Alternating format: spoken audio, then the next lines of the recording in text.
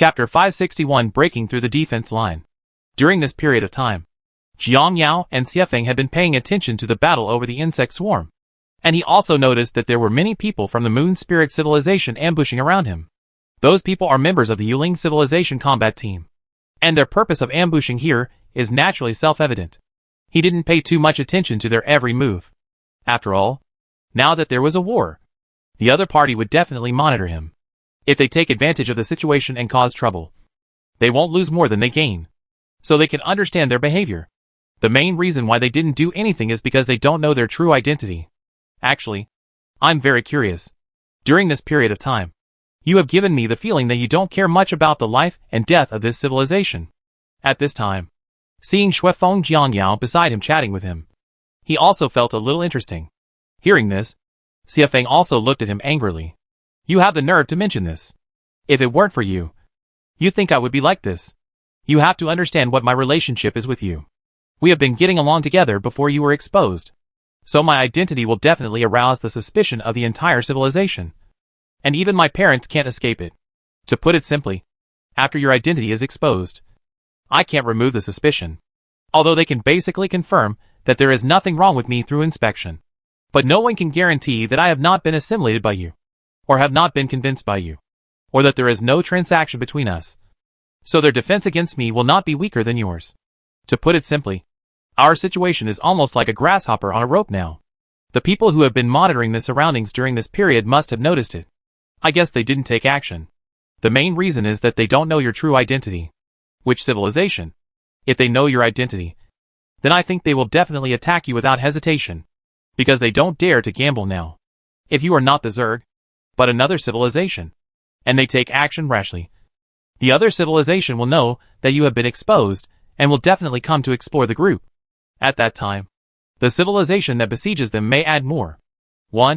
That's what they don't want to see. Speaking of this, Xiefeng sighed. Jiang Yao couldn't help laughing when he heard this. Actually, you can change the angle. Let's put it this way. If we win, then your status will definitely rise. So risks and benefits coexist. Hearing this, Xiefeng couldn't help but shook her head, looking a little helpless. If possible, I would rather not have this so-called profit, because the risk of this thing is too great. That's right. But now you have no choice to be more straightforward. Even if you are unaware now, even if you have nothing to do with me, you can ensure that you can survive in this war. Do you want to be alone? Whether we finally break it or not, I can be sure that it will be damaged. Under such circumstances, conscription is inevitable. You are so sure that you will not be assigned to the front line. Once you are assigned to the front line, then it's different. You're a typical person of unknown life and death. They won't touch you because of me. So you can stay here safely. Xiefeng couldn't help but sigh after hearing this. So you told me so much at the beginning, and told you your true identity. The purpose was to make me stay here honestly. That's more or less the situation. If I don't expose myself, I'm thinking that you will probably choose to go to the battlefield. Then you will be arrested before you take a step. It will be interesting to lock you up. Hearing this, Xiefeng was also speechless. If you say so, don't I still have to thank you? Thank you. But there is no need. After all, we have an old saying that once a couple is married, 100 days of kindness will come. After all, we have been a couple for nearly 100 years. Putting aside the facts, do you really have no feelings for me at all? Xiefeng couldn't help laughing when she heard this. Emotions? Not to mention that you bunch of bugs actually understand this truth, which is outrageous. After all, in my impression, you are not the only ones who reproduce. At this point, Xiefeng did not continue to talk about this topic, but he talked about another topic. If you didn't say you were a Zerg, if you were any other race in the universe, maybe I would still have feelings for you. But I never thought that you were actually a Zerg. Xiefeng couldn't help but shudder. Imagine being in the insect nest with you. The insect king. Hearing Xiefeng's words, Jiang Yao was speechless for a while. I didn't expect that a person of your level would still be a pretty dog. Yan Go? Do you want to listen to what you are saying? My dear Jiang Yao, do you think this is a matter of appearance? Please. Species have changed. I am of the humanoid race. Even if we are of the same humanoid race, the appreciation level of each race is different. You are a swarm of insects. Do you understand that you are an insect? So you still have a lot of prejudice against bugs.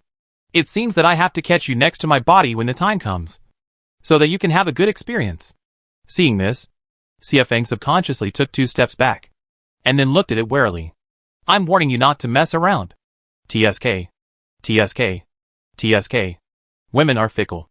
I remember you called me honey more than 10 days ago. I still remember that you dragged me into the room. But now you are so wary. I feel so sad. You are such a sad person. It's okay if you don't mention this matter. When I mention it, I get goosebumps all over. Thinking about me before.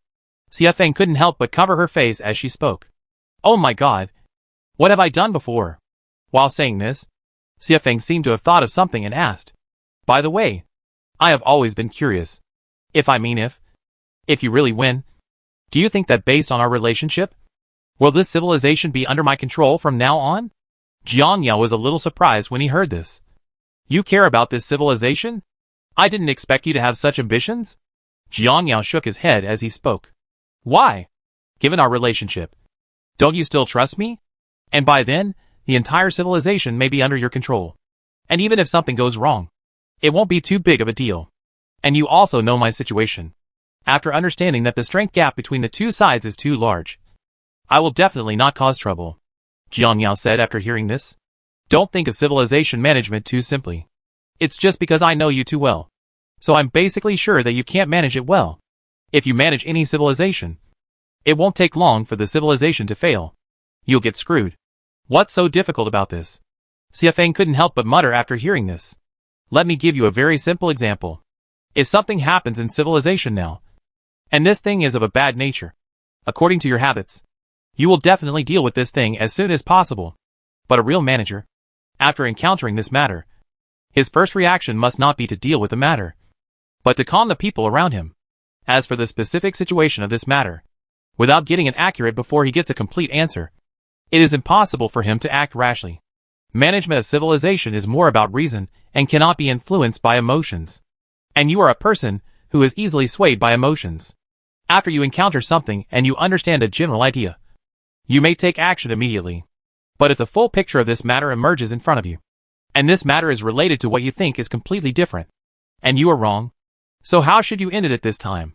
This is only the most basic thing about civilized management. And you may even make the most basic mistakes, let alone other more advanced things. Civilized management is more about checks and balances. Hearing that Jiang Yao was still planning to talk, Xiafeng quickly waved her hand to stop him. Stop. Stop. Stop. Stop. That's the end of this problem. I don't want to hear anything related to this problem anymore. It makes my head hurt. But I'm thinking, if I can't manage civilization, what kind of identity will you arrange for me then? Mrs. Yaja. Xiafeng. Ah ha ha ha. Let's not discuss this topic now. Let's talk about the war.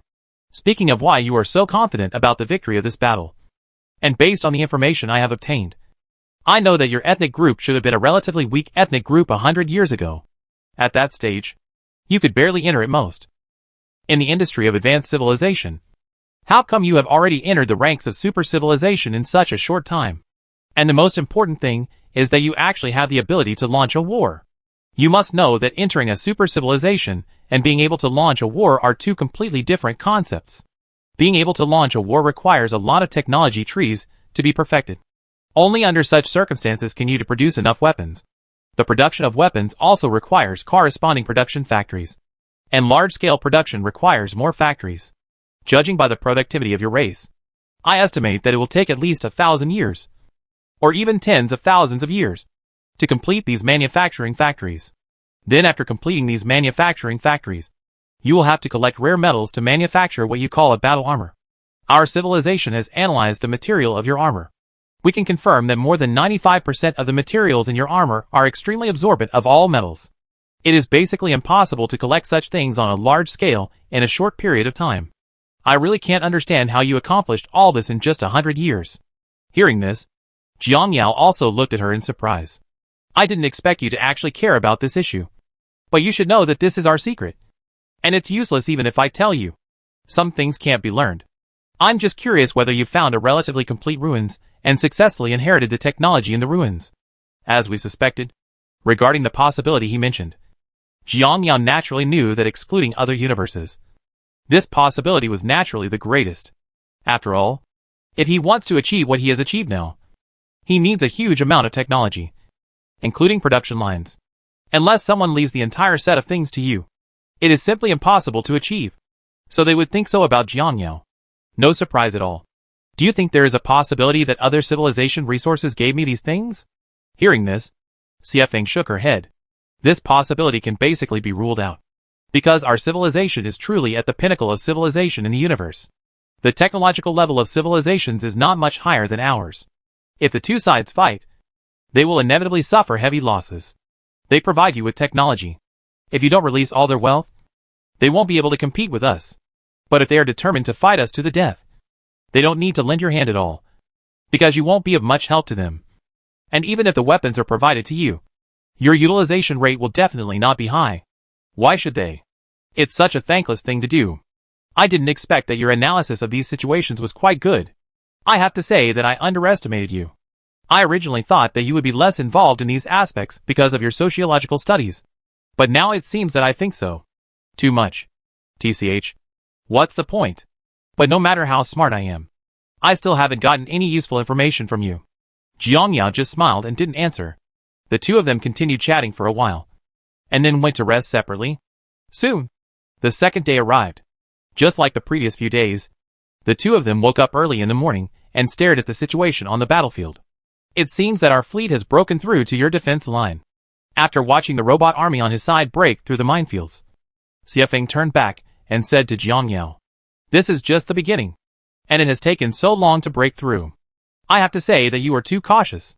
Isn't it good to be cautious? God knows what bad thoughts you are harboring. It's good to be cautious." Jiangyao shook his head in response. Sometimes the battle situation is all about the speed of your troops. It's good to be cautious, but being too cautious may result in more losses than gains. After hearing Jiangyao's words, Xiefeng glanced at him and then turned her attention to the battlefield. "I'm curious, what other preparations do you have?" After that, she continued to stare at the advancing fleet. But when the fleet arrived at the gathering point of the insect swarm, her expression froze. At this time, many force field shields appeared where my colleagues were. The number was so huge that it almost covered the entire area. And there are various automatic turrets placed around these shields. Although they don't know when Restart developed this thing, they are very stupid, since they dare to deploy such turrets on here. It is enough to show that this kind of turret may not be as simple as they thought. Of course, these turrets responded to them in the next moment. When these combat robots entered the attack range of the turrets, countless turrets were immediately activated, and then launched a fierce attack on these combat robots. Chapter 562, War. With Yuling Civilization. In the small universe, all kinds of artillery fire were seen flying all over the sky, and the entire battle area was covered by the firepower of these automatic turrets. As automatic turrets purchased by players, they naturally have their own characteristics. The attacks of these turrets include light-speed weapons, plasma weapons, quantum entanglement weapons, and many other weapons of the same type, mainly to deal with the defense of different battleships. And just when these turrets launched their attack, the combat robots from the Moon Spirit Civilization naturally launched a counterattack immediately. At the same time, a formation composed of the Civilization flagship and the Neutron Battlestar purchased by the players also immediately appeared on the battlefield, started a new round of attack. A total of 30 civilized flagships and their huge bodies shuttled through the battlefield, easily resisting the opponent's attacks while also launching a fierce counterattack. At the same time, players who had been preparing here for a long time naturally joined the battlefield. In this way, the battle between the two sides was about to break out. The Civilization flagships purchased by players are weaker than those of the Moon Spirit Civilization. However, these Civilization flagships of players are better in number. The reason why they are weaker than the flagships of Yuling Civilization is not because there are no stronger Civilization flagships in the United Universe, but because the price of stronger Civilization flagships is higher. Just a little bit higher. Players mainly rely on quantity to win, so when buying a Civilization flagship, they consider cost effectiveness. However, even if it is slightly weaker than the Moon Spirit Civilization flagship, the impact will not be big, because of the civilized flagships they purchased. The two of them together can completely hold back a civilized flagship from the Yuling Civilization. Yuling Civilization dispatched a total of 3 Civilization flagships, so the players only dispatched 6 ships and easily delayed it. As for the remaining 24 ships and the Neutron Battlestars, they were killed in the crowd of robots. Although these combat robots are powerful, they are damaged very quickly under the attack of so many civilized flagships, turrets, and players. So the battle between the two sides began. The operation here is very simple. After hitting the remaining health, they immediately hide in the control tower and start to recover. The same is true for the civilized flagship. Once the remaining health is restored, they immediately return to the control tower to repair the interior and wait until it is repaired. After he was almost done, he immediately returned to the battlefield. At the same time, players are also more careful. As long as the shield is lowered to a certain limit, they will immediately exit the battlefield, because the supplies in the control tower are very sufficient. As long as the most critical armor and core structure are not damaged, the shield can be repaired very fast. After using the resources in the control tower to restore the shield, they immediately join the battle again. In this way, they fought against enemies that were countless times more than themselves. Brothers, the war here has begun. Pay attention to the tactics we planned before. In addition, the transportation team is also ready for transportation to ensure the supply of materials to the front line as much as possible. Brothers in the United Universe are also on standby. Once the front line is short of resources, you must obtain these resources as quickly as possible and then transport them over. In this way, people were fighting and communicating at the same time. They had been preparing for such a war for too long. They have also practiced countless times how to operate after entering this small universe. It can be said that based on the current situation, everything is under their control. They know this war very well. Judging from the Yuling civilization's robot manufacturing speed, their resource reserves, and their own war reserves, this war will definitely not be fought in a day or two. This is a long-term battle. And for long-term battles, players understand very well that in this type of battle, logistical support is the most critical. Once the logistics support is not in place, things will become serious when the front lines are completely misfired. So regarding the logistics support aspect, the players discussed it for nearly a month before formulating a relatively complete logistics support plan. In this way, as the war continued, the two sides continued to pull together. Now the players are fighting for logistical support, while the Yuling civilization is fighting for the production speed of their combat units. Fortunately, the Yuling civilization has been operating in this universe for so many years and has various production equipment. To some extent, their production speed can barely support the consumption on the battlefield. At the same time, while the two sides are still fighting, the later battle plans are also being deployed in an orderly manner. Not only are the combat units on the Moon Spirit civilization side making plans and thinking about how to fight, but there are also many brainworms on the players' side who are making plans for this battle. Players participating in the war can view it as a huge whole, and the players at the forefront of this whole are just one part of it, including the later material support and transportation and equipment repair, as well as the offensive plan and intelligence collection, etc., are all part of this huge whole. Now every component of this huge whole is working at full capacity, striving to win this war. So on the surface, this war seems to be just a battle between frontline troops, but in fact they are also a competition between their respective logistics troops. Compared with the players of the Moon Spirit civilization, this kind of competition is naturally at a natural disadvantage. After all, the current real level of the players is that of advanced civilization. Their only advantage is that they still have a little combat experience, and then they can use other civilizations to buy it.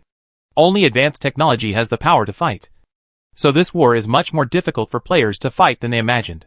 But this time on Jiang Yao's side, Jiang Yao and Xiefeng both watched the real-time live broadcast from the front line quietly. What is that?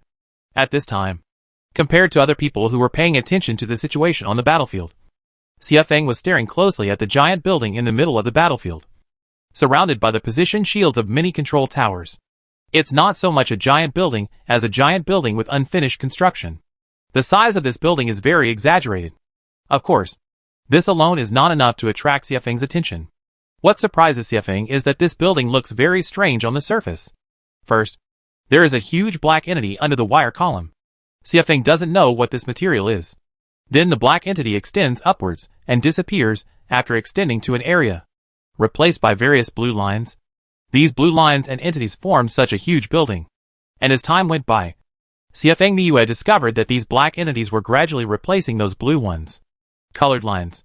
If I'm not wrong, this should be a building similar to a space station.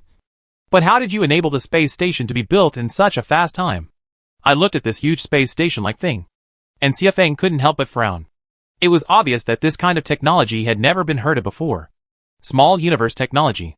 Jiang Yao gave the answer to this. Small universe technology? Xuefeng was also a little surprised when she heard what Jiang Yao said. Are you saying that you have mastered the complete small universe technology? And that this space is constructed from your own small universe? Jiang Yao shook his head after hearing what Xiafeng said. Let me explain it to you simply. This is just a simplified version of small universe technology. To put it simply, it is to open up a small universe in advance. And this small universe does not need to be too big. It only needs to be able to put down that building. Although I want to open up a small universe that can be lived in like you, and has enough space. Originally, it would be very difficult to develop such a small universe. And the development cost is also very low. After the development, you only need to stabilize the small universe. And then, you can construct this kind of giant building internally. Once the construction of this kind of building is completed, it will be easy to handle. There needs to be something like an introduction. Which of course on our side, I call it an anchor building. The operating principle is also very simple. After getting the anchored building and determining the anchoring location, you can then pull the building into the existing building in a special way. This pulling method is what we call anchoring. Because it is a cross-universe traction. And the technology cost of anchoring the universe is very low. It will take a long time to complete the overall traction. The blue lines you see are the parts of this building in another universe. And those gray entities are naturally pulled here. This involves some space technology. And I am not sure about the principle of this. Regarding this, Jiang Yao said that to be honest. Although anchor buildings are very common in the new universe, the core technology is only mastered by a few super civilizations. And some of the things he knows are all hearsay. So the specifics are he didn't quite know what the situation was. I didn't expect you guys to have developed to this point. I'm thinking about such technology. Even if you inherit the technology of the ruined civilization, you may not have it. After all, even if you inherit the technology of the ruined civilization, it is impossible for you to come up with so many things at the same time, no matter how complete the technology is. And after so many years it always loses something. But what you have shown is so perfect that it's a bit too much. Although I really don't want to believe it. If my guess is not wrong, there must be other super civilizations behind you. Although I don't know why that super civilization spared no effort to help you. This should be the current situation of your civilization. Not what we had guessed before. You have found a well-preserved ruins. Judging from the exchanges with Jiang Yao these days, plus some information she learned, Xiafeng is very clear. It was too far-fetched to explain everything in front of her simply by finding a certain ruins. Originally, she basically had no hope that Jiang Yao could block their civilization's attack. But now it seems that she thought things were too simple. The reason why he didn't have any hope for Jiang Yao before was mainly because he knew too well that a real war would involve too many things. And these things that seem to have little to do with war, no matter where the problem occurs, will directly affect the entire war situation. The reason why a super civilization is strong, apart from their own technology, is more in the war. There are enough parts in this part of the machine in order for the war machinery of the entire civilization to operate smoothly. They have sufficient preparations and complete systems for every link. Some systems require not only technology, but also personnel experience and many other things. Only with these things can this war machine called civilization be able to exert its true strength. In her eyes, no matter how powerful the insect swarm is, no matter how many helpful things they obtain from the ruins, these things are only temporary. And they are only 1 or 2 links to the entire war machine, or even 1 or 2 non-renewable links. If there are no other things to support the things obtained by the swarm, it is no exaggeration to say that it can be understood as empty shells. So he didn't have much hope that the players could win this war. But now she found out that she made a mistake. The opponent's war machine was no weaker than theirs. And the opponent's entire system was no worse than theirs. The most important thing is that the other party also has sufficient supplies.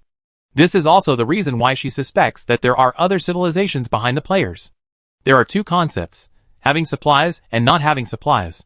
If you have supplies, then you need a complete system and enough personnel. Taking the ammunition they continuously transport to the battlefield. It is not difficult to see that they have a complete ammunition production line, as well as a fort production line. In addition to this, there are armor repair lines and armor production and manufacturing lines. And if these lines want to operate stably for a long time, it means that they need to have their own resource galaxies that can continuously provide them with materials. If they want to find a galaxy with enough resources to support the battle, They need to have a relatively complete reconnaissance team. These are just the tip of the iceberg. Each industrial chain can spawn hundreds, or even thousands of byproduct chains. And all these things added up to the armor supplies, ammunition, turrets and other things that are constantly being transported from the battlefield. It's because there are too many chains involved in these things. Without a complete and mature civilization behind us to provide constant assistance, it is absolutely impossible to achieve such an effect. It is obvious that the insect swarm cannot have such an ability. So after ruling out this possibility, what remains is the possibility that there is a super civilization after the insect swarm. When Jiang Yao heard Xie Feng's words, he shook his head and did not answer her directly. Because on this point, Xie Feng was only half right. Now there is not only one behind him, but 8 civilizations running behind him in order to support this war. There are not 10 civilizations running behind him. And these main civilizations, as well as their offline merchants, add up to at least 20 to 30 starting points. Therefore, it is not accurate for Xie Feng to say that there are civilizations behind him. To be precise, there are dozens of civilizations behind him. Chapter 563. The other party discovered the situation. At this time, while the two were still talking, they were on the battlefield. The Yuling civilization has obviously noticed the iron walls being arranged here. What is this? At this time, the commander-in-chief of Yuling civilization could not help but frown as he looked at this huge building that was being built at an extremely fast speed. I don't know, but after our analysis, the other party should have mastered the small universe. And the technology should be slowly transmitted through the small universe. Slow teleportation through the microcosm? The commander of the Moon Spirit civilization couldn't help but tense up when he heard this. Compared with others, his understanding of small universe technology is very high. First of all, the small universe has passing mass, which means that things of a certain mass can pass through the small universe.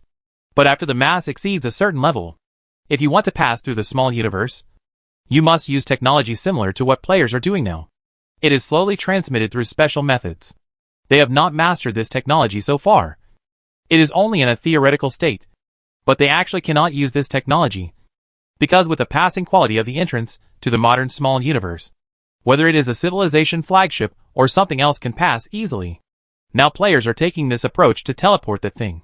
From this point of view, you cannot see how amazing the quality of that rectangular building is. And if its quality is amazing, it means that its defensive capabilities will also be very terrifying. Thinking of this, his expression changed. We must find a way to stop them. No matter what the cost. We must destroy the building before it is deployed. Hearing his words at this time, the people around him looked at him in surprise. It was obvious that these people didn't know why their boss would react like this. However, in order to let these people understand the seriousness of the current matter, the commander still explained his speculation to everyone.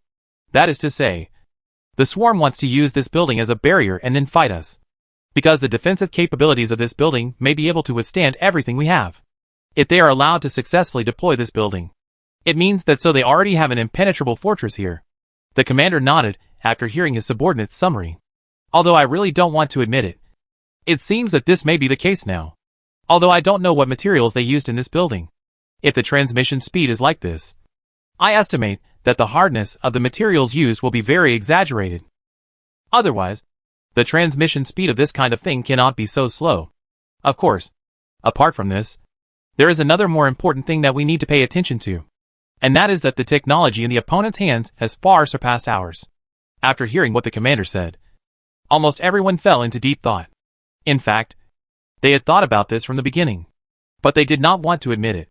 But now the facts are before their eyes, and they have to admit that the bombs planted from the insect swarm from the beginning of the battle have made them feeling the pressure.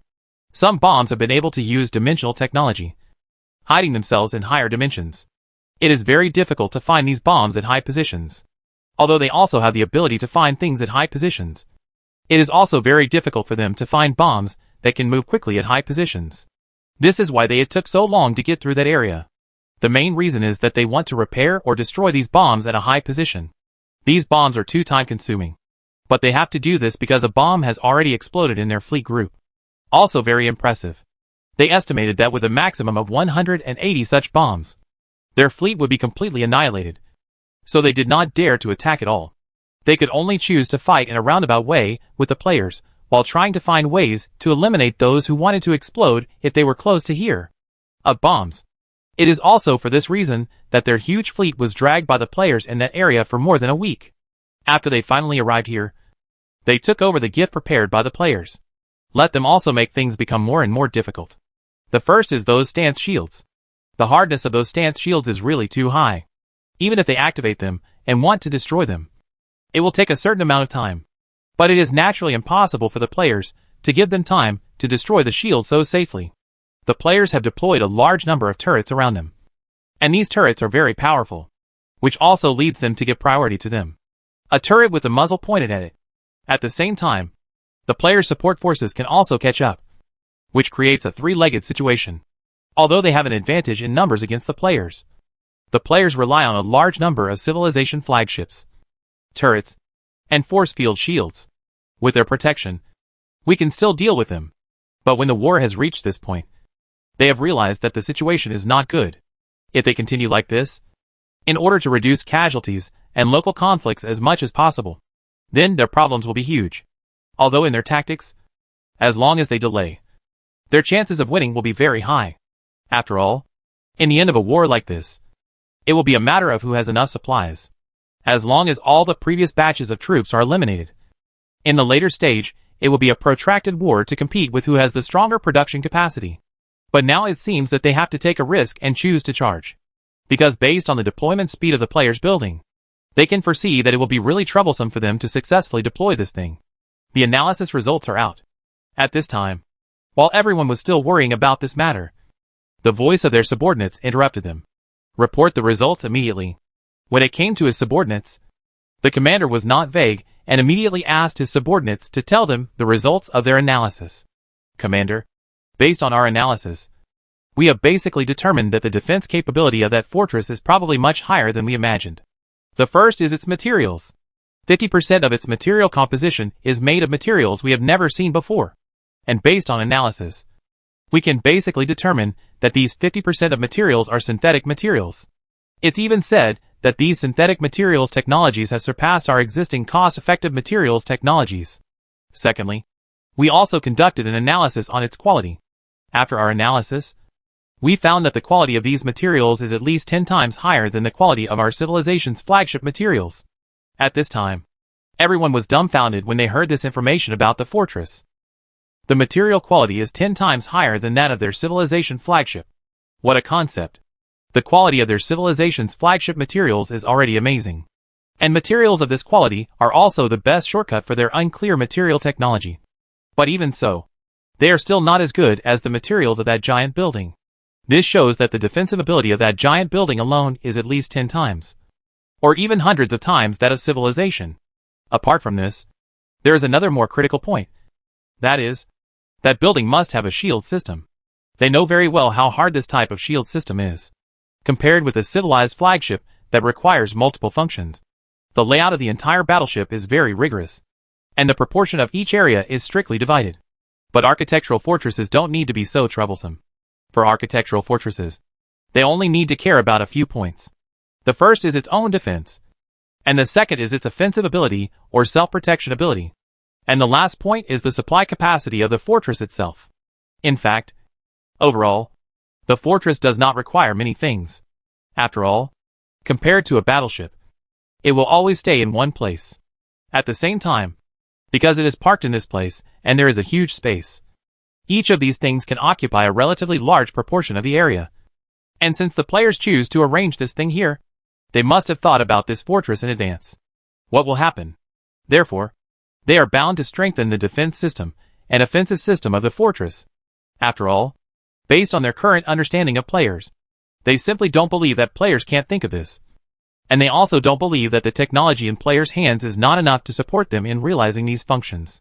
So everyone present knew that if this thing was successfully deployed, even if they won this battle, it would be very difficult to destroy it. At the same time, they also know very well that once they cannot completely get this thing out of their own small universe, it means that players can use it as a stronghold at any time and continue to expand to the surrounding areas. There must be a way to withdraw it, no matter what the cost. Soon these people reached a consensus. After all, no one who can sit in their position is a fool. The stakes can be understood immediately with just a few clicks. When they think of this, they immediately tell the secret and tell the general situation to the front line. Various commanders. After receiving the order, these commanders immediately changed their offensive methods, from the original conservative to the current radical. Players who were in the battle at this time suddenly realized something was wrong, because although the opponent's style of play was fierce in the past, it was more focused on defense and delay. But now, these combat units are all heading towards them desperately. The players are coming here. What's the situation? Why are they so violent all of a sudden? I do not know. What happened? Why do these people look like they've been given blood? Brothers are resisting me. I guess the other person is so crazy because of our iron wall. During the battle just now, I found that the opponent had several detectors very close to our position. Judging from the situation, they should be investigating the situation on the iron wall. When they took a rough look at the situation on the other side of the iron wall, they may also realize that if this thing is successfully deployed, it will be detrimental to them. Otherwise, they would not be so crazy suddenly. After hearing this player's explanation, everyone suddenly realized. In fact, players know very well that the iron arm has amazing defensive capabilities, mainly because the material used in this thing is a special material from the new universe. But the price of this material is very cheap. Let's put it this way. Although this material is a special synthetic material in the new universe, this synthetic material has many flaws. The first is that its quality is too high, although its hardness is also very terrifying.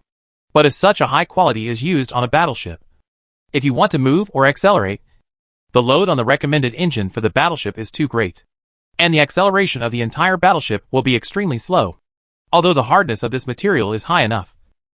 In the end, it can only be used to make fortress buildings like iron walls. But fortunately, there is still a certain market for buildings like Iron Wall or Star City. So these materials will not be ruined on the street. Of course, the reason why these materials are so expensive, apart from these flaws, is also a more critical reason. That is, the hardness is much worse than the modules used to make Titan. Under normal circumstances, if it is a Star City, the modules needed to make Titans may be used to ensure that the new city is hard enough.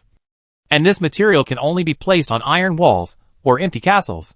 It is for this reason that the price of the iron wall and air security is very cheap, while the price of Star City is very exaggerated.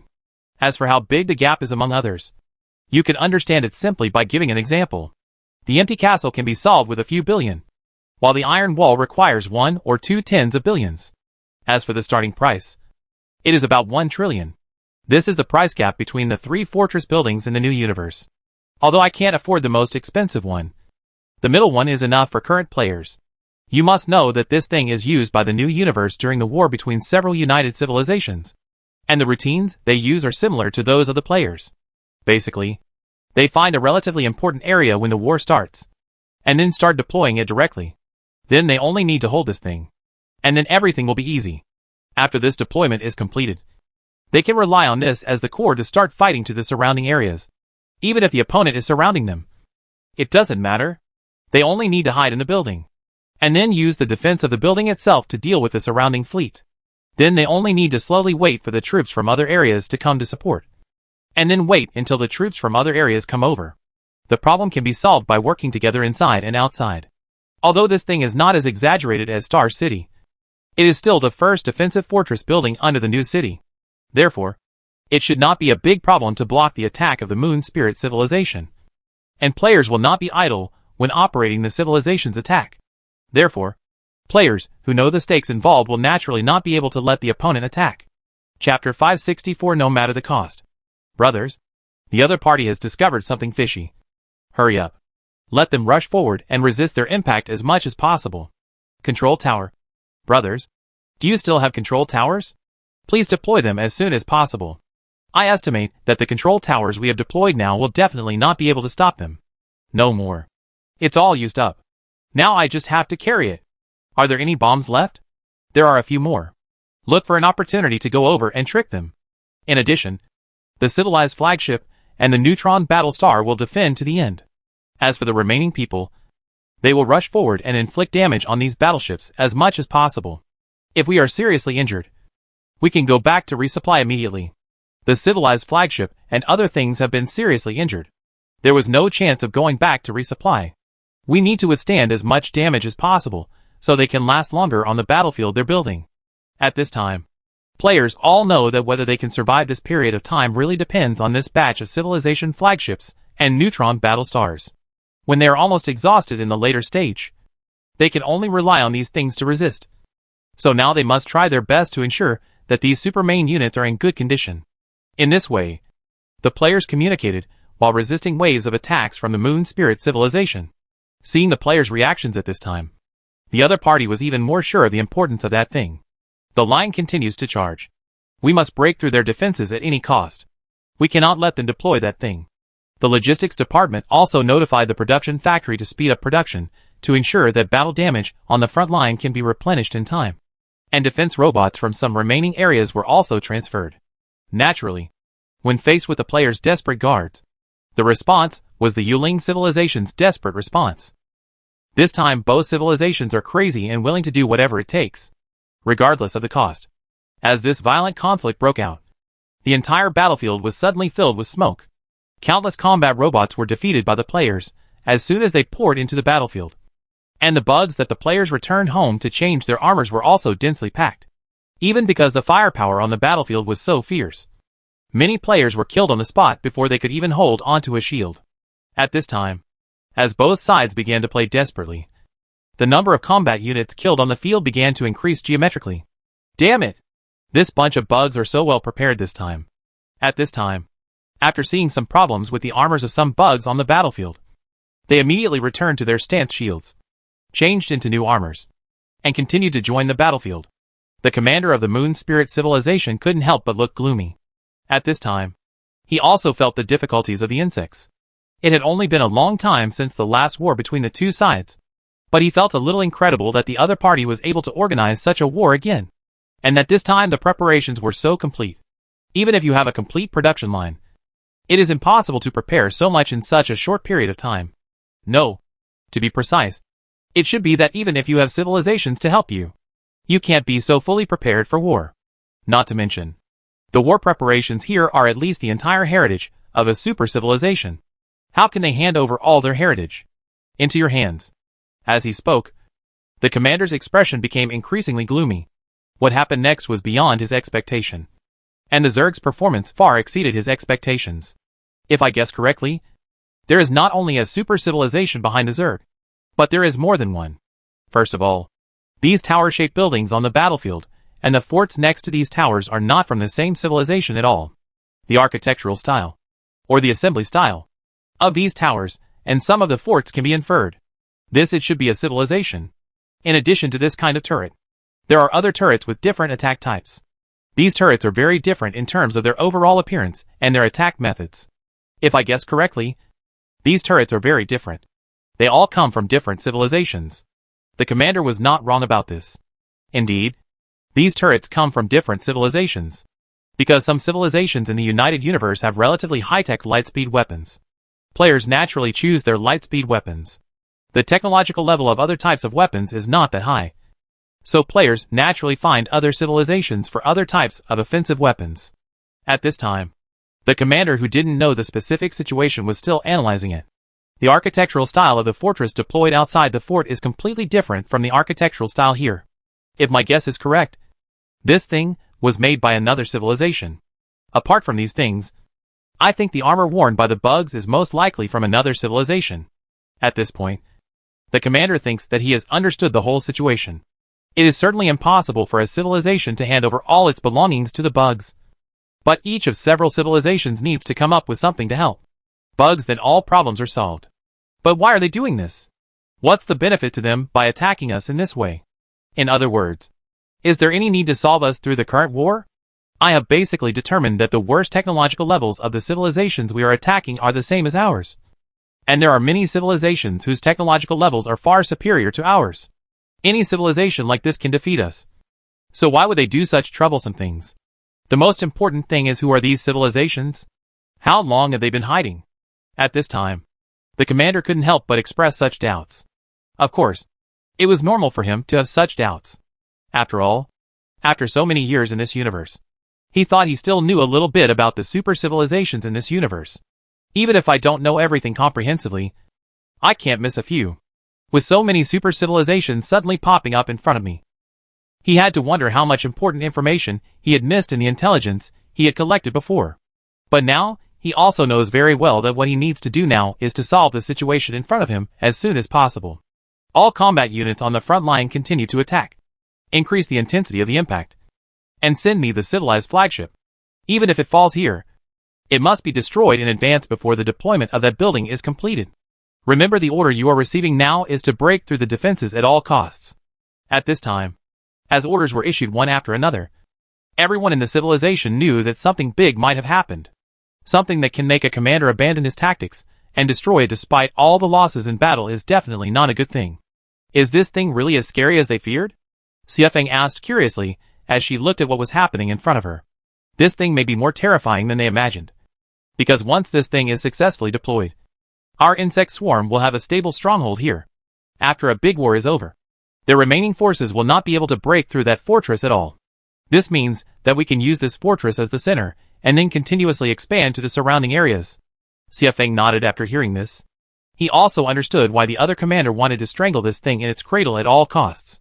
If this thing is successfully deployed, then their nightmare will officially begin.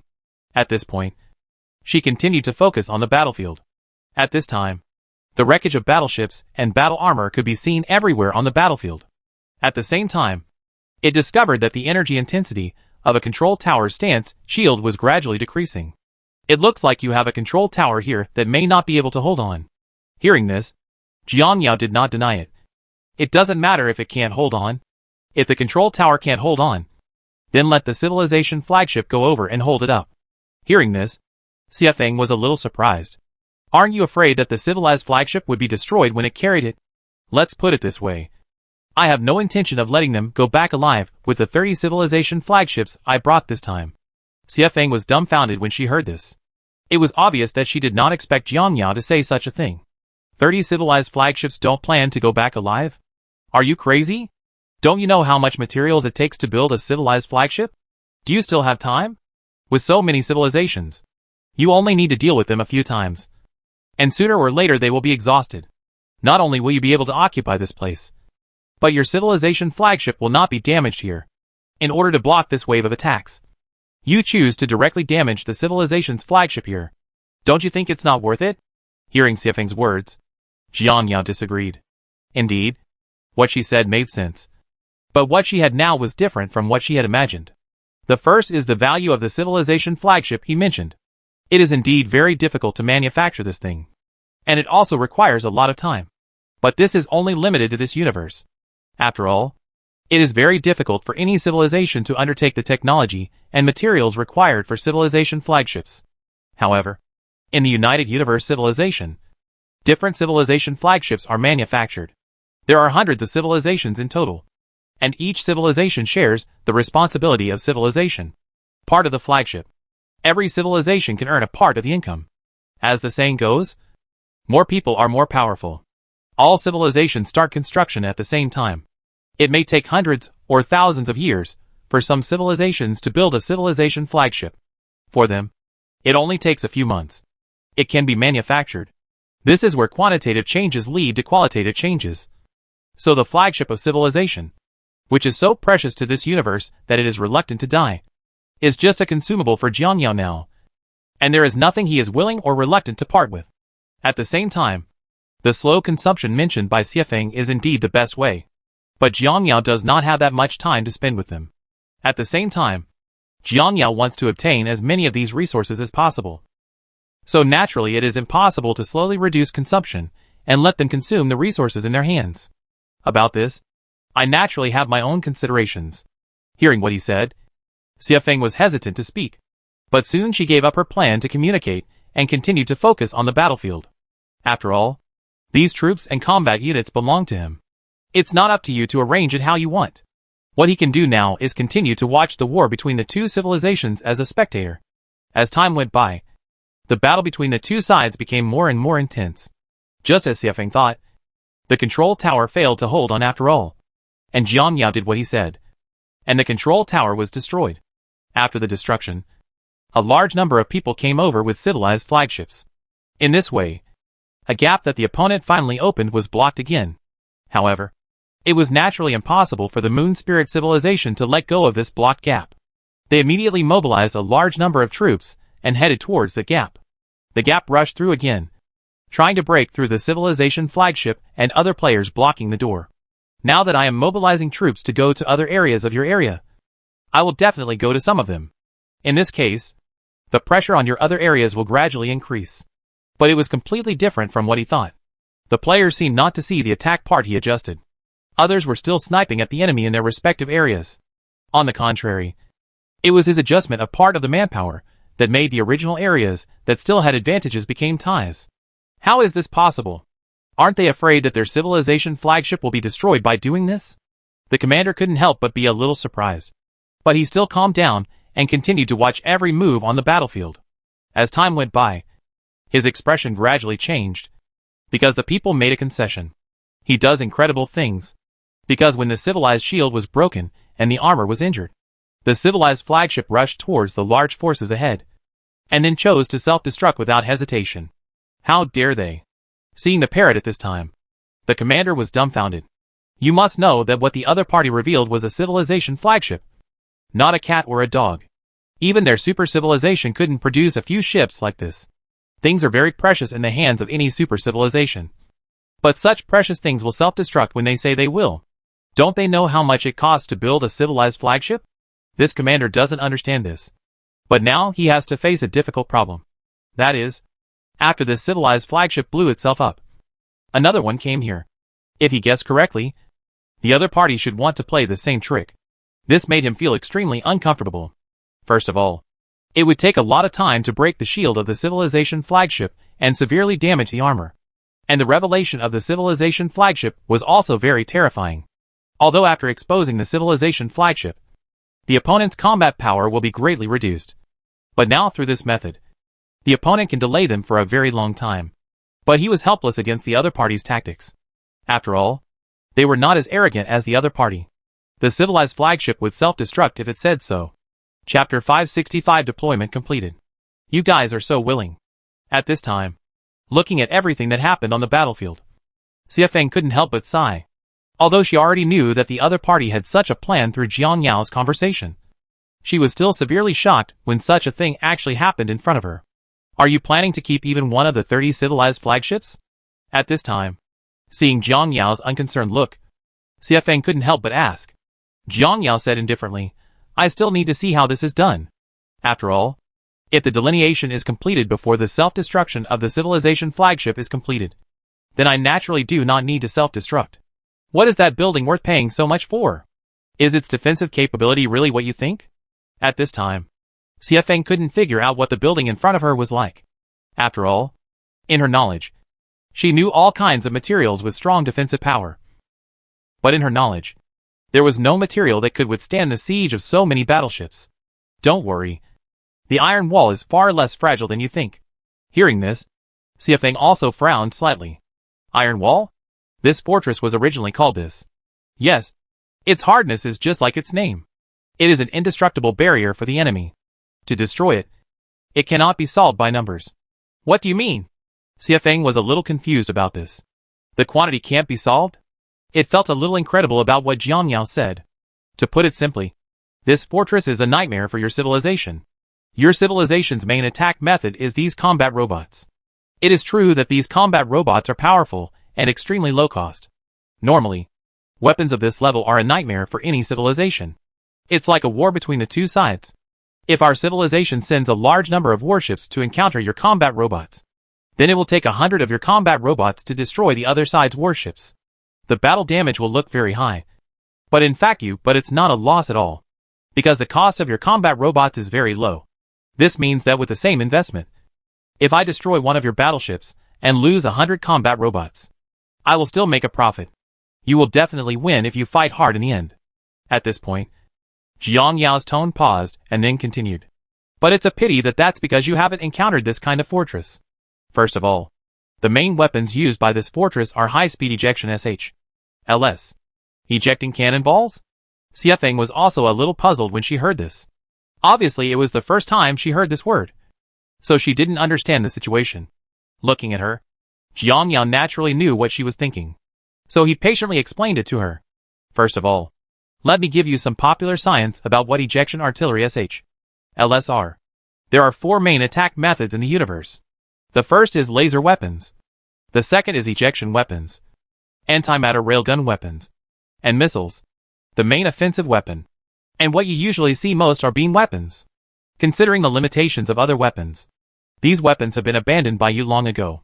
Therefore, in this universe, beam weapons are the mainstream, and occasionally missile weapons are used to assist. Hearing this, Xiafeng nodded. You are right. Not only are other weapons troublesome to reserve, but they also have great limitations. So they are basically not used under normal circumstances. Among the 4 weapons you mentioned, railgun weapons are still used by some civilizations. But I've never heard of the projectile weapons you mentioned. Jiang Yao also nodded when he heard this. Actually, this is your problem. You have been instinctively thinking that the laws you have mastered before are absolutely correct. But you have never thought that after your technological level reaches a certain level, you may go back and study the previous things. There are other discoveries, and this ejection weapon is one of them.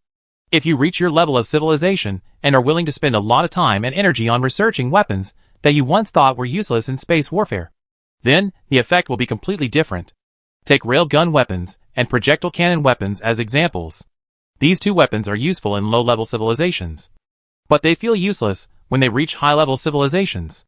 But if a super civilization solves the things that make these weapons useless, then the effect will be completely different. Let's put it this way.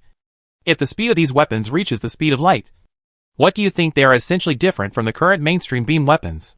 Not only will there be no difference, but the lethality of this weapon will exceed that of beam weapons. This is your problem.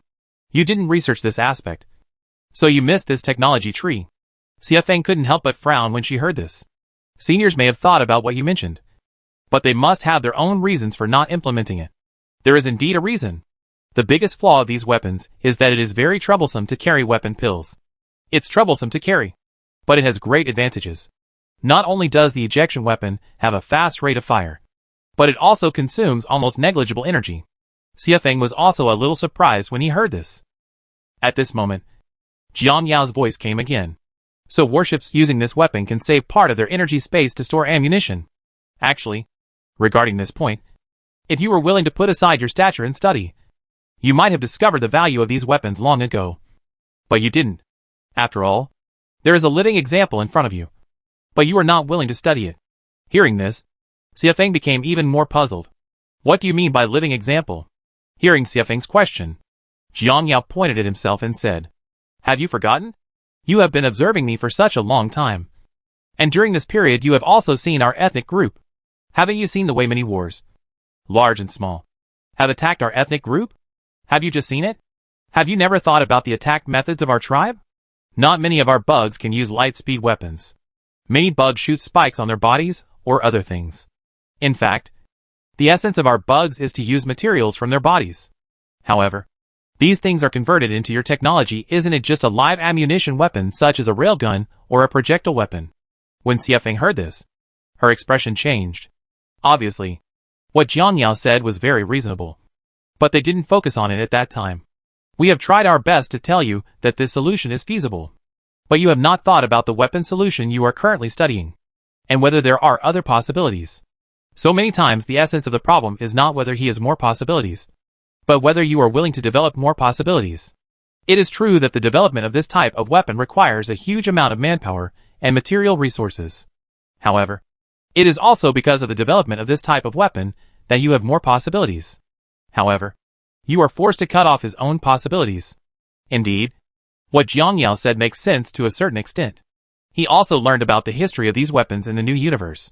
In fact, these weapons, like this universe, have entered the darkest moment for a long time, and are basically unused by civilization.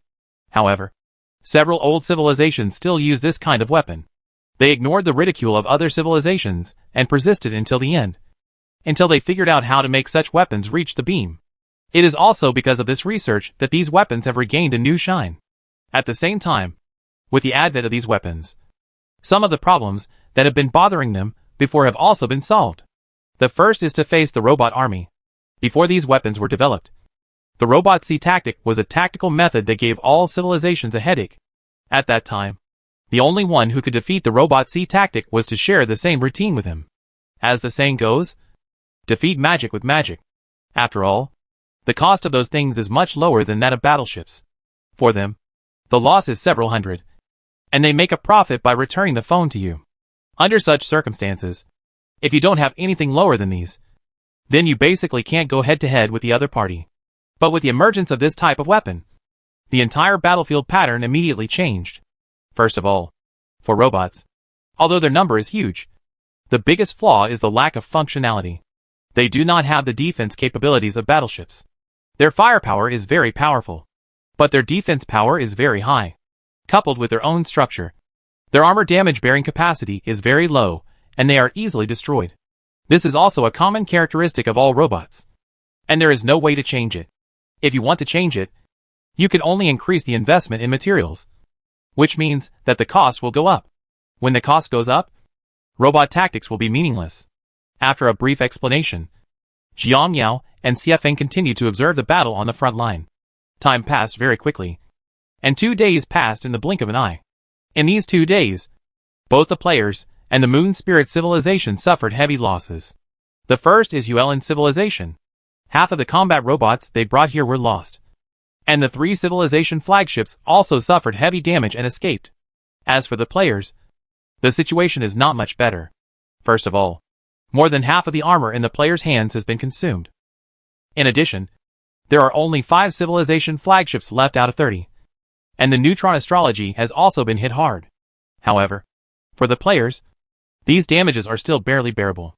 After all, as long as the war here is over and they salvage the loot, they can still recover some blood. After all, there are too many battleships damaged on this battlefield. The amount is unimaginable, but it is still possible to gather these materials together to repair all the armor of the Neutron Battlestar and the Civilization flagship. So after all these things are replenished, they can continue to launch wars. However, compared to the previous war mode, now that they have this iron coin, they can fight guerrillas and be pursued by the opponent. If so, they can return immediately. All in all, they have more options to choose from next. And because of the supply after the iron wall, there is no need to worry. The iron wall itself has simple maintenance capabilities. And secondly, it can also store a large amount of war preparation resources. In this way, players will have their own armed police fortress and defensive fortress. At this time, TB Xiefeng was also a little surprised when he saw that the deployment was successfully completed. You really succeeded. Hearing this, Jiang Yao also nodded. If you succeed, it means you have lost this battle. After hearing this, Xiefeng still didn't believe it. Are you so confident in these things of yours? We'll see. Just like this, as the two people watched, they saw the iron walls that had been arranged and densely packed forts appearing on them. And they had never seen these forts before. At the same time, after seeing that the situation was almost over, a large number of players immediately rushed towards the iron wall, hoping to rely on the iron wall for protection. Naturally, since they had such an idea, the opponent would definitely not be able to fulfill their wishes. So they immediately launched an attack. But it was obvious that the players had already penetrated into the huge iron wall shield one step ahead. And then, without stopping, he entered the inside of the iron wall and began to repair it. After all, they had to go out to finish things later. And the Moon Spirit civilization that caught up at this time launched an attack on Iron Arm without hesitation. And then, they saw Iron Arm's counterattack. At the same time, Xiefeng also understood why Jiang Yao had been saying that they had missed the possibility in the past 2 days. And this possibility would lead to their failure. Because the Iron Arm's SH.L firing rate is too exaggerated. The ammunition fired first has reached the speed of light, and the firing rate can reach at least 200,000 rounds per second. What kind of concept is this? More than 10 million rounds of ammunition will be poured out this minute. Among the several types of weapons, the firing rate of projectile SH.LS is the highest, and it is very high. The biggest advantage of these projectile SH.LS is to clean up miscellaneous soldiers such as robots. Compared with other weapons, ejection SH.LS have a high firing rate, but their damage is also the lowest. So for some battleships, the effect is not obvious. It is too troublesome to destroy battleships. But for robots, it's a nightmare. Because his attack power is so easy to destroy the robot's defense. To deal with a robot, it may only require a few hundred rounds of ammunition. and with more than 10 million rounds per minute. You can imagine how many robots a turret can kill in a minute, and how many turrets are arranged on this iron wall. It is true that the number of cannonballs carried by the iron arm is also limited. But don't forget that the number of your robots is also limited. As for whether to use up our ammunition first, or to wipe out all your robots first, we will wait and see. At this moment, Xiafeng was dumbfounded when she saw everything on the battlefield, because their combat robots died too quickly under the fire of ejection SH. Unimaginably fast. A sea of fire appeared among their group of combat robots. What looked like a sea of fire were actually the flames of robots that were constantly being destroyed. Chapter 566 continued to attack. How can this be? At this moment, the commander of the Moon Spirit Civilization, who was watching the robot on his side being destroyed by the opponent's fortress and its incredible destruction, was dumbfounded. At first he thought that the other party was using a laser weapon, but later he gradually discovered the situation. After confirmation, he confirmed that the other party was using a live ammunition weapon. But the speed of this era of weapons was too much beyond his expectation. Not only has the speed reached the speed of light, but the shooting speed is not slow at all. According to his statistics, there were at least tens of thousands of forts on that fortress. Such a number of forts coupled with such an attack would be too fast for their robots to withstand. The number of these robots was decreasing at a rate beyond his expectation. According to his estimation, such firepower would only take 1 day, and all the combat robots he had here would be wiped out, including factors such as the decrease in the number of robots and the decrease in firepower in the later period. We only have half a day. If we cannot break it within half a day, then I am afraid we will lose this battle. After thinking about this for a while, he decided to launch a concentrated fire on the enemy's fortress again. For him now, this is an opportunity, because after the battle just now, the conditions of the bugs will definitely not be very good. He estimated that a large number of bugs may have been seriously injured and needed time to repair, and it was definitely impossible for these bugs to come out to help during the repair period. So he still had a chance. If he waits until the bug is repaired and then cooperates with this fortress, he will really have no hope at all. So when he thought of this, he immediately ordered all the warships to continue to focus on the fortress with firepower. After giving the order at this time, he also stared closely at everything that happened on the battlefield. Seeing the exaggerated decrease in the number of combat robots, the commander felt that his heart was bleeding. This reduction was too fast. But now he had no choice. So everyone was staring closely at what was happening in front of them, because everyone knows clearly that the battle has reached its final chapter. At this time, looking at the extremely declining number of combat robots, everyone in Yuling civilization actually had the illusion that the robots of their own civilization were so fragile. Of course, you can't blame them for having such thoughts. The main reason is the current situation. You feel that your side is easily manipulated by the other party. I didn't expect that the other party actually had such a weapon. How did they do it? Why do I always feel like we have little chance of winning this battle? Now we are just struggling to support it. Not to mention how quickly this fortress can clear out our combat robots. Let's just say that the defense of this fortress is such that we cannot break it now. Don't forget, breaking through the shield of this fortress is just the beginning. We still need to destroy its armor. But you should know how hard these armors are. So if you give all these things a chance, you should also know how long and how much firepower it will take. Judging from the current situation, I'm afraid we will retreat in despair within half a day. If I guess correctly, that commander should have wanted to retreat from the beginning. But the reason why he did not retreat immediately was mainly because the bugs hid back in the fortress. For him, this is a once-in-a-lifetime opportunity. If he waits until the bugs have fully recovered, the bugs and the fortress will take this thing even more. There is no other way. In this way, other people running the civilization were observing the situation in front of them and analyzing it. And the final result was what they thought. After the two sides fought for a long time, the Moon Spirit Civilization finally lost half of its combat robots. Not only were the robots lost, but the shield of this fortress was not even broken. This result made them feel desperate. So they had no choice but to retreat.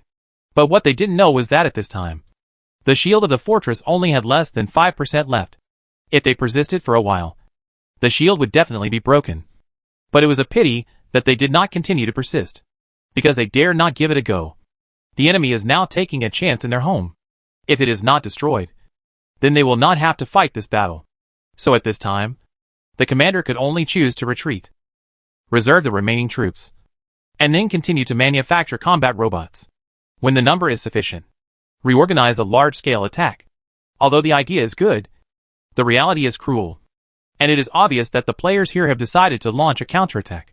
But before that, what they needed to do was to clean the battlefield and remove all the surrounding eyes. Thinking of this, a group of players flew out of the fortress and began the cleaning work. The wreckage of various battleships and robots were packed together and then transported out of the universe. At the same time, the armor that was seriously damaged in the battle was also transported out. In addition, there were many other things that the players took away with them.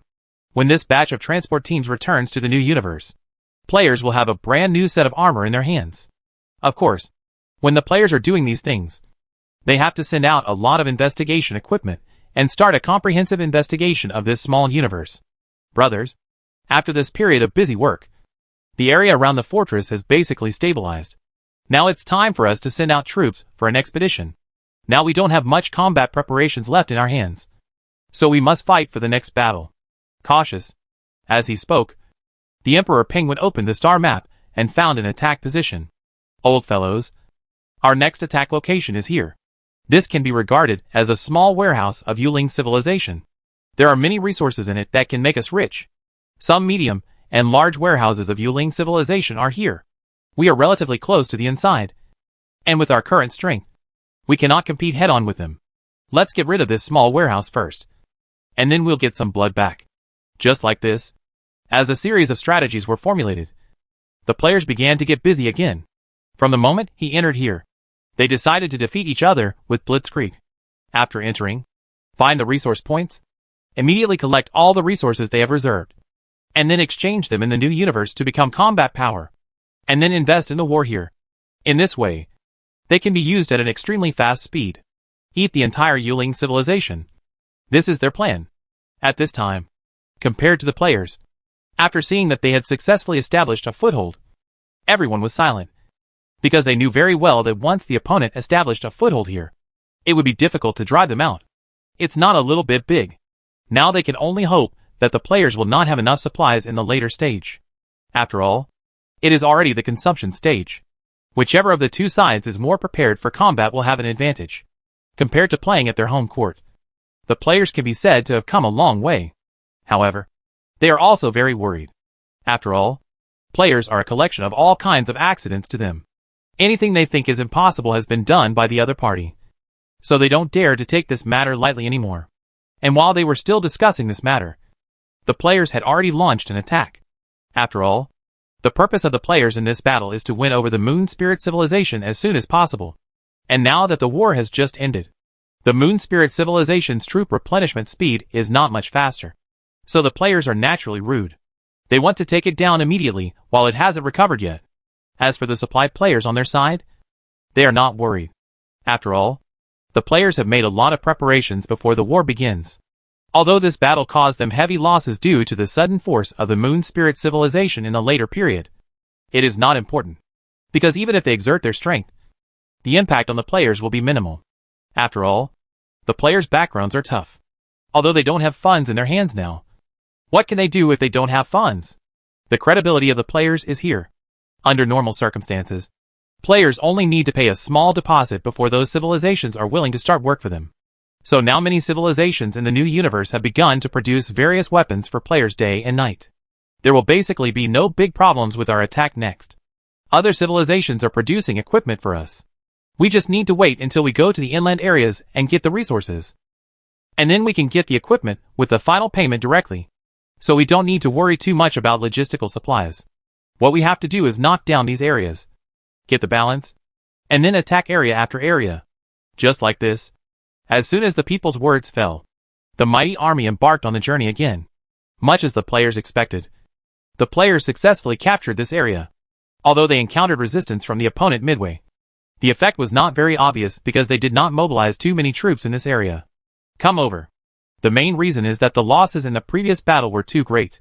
If they engage in another battle with the players in order to protect this place, it will be difficult to make up for the lost troops. If their overall strength does not reach a certain level, then players will most likely push all the way to capture them. Therefore, in order to ensure that their own forces are as safe as possible, they can only give up 1 or 2 star systems. In this way, they can buy enough time for their recovery. But what they don't know is that such tactics are indeed feasible for other civilizations. Because the recovery speed of battle damage of other civilizations is definitely not as fast as that of players. But it is completely different for players. As long as they are given resources, they can return to their pre-war level in minutes. After capturing this area in this way, people began to transport materials without saying a word, and then transformed these materials into combat materials, and transported them back to the Iron Wall for storage. The current Iron Wall is the resource reserve of the players' field. The Moon Spirit civilization did not disappoint the players, even with such a small resource reserve. The total resource reserves in the base are massive. Old fellows, this time we got a total of almost 250 billion resources. My dear, this amount is too scary. Yes, you have to know that we only got a few trillions when we killed the Behemoth Empire. But now, we have so many resource reserve bases to kill Yuling civilization. And this is still a small resource reserve base. This is so abnormal. You have to know how many years of history the Yuling civilization has. At the same time, they are still a super civilization in this universe, and one of the few small universe civilizations.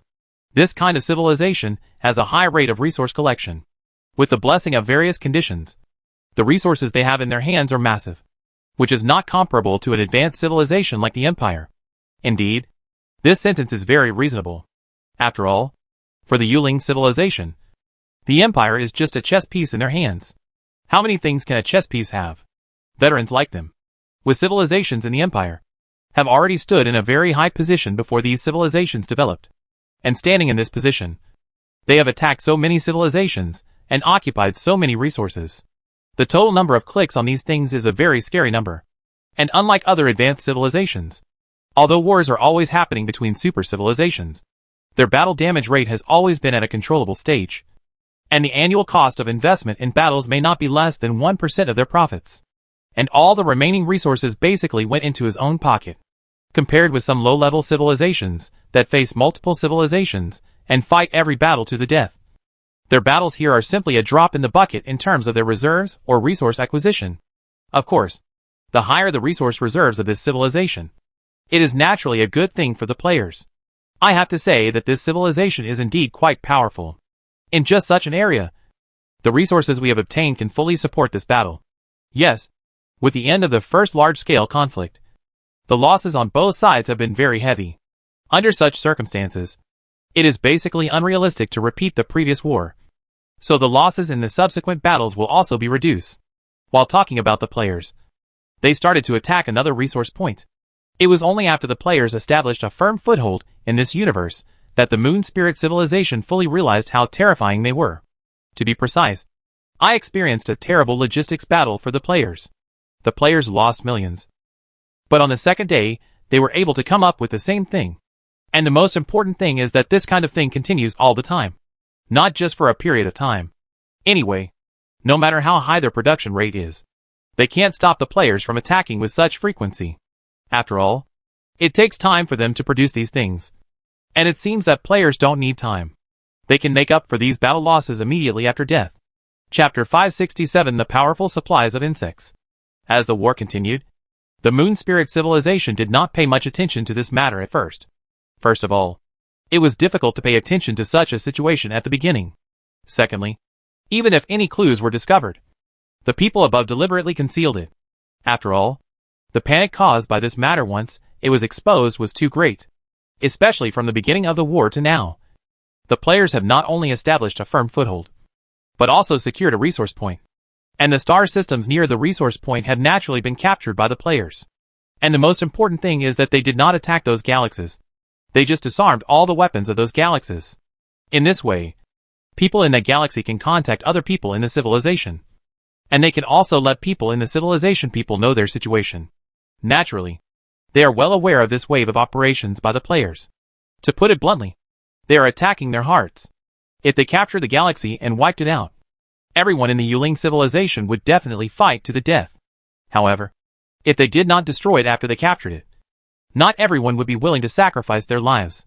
Regarding this routine, the commander of Yuling civilization also saw it very clearly. These bugs are really good at it. They have such means. Why didn't we know why the bugs and the intelligence were so ignorant? Cruel and bloodthirsty?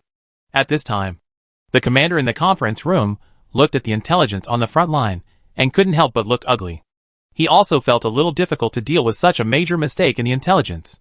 It was nothing if there was a slight mistake in the previous intelligence, but such a major mistake actually occurred, which made him realize the seriousness of the matter. The reason why he is so cautious is also very simple.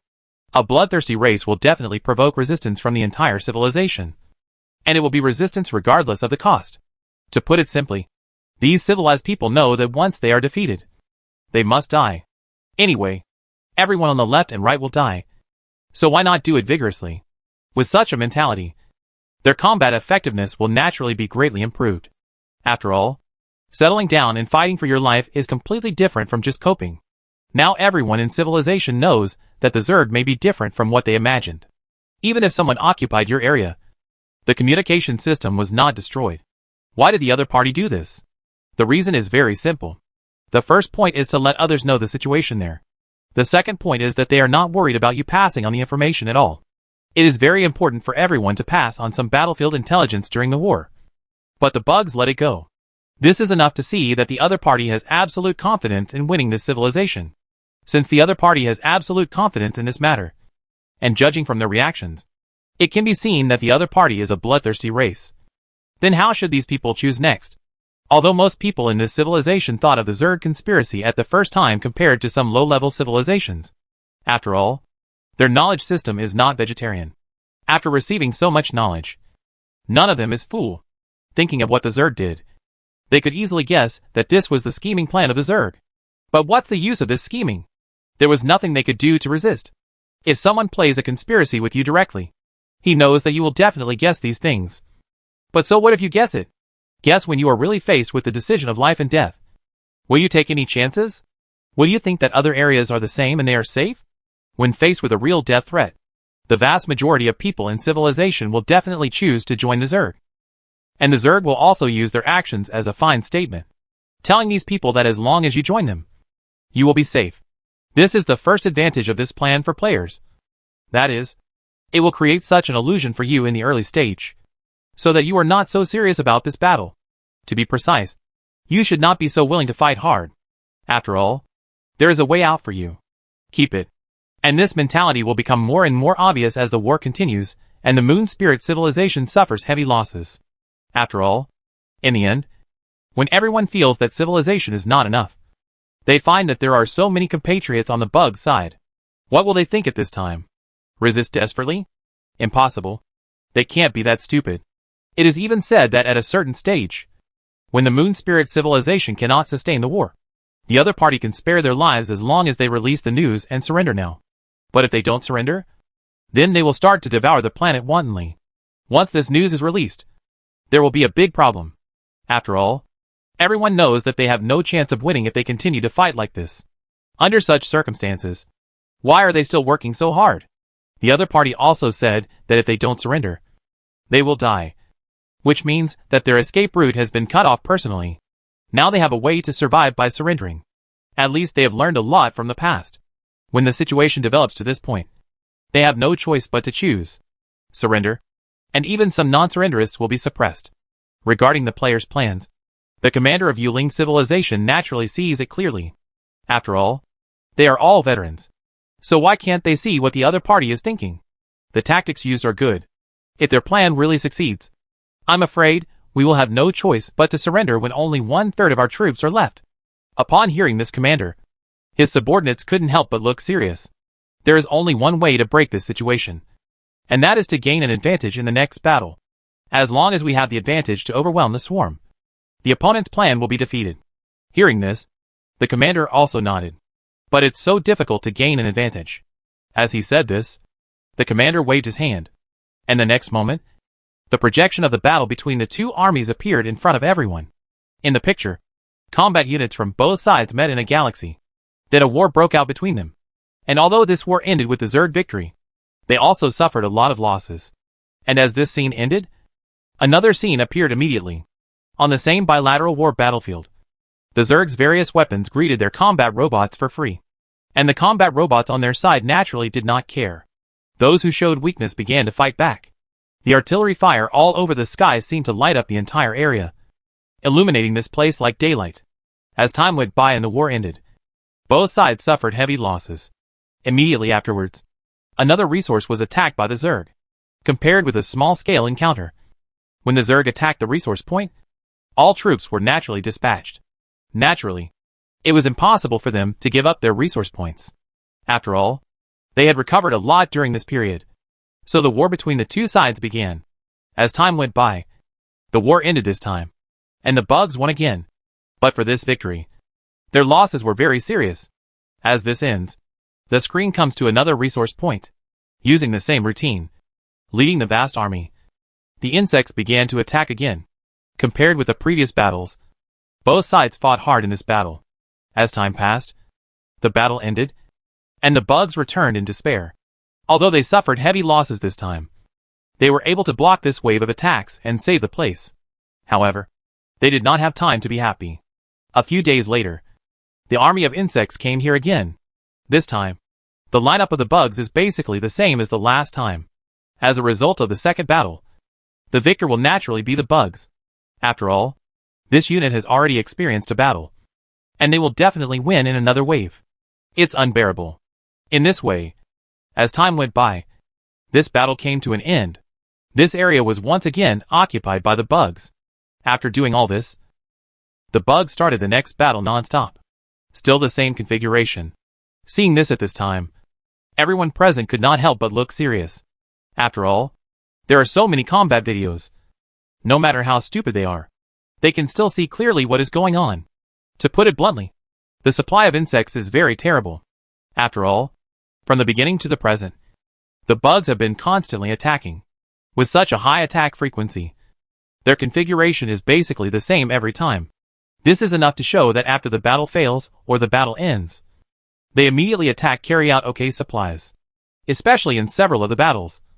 When both sides suffered heavy losses, the other side immediately used the same configuration to kill them on the second day.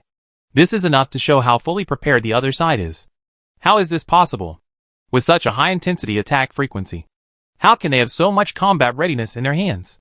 The number of some combat preparations obviously exceeded our expectations. Even preparation in advance is impossible. After all, how long did it take from the last time they fought with us outside the universe to this time they organized an attack on the universe? How could they prepare so many war-ready supplies in just a short time? In this way, they did not understand the operations of the bugs. But unfortunately, even if they did not understand, it would have no effect, because the opponent's attack never stopped. From the time they established a foothold here until now, their attack never stopped. After attacking one place, they immediately set their target in another place. And it has been going on for a long time. During this period, 3 areas have been breached. Naturally, each of these 3 areas has its own resource points. And it is also because of this that they feel how difficult the insect swarms are. And their combat units were also consumed too much during this period of attack. Although they gave up an area before to buy themselves a certain amount of recovery time, they did not dare to continue to recover in the subsequent areas. Because if they continued to recover, they would probably be destroyed before they finished recovering the area. It's been taken over by someone else. So in the follow-up, they could only respond hastily. They had thought that the opponent's attack frequency would be very high. But they never thought that the opponent's attack frequency would be so high, which made them feel a little incredible. How much logistical supplies do they still have? I don't know. But with the frequency of their attacks, I estimate that their logistical supplies will definitely not be short. Because if they were short of logistical supplies, they would probably have problems with this frequency of attacks. The commander couldn't help but frown when he heard this. We need to find a way to cut off their supply lines. But when we go to get that fortress, there is no way to break the fortress's shield. It requires a lot of robots and time. The other party will obviously not give us this opportunity. As he spoke, he seemed to have thought of something and asked, by the way, I remember that their fortress is still some distance away from the exit of the universe. At that distance, we can try to mobilize civilization and flagships to find opportunities to sneak attack them and cut off their supply lines. Regarding the proof of this idea, the commander felt that it was very feasible. After all, the opponent's building was not built at the entrance to their universe. The fortress is still some distance from the entrance to their universe. And this distance is the range that the fortress's turret cannot attack. Or even if it can attack, it cannot hit. In this case, they can use this advantage to intercept the players' supply line Once the supply line is cut off, their offensive will slow down. But as soon as the commander finished speaking, his subordinates poured cold water on him. We have tried it, but this plan is not feasible. First, adjust a large number of combat units on that line. The other party will definitely react in advance, and then come to attack us. So the best way to block that transportation line is to adjust the civilization's flagship or some powerful combat units to make a surprise attack. On the one hand, the fleet is relatively small and difficult to detect. On the other hand, it is relatively flexible. If the situation goes wrong, it can be evacuated at any time. However, this plan does not have much effect. We underestimated the capabilities of that fortress. There are some special aircraft in that fortress, and the attack and defense capabilities of these aircraft are very terrifying. Their strength is even comparable to half a civilization's flagship, and they can send out more than 10 such aircraft. We sent the civilized flagship to intercept their transportation route before, but they were shot back by these aircraft. It is even said that the civilized flagship was severely damaged. The commander's expression also changed when he heard this. How is it possible that the other party actually has such a combat unit? After hearing the commander's question, his subordinates also explained to him the situation of those special aircraft. After learning about them, he was even more shocked, because these aircraft were about the same size as ordinary cruisers, and warships of this level actually have the ability to compete with civilization flagships, which is enough to show how powerful these warships are. At the same time, he became more wary of the civilization behind the bugs.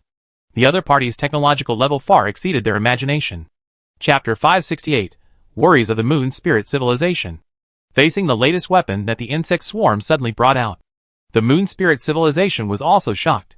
What is the concept of compressing a warship that was originally dozens or hundreds of kilometers to only a few hundred meters? Although it is not clear what technology is needed to build this warship, anyone with a discerning eye can see that the materials used to build this warship are definitely countless times less than a civilized flagship. If such warships were mass-produced, then they would not need to continue fighting this battle. Although they knew from the latest data that this ship only had 4 turrets and 1 missile launcher, they could not withstand the powerful attack power of this thing. And the most important thing is that the defense of this kind of warship is not weak. It will take at least a minute or so for a civilized flagship to destroy it without using the main gun. But this minute is enough for this kind of warship to directly break through the shield of the civilization's flagship. This kind of destructive power is also unheard of for them. At this time, on the Yuling civilization side, a group of commanders were also worried about this matter. You must have heard about what happened before. The opponent has a group of powerful battleships in their hands. Although these battleships have been trumpeted recently, their actual effect is not worse than the hype. Some time ago, we sent the civilized flagship to cut off their supply lines, but we encountered these warships. A total of 10 of them. 10 warships focused their fire for about a minute and broke the shield of our civilization flagship. This shows how exaggerated its destructive power is. As for the rest, it is as rumored. Although our civilization flagship destroyed one of them, it took a minute.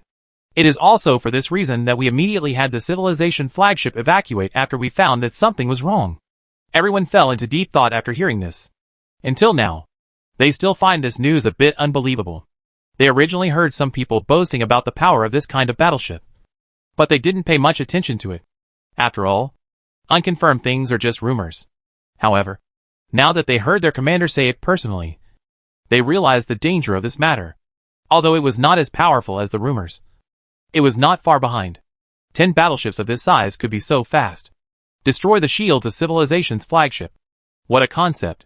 If these battleships are used on combat robots targeting them, these combat robots may not be enough for them to clear. After all, if this thing is to be bombed, it will probably require hundreds or even thousands of combat robots in one shot. Everyone, I think you don't need to worry too much about this matter. First of all, through the information we have obtained before, you must also know that the number of turrets on this battleship is very small. If they cannot manufacture this kind of battleship on a large scale, then it will basically not pose any threat to us. And for a weapon of this level, I estimate that it is no less difficult to manufacture than a civilization flagship. It is absolutely impossible for them to manufacture it on a large scale. So even if they want to manufacture it, I guess they won't have too many. Although these warships seem to have strong offensive and defensive capabilities, their ability to clean up a large number of enemy ships is not very strong. Based on the performance of those battleships, I can basically confirm that they are mainly aimed at super main units. First of all, their cost is much lower than that of super units, and their firepower is strong enough. With such blessing, they can compete with super units. If they play against the main players, they will definitely have a high winning rate. But if they are faced with a large number of warships, they will most likely be destroyed easily. Because I have carefully observed the speed of this kind of battleship during the attack. It is very exaggerated. They use their high speed and size to avoid most of the attacks. In fact, only a small part of the concentrated fire of the civilized flagship hit them. Body. But when facing a large number of combat robots, they will be hit no matter how fast they are. So although their defense is high, they cannot stop such a large-scale and high-intensity attack. At this time, after hearing what the commander said, everyone turned their attention to the projection. Soon they also discovered this, which made them sigh in relief. To put it bluntly, this kind of thing is mainly used to target civilized flagships. If it is other small warships, this kind of combat unit will not play a big role. Not only that, they also dare not use this kind of thing. Go head-to-head with small warships. After all, according to their observations, the cost of building a warship of this level must be very terrifying. Even if it is not as good as a civilized flagship, it is not much lower than the cost of a civilized flagship. If this kind of warship is used to exchange for battle losses, the loser will definitely be Chongqing. Moreover, they also thought that after the previous construction deployment was completed, facing their thousands of troops, the insect swarm did not send this kind of warship. Through this further confirmed their conjecture. However, they were also very distressed at this time, because the existence of such warships suppressed their civilized flagship to a certain extent. After all, although they do not dare to exchange battle losses with small battleships, they are definitely happy to exchange battle losses with civilized flagships. Under such circumstances, Yuling civilization naturally does not dare to rashly dispatch civilized flagships. In fact, it is basically similar to their ideas. The cost of these fighters on Jiangyao side is not cheap either. This carrier-based aircraft named Tiaki is a carrier-based aircraft configured as an aircraft carrier in the new universe. This kind of carrier-based aircraft has extremely strong attack capabilities. Even in the face of thousands of troops, they can kill 7 in and 7 out. But there is a premise. And this premise is that they must fight with the aircraft carrier. Cooperate. The Yuling civilization's guess is correct. Although this kind of carrier-based aircraft has high offensive and defensive capabilities. After all, there is always a limit to the tonnage here. When facing a large number of combat units on fire, they are still very inadequate. If there is an aircraft carrier as a mother body at this time, the injured carrier-based aircraft can return to the aircraft carrier. There is a complete repair system inside the aircraft carrier that can repair damaged fighters within a few minutes, allowing them to regain combat capabilities. At the same time, although this kind of fighter aircraft has a powerful attack, its powerful attack must be accompanied by its powerful energy consumption. At the same time, its ammunition is also very precious, and each carrier-based aircraft cannot carry much ammunition. So they need a mother body, like an aircraft carrier for supply. Only by supplying all the shortcomings of the carrier-based aircraft can it exert its full strength. Although the iron wall on Jiangyao's side has the same capabilities, its effect is not as good as that of the aircraft carrier. Not only is the repair speed not as good as the aircraft carrier, but even the supply speed is not as good as the aircraft carrier. Take an ordinary aircraft carrier as an example. Except for the various facilities that occupy part of the space in its huge body of dozens of kilometers, all other positions are dedicated to serving these carrier-based aircraft. It is even said that in order to ensure that carrier-based aircraft can receive supplies quickly, even the location of the turrets on the aircraft carrier has been optimized. The aircraft carriers in the new universe are very extreme. In order to bring out the full strength of these carrier-based aircraft, these aircraft carriers do not even have turret positions. Of course, after sacrificing so much, the result is naturally a great improvement. The only problem is that the cost of the carrier-based aircraft is too exaggerated. The sale price of a carrier-based aircraft reached 5 billion. At this price, the loss of just one ship is enough to cause pain to a large civilization. Even an ordinary aircraft carrier can carry 15 groups of carrier-based aircraft, and each group is composed of 5 carrier-based aircraft. In other words, an ordinary aircraft carrier can carry 75 carrier-based aircraft. The price of each carrier-based aircraft is 5 billion, which means that the cost of an aircraft carrier alone for carrier-based aircraft reaches 37.5 billion. In addition, The cost of the aircraft carrier itself is not cheap. So a set basically starts at 100 billion. Of course, the strength of an aircraft carrier of this cost cannot be underestimated, because the materials used by these aircraft carriers are the same as those of Titan. The blueprints of these aircraft carriers were obtained through ruins. But the difference compared to Titan is that the new universe obtained the original blueprints. Of course, the comparison here is between special Titans and ordinary aircraft carriers. In the new universe, they not only obtain the blueprints of ordinary aircraft carriers, but also obtain the blueprints of super aircraft carriers. Not only that, they also obtain the blueprints of ordinary Titans. It's just that they only got copied pictures of some special aircraft carriers and Titans. They even said that they had serious doubts about this special Titan. I am afraid that the ancient civilization only had copies. As for the original, it was very likely that it was destroyed after it was created, and a certain number of pictures were copied. After all, once these things are taken away by other civilizations, and the originals are copied, the direction of the entire universe will change greatly. So super units like this must be restricted. Or maybe it's because of other reasons. Anyway, according to what New Universe said, if there really was an original, it would have been found long ago, instead of just finding a few copies in hand like now. Of course, these are not what Jiang Yao cares about.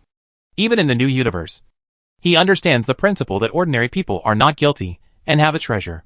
Now that he has used so many resources, he has been able to attract the attention of other civilizations. If he obtains the original of this kind of blueprint, even if it's a new universe, so he probably won't feel good about it. After all, the temptation of those things was too great, so he didn't particularly care about the status of those things.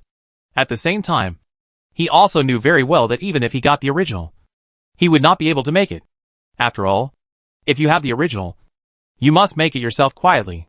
First of all, your own technological level is not enough to support it. Even if your own technological level can support it, it will not be of much use. You must understand that you are able to create Titans now, not because of your own civilization, but because the civilizations of the entire alliance have acted together to enable you to create such a thing. This level of worship is no longer capable of being done by a single civilization. Yes, it is even said that in order to make this kind of thing, all the civilizations in the entire alliance can make a lot of money. This is enough to see how high the cost of making this thing is. Not only is the cost high enough, he even needs to bring in all the resources of two civilizations in the universe under the influence of the Dark Forest Law. One is an old advanced civilization. After so many years of development, they have collected countless resources, while the other civilization is an old super civilization. And it still has a super civilization like Microcosm that stands at the top of cosmic civilization and has accumulated hundreds of millions of years, even billions of years of resources. Not only that, even the ordinary mineral resources they collected had to be gathered together to be able to barely support the cost of Titan's construction. Not only that, he even said that he felt that even if there were enough materials, it would be difficult to come up with it. After all, there was still a very crucial material. Until now, they have not been able to get enough of those expensive special items. These items can only be obtained through ruins. Currently, the Alliance does not have the technology to make those items. And now, according to the information he has, the total of all civilizations currently only accounts for half.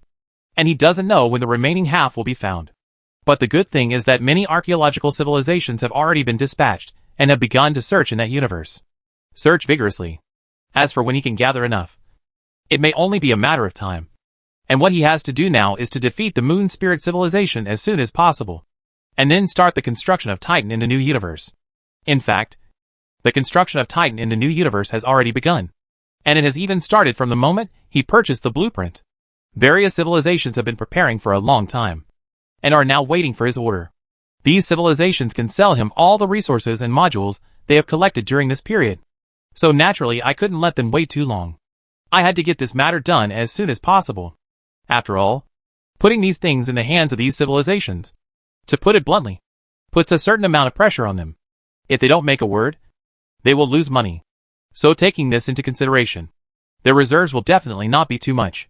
If they want them to mobilize with complete peace of mind, only by opening their own mouth, starting the construction of Titan and acquiring the materials that have been prepared in their hands, can they relax and start working.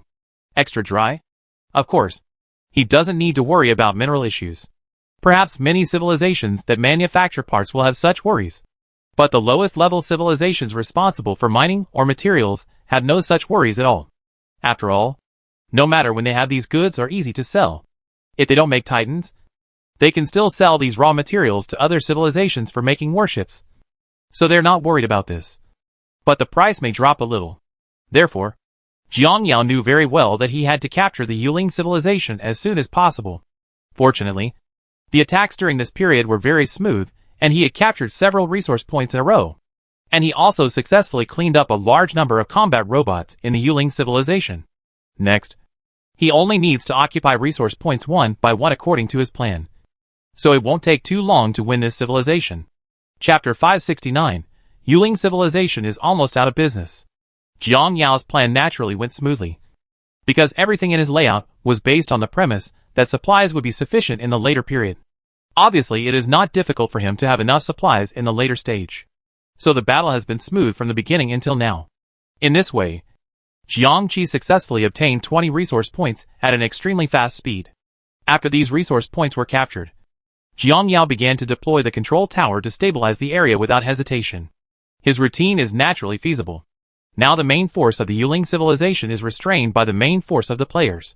And other small forces trying to break through the turrets deployed around the control tower are nothing more than wishful thinking. At the same time, the control tower, as a defense and energy supplement field, can fully support the energy consumption of bridge jumping. So Jiang Qi has arranged a jumping bridge at every resource point. Firstly, the support is faster. And secondly, it is convenient for transportation.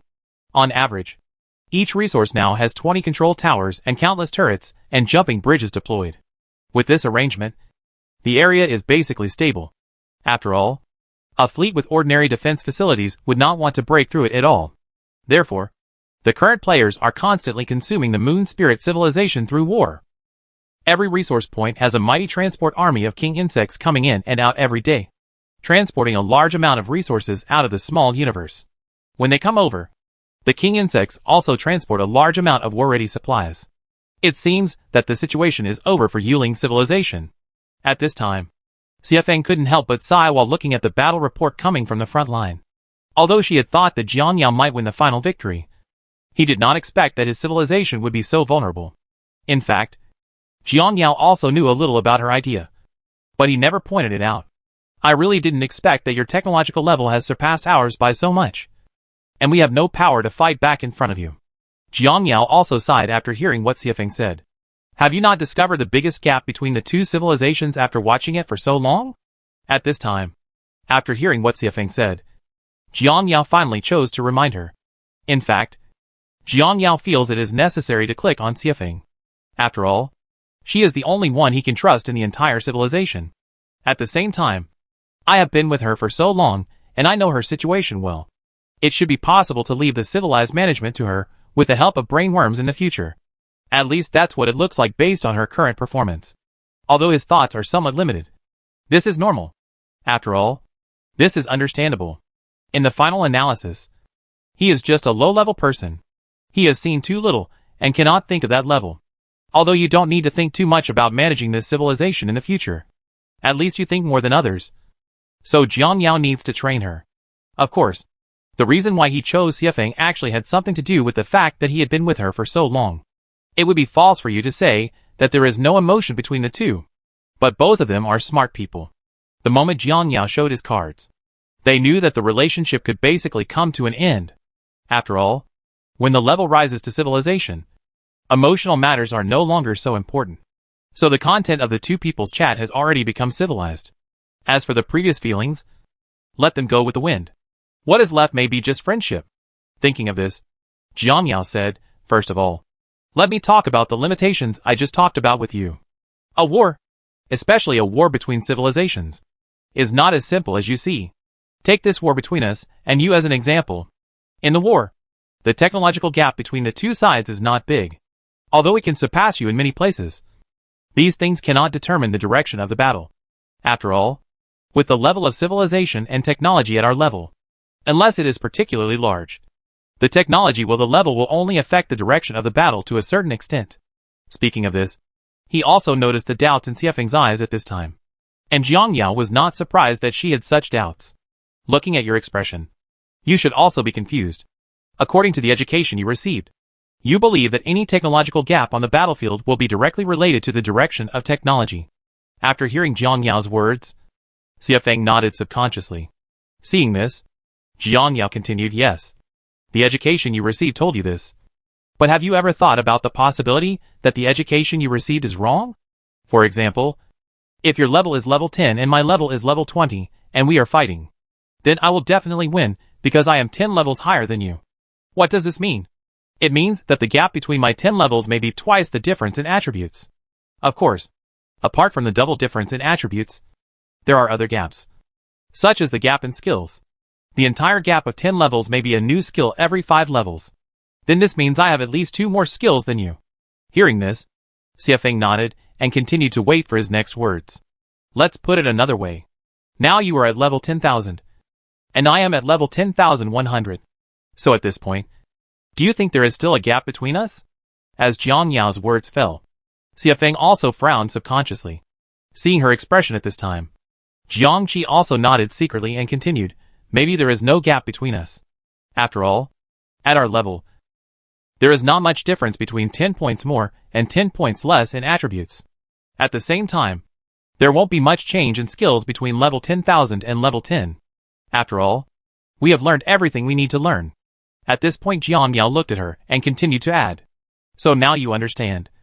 The level gap in the early stage is very obvious.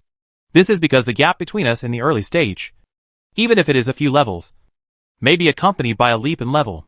Maybe you are using swords, and I have used guns and cannons.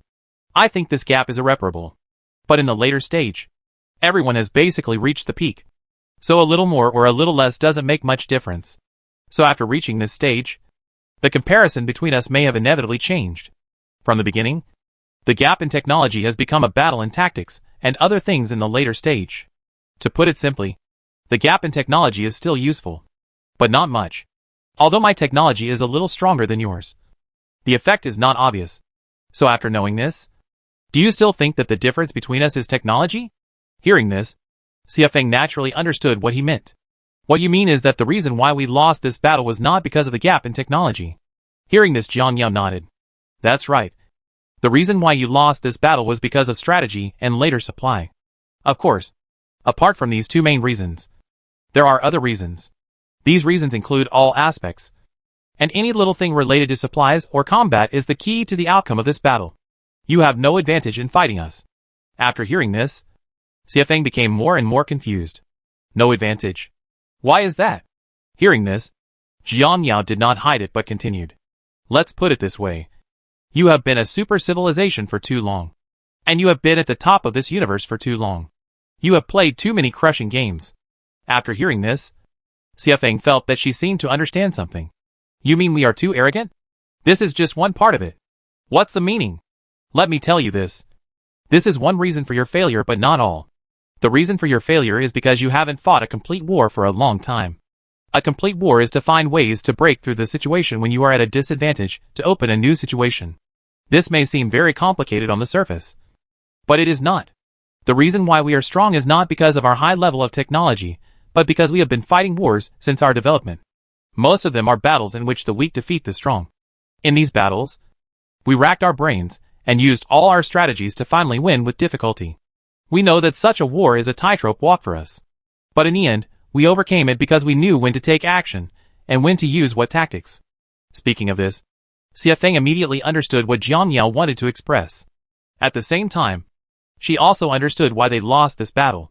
The first is what Jiang Yao said. The gap between the 2 sides. There is a gap in fighting ideas. The Zerg, who have experienced such wars for a long time, have developed a mentality of walking on thin ice. When facing their own side, they have already formulated 1 or more sets of tactics. At the same time, because they have been at a disadvantage for a long time in previous battles, they know very well that they need to be cautious. Therefore, when it comes to tactical arrangements, they may be very meticulous about how to take each step and what to do if an accident occurs. They have thought of countless escape routes. Of course, this is just one point. Apart from this, there may be more details that these Zerg have, and they do not have.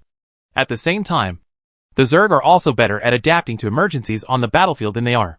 After all, They have been wandering on the edge of life and death all year round. If they had not done well in this regard, they might have been wiped out by other civilizations long ago. In addition to these reasons, there are also many factors such as later supplies and offensive steps that have combined to create the current situation.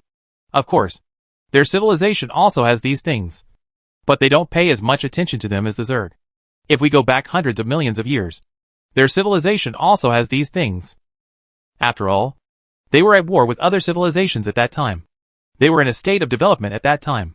There were many civilizations more powerful than them at that time, and they had to falter. But sadly not anymore. They have been standing at the apex of the universe for too long. They don't know how many generations they have gone through. They may have forgotten some things that should be forgotten. It is also for this reason that they are not opponents of the insect swarm, because some things are not available at all times. They will only be available at that time. Maybe the Zerg will be the same as them in the future, but this will happen after who knows how many years. But now the Zerg has not lost these things. Hey, I didn't expect that this was the reason for our failure. Xiefeng couldn't help but sigh when she thought of this. Yes, she was very helpless about the current situation. The Zerg defeated them with what they had used to defeat other civilizations. This is the so-called way of heaven. Reincarnation. Who will the heavens spare? She didn't know this. Maybe we shouldn't have messed with you in the first place. Hearing this, Jiangyao shook his head. This is impossible, because you will not allow a civilization to surpass you in development. After all, not only you but also other super civilizations in this universe are unwilling to let a civilization grow into a super civilization. Actually, many people in your civilization should know what you have lost. And they also know that these things cannot be picked up. So you do not have much advantage in the face of the newly emerged super civilization. So what you can do is destroy this civilization when it is out of control. This is your survival rule at this stage. But unfortunately I am an exception. My sudden rise caught you off guard. If I had followed the normal development pattern, I estimate that you might have destroyed me long ago. But I have better luck. So, Jiangyao didn't continue talking at this point. Indeed, in this universe, luck is also a part of strength. If he hadn't been lucky enough to find the door to the universe, I might still be the same group of bugs being hunted now. But sometimes I am so helpless, because I am lucky enough to be able to kill the previous behemoth. Thinking of this, Jiangyao didn't say much. At this time, he turned his attention to the battlefield. At this time, the battlefield has also entered a white-hot stage. I saw the players' insect swarm troops in the battlefield starting to move towards new resource points again. Compared to the previous resource points, the players this time attacked a large resource point. This is also one of the few large-scale resource points in his moon spirit civilization. Brothers, the next step is to mess with their large resource point. Of course, everyone must also know that attacking large resource points will be met with crazy counterattacks by them. But it doesn't matter, because we have no shortage of resources now, and can spend them boldly with confidence. We must take down the moon spirit civilization as quickly as possible. As for the rest, we don't need to worry too much. After all, we don't lack resources now. So just do it with confidence and boldness. Just like this. As the player's voice fell, the players also set off towards this large resource point. As the players thought, a large number of combat robots have gathered here. Of course, players have seen a lot of this scene. I didn't expect they had prepared so much this time. But it doesn't matter. Brothers, come on. Remember the old fighting methods. As for the civilization flagship, retreat if you can retreat in the later stage. If you can't retreat, just blow yourself up. Anyway, we are not short of money now. In this way, following the player's words, the battle between the two sides began again. Countless cannon fodder filled the sky, and the insect swarm attacked Yuling civilization desperately and resisted desperately. Chapter 570 Winning. At this time, the players were slightly surprised by the current situation. They never expected that the opponent would send so many troops to block such a stronghold. I asked what the hell is going on. Is it worth fighting so hard for this stronghold? I don't know what's going on. But I still don't understand. What's the point of them doing this? If they fight such a big battle with us at this time, what will happen in the future? Yes, if we send so many troops to stop them now, won't other strongholds become ours in the future? In this way, the players started talking to each other while fighting. It was obvious that they did not understand the operations of Yuling civilization. However, if you don't understand it, you can't understand it. But the movements in their hands are not vague at all. After all, They have no reason to let go of the enemy who comes to their door. In fact, for the Moon Spirit civilization, there was nothing they could do about it. After all, through this period of fighting, they already knew their future destiny very clearly. The opponent's strength is not weaker than theirs, and their supplies are stronger than theirs. During this period of fighting, their troops were constantly being depleted, and it was even said that the depleted troops had already exceeded the maximum capacity of all their robot manufacturing workshops combined at full power. Therefore, if things go on like this, the troops they lose will not be replenished at all. As time goes by, their strength will always be polished by players. But when they encounter such a situation, they are helpless. This is normal. After all, sometimes things are so helpless. Originally they thought that after bringing the other party in, they would be able to kill the other party inside. But after they actually brought the other party in, they discovered that they had introduced the wolf into the wolf den. The first was the forts they were proud of. These forts were easily cleared by the other side. The other side dispatched a special kind of warship. The range of this kind of warship was too far, and it was extremely powerful against buildings. When they saw this kind of battleship, they actually produced a kind of battleship that was specifically designed for small universe turrets. But how is this possible? The insect swarm has never been to the small universe. How do they know that there will be turrets here and prepare in advance? But it's a pity that they never thought about it at all. What they thought was true. These battleships were specialized in small universe turrets. In addition to the turrets specifically targeting the small universe, players also have many other preparations in hand, which make many of their arrangements come to nothing. The main force has no chance of winning against the players. To be honest, they should be evenly matched. They lost 1 million combat robots, and the players lost almost the same amount of armor. But it's no use. Players have more supplies than they do. 1 minute they lose 1 million, and the next minute players have enough supplies. They can't do this. It is also for this reason that players have been engaging in this kind of high-intensity combat. And a situation occurred at the end of the operation. That is, at the end of the fight, they found that the players were still the same no matter how they fought. And the Yuling civilization's resistance until now was not as good as a battle. Hey, I never thought that our Moon Spirit civilization, which has been traversing the Star Sea for so many years, would eventually end in this way. At this time, in the command room, the commander-in-chief of Yuling civilization could not help but frown when he saw everything happening on the battlefield. The opponent's tactics against us were very successful. We never thought that we would be targeted in this way. He didn't tell a lie in this sentence.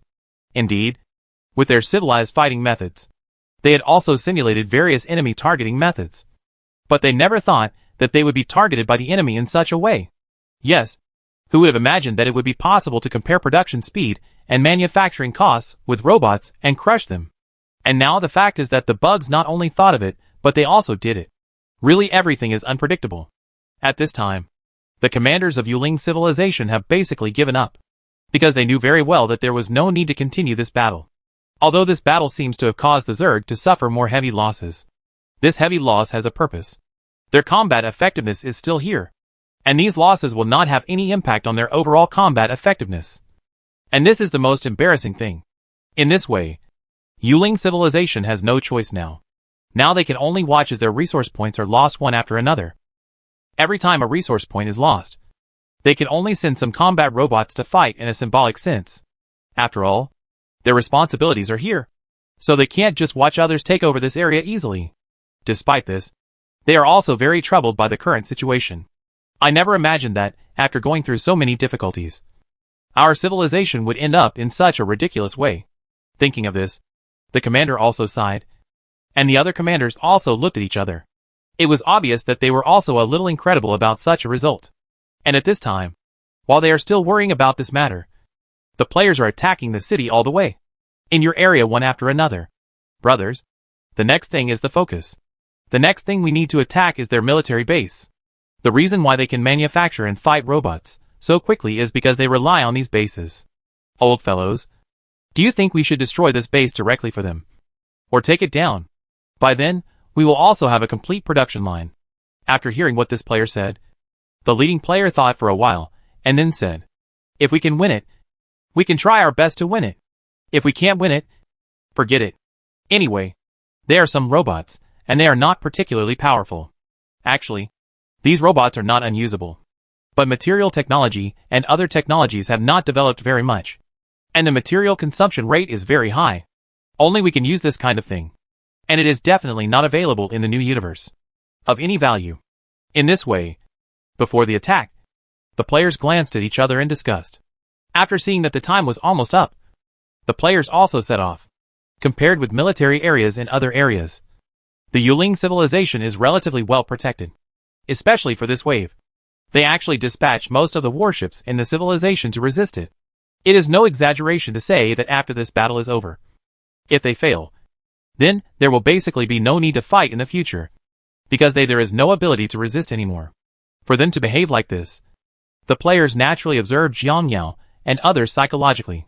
From the beginning of the war to the present, the Moon Age civilization has always been at a disadvantage. Everyone knows this. And most people in the civilization also see it. In their eyes. The reason why they have not given up completely is because in their eyes and my eyes, the production speed of my own civilized robots is here.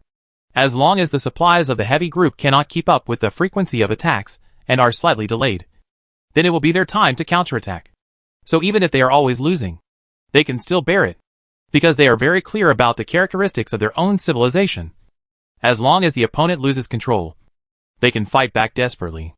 But now the other party has directly reached their production area. For them, as long as the production area is destroyed, that means that they obviously have no chance to fight back.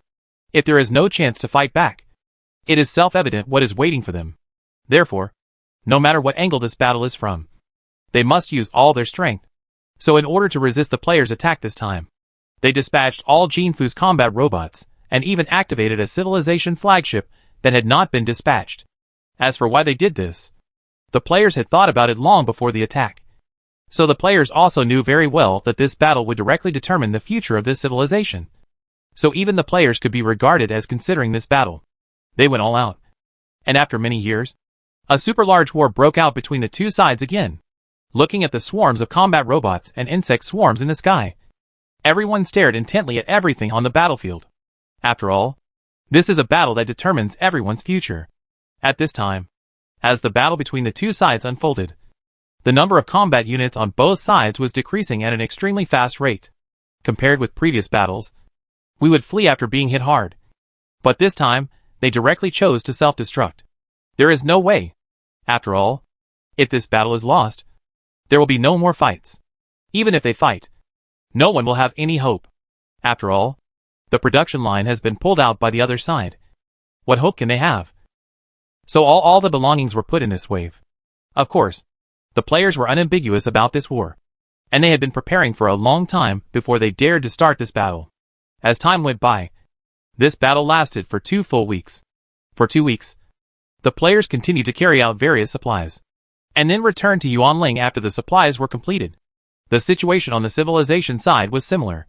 In general, the 2 weeks of high-intensity operations also caused heavy losses for the players.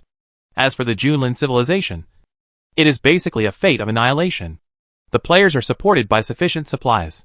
The supplies of the Leiling civilization are obviously a little worse than the players, so they do not have support it. As time goes by, this battle finally comes to an end. After seeing this scene, everyone in Leiling civilization has fallen into despair. Perhaps before this battle, there is still a glimmer of hope in their hearts. Although the hope is slim, it is still hope in this way. And now all they have left is despair, because their civilization is really going to end next. Just as they thought. They solved the production line here. And then the players immediately went to the next production line, because basically all the troops of Yuling civilization have been consumed here.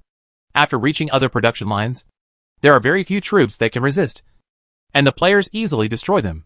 Immediately afterwards, the players began to sweep all the production lines of the Yuling civilization. As long as these production lines are cleaned up, this civilization will become a tiger with its teeth pulled out. And the final result is what the players thought. They were all unimpeded along the way. It is even said that the players divided their troops several times to destroy these things. Because basically this civilization has no resistance now. And they only need to destroying the resistant buildings is okay. Time passed very quickly. In less than a week, all the production lines of Yuling civilization were taken over by the players. And it was basically impossible for their remaining combat robots to make waves again. So the players then started the follow-up reception work. And the fontanelle at the entrance of the small universe was directly sputtered out by the players. Of course, The reason why it was so fast was mainly because this thing was also bought. It is similar to the operation of Iron Arm deployment, except that Stargate deployment is much faster. After these things were deployed, a large number of transportation units also entered the small universe and began to transport resources crazily. After all, the resource reserves of Leland's civilization are too exaggerated, and in the process of transporting resources. In the new universe, the Titan construction plan was officially announced. With the announcement of this plan, the entire new universe civilization was excited. After all, they had been preparing for it since the day they received the news that the blueprints had been purchased. So far, everyone has prepared a lot. So when the plan was launched, a large number of civilization players began to sell the assembled modules in the morning.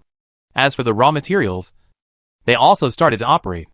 Many civilizations that had reserved raw materials also began to process these raw materials into modules. It wasn't until this moment that the players fully realized how terrifying the civilization in the new universe was. Each civilization performed its own duties, and all the energy of the civilization was focused on one thing. For example, if you are manufacturing modules, then most of the manufacturing workshops of your civilization are used to operate these things. Only in this way can you have enough speed to take the corresponding orders. In the new universe, there are specializations in the arts, which are vividly reflected. Every civilization is very efficient in its profession, so players consume a lot of ores every day. Of course, for players, these are just a drop in the bucket. After all, they have very tight control over their daily transportation accounts, and this transportation account will last for many years. In this way, all aspects are proceeding in an orderly manner, and the players can be considered to be making a lot of money. At the same time, players also began to look up things related to the small universe civilization. Players are also very fond of the Moon Spirit civilization's way of survival, so players are also wondering if they can come up with something similar. Of course, for brainworms, it still takes some effort to learn some knowledge like this. After all, these technologies contain too many things. For the players, what they want to do is to get back all the supports from the small universe of the Moon Spirit civilization. After all, these things are properties left over from ancient times. They are much better than what is made now. And then put these things back. Once you get it, try to see if you can open up a new universe. Chapter 571 Start Planning Titan. In this way, as one stronghold after another was breached, the Moon Spirit civilization also came to an end. Although on the surface, they appear not to be completely occupied. They are already in name only.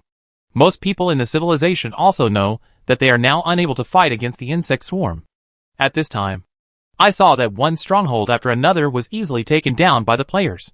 Some strongholds could even be completely suppressed by sending 1,000 or 2,000 troops. It is also for this reason that the players' subsequent attacks will progress very quickly. 2 estimated that in just 1 month, all the resource storage areas of the Moon Age civilization have been controlled by the players. What the players have to do next is simple. Erect jump bridges and improve transportation routes. Increase transportation units and improve transportation efficiency. In addition, they also sent a group of people to recruit people from Yulingming's side, and also got hold of all their other technologies. At this time, the people of Yuelan civilization were being transported away one after another, which made many people in the civilization feel a little incredible. After all, they were very clear about their own strength, and they never expected that they would become prisoners in such a confused way. But fortunately for them, the insect swarm needs them. Otherwise, they estimate that they will most likely become the food of the insect swarm. But even though I think so, as a former overlord, it still makes many people feel a little sad that they finally got this situation. In this way, the players who won the war immediately started their own transportation work. For the players, this task is very complicated. After all, the Yuling civilization has too many resources, and the players naturally cannot give up. So they must transport them all.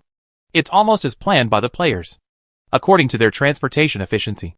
Even if they enlarge the head and improve the transportation efficiency, it will still take hundreds of years to use up these things. So the players started to get busy again. At the same time, other civilizations in the new universe are also very busy. After all, the construction of Titan has begun, and some of the materials prepared by these civilizations have been successfully realized, which makes them immediately we began to invest more and wanted to get a share of the construction. In this way, a large amount of ore is mined every day, and then sold.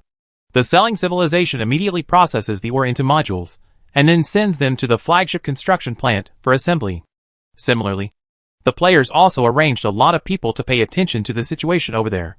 In the Titan clothing factory, there are more than a dozen civilizations, busy operating all of them every day. In addition to the civilizations in the upper reaches, there are hundreds of civilizations in the middle and lower reaches, each of which is busy with its own affairs. This is how it is to assemble Titans. Even if there are a large number of civilizations, it will take a long time, because the material consumption it uses is too great. No single civilization can complete its manufacture. Under normal circumstances, if you want to successfully manufacture it, at least the entire alliance must work together to make it within 100 years. Assembly is complete. Naturally, the players on this Titan are also full of excitement. After all, they have heard more about the power of this wife, and they don't know what is actually going on. After all, sometimes what you hear is always what you hear. Only when you actually operate it can you feel its true situation. Boss, I have some suggestions for the assembly of this Titan. At this time, it was on the Tyrone civilization side. At this time, he was discussing with the players about the assembly of Titan. After all, the equipment of the Titan will be directly related to the strength of the Titan itself. So this cannot be taken lightly. In addition, the assembly of the Titan, in addition to some necessary drawings purchased by players, also requires careful consideration. Bosses, first let me tell you about the situation of your Titan. Your ship is a shield. It mainly relies on its own powerful shield to resist damage. This is also the operation of mainstream battleships in the universe. But compared to other shield-resistant ships, your ship has its own the ability to return shield. In fact, every ship has the ability to self-destruct shields. But it's just not obvious. Compared with other warships, the wife's own shield capacity is very terrifying. So her self-destruction shield capacity is very small no matter how small it is. Considerable. First of all, the shield of a special kind of lady is different from ordinary shields. To put it simply, his shield is born with a certain degree of resistance and can withstand all kinds of damage better than other shields. With such an 8 factors, if we add some corresponding resistance equipment, then basically the shield resistance of this Titan will be very terrifying.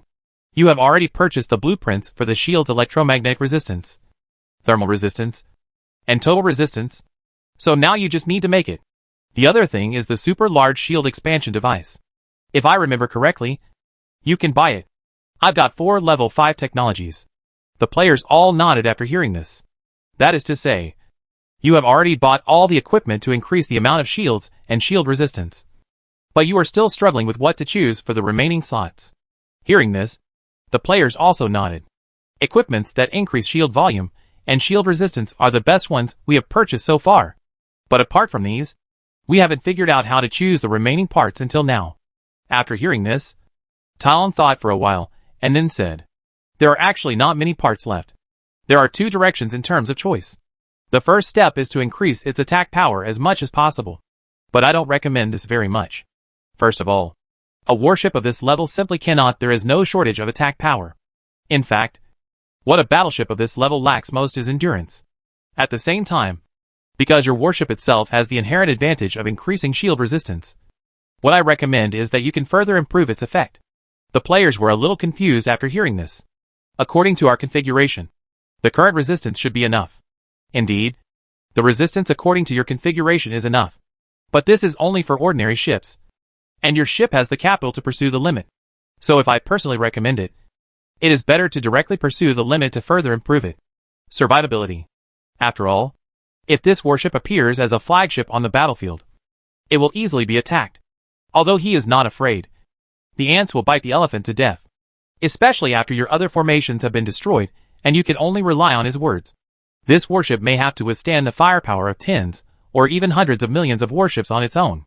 Under such circumstances, if your resistance is if sex is pushed to the extreme, the amount of damage you bear will increase many times. And when that time comes, you will have the possibility of counterattack. Because your self-recovery shield is also very terrifying. And your resistance is high enough. And the damage caused by these battleships to you is also very low. You need to endure the damage and constantly clean up the surrounding warships. After the number of surrounding warships is reduced to a certain level, the damage they cause to you may not be as much as you can recover. After hearing this, the players thought about it carefully and finally nodded. Then asked how they should choose the next few parts. The first thing is to further improve the defense, because there are not many modification slots for Titan. So I recommend using a level 18 technology damage control for the remaining positions. At this time, the players also frowned slightly when they heard this. Damage control. This stuff isn't cheap. Because of this thing, players are also very aware that the effect of equipment like damage control will be severely reduced if multiple are used. So only one can be used. But the price of this kind of thing is very exaggerated, especially at level 18. The damage control price of technology has reached close to 1 trillion. Players also thought about buying this at first, but later saw the price and felt it was not worth it. Seeing the expressions of the players at this time, Tai Long naturally knew what they were thinking. The price of this thing can be regarded as one of the most expensive among all resistance equipment. Old version. Don't think this thing is expensive, but it is necessary, Tai Long added. First of all, the bosses must be very aware of the situation of the Titan battleship. The modification slots of the Titan battleship are divided into 8 high slots, 8 medium slots, 5 low slots, and 3 modification slots. For the 8 positions in the middle slot, you have installed 4 shield resistance devices and 4 shield expansion devices. The only thing left that can be used is the low slot, and the bottom slot only has damage control that can increase its shield resistance. Although this piece of equipment increases not only shield resistance, but also armor and structural resistance. Although our Titan is mainly shield resistant, these 2 resistances are also very useful, because even if Titan is shield resistant, the thickness of the armor is also very scary. This resistance bonus is equivalent to an extra layer of insurance. So this thing must be purchased. As for the remaining locations in the geosyncline, I personally recommend 4 energy diagnostic systems with level 18 technology. After hearing this, the players checked the price and were shocked. The price of this thing is not much cheaper than damage control. Why is this thing so expensive, and we have to buy 4 of them at once? After hearing this, Tai Lung explained patiently, Bosses, please listen to me and say that the personnel diagnosis system has 2 functions. The first function can slightly increase the thickness of the shield and increase the amount of the shield. The second function is to greatly increase the energy return of the battleship. Charge rate.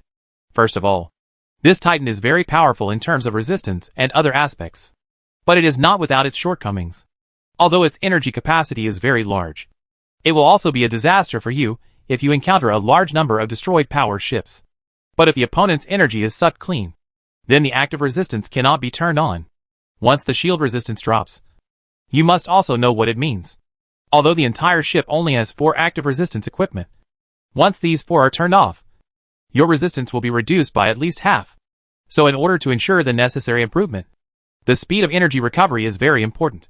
As long as your energy recovery speed is fast enough, the time it takes for the other party to drain your energy will increase a lot. And this time may be your opportunity to turn around. So these 4 devices must be arranged. Apart from these devices, the location of the last 3 modification parts is very simple. Just choose the modification part that expands the shield capacity. That's it. In this case, all the equipment is to improve the shield resistance and shield capacity. After this wave, your battleship will reach its ultimate level. According to our virtual attributes, your Titan's resistance to various attacks can reach at least 90%. In other words, the opponent caused 100 points of damage to you, but the actual damage on you is only 10 points. The opponent needs 10 ships to achieve the same effect as the original 1 ship, coupled with your huge shield capacity and the bonus of shield resistance. If nothing else, under normal circumstances, the Million Fleet simply don't want you to lose your shield, and they can't even fight you fast enough. Having said this, Tyrone continued, now that we've talked about defense, now comes the attack. In terms of attack, I recommend cruise missiles. Although this Titan increases the damage of cruise missiles and torpedoes, both weapons have their own advantages and disadvantages. Cruise missiles have a far enough attack range, while torpedoes the damage is high enough. The reason why I recommend cruise missiles is because these missiles are mainly aimed at large battleships, while torpedoes are aimed at super main battleships. The torpedoes can really damage super main battleships, but the real threat to Titan is the massive number of miscellaneous soldiers. So we need to clear these miscellaneous soldiers as quickly as possible. As for the super main battleship, even if it is bombarded with cruise missiles, it is no match. Besides, there are no weapons on Titan that are designed to target super main forces. So I personally recommend choosing the super large endurance missile launcher for the weapon position first. You only need to reserve 2 positions, and install the Doomsday Weapon Launcher and the Drone Connection Unit. That's it. Because this battleship can carry some of the cavalry bombers.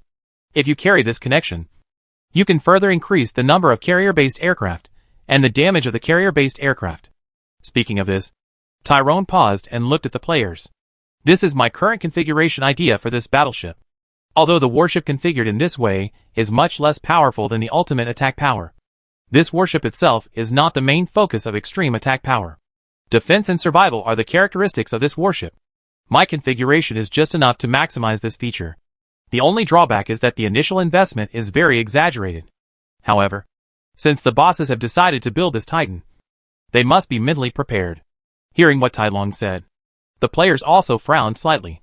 And finally they nodded in agreement.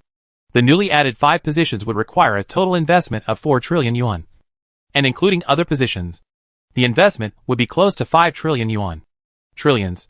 Chapter 572 Negotiating Equipment Prices.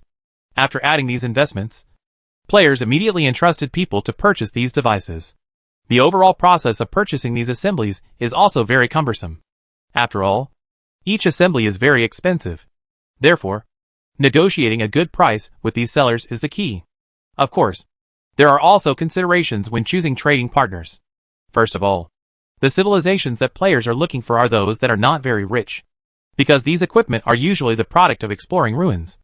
The level of civilization technology generally obtained is also different. To put it bluntly, it depends on luck.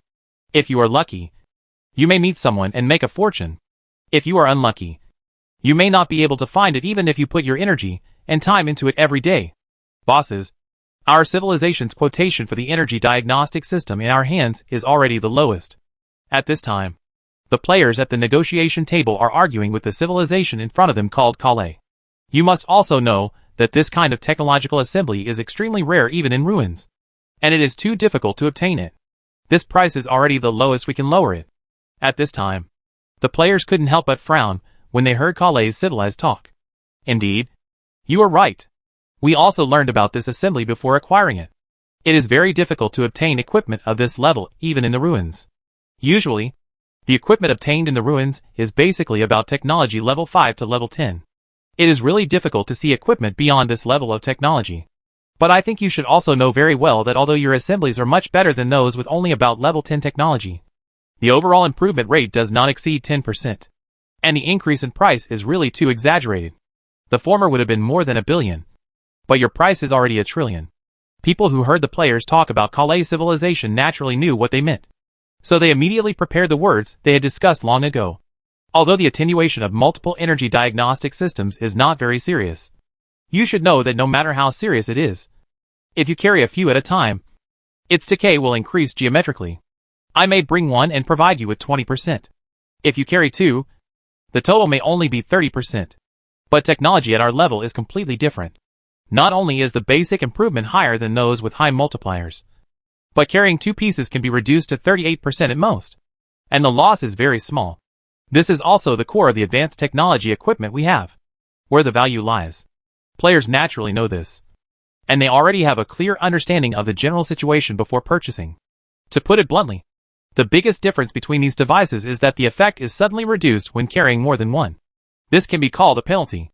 Those high-tech products not only have a relatively high overall improvement, but the most important thing is that the efficiency of this sudden drop is relatively low, which is where their real value lies. Everyone, I actually don't think we need to continue with so many twists and turns. When we buy these equipment, we naturally know its advantages. It is also because we know the advantages that we are willing to pay several times or even dozens of times higher prices to buy them. But I believe you all know very well that this alone cannot be used as a criterion for price negotiation, because you are also well aware of these assembly defects.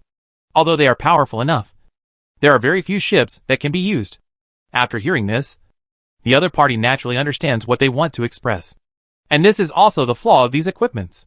To put it simply, ordinary battleships cannot use this equipment at all, because the value of this equipment is too high. If it is used casually on battleships, once this battleship is destroyed, this sky-high price of equipment will disappear. To put it simply, if your certificate does not reach a certain level, you are not qualified to use this kind of equipment. After all, The price of most equipment is dozens or even hundreds of times that of a battleship. Currently, those who are willing to use this kind of assembly are usually civilizations that own Titans. However, regular Titans and Super Titans are different. The cost of regular Titans is not as high as that of Super Titans, and is even countless times lower than that of Super Titans. So under normal circumstances, regular Titans only technology and equipment with a level of about 15 or below will be used. To put it bluntly, the sky-high priced equipment like theirs, which has reached level 18, was actually tailor-made for the Super Titan. Because these equipment are too extreme, very few civilizations are willing to buy them. Once you obtain this equipment, you also know that it can be sold at a sky-high price. But what's the use? If no one buys this thing, it can only be placed here, and then it will have no effect. Usually, such equipment is disposed of at a low price in the end. Of course, when it is disposed of, it is usually when the civilization encounters difficulties, and has no other choice before considering lowering the price and selling this equipment to help the civilization tide over the difficulties. Although it is an excellent opportunity for players to buy these equipment now, they are not willing to sell it at a low price. After all, when such an opportunity comes, they naturally want to obtain sufficient benefits for themselves. At this time, when they were thinking about these issues, the voices of the players came, presumably through previous understanding. You also know that we have contacted you, and you are not the only civilization. At the same time, before we acquire these equipment, you have already discussed it, and you must raise the price, and do not allow the price to be lowered midway. But have you ever thought that there are now a total of 7 civilizations in the entire alliance that have these things? And we only need to acquire 4. Which means that there are 3 civilizations that may not be able to sell these things. A situation like ours will probably only happen once in thousands of years in the alliance. And you are also very clear about the current status of resource exploitation in all regions. If no major changes occur, or if we find a way to if there are impulses in those areas, then the next Titan construction will be in an unknown number of years. And we can also tell you clearly that the resources in those areas are not as rich as you think. After simple calculations, we can basically confirm that when we build Titan here, the resources over there will be the mining is done. So there is a large area in those areas that could be called resource-free in the future. Even if a wormhole appears, any civilization may still find nothing after entering it. Therefore, under such circumstances, if you want to encounter the difficulty of making Super Titans in the future, you will have to improve it a lot. And even if a civilization has the strength to produce it, there will be restrictions on the materials. The conventional materials consumed by a Super Titan can already allow many mining civilizations to exhaust their mines. At the same time, the core thing for making Super Titans is that some special items can only be obtained through ruins. This time we basically exhausted all the Alliance's reserves of special items. Many civilizations also said a large number of the fleet has carried out sweeps of various civilizations, which means that the number of remaining ruins is getting smaller and smaller. Under such circumstances, do you think that some powerful civilizations will start manufacturing this kind of thing? Obviously, they will not dare to start it rashly until the number of special items reaches a certain level. After all, no civilization wants its Titan manufacturing to end up as an unfinished project. Under such circumstances, do you think the civilizations you are cooperating with will not think of this? As for whether they will lower the price in the end, it's really hard to say. And you must also know that we have recently received the damage control. And you are also aware of the price of the damage control. But this price is really what you see of. Everyone fell silent after hearing this. And it was obvious that they understood the fishiness involved. The matter of being subject to damage control actually caused an uproar in the league. After all, such sky-high price equipment still deserves the attention of many people. It is said that the transaction price at that time was 1.5 trillion. And all civilizations that own this device have achieved it. Statistics will not sell it for a price lower than this. As for who the Zerg chooses in the end, it all depends on luck. But is this really the case? Obviously everyone knew that this was absolutely impossible. And they were sure that the civilization that successfully concluded the transaction must have contacted the Zerg swarm privately, and then told the Zerg swarm that they were willing to lower the price. Although on the surface it seems that the transaction price is set by them. After the transaction is completed, they will refund part of the fee to the swarm, which is equivalent to a disguised price reduction. In fact, everyone is well aware of your routine. So they also know very well that if they want to sell this thing, they must lower the price. And this is also the reason why they bite the price. Because price reduction is something that cannot be put on the table, to put it bluntly. Even if they have this idea, they can only communicate with players in private. And this is also the biggest problem, because no civilization knows whether other civilizations communicate with players in private, if they are the only ones communicating with the players. But the players tell them, sorry, all civilizations have communicated with us, and the prices have been lowered by how much, and the lowest has been reached. In the absence of clarity, players are free to lower their prices, and they have no way to verify with other civilizations whether this thing is true or false. So they can only agree to whatever the players say, so that the initiative is in the hands of the players. As for communicating with other civilizations, they are naturally unwilling to do so. Not to mention that ventilation will cause malicious price reduction. And even if things go wrong, some people who do not have such thoughts will have such thoughts because of your ventilation. So this matter, both for them and for the players, needs to be figured out by both parties. This is a technical job. If things are done beautifully, then they will gain more benefits. But if things are not done well, they will also lose a lot. And they only have one chance to make a fortune. So they must get a grip. After some haggling, the players left. It was obvious that the communication this time was not settled. Oh, even if they understand the stakes, they still insist on it. Everyone who went back couldn't help but feel a little uncomfortable after hearing this. At this time, when everyone was feeling uncomfortable, a player stood up and said, brothers, I actually have a plan for this matter. Currently we have had contact with these civilizations, and we already know a little bit about their situations. One of the civilizations is relatively tough and says they are unwilling to go to war. However, the remaining civilizations have not expressed their stance, which proves that they are still waiting and watching. In this way, we can choose to trade with that civilization that has a tougher attitude and collect it first. Because in this way, when other civilizations find out that that civilization has agreed, they will naturally have ideas. After all, in their impression, they also have a certain understanding of this civilization. Seeing such an attitude and a tough civilization becoming the first successful transaction target, what do you think they will think? I guess they will think that this civilization has wavered for its own interests, even if the civilization later tells them at what price it purchased it. Do you think others will believe it? We have many choices within the specified price range. Why should we choose them? As long as we have this idea and add a few more tiles, wouldn't the next thing be easy to handle? At this time, the players who heard this couldn't help but their eyes lit up. This was indeed a good trick. Although buying at the original price would cause them to lose a lot, the losses would only need to be made up through the next few transactions. Thinking of this, the players immediately contacted this civilization after briefly communicating the specific operation process of this matter. A few days passed like this, and a few days later another big thing spread within the league. This incident is naturally the first energy diagnostic system that players have received. As this incident unfolded, the remaining civilizations also united and began to hold conferences. The content of the meeting is naturally to discuss the price issue and make a good deal without making any concessions. But the civilizations present all set up their own stalls, although they were discussing this matter on the surface. In fact, they were testing each other's attitudes. If they find out that the other party's attitude is wrong, they may act secretly. However, all civilizations have been visited by the players, and a group of people have also been dealt with. It would be strange if they can still be the same as before. So after this meeting, the remaining civilizations or everyone has their own agenda. It was even said that as soon as they returned, several civilizations took the initiative to contact the players and began to communicate with them about the price issue.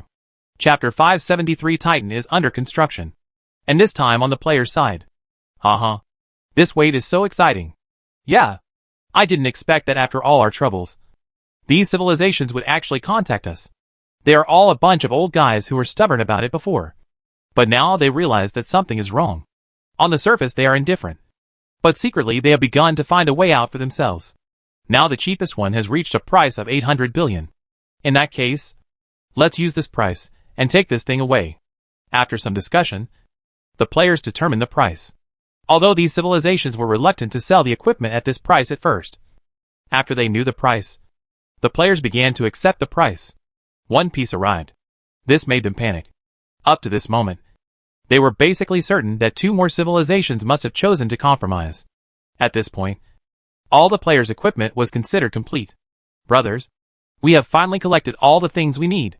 At this time, as the next piece of equipment was put in place, everyone at the players' stronghold felt a little emotional when they saw what they had in their hands. Yes, Collecting equipment this time has been full of twists and turns. The main reason is that they all want to raise prices and steal our wool.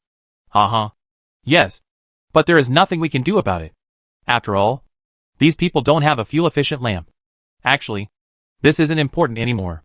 Anyway, I have received these equipment now. Brothers, to be honest, I am really curious now. What is the situation of this Titan? At this time, everyone was a little surprised when they heard what this player said. Brothers, let's just say yes. Let's not talk about Titan's sky-high price drawings. Let's just talk about the equipment. How much money did we spend to pull this set of equipment? It's more than 10 trillion.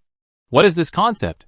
You have to know that a civilized flagship, even a high-end version, only costs more than 20 billion. But for this thing, we even spent this amount on equipment, excluding the equipment and the materials used to make Titans. How much do you think this set will cost? If you want to know everything about this Titan, I also made a simple estimate. What kind of level is it? In other words, a super civilization in the universe has accumulated hundreds of millions of years, and a large scale the accumulation of advanced civilization over nearly tens of millions of years. Add all these things together, and finally we can settle Titan's matter. After hearing this, everyone couldn't help but feel a little emotional. Yes, they worked really hard for this Titan. You must know that for any super civilization, their resource collection rate is very terrifying. After all, the level of civilization is here. But it takes hundreds of millions of years of accumulation for such a civilization to be enough for one battleship. If the strength of this battleship is not up to standard, no one can stand it. After all, if this is to be benchmarked, I am afraid it is not as simple as hundreds or thousands of civilized flagships. For the cost of this thing, this civilized flagship can be formed into a regular formation. It is such a terrible cost. Brother, don't tell me. After hearing what you said, I am also a little curious about the strength of this Titan. Yes. Can we not be curious about this matter? A huge amount of resources and time were spent. And even the equipment matching the chair was chosen to be the best. What is the level of the Titan assembled under such circumstances? Although those civilizations say that this kind of Titan is very strong, no one knows how strong it is. Indeed, this is something worth pondering. Just like this, players are also talking about this matter. At the same time, the progress of the entire Titan also affects various civilizations in the Alliance. And apart from the Alliance, even the other two hostile alliances are very concerned about this matter. On the United Universe side, for the two hostile civilizations, the other side has added a Super Titan, which has infinitely amplified their combat pressure. After all, the current situation of the three parties can be said to be evenly matched. If any party adds a super combat unit, it may not be a good thing for the other party. It is also for this reason that the other two united civilizations have also begun to prepare resources to add some combat units to their side. Although Titan is powerful, he also has battleships specifically targeted at him. And this kind of battleship is a dreadnought. First of all, the firepower of this kind of battleship is very exaggerated. It is even said that under certain circumstances, it can reach 1/20th of the firepower of the Super Titan. And the most important thing is that the cost of this kind of battleship is very cheap. So cheap that it can compete with ordinary compared with the civilization flagship. Of course, it still costs a little more than an ordinary civilization flagship. However, based on this alone, we cannot see how low its production cost is. Although this kind of warship has enough firepower to be terrifying, its biggest flaw is that its own defense is very low. In order to obtain powerful firepower, it sacrifices its own defense. But after all, this is also the basic attribute of a super battleship level battleship. Compared with ordinary battleships, its skin is still much thicker. Compared with the civilized flagship, its defense power is about 1/10 of that of the civilized flagship. In fact, the reason why this kind of warship has not become popular is also because of this reason. The defense power is too low, and the probability of damage on the battlefield is too high. Although he has strong firepower, no one can be his opponent in a 1v1 situation. But in a 1v2 situation, he will most likely die first. But any battleship has its uses. Although the scope of application of this kind of battleship is not high. But in terms of targeting Titan, it surpasses other battleships. To put it bluntly, if you use it against the wife, you will pile up the quantity and rely on quantity to change tactics. Because the cost of building this kind of warship is here. For this kind of battleship, I will prepare thousands of them to trade with you for Titans. As long as you replace me, even if all these battleships die, I will not lose money. He even said that if the opponent's Titan was better equipped, he could still make money. Alliance Leader. The construction of the Super Titan over there is almost completed. How is the construction of our Dreadnought fleet here? At this time, the top leaders of the hostile alliance gathered together to discuss this matter. For these two alliances, they know very well that once the other alliance's Super Titan is launched, if nothing unexpected happens, the other side may start a war again. The reason for this is naturally very simple. After all, with the addition of a Super Titan to their alliance, they will be able to mobilize more fleets. War battles between alliances usually involve a super carrier leading a large number of other warships to attack. To put it bluntly, the attack method is usually a formation system. Super carriers must be stationed at the junction of the three alliances. To put it bluntly, there must be a Super Titan in each area at the junction. This is to ensure that you can block it when the other party launches a sudden attack on this area. Therefore, each of the three alliances there are 5 fixed Super Titans that cannot be moved, except for these few Super Titans that are responsible for guarding the border security. The other Super Titans need to be responsible for dispatching to fight with the opponent. That is to say, the extra capabilities of these ships can be regarded as the combat power that can be mobilized. And whoever can mobilize more combat power will have an advantage. After all, if your family only has 2 ships that can be mobilized, and my family has 3 ships, your side may fall into a 2-on-1 situation. If such a situation really occurs, then you may only risk escorting the warships guarding the border to rescue you at this time. But once he comes, that area will be empty. At that time, we might be able to take advantage of it. All in all, the current situation is that the balance cannot be broken. Once it is broken, it will be a devastating disaster for any civilization. Simply using a Super Titan will not break the balance. Although the existing balance cannot be broken, if it is not curbed, it will have a very big impact on future battles. After all, the strength that a Super Titan can exert can have a great impact. And such an impact, if things go on like this, the civilization that is his enemy will sooner or later be consumed by Hu-Hu. Although I want to destroy the Super Titan, there are targeted ships. But it is actually not that easy. After all, the Super Titan has its own escort formation. These escort formations can also provide certain protection. At the same time, each Super Titan also has its own characteristics. Take the player's Super Titan as an example. The player's Super Titan may not have the most powerful firepower. Yes, but its defensive capabilities and ability to clean up miscellaneous soldiers are definitely the strongest. And it is precisely this kind of Titan that is the most difficult to target. After all, people's survivability is here. Although there are Super Titans that focus on firepower, the survivability of such Titans is much lower if they are in a 1v1 confrontation. Although this kind of high firepower Titan can severely damage the player's Titans. In fact, before the player's Titans are severely damaged, the high firepower Titan may be unable to withstand it first. Therefore, when Titans of this type come out of the cave, they need a lot of support. As long as they have complete fans, they will have an absolute advantage in fighting the player's Titans. Each Super Titan has its own characteristics, and each characteristic is to maximize one of its own characteristics. These Titans check and balance each other. For example, Titans with extremely high defenses, like players, are afraid of the other party's electronic warfare. There are also ships in Super Titan that can directly absorb the energy of the opponent's battleship. This kind of ship is fatal to players. As long as the opponent's personnel are controlled and active equipment cannot be turned on, the player's Titan's defense power will be significantly reduced. As for Titans of this type, what they fear most is those whose output is off the charts, because he simply can't withstand the firepower. In short, different Super Titans also have checks and balances on each other. The specific reason, based on inference, should be that the relationship between ancient civilizations was the same. Their situation should be almost the same as the current situation on the United Civilization side. They are hostile to each other. So there are quite a lot of small ways in this Titan. Brothers, we can first understand the general situation of the Super Titans currently owned by several alliances, and then understand which Titans can restrain us. The reason why players want to understand these reasons is that the first point is to prevent the future, and the second point is for the upcoming war, because the players also have to participate in this war. In fact, the players did not want to participate, but in order to better integrate into this alliance, or this universe, they had to do so. For them, the main development route in the future should be in this universe. After all, compared to this universe, the Dark Forest universe, they are two novices. It's fine at ordinary times, But once there is an invasion from other universes, it is impossible for the Dark Forest universe to unite. If a single civilization confronts the entire alliance, it will only be crushed. Therefore, players who have seen through this clearly understand that if he continues to stay in the Dark Forest universe, he may be invaded by other united civilizations in the future.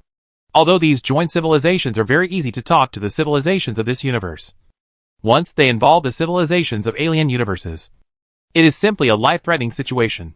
For other cosmic alliances, they will know what cruelty is. Basically, the operating mode is complete destruction without any possibility of surrender.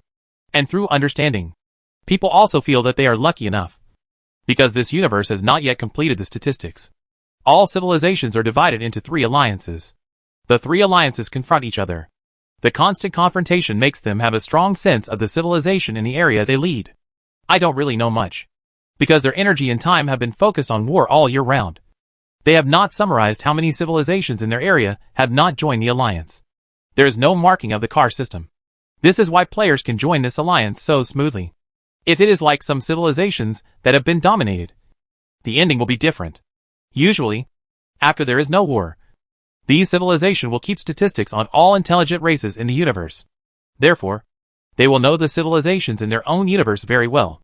Under such circumstances, if the players suddenly appear, they will know where the players are from, and they will naturally eliminate them directly. After understanding this, people also understood this opportunity, so they must not miss it. No matter what happens, they must stay here.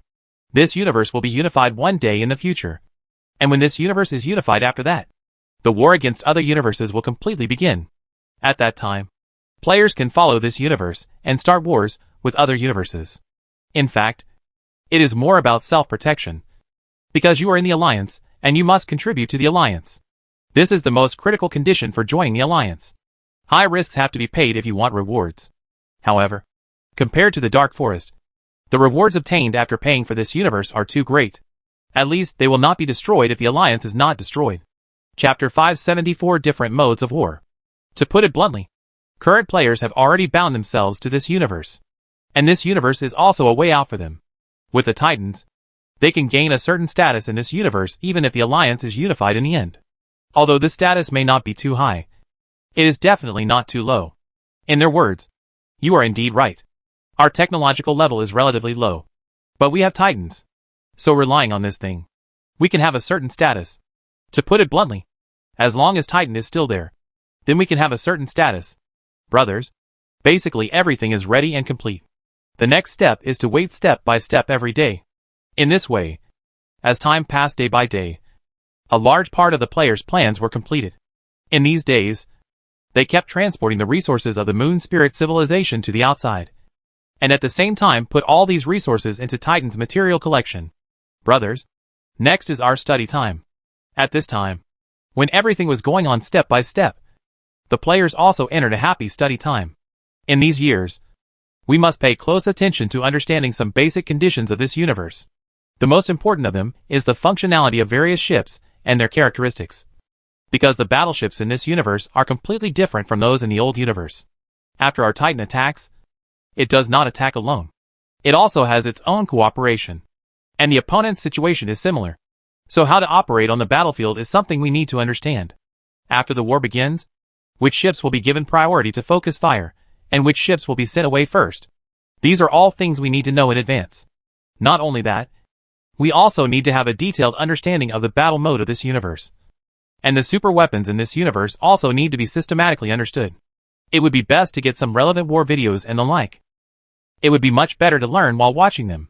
These videos are usually quite rare and generally will not be released to the public. It doesn't matter. Don't we still have Tai Lung?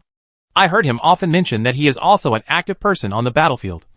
So I guess there should be video footage of him there. Yes. Why didn't I think of it? But brothers, let's go find him. He also wants a video of Mao Mao. Let's ask him directly. This is no better than a video. Everyone nodded immediately after hearing this. So not long after, he was at the place where Tai Lung was. Bosses, I can only give you some simple explanations about the issues you mentioned.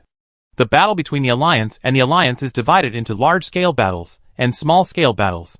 In the case of a large-scale collision, the supercarrier will take the lead and fight against the opponent's supercarrier.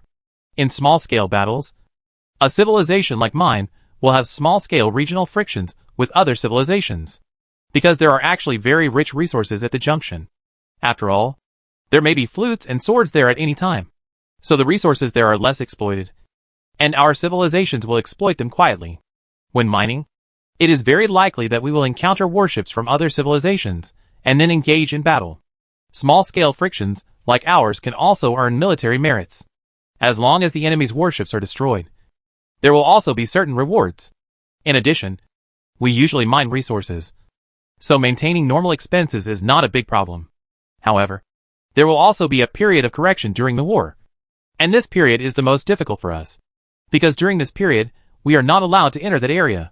Not only do we not have resources to collect, but we also have no achievements in the alliance. Okay, so we will have a very hard time during that period. I haven't participated in many large-scale battles, so my explanation to you is not perfect, but I can talk to you about some small-scale battles. In this way, Tai Lung also discussed the general situation with the players.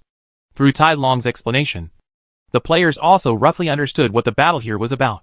First of all, it was a small-scale battle.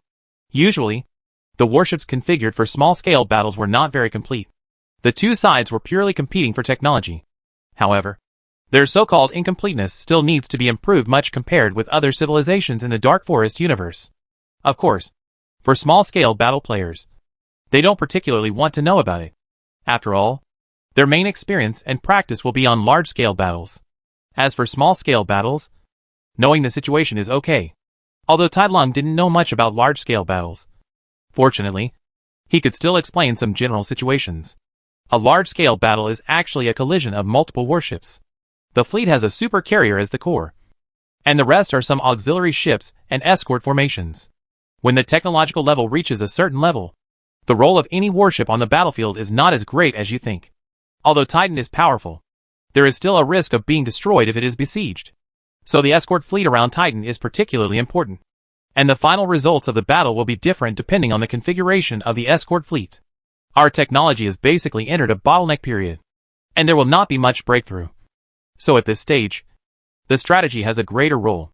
Of course, the strategy here mainly refers to the formation of troops, and it does not mean taking advantage of favorable terrain like low-level civilizations.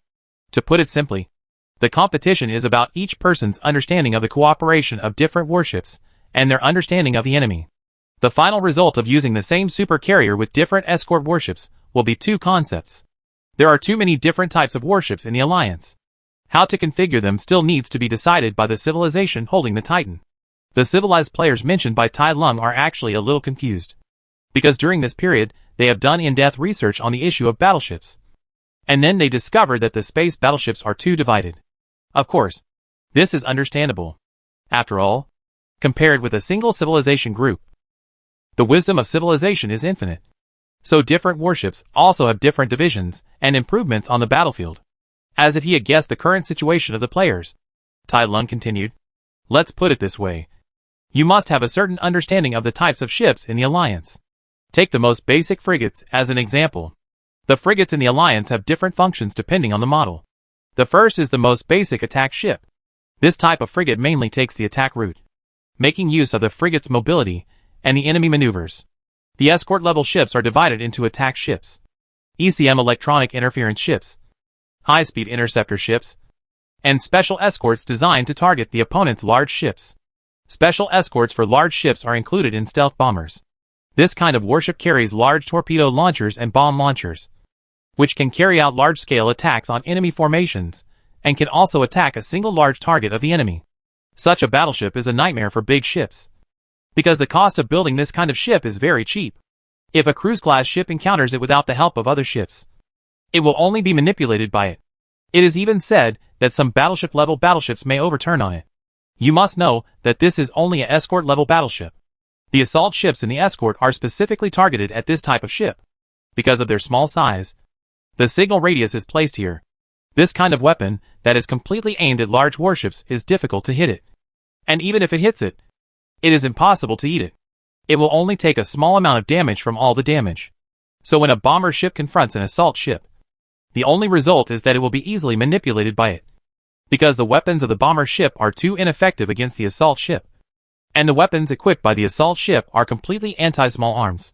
It can even be said that its the weapon is the ultimate anti-small force. So this kind of ship is designed to target assault ships. Assault ships are relatively weak in electronic warfare in order to pursue strong firepower and defense. Once they encounter a jamming ship among frigates, they will be unable to use it, because their anti-jamming ability is relatively weak. Once they are interfered by such ships, they can't even lock on to the target.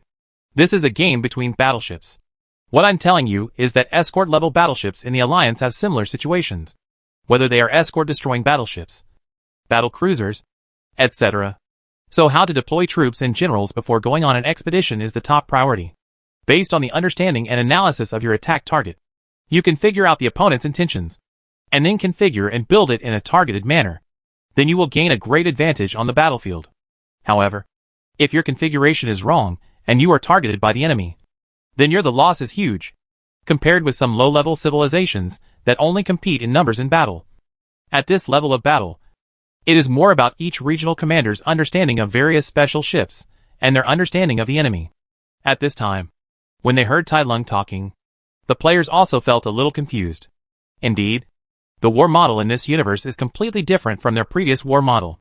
Of course, they also know very well that the war model in this universe is undoubtedly much better than that in their original universe.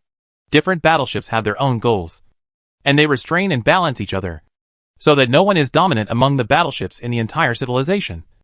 Just like a single civilization flagship in the Dark Universe can dominate the entire civilization. But there are many ways to achieve civilization in this universe. The situation where a civilization flagship decided the world in the original universe will not happen in this universe. This is what surprises the players the most. After not thinking about it, the players suddenly realized a problem. Tylon, according to what you said, I don't understand a bit. Because each type of battleship has its own characteristics, and it is configured according to the characteristics. Then in the battle, the role of the supercarrier is ignored. And if so many battleships cooperate to target the supercarrier, I'm afraid the supercarrier won't be able to withstand it. Tai Lung shook his head when he heard this. On the contrary, the supercarrier plays a very important role in the battle. It is even said that as long as it is used properly, it can turn the tide of the battle. I believe you will see this in the future. One of the functions of a supercarrier is to contain the opponent's supercarrier. Another function is to use different doomsday weapons for different situations. Doomsday can only be equipped with super weapons. There are many types of doomsday weapons.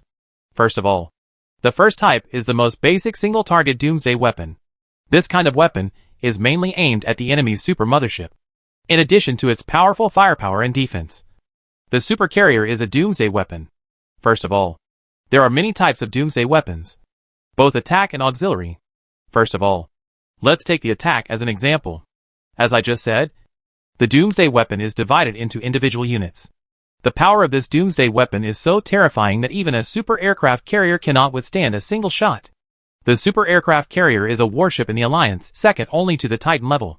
The cost of building this kind of ship is also very high. It is divided into attack bias and defense bias. They not only play a supporting role in the battlefield, but also responsible for assisting the dreadnought in destroying the enemy Titan. This kind of warship can be regarded as a high-end combat power in the Alliance. But even this kind of combat power cannot withstand the end of the Titan. Of course, it depends on the situation. Those with a defensive bias can still withstand it. But after resisting, it's bound to not be in good condition.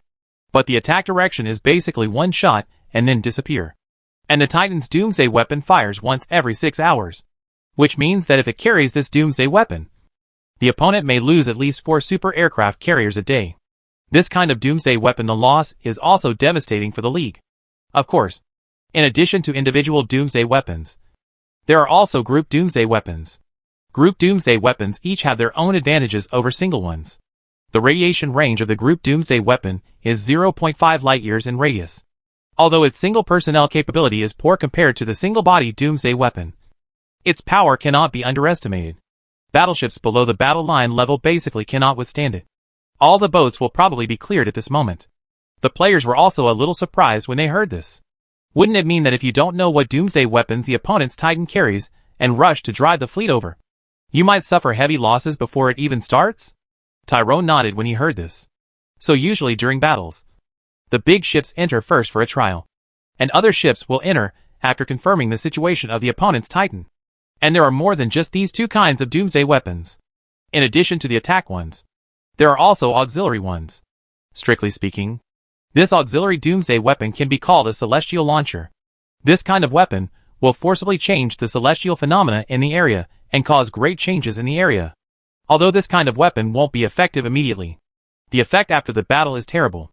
For example, your fleet is mainly shield-resistant ships, and mine is mainly armor-resistant.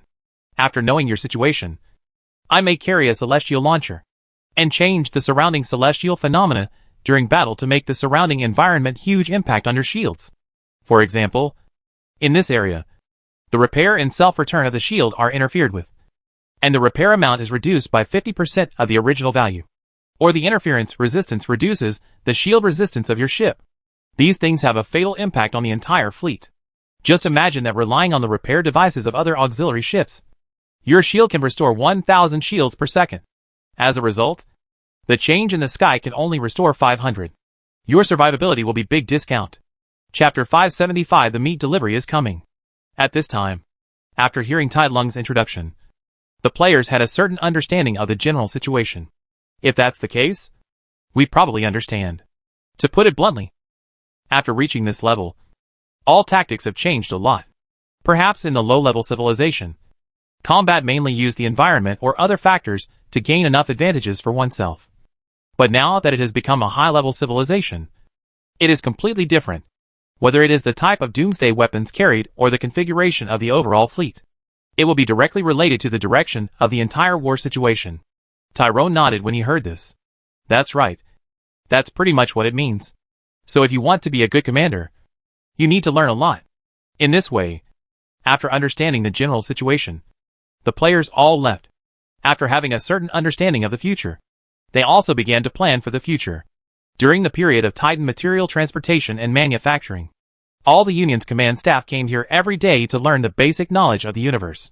As for other people, they continued to transport materials according to the previous plan. Material, because the knowledge involved is relatively broad. I personally suggest that each of us can take responsibility for a part. And then when the war starts, we can have a meeting and discuss how to operate it. After determining the plan in this way, people also started to take action. After all, compared to other civilizations, their combat experience can be considered to be very rich. After understanding the general situation of the opponent, they were quickly able to follow the general situation, routines to formulate corresponding tactics. And what they have to do now is to understand the situation clearly. Time flies like this. Time flew by while the players were learning and transporting. And soon the Titan was completed. During this period of time, the players also performed their respective duties. Since there was plenty of time, the players basically learned everything they needed to learn. Brothers, today is the time for our Titan to enter the water. Players gathered at the Titan manufacturing factory very early in the day. Like them, there are many civilizations that have gathered here early. After all, Titan's launch is considered a grand event for any civilization, and they also participated in its construction. It was similar to the ceremony on the Southern Star. At the beginning, some advanced civilizations in the Alliance gathered together and began to read out a lot of opening remarks. As the opening remarks ended, countless ceremonial spaceships flew out.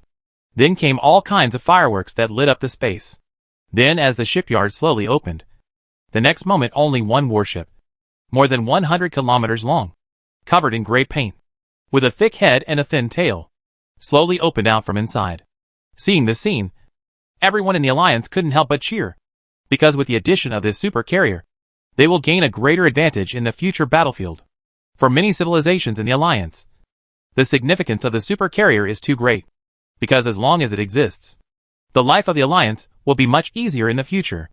After all, in the battle area, the number of one's own super carriers will be directly related to whether they can safely collect resources.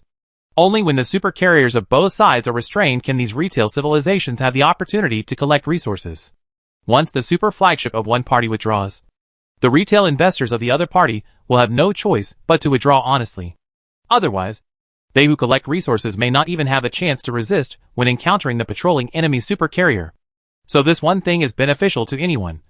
And at the same time on the Dark Universe side, a giant beast is flying rapidly in a certain direction in the starry sky.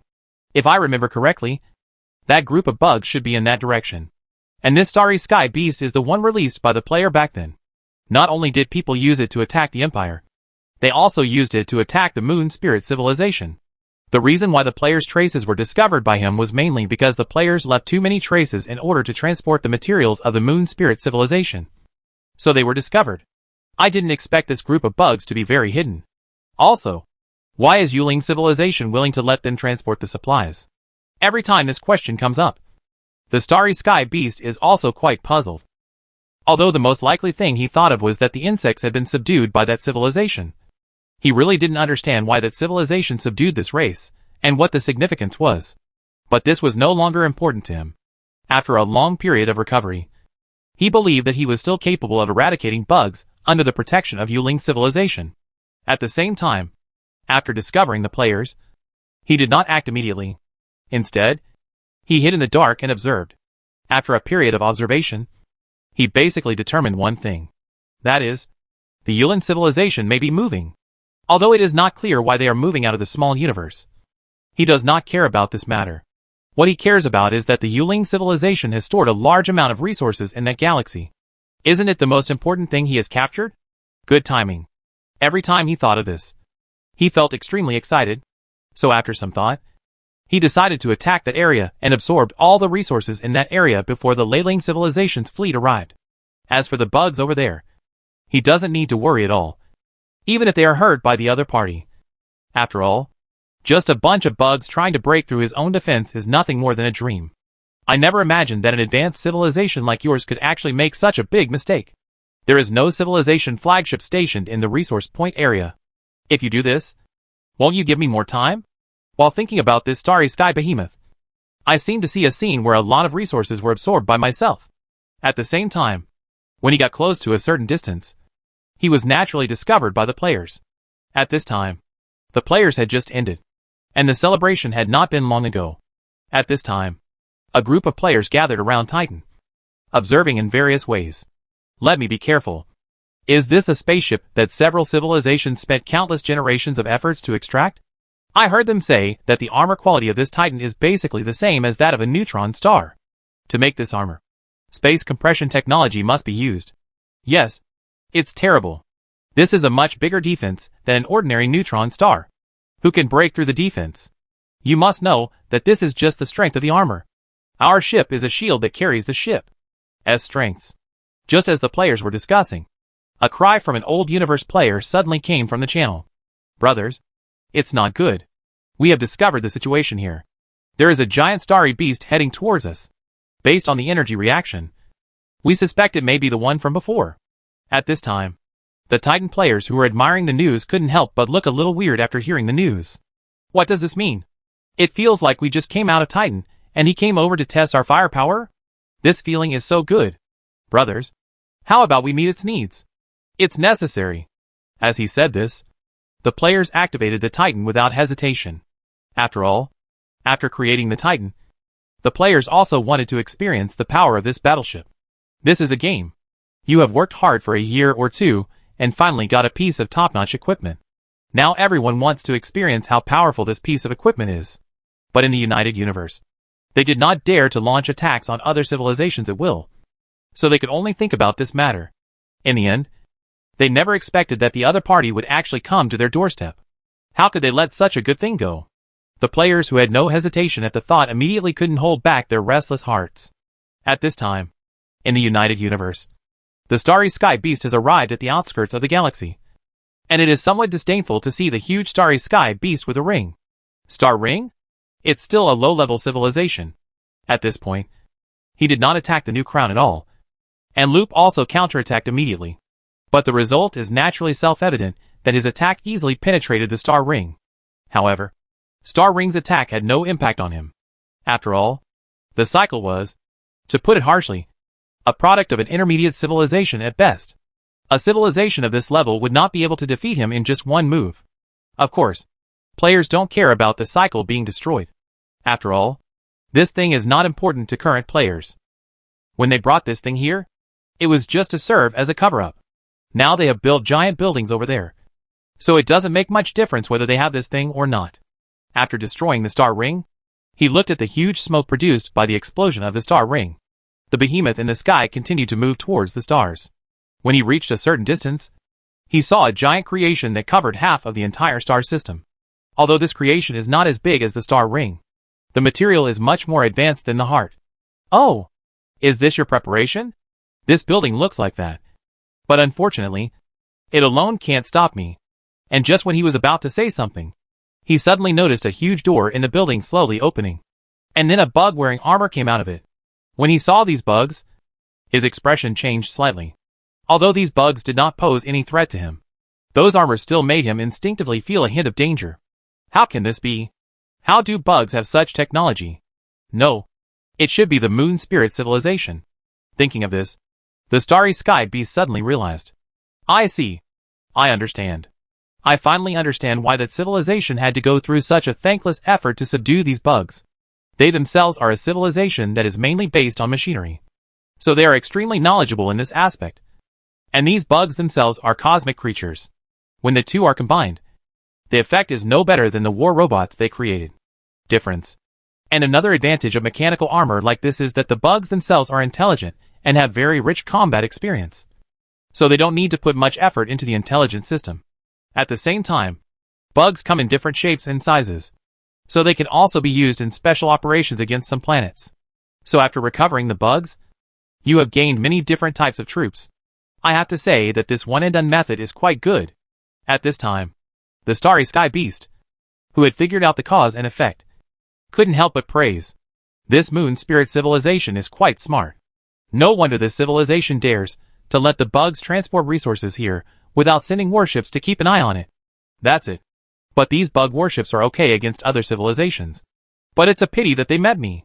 Thinking of this, it couldn't help but recall the time when it was used as cannon fodder by insects. Twice exactly. A low-level civilization actually used me as cannon fodder twice. It is a mercy on my part to allow you to live till now. Today I will settle old and new grudges together. It just so happens that I can still collect some interest. Then I heard a roar, and saw the starry sky beast rushing towards the insect swarm. At the same time, the players immediately began to fight back. As the war began, this starry sky beast was also very surprised. Because the firepower of these armors was obviously much stronger than the robots he had fought with the moon spirit civilization before. It's a little bit complicated. I didn't expect that the combination of these two could actually exert such power. But obviously this is not enough. At this time, as the war began, the starry sky beast launched a thunder attack. Although the players can barely resist, they can only resist. Brothers, I have to say, this thing is still as fierce as ever. Ferocious ass. Let's not say more. No matter how much more troops we deploy to cooperate with the neutron battle star, he won't be able to withstand it. As long as the neutron battle star is in front of us, and we slowly backstab it, it will be consumed by us sooner or later. Yes, although he was extremely strong to us in the past, he is just a scum to us now. In this way, the players continued to fight against the starry sky beast while communicating. At the same time, when the starry sky beast was pushing all the way, he suddenly realized that something was wrong, and a feeling of danger came to his heart. Logically speaking, it is basically impossible for him to be in such a situation. So he is also a little strange about this. But he quickly located the source of the feeling, and saw a huge battleship suddenly appearing in front of the open door. When he saw this battleship, it immediately became alert. At this time, seeing this battleship, memories flooded into his heart, making him feel a sense of fear. After all, compared to the civilization of the current universe, he has been sealed until now. Titan? No! It's a Super Titan! He was also frightened when he saw the scene. Super Titan. In the time of ancient cosmic civilization, it was also considered to be quite famous. Although there was only one Super Titan in that era, that civilization almost overturned the entire universe with this Titan. Chapter 576. Destroy the Starry Sky Behemoth. But when the Starry Sky Beast saw the scene, the whole beast went numb. How is it possible? How could they have a Super Titan in their hands? Didn't that Titan be besieged by multiple civilizations during the War of the Ancients and eventually fall? How could it appear in this era? Having said this, the Starry Sky Beast soon discovered that this Titan was very different from the one they encountered before. No, it shouldn't be that one. That one should have been destroyed in that war. And this one should have been built later. But how is this possible? According to the information I learned at the time, A huge amount of materials would be needed to build such a Titan. This is not something a civilization can complete in a short time. The destroyed Titan took nearly 100 million years to complete. Even if a civilization later wanted to create Titans, it would be impossible. Unless the ancient civilization left behind them in that war, and continues to this day. I believe you say he can make it. But if that is the case, it is absolutely impossible for this Titan to appear in the hands of the insect swarm. And it is absolutely impossible to appear in the hands of the Moon Spirit civilization. Because he knows very well that with the strength of these two civilizations, it is simply a fantasy to get this thing. And now he has gradually discovered that something is wrong. It seems that he was wrong from the beginning. It can be said that from the beginning, the civilization that this Titan belonged to was not the Moon Spirit civilization, but the insect swarm. The reason why that civilization chose to transport resources does not mean that they are preparing to move, but that they may have been defeated by this group of bugs. Although it was incredible, after he saw this battleship, he was basically sure that with the help of this battleship, the bugs would definitely be able to defeat the Moon Spirit civilization. And if he went up, he would be purely for this battleship. A Titan delivers meat. If there was not much difference in strength between the two sides, he could give it a try. But the difference in strength between himself and this Titan could no longer be described as big or small. This is simply a world of difference. If you dare to go up and fight this Titan under such circumstances, you don't have to think about getting killed. So when he thought of this, he immediately turned around and prepared to run away. However, after the players sacrificed this thing, they never thought about the chance of this guy running away. Because at this moment, several fighters suddenly flew out of Titan's drone bay. And the speed of these fighters was extremely fast. Before the starry sky beast could react, he felt that he had been disturbed. Not only did his speed slow down, but he also couldn't escape if he wanted to. Anti-jump? How can this be? THE carrier-based aircraft. How can this thing still exist in this era? The starry sky beast was also a little surprised when he saw this scene. Although he was surprised, the players were even more surprised because the words he roared just now had been translated by the self-translation system carried by Titan. Although no civilization in this universe has studied the language of the starry beasts. In this universe it's different in the United Civilization. So when the players heard what the starry sky beast said, they were also shocked. How does this guy know about carrier-based aircraft? And what's more, how can this thing still exist in this era? At this time, the players immediately felt through his words that the amount of information was too huge. First of all, through his previous words, the players were basically certain that there had been a Super Titan in this universe. But the Super Titan was destroyed. If we talk about this super mothership, it can be said to be a coincidence between two completely unrelated universes. So how to explain the Iron Cavalry carrier-based aircraft? This can't explain everything at all. One thing is a coincidence. So is the other thing also a coincidence? Obviously, this is impossible. And the most important thing is that these two things actually existed in the ancient civilizations of two universes at the same time. What is going on? If we combine this information, we can easily deduce a result. That is, whether it is the United Civilization or the Dark Forest universe, they all have the same ancient civilization. And if my guess is correct, the ancient civilizations of the two universes basically withdrew from the stage of history in the same way. Is this reasonable? This is obviously unreasonable. What exactly is this?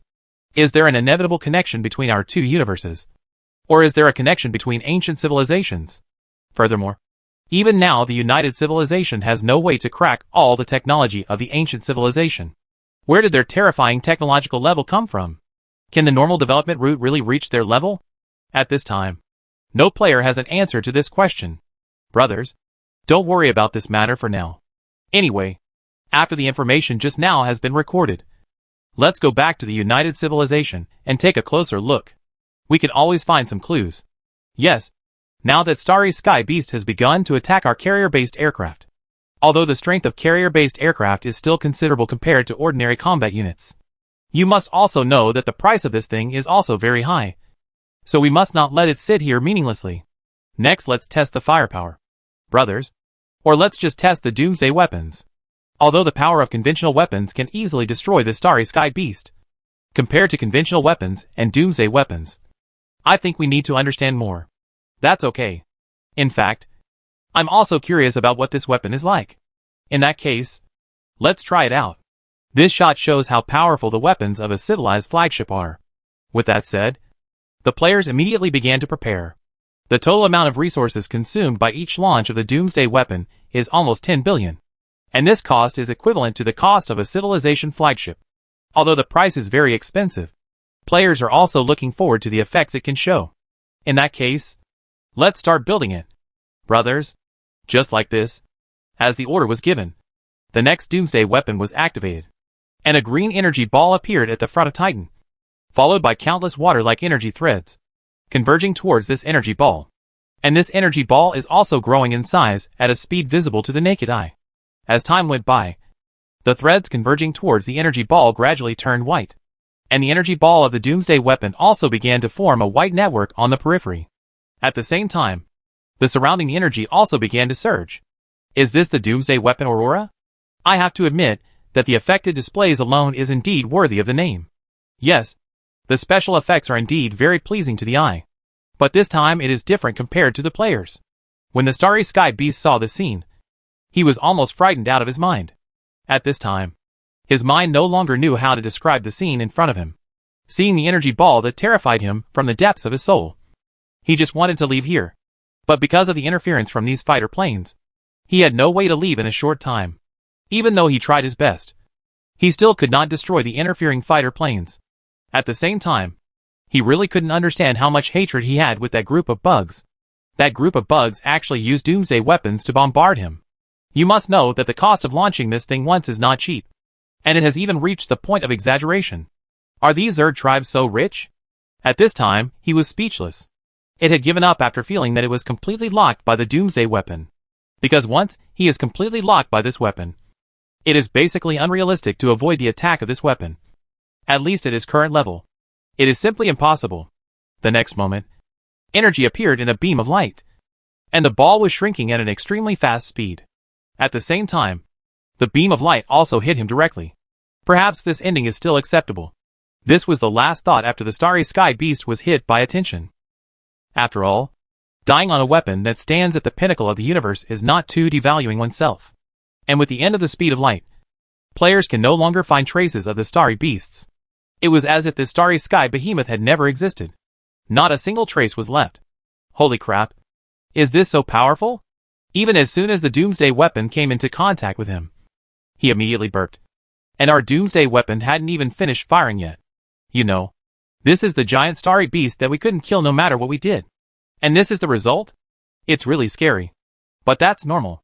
If it didn't have such power, how could this thing cost so much? It's a pity. If this Starry Sky Beast can hold on for a while, maybe we can still try the effect of flagship missile bombing. Actually, I don't think it's necessary. If that thing hits that Starry Sky Beast, he probably won't be able to withstand it twice. In this way, the unsatisfied players returned to the United Civilized Universe. They were actually not satisfied with this battle, because it did not test how powerful this Titan was at all. In this battle, they just satisfied their curiosity and appreciated the effect of this super weapon when launched, because the power of the Doomsday weapon was so unexpected. The Starry Sky Beast was directly annihilated before the players even had time to collect data. Originally, I wanted to know the strength of this warship. I could only find out the strength of it by bombarding the enemy's supercarrier on the battlefield in the future. But I have to say that through the battle just now, we have fully realized what it means to be crushed. Even a beast as strong as the Starry Sky will be crushed by us. No wonder Tai Lung and the others can only pick up some holes on the battlefield. It's even said that they can't even enter the flagship formation. Just kidding. If you want to join the flagship formation, you must have a special ship. The technology of special battleships has always been monopolized by some advanced civilizations, and the prices they sell for are also very high. Special warships like the Protection class are, to put it bluntly, cannon fodder on the battlefield. Although you can earn a lot of income by joining the civilized flagship formation, this income is compared to purchasing a warship. The money is far from enough. So if it is not a special warship developed by your own civilization, but purchased through purchase, it is basically impossible to choose to join the flagship formation. Otherwise, if there is a battle loss, you will not lose money. It is very difficult to reach that kind of technological level that I have studied myself. At least a large number of advanced civilizations currently do not have this ability at all. Looking for scraps on the battlefield is risky, but at least the benefits are considerable. So these people will choose to go there. In this way, the players who return to the United Civilization are also on the right track in this universe. During this time, they learned about things on the battlefield, especially the time when the war would start, which was uncertain. After every collision between the flagships of a super civilization, they would enter a long period of stagnation to repair the warships and then replenish the battle losses. Because the rest period is not long now. It is basically unrealistic to start a war in the short term. And this period of time is just enough for players to understand the situation. At the same time, players also face another problem. And that is about the Black Insect Home planet. Because the energy on the periphery of the Black Insect Home star is inextricably linked to soul technology. Players know very well that this thing may also be very important to this universe. Once this thing is exposed, they may be more serious than the exposure of the door to the universe. So now they are also very entangled. Should they keep this thing in the original universe or take it over? Research can continue if it stays in the original universe. But it may be targeted by other advanced civilizations, making it impossible to keep this thing. If you reach this universe, you don't have to worry about being robbed. But once it is discovered, the thing no longer belongs to them. So the players are also very confused. Damn it. You really gave us a problem. If we bring that thing over, we can only put it in our base. Yes. This is the most troublesome. Although Titan uses space compression technology inside, the space is very large, and it shouldn't be a big problem to put this thing down. But this thing is afraid of being discovered when it is repaired. And if the Titan fails during the battle, this thing will also be in trouble. It seems that the safest solution now is to put this thing in our stronghold. Put it directly inside the insect nest. No. If we put it there, and something goes wrong at a certain point in the research, the thing will explode, and we will be out of business. It will still be placed in the war fortress as before, but with more concealment methods. That's all we can do now. After some discussion, the players decided to bring the thing to the United Universe. As long as this thing is hidden enough, and if no big noise is made, it will basically not be discovered. In this way, they can continue to study this thing with peace of mind. Chapter 577 Reselection of Route. In fact, the players didn't know how to evaluate this sphere for a while. After all, they have had this thing for a long time, and it has been studied by brainworms. It stands to reason that no small achievement can be achieved no matter what. But in fact, except for the last time when some basic utilization methods were researched, the players have not made any progress. In other words, regarding the research related to this thing, players are still stuck at the time when they were undercover in the Moon Spirit civilization. This progress is very slow. And even if they know that there have been civilizations in this universe that have conducted relevant research before, if they obtain this information, it will be a certain improvement for themselves. But there is no way. They don't dare to know the relevant things now. After all, it would be embarrassing if they were exposed. And even if they joined Tai Lung's soul technology research, they would not dare to take away too much information at once. Fortunately, once the data collected so far is integrated, the players think it should be of some help to their research. But this time on the brainworm side. Currently, our research on soul technology has entered a bottleneck period. Although they have obtained some relevant information from other civilizations, the research direction of these information is too different from ours. So we need to dedicate some personnel here to study which direction, and then see if we can integrate the two general directions to research new things. By the way, have the soldiers mentioned when new information will be delivered next? Not at all. The situation among the soldiers is not much better, because if they care too much about this technology, it may attract the attention of other civilizations. What we need to do now is to use every means possible to reduce the attention of other civilizations to us. So the data matters are done step by step. But as long as we are still in that system, sooner or later we will be able to get all their research results. That's all we can do at the moment. The research on soul technology is too difficult. Compared with other technologies, soul technology needs an opportunity. If you can find this opportunity, it will advance by leaps and bounds. But opportunities like this are so hard to come by. In this way, the brainworms were studying and discussing the existing situation. At the same time, while they were still making arrangements, Jiang Yao was also thinking about his next route. At present, the move to this universe is basically stable, and the current state of the door to the universe is unstable and may be closed at any time. Once the door to the universe is closed, there will be one less thing I need to hide. The next step is to develop in this universe, which is also a troublesome thing. First of all, you must participate in the necessary wars that are developing. Secondly, you need to get more things related to soul technology to improve your research level. In fact, The reason why he is so interested in this technology is not because the Soul technology is mysterious, and the other party has no means to target it. In fact, the main reason why he studied this technology was because he took a fancy to the energy shield. The strength of that thing was really beyond his expectation. He had been unable to break it before. Later, he got Tai Lung's technology and tried it. He found that the thing still didn't move at all. So he tried it with that strength. If he knows the principle of its formation and manufacturing, it means that he will be able to research a new defensive shield. It is self-evident what this represents. For any of your civilization, a brand new defense method means that it can bring more possibilities. The evolution of weapons in the universe is determined by the situation of civilization. Take the damage types of weapons and ammunition as an example. From the beginning, a single type of damage is added to other types of damage later. So what happens is that the opponent discovers that your defense against my damage is very high. So in order to break through your defense, I need to develop other damage types. In this case, you will have no way to defend against me. And every time a new defense direction is researched, it will have a huge impact on the entire pattern. So far, not only the defense system, but also the offensive system is also very complete. Different types of attack attributes mean that current warships must require full attribute resistance to improve their survivability. This is a change. But change cannot happen overnight.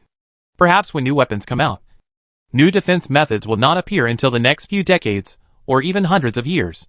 And this also means that in these years, civilizations with new weapons will have a great advantage, which will be of great help to the development of civilization, especially against civilizations like the Dark Universe. So now, he just wants to study the principle of that energy body. If that kind of energy body can be used in batches, it means that he will definitely be able to gain an advantage in future battles with other civilizations. After all, if the opponent wants to develop a targeted weapon, it will take a lot of time. And this period of time is your opportunity. All in all, at this point, the advantages brought by every technological improvement are very obvious. So this thing can be used as a trump card in itself. At the same time, Jiang Yao knew very well how useful this trump card was as a blind spot. After all, although both universes have conducted research in this area, neither has been successful. It is self-evident how special this thing is. So based on this alone, Jiang Yao knew that although this road was difficult and risky, it was definitely worth the effort. Now that we have solved so many civilizations and obtained their technologies, we basically understand all these technologies. Although the technology from the Moon Spirit civilization has only been acquired recently. Fortunately, I have arranged for so many brainworms to work as undercover agents before. So I have a certain foundation. After having these foundations, it is not difficult for me to study clearly. Just like that, Jiang Yao began to think about everything in his heart. Currently, 80% of the heavy equipment in the entire civilization is devoted to the research of soul technology. And the remaining 20% is used to learn the technology one captured. Although I don't know when soul technology will pay off. But unlike so many other people who rely on technological civilization, my dependence on technology is not that high. With so much investment in a technology, it doesn't matter to me even if it fails. Because in the end my main focus is evolution. After thinking about this issue, Jiang Yao also started to think about it. During this period of time, all his energy was focused on technology. And neither he nor the players paid much attention to evolution. Of course, this is normal. First of all, as long as he has a system, he can handle evolutionary matters. But now that I thought about it, Jiang Yao felt that they still relied too much on technology during this period. Although I had thought that something like this would happen when I first chose to purchase various technological weapons. But now it seems, Jiang thinks he couldn't help but sigh when he thought of this. Something really creates a situation of complete dependence without even realizing it. It's not okay to continue like this, or because of the door to the universe in the past. I have to finish some things before it closes. So it's understandable to rely too much on technology. But what? Now that things have basically been resolved, I'm afraid my focus should change again. I have to focus on other things. Thinking of this, Jiang Yao also started to make plans. In the next time, I must find a way to gradually shift the focus of the entire civilization to evolution.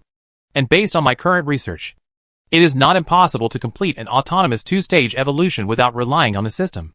Thinking of this, Jiang Yao also started to think. Evolve autonomously. To put it simply, it is to complete the transformation of living organisms through some special means. He had no idea about this before. But now it's different. Having mastered so much knowledge, he can put these things on evolution and create corresponding evolutionary equipment for players to evolve.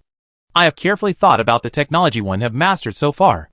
I should be able to upgrade the basic first and second stages of evolution independently. The third stage and subsequent stages may still need to rely on the system. It seems it's time to focus on this. As long as the first and second stages of evolution of all bugs are resolved, then in the future, players will start to obtain bugs from the second stage. Although the improvement is not big, it can still save a lot of resources for players, especially in the later stages. High-level bugs can save more resources. However, compared with low-level bugs, high-level bugs, the progress of Bien's research may be much slower. But it doesn't matter. Let's get everything moving first, and have some hope before talking. Thinking of this, Jiang Yao once again began to assign future research. He needs to devote some of his energy to this technology. At the same time, he also began to think about the various advantages and disadvantages of the evolution of the swarm. Although the strength of the swarm after evolution is relatively stable, the shortcomings are also obvious. That is, the consumption of resources is too exaggerated. If the evolution of bugs did not require a large amount of resources at each stage, players would not be so dependent on Talon's technology. So I still need to plan carefully about this in the future. A long time ago, I made a simple plan for my side, which is to integrate the evolution of my side with conventional technology.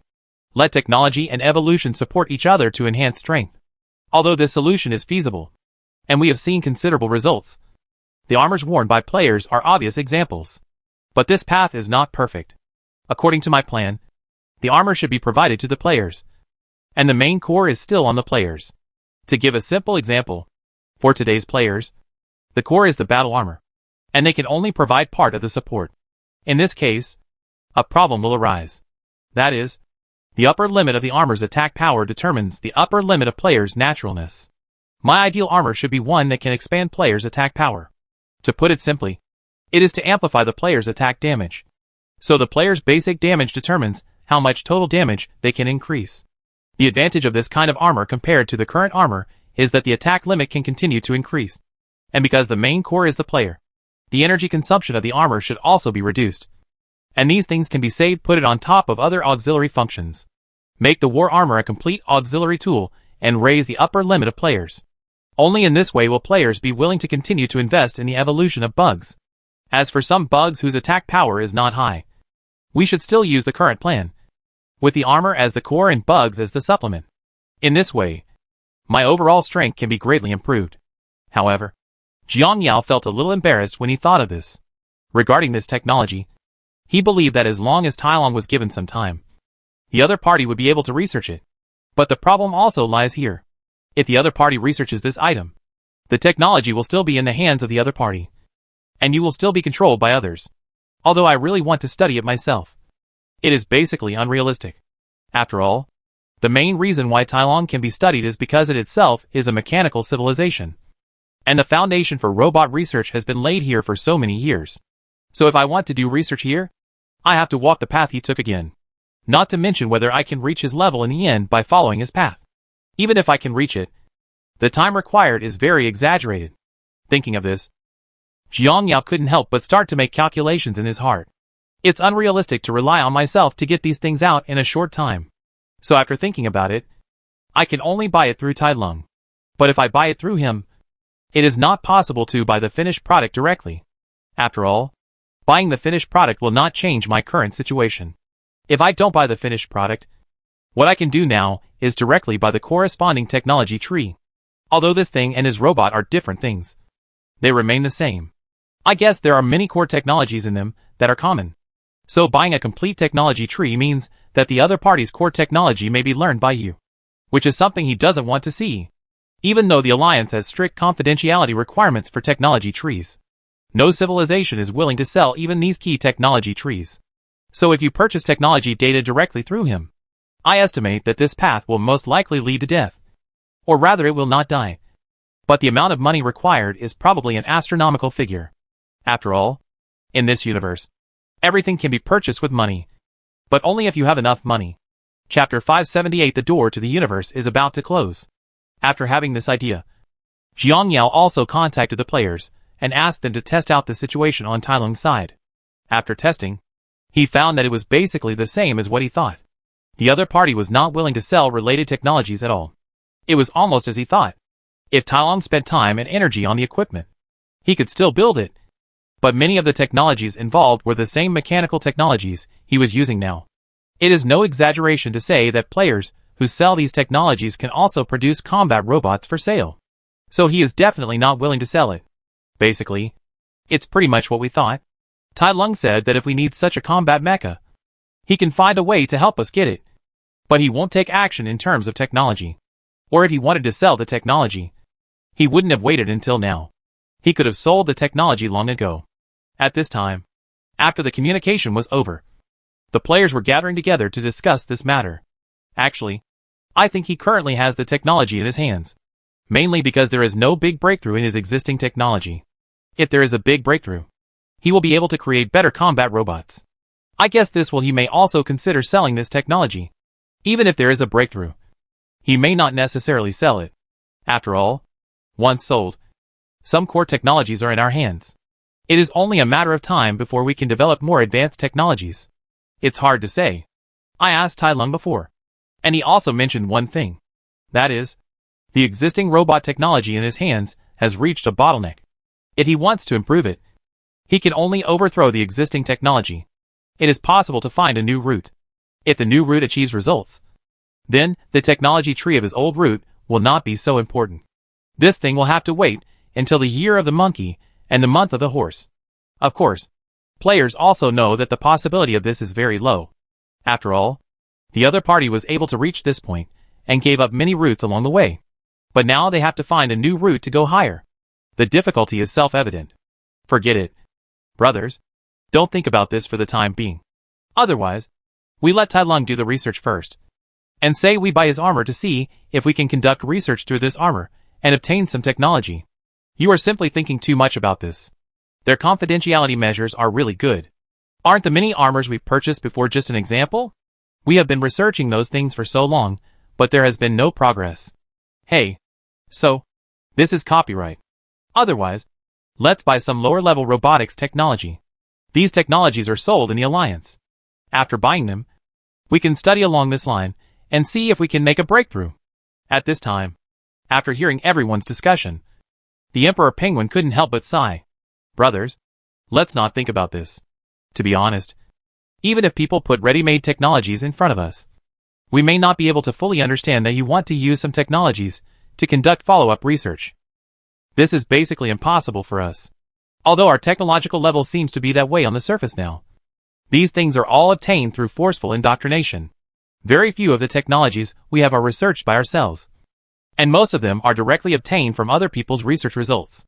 And we don't need to buy the corresponding technology, which is already available from the Moon Spirit Civilization. Even the mechanical technology of the Moon Spirit Civilization is much higher than the mechanical technology currently on sale in the Alliance. That is to say, we now have the corresponding technology. But what's the use of it? Can you develop the follow-up? It's simply impossible. If we want to push it to the follow-up, unless we took the technological route from the beginning and then reached today's level step by step through research. In this case we can give it a try. But in fact we are not like this. We have always followed the evolutionary route. The most important thing is that the technological route is to become a monk halfway.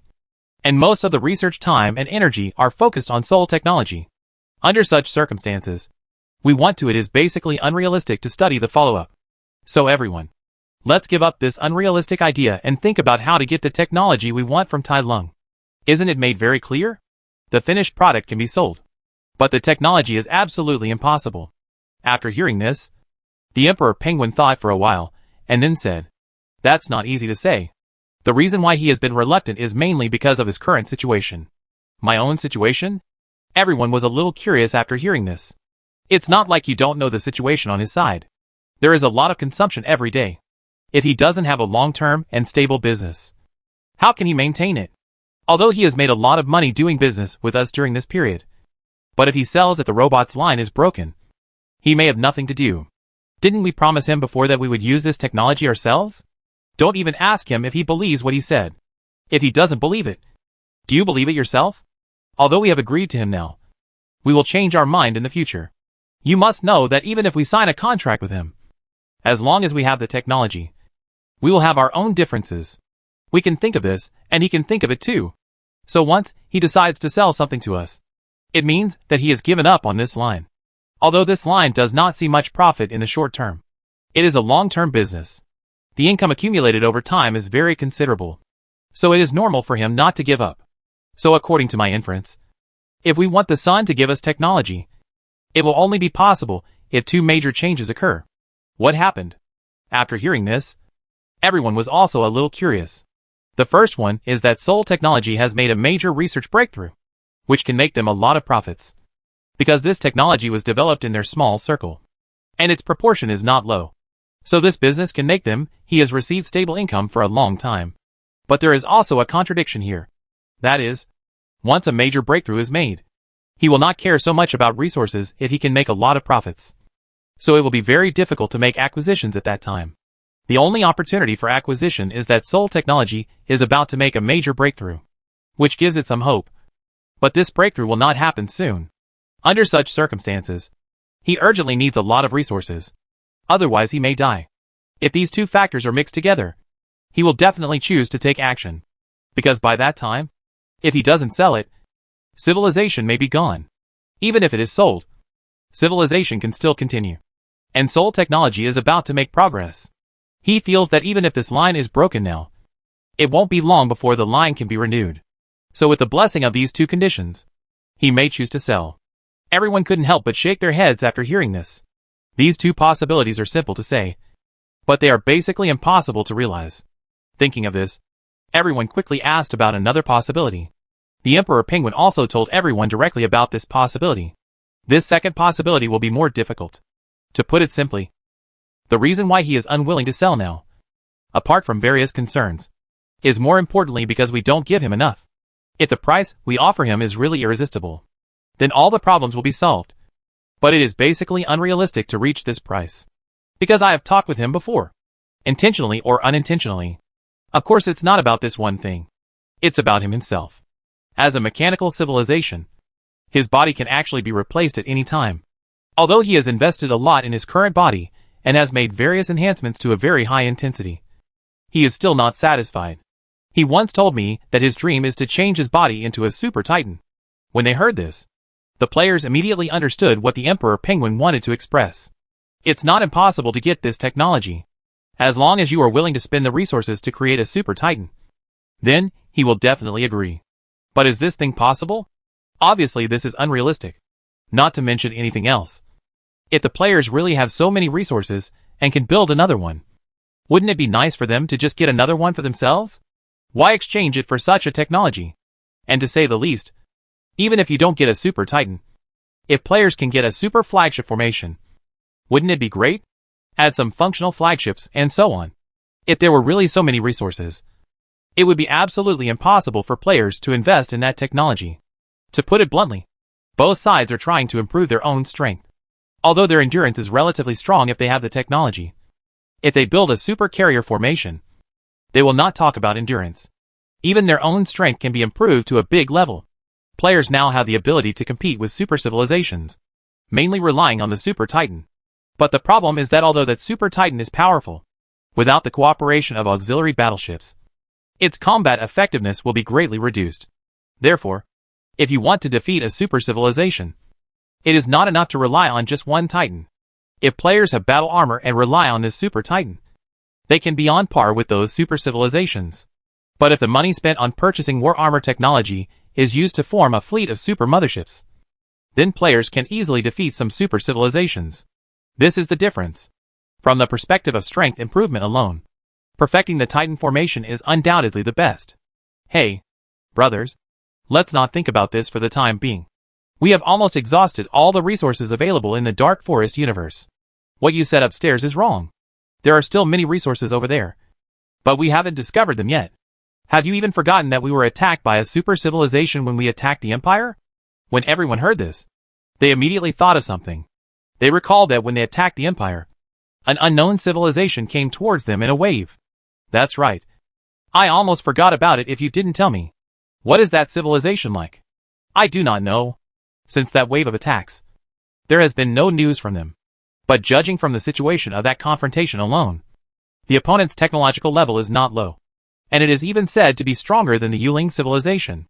If we can take them down, maybe our formation will have no problems at all. After hearing this, although the players had great ideas in their minds, it was a pity that they could not execute them. We don't even discuss whether we can find this civilization. Even if we find it, we won't have enough time. Now the gate to the universe is becoming more and more unstable. If nothing happens, we won't be able to wait long before this thing may collapse. Looking at the time when we attacked the Moon Spirit civilization, even if we found them in a short time and successfully eliminated them, we would not have enough time to get the resources back. It's a pity. The players do feel a pity for this matter, but they also understand that although their strength has greatly increased now, it is basically unrealistic for them to successfully eliminate a super civilization with this strength alone. It is very difficult to find the super. On the Yuling civilization side, it is purely because of the luck of the players and the use of soul technology to plant spies inside. Therefore, the opponent's coordinates have always been exposed in front of the players. But the players have never thought that every civilization can have such luck. If the Moon Spirit civilization did not install these things, the players would never find it. After all, its location is fluid.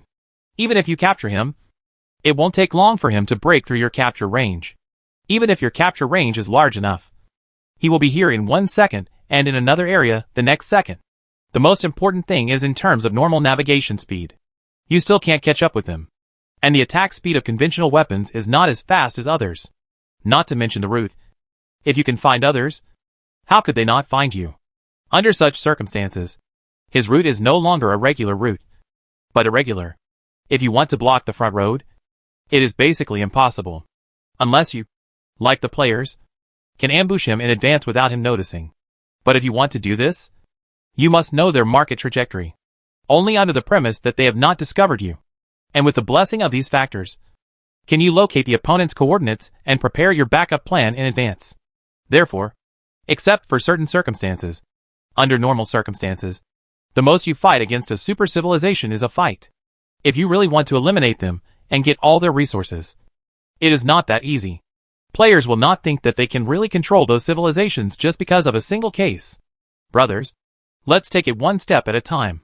It doesn't make much sense to think too much now. In fact, I think we are pretty good now. At least in this universe. We have cleared away some of the civilizations that had grievances with us before. About there. Chapter 579 New Decision.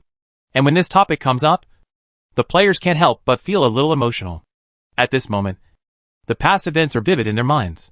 In fact, at the beginning, the players did not have much feeling about settling in this universe. After all, if you don't mention something deliberately, most players won't think much about it.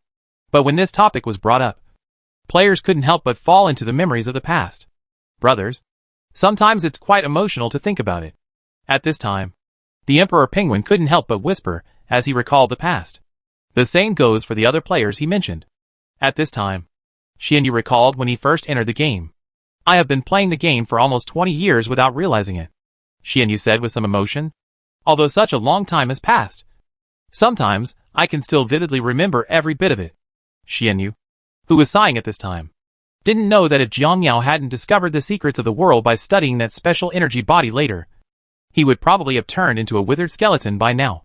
In the first few years, the time was still normal, but later the time difference was adjusted due to technological reasons.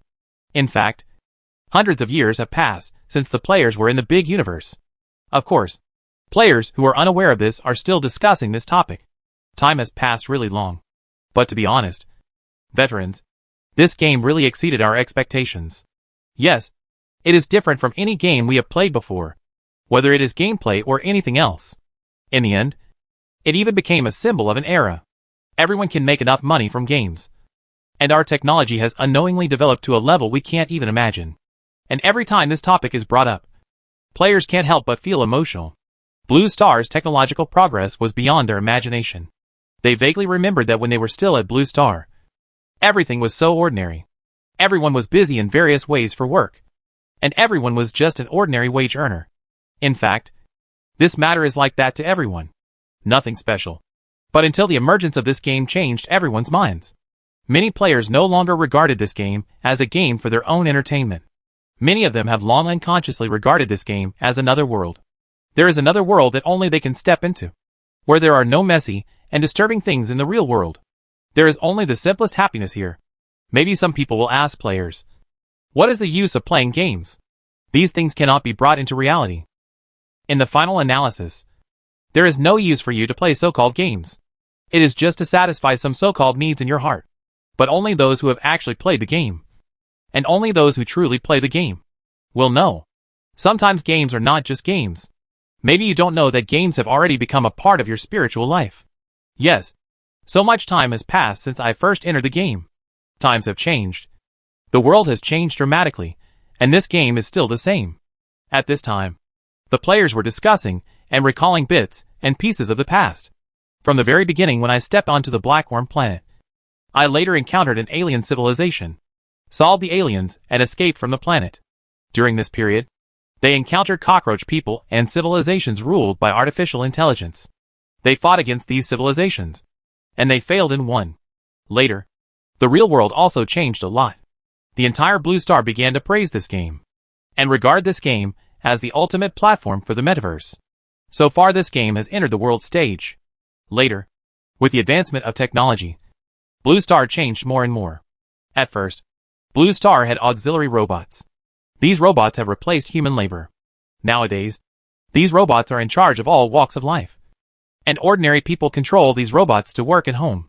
Although they don't know why Blue Star, which has already researched robot technology to this extent, doesn't research artificial intelligence. They don't care about this either. It's not even important to them. Because as players, their status is getting higher and higher with each change. Although they don't know why the above people attach so much importance to this game.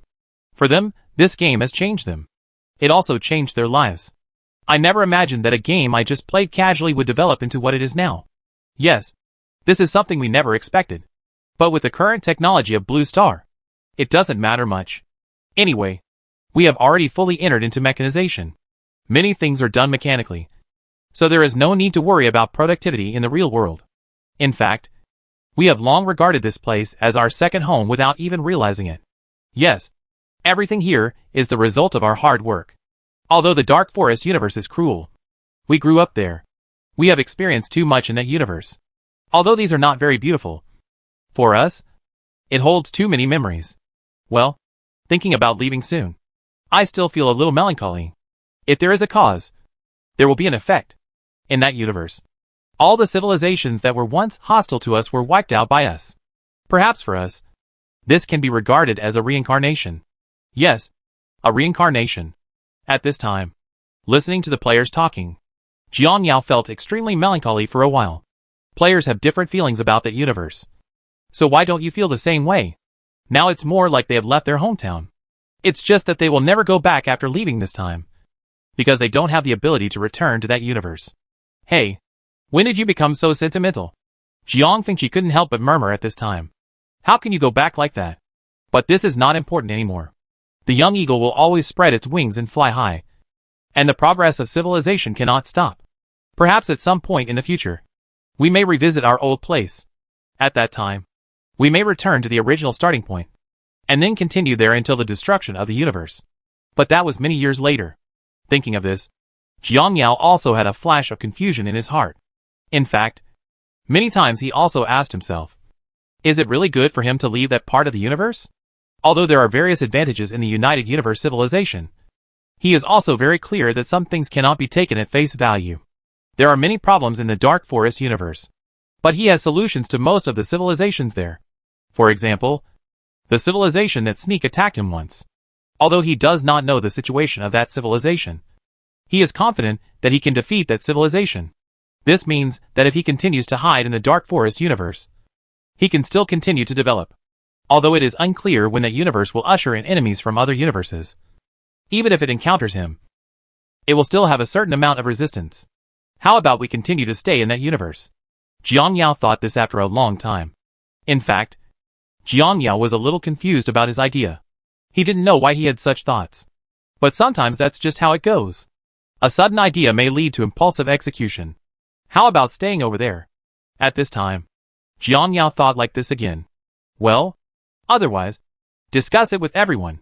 At this time, He suddenly made this decision. In fact, he didn't know why he suddenly had such an idea. But at this moment, he was extremely insistent on this idea. Although he knew very well that it was very difficult for him to develop in the old universe. If he wanted to go higher, United Universe was undoubtedly the best choice. But he didn't know why he had such an idea. But does it matter? I would rather make a chicken head than a phoenix tail. Thinking of this, he seemed to have made a certain decision in his mind. He didn't know whether his decision was correct or not. As the saying goes, when people go to higher places, water flows to lower places. But sometimes is it really right to go to higher places? I don't know about this, but I believe that if I don't make a decision soon, I will regret it. Although I don't know why this happens. Sometimes the logic of everything doesn't seem so important. The important thing is to follow your heart. At this time, while the players were still discussing this matter, they received a message from Jiang Yao. What the hell is going on? The leader wants to stay in that universe. What happened? As soon as they received this message, the players were dumbfounded. It was obvious that they did not expect that things would develop in this direction. Jiang Yao actually wanted to stay in the previous universe. And this message is to call all players for a voting meeting to decide whether to stay in civilization. Although it was not clear what the situation was, the players gathered together as quickly as possible and held this unprecedented conference.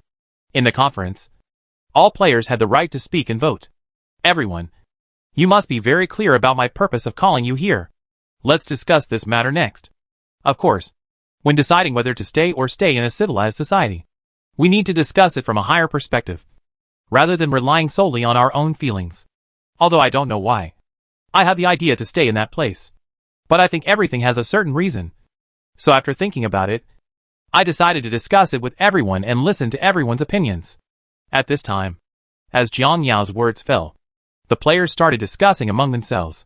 If we look at it purely from a development perspective, I think it would be better to stay with the United Universe. First of all, the scientific and technological system here is relatively complete. And there are many problems that we cannot solve that can be easily solved. I don't think this is appropriate. After all, we are following the evolutionary path. Technology is only an auxiliary at most. Although we rely more on technology now, we will eventually return to the evolutionary path. And in the United Universe, if we want to return to the evolutionary path, it's unrealistic. Because the resources there have been almost divided up. Under such circumstances, we simply don't have enough resources to evolve. At this time, players also agree with this issue. Although evolution has an absolute advantage in the Dark Forest universe, its cost is too high compared to directly purchasing finished technology. Even if we spend several times as much money as Super Titan, we may not be able to evolve it. A creature that can stand up to a Titan. There is nothing wrong with what you said. But you have to understand that the Super Titan is a non-renewable weapon. To put it harshly, this thing is going to explode. Do you think we can get another one? But it can be regenerated. Yes, this is the biggest problem. Most of the weapons we have now are disposable weapons. Although we have purchased corresponding repair technology during this period, under normal circumstances, we are still able to repair it after an injury. But we have not purchased core technology. And even the Alliance does not have core technology. Regarding this matter, the players each expressed their own opinions. As the communication between the players became more and more in-depth, Jiang Yao gradually realized what the limitations of personal thinking are. In fact, on the surface, it seems that there are many benefits to staying with the United Universe. But after various discussions, everyone discovered that things may not be as simple as they appear on the surface. First of all, they have a lot of good things in their hands. Who can guarantee that this Titan will not be missed? After all, the value of this thing is not cheap. And it has reached the point where it makes those who are at the top of civilization excited. Perhaps for those civilizations. Although on the surface it seems that this Titan belongs to them. In fact, those civilizations may have already regarded this thing as their own. In fact, it can be considered their own now. After all, Titan requires a lot of maintenance costs. Although players have these things in their hands now, they cannot just sit back and have nothing. The resources in this universe are very few. It is obviously unrealistic for them to collect enough resources by themselves. So if they want their wives to be able to protect themselves, they must take risks and participate in various battles. Although on the surface it seems that these battles are not mandatory. But how different is this actually from coercion? If you don't go, you will eventually be weighed down by Titan's high maintenance costs. If that day comes, It's hard to say whether players will sell Titan or not. The most critical thing is not only the maintenance cost of Titan, but also the repair cost. In Flagship War, no one can guarantee that this thing will not get hurt. Once injured, there is a cost. So it is self-evident what the final outcome will be after calculating various things. The reason why players did not consider this in the past was mainly because they found that when the Titans went to war, the Alliance did not give much. But on the contrary, it was very much. But now that I think about all the expenses in detail, if the damage is relatively large, no matter how much they give me, my grandma's family will be in trouble. Chapter 580 Return to the Dark Forest Universe. To put it simply, it is easier to build a business than to maintain it. If you want to feed a super titan in this universe, you have to keep fighting. Although the resources you obtain in each battle can feed the titans, and even civilization, once the titans are severely damaged, the results will be different. At that time, the high repair costs may directly drain your resources. Brothers, I actually think it's better for us to go back based on this calculation. Although there are many benefits in this universe, our family cannot withstand such devastation. After hearing this, everyone couldn't help but fall into deep thought. Indeed, I think we need to think carefully about this. Moving away is indeed an option, but you must also know that maintaining the ship after moving is a troublesome matter. After hearing this, everyone naturally knew about this. With their current technical level, it would be too difficult to repair the Dark Forest Universe Titan after it is damaged. Although after they own the Titan, the Alliance will provide them with the corresponding repair technology. But even if they have the technology, they don't have the corresponding equipment to repair the ship, which is the most troublesome. Hey, how about we just buy a set of maintenance equipment and other equipment? After all, these things for manufacturing modules are actually not expensive. If it gets damaged again, as long as it doesn't involve some internal or external modules, we can replace it ourselves. It can only be the. But if Titan is seriously injured, then this thing will really be scrapped. Yes, we don't have the ability to repair it now. The severely damaged Titan even said that even the Alliance does not have this ability. But they have manufacturing plants. So for them, although they don't have the ability, they have the corresponding equipment. I heard that they also obtained this thing from the ruins. Speaking of this, everyone couldn't help but have ideas in their minds. Brothers, I think we can also consider exploring. Although I don't know the situation over there in the Dark Universe Forest. But based on what the Starry Sky Beast said before, I guess there are many ruins in that universe. After hearing this, everyone couldn't help but think for a long time and finally nodded. You can think about this, but exploring the ruins requires corresponding warships. And the prices of these warships are not cheap. Everyone naturally knows this. And if we return to the original universe, there are too many things we need to prepare. How much money do we still have on hand now? Or else we should invest it all? In this way, everyone was discussing each other, and their topic gradually changed from which universe they stayed in at the beginning to what they need to prepare for going back now. Of course, it is very normal for them to have such thoughts. After all, after sorting out, they found that staying with the United Civilization has advantages. But there are also many disadvantages. For the current players, the Titan in their hands is all his belongings. Although the possibility is high, it is very likely to fall in this universe. Because the ones fighting them are also Super Titans. When both sides are Super Titans, there is a chance that they will fall. And this is all the players' wealth. Naturally, they don't want to see the scene. Although it is unclear what other civilizations are hidden in the Dark Forest universe, players believe that as long as they have a complete formation, it will not be a big problem to keep the Titans. So after thinking about it, the players decided to invest money, prepare everything that should be prepared, and then leave here quietly. After some discussion like this, the players also determined the general idea. Now that the brothers have made a decision, the next thing will be easier to handle. First of all, regarding the equipment needed for the maintenance of Titan and battleships, we must purchase a set of them all. I checked before and found that the price of these equipment is actually not that high. If we buy them all, it would cost around 100 billion to solve the problem. What is really cheaper is not the equipment, but the raw ore. Raw ore is really troublesome. Different modules require thousands of ore types. Although we have found corresponding things in the Dark Forest universe, mining is a big problem. After all, compared to the multiple civilizations in the United Universe, each civilization is responsible for different ores. The players here need to bear all the ore mining, which is not easy for them. We will figure out a solution for ore mining later. What we need to do now is to update the mining equipment first. and then talk about other things. In this regard, although the efficiency of mining vehicles is relatively high, I think worker bees also have strong mining capabilities. In the Dark Forest universe, we do not need to rush for time, so there is no need to spend funds on these. Just like this, everyone was talking to each other, discussing, and soon they had a rough plan.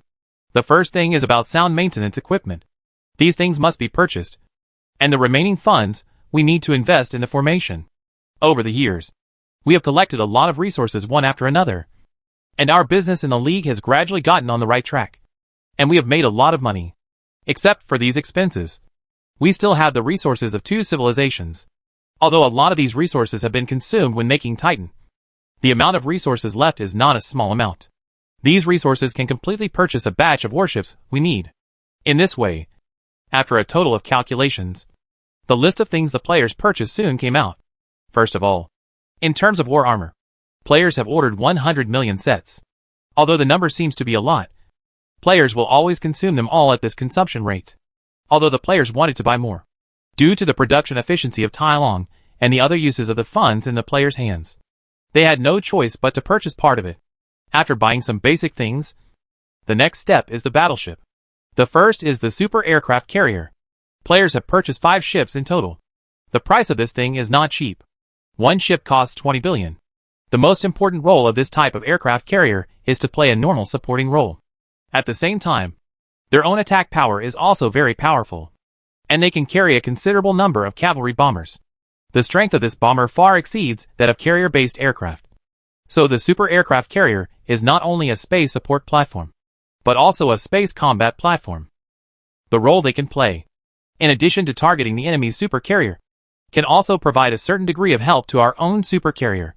This includes help with energy transfer, shield repair, and more. Of course, in addition to purchasing super aircraft carriers, players also purchase 50 ordinary aircraft carriers. This kind of aircraft carrier can carry iron cavalry carrier-based aircraft, although its power is not much smaller than that of bombers. Its role on the battlefield is equally amazing. First of all, this kind of aircraft carrier is cheap to build. Secondly, they focus more on the battlefield pillar. Its main function is to provide shield transmission and energy transmission for other ships. And the number of transmissions is much greater than that of a super aircraft carrier, because the main focus of a super aircraft carrier is on offense. For players, having 5 super aircraft carriers, 1 Titan, and some dreadnoughts is enough firepower. So there is no problem in focusing the remaining energy and time on battlefield support. The price of an ordinary aircraft carrier is 30 billion, which is several levels lower than that of a super aircraft carrier. Apart from these, the remaining ones are the dreadnoughts. Players also purchase 50 of them. These ships are mainly used to deal with the enemy's appearance of super carrier level ships. The firepower of a dreadnought with super firepower is not weaker than that of a super aircraft carrier, but its cost is 1/0 less than that of a super aircraft carrier, although its battlefield survivability is not comparable to that of a super aircraft carrier. But there is nothing to say about firepower as for these ships, except for the super aircraft carrier, which carries equipment with level 10 technology. Other ships, such as small ships, have equipment with level 5 technology, although the gap between these equipments is too big compared to those of Titan. Fortunately, the price is very good. Take damage control as an example. The price of level 5 technology is about 20 million, and the price of level 10 technology is about 1 billion. The gap between the two is very exaggerated. For super aircraft carriers, level 10 technology is already very luxurious. As for ordinary aircraft carriers and dreadnoughts, being able to use level 5 technology is already very good. Although players want to get better equipment, but better they really can't afford the equipment. After all, in addition to some equipment, these battleships also need to bear the cost of a large number of carrier-based aircraft, especially bombers, which are 1 or 2 times more expensive than carrier-based aircraft. Counting all these things is a large and necessary expense. So just like that, after the players are all ready, the configuration of the battleships in their hands now is probably like this: 1 Super Titan, 5 super aircraft carriers, 50 ordinary aircraft carriers, 50 dreadnoughts, and some functional cruisers and frigates. Apart from these combat units, what is left is combat armor and various maintenance equipment, as well as blueprints and original drawings of weapons, weapon manufacturing factories and other things. And these things also cost all the players' savings. Although the preparations are not very complete, these are already the most cost-effective preparations that players can think of. After doing all this, the players began to quietly leave towards the gate of the universe. During this period, the stability of the universe gate has also become extremely unstable, and it may collapse at any time. Seeing this scene, the players naturally know that they do not have much time here. Brothers, speed up the progress and transport these things out first. We will sort out the rest later. Actually, there aren't many things left. Just some scattered small items. It will take a few days at most to solve the problem. In this way, the players were transporting and discussing at the same time. At the same time, on the United Civilization side, they did not notice any changes from the players. Of course, there are several reasons for this. One of them is that the security measures of the players are so good that it is not difficult for the other party to figure out the situation. In addition, the players now have titans in their hands. Usually no one would take the initiative to provoke them. At the same time, there is no need. Although players' acquisition of ships during this period has attracted attention from all parties, it is also very normal for them. After all, the opponent has a civilization of super titans. Although it seems very luxurious to equip one's titans with a formation, it is also very common sense. And the number they acquire is not large. Just 100 or 200 flagships. These numbers are quite exaggerated for a single civilization, but they are insignificant when placed on a civilized battlefield. Under normal circumstances, the number of super aircraft carriers between the titans of both alliances and the warring parties is at least 50 or more. Players also only 1/10 of the 5 ships were collected. Therefore, the actions of this wave of players did not attract much attention. But what the entire alliance did not know was that what happened next would subvert their 3 views. Even because of this incident, the alliance may be greatly affected. At this time, no one knew about this. At this time, everyone in the alliance was still putting elves and time into mass production. Because after players purchased titans, they also purchased a batch of super carriers, which has caused the reserves of many civilizations to be exhausted. And they must reserve some resources for emergencies. After all, a civilization that does business must first consider how to complete other people's requests as quickly as possible. So usually, they have a certain reserve of the things they sell, and others can take them out as soon as they order them. After this wave of operations by the players, their reserves have basically bottomed out. So their energy and time will be focused on recharging in the following time. Brothers, we have finally moved all the supplies here. The situation at the gate of the universe is not optimistic either. I estimate that it will be closed in a few years at most. Brothers, let's think about what we have to prepare for. We haven't finished yet. It probably doesn't exist anymore. And even if it does exist, we don't have the money to buy it now. This is a nuisance. Forget it. You don't have to think so much. We are as weak as we were back then, living well in this universe. And now we are so well prepared. I feel that even if we encounter problems, it won't hurt us. Brothers, although our performance in this universe has been excellent some time ago, there is one thing I still want to say to everyone. Don't give in. Especially our flagship formation. This thing must not be taken out unless absolutely necessary. We must ensure that we can have the final say. Otherwise, it will be very troublesome for the enemy to know our bottom line. Naturally, everyone is well aware of this. After doing a simple total like this, they determined that nothing was missing. And then, they put their energy and time into finding a new home. After all, the place where they are staying is not secret. If they stay here for a long time, it will not be a good thing if they are discovered by other advanced civilizations. Chapter 581 Looking for Relics. But it's not easy for players to find a good place. There's so much we need to know to find the right place. Guys, the first thing is to ensure that this area will not be discovered. We know so many detection techniques in the United Universe, so it is not easy for us to completely avoid the detection of these things. Yes, let's not mention conventional reconnaissance for the moment. Let's just talk about the detection methods used by the detectors we use now. It is not that easy to counter reconnaissance. And everyone couldn't help but fell into deep thought after hearing this. Indeed, it is impossible for players to escape from the detection of the detector they purchased. First of all, this method of investigation can be said to be something they have no control over at all. This method has broken away from the conventional investigation method and is a brand new method of investigation. And because the United Universe attaches great importance to this method, only those few civilizations master the technical means. At the same time, the detectors purchased by players are just a castrated version of this detection method.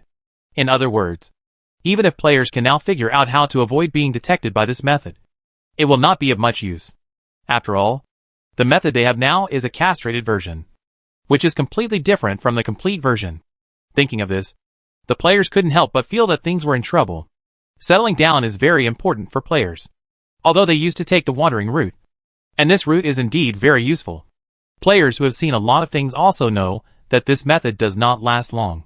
The reason is also very simple. First of all, it is possible to develop in this way, but it will not last long. Because after civilization has developed to a certain level, the way of war has changed a lot. And it is no longer okay to rely on some so-called terrain as before. If this solution doesn't work, and you want to find a more suitable solution, there is only one way, which is to improve the attack capability of your station itself. Take the Moon Spirit Civilization as an example. Players have paid so much to win the Moon Spirit Civilization. A large part of it was because they broke into the interior and were attacked by the defensive weapons of the Moon Spirit Civilization. At the same time, in that battle, the players never focused their energy and time on the Moon Spirit Civilization's fleet. Their energy and time were mainly focused on the various interference turrets of the Moon Spirit Civilization that entered the small universe in the later period. And this case is the key. Old fellows, with our current technology, it is basically unrealistic to find a place that will not be detected by overclocking detectors. It's not like you don't know how powerful this thing is. When we just used the castrated version, we found the underwear of several civilizations. Everyone nodded after hearing this.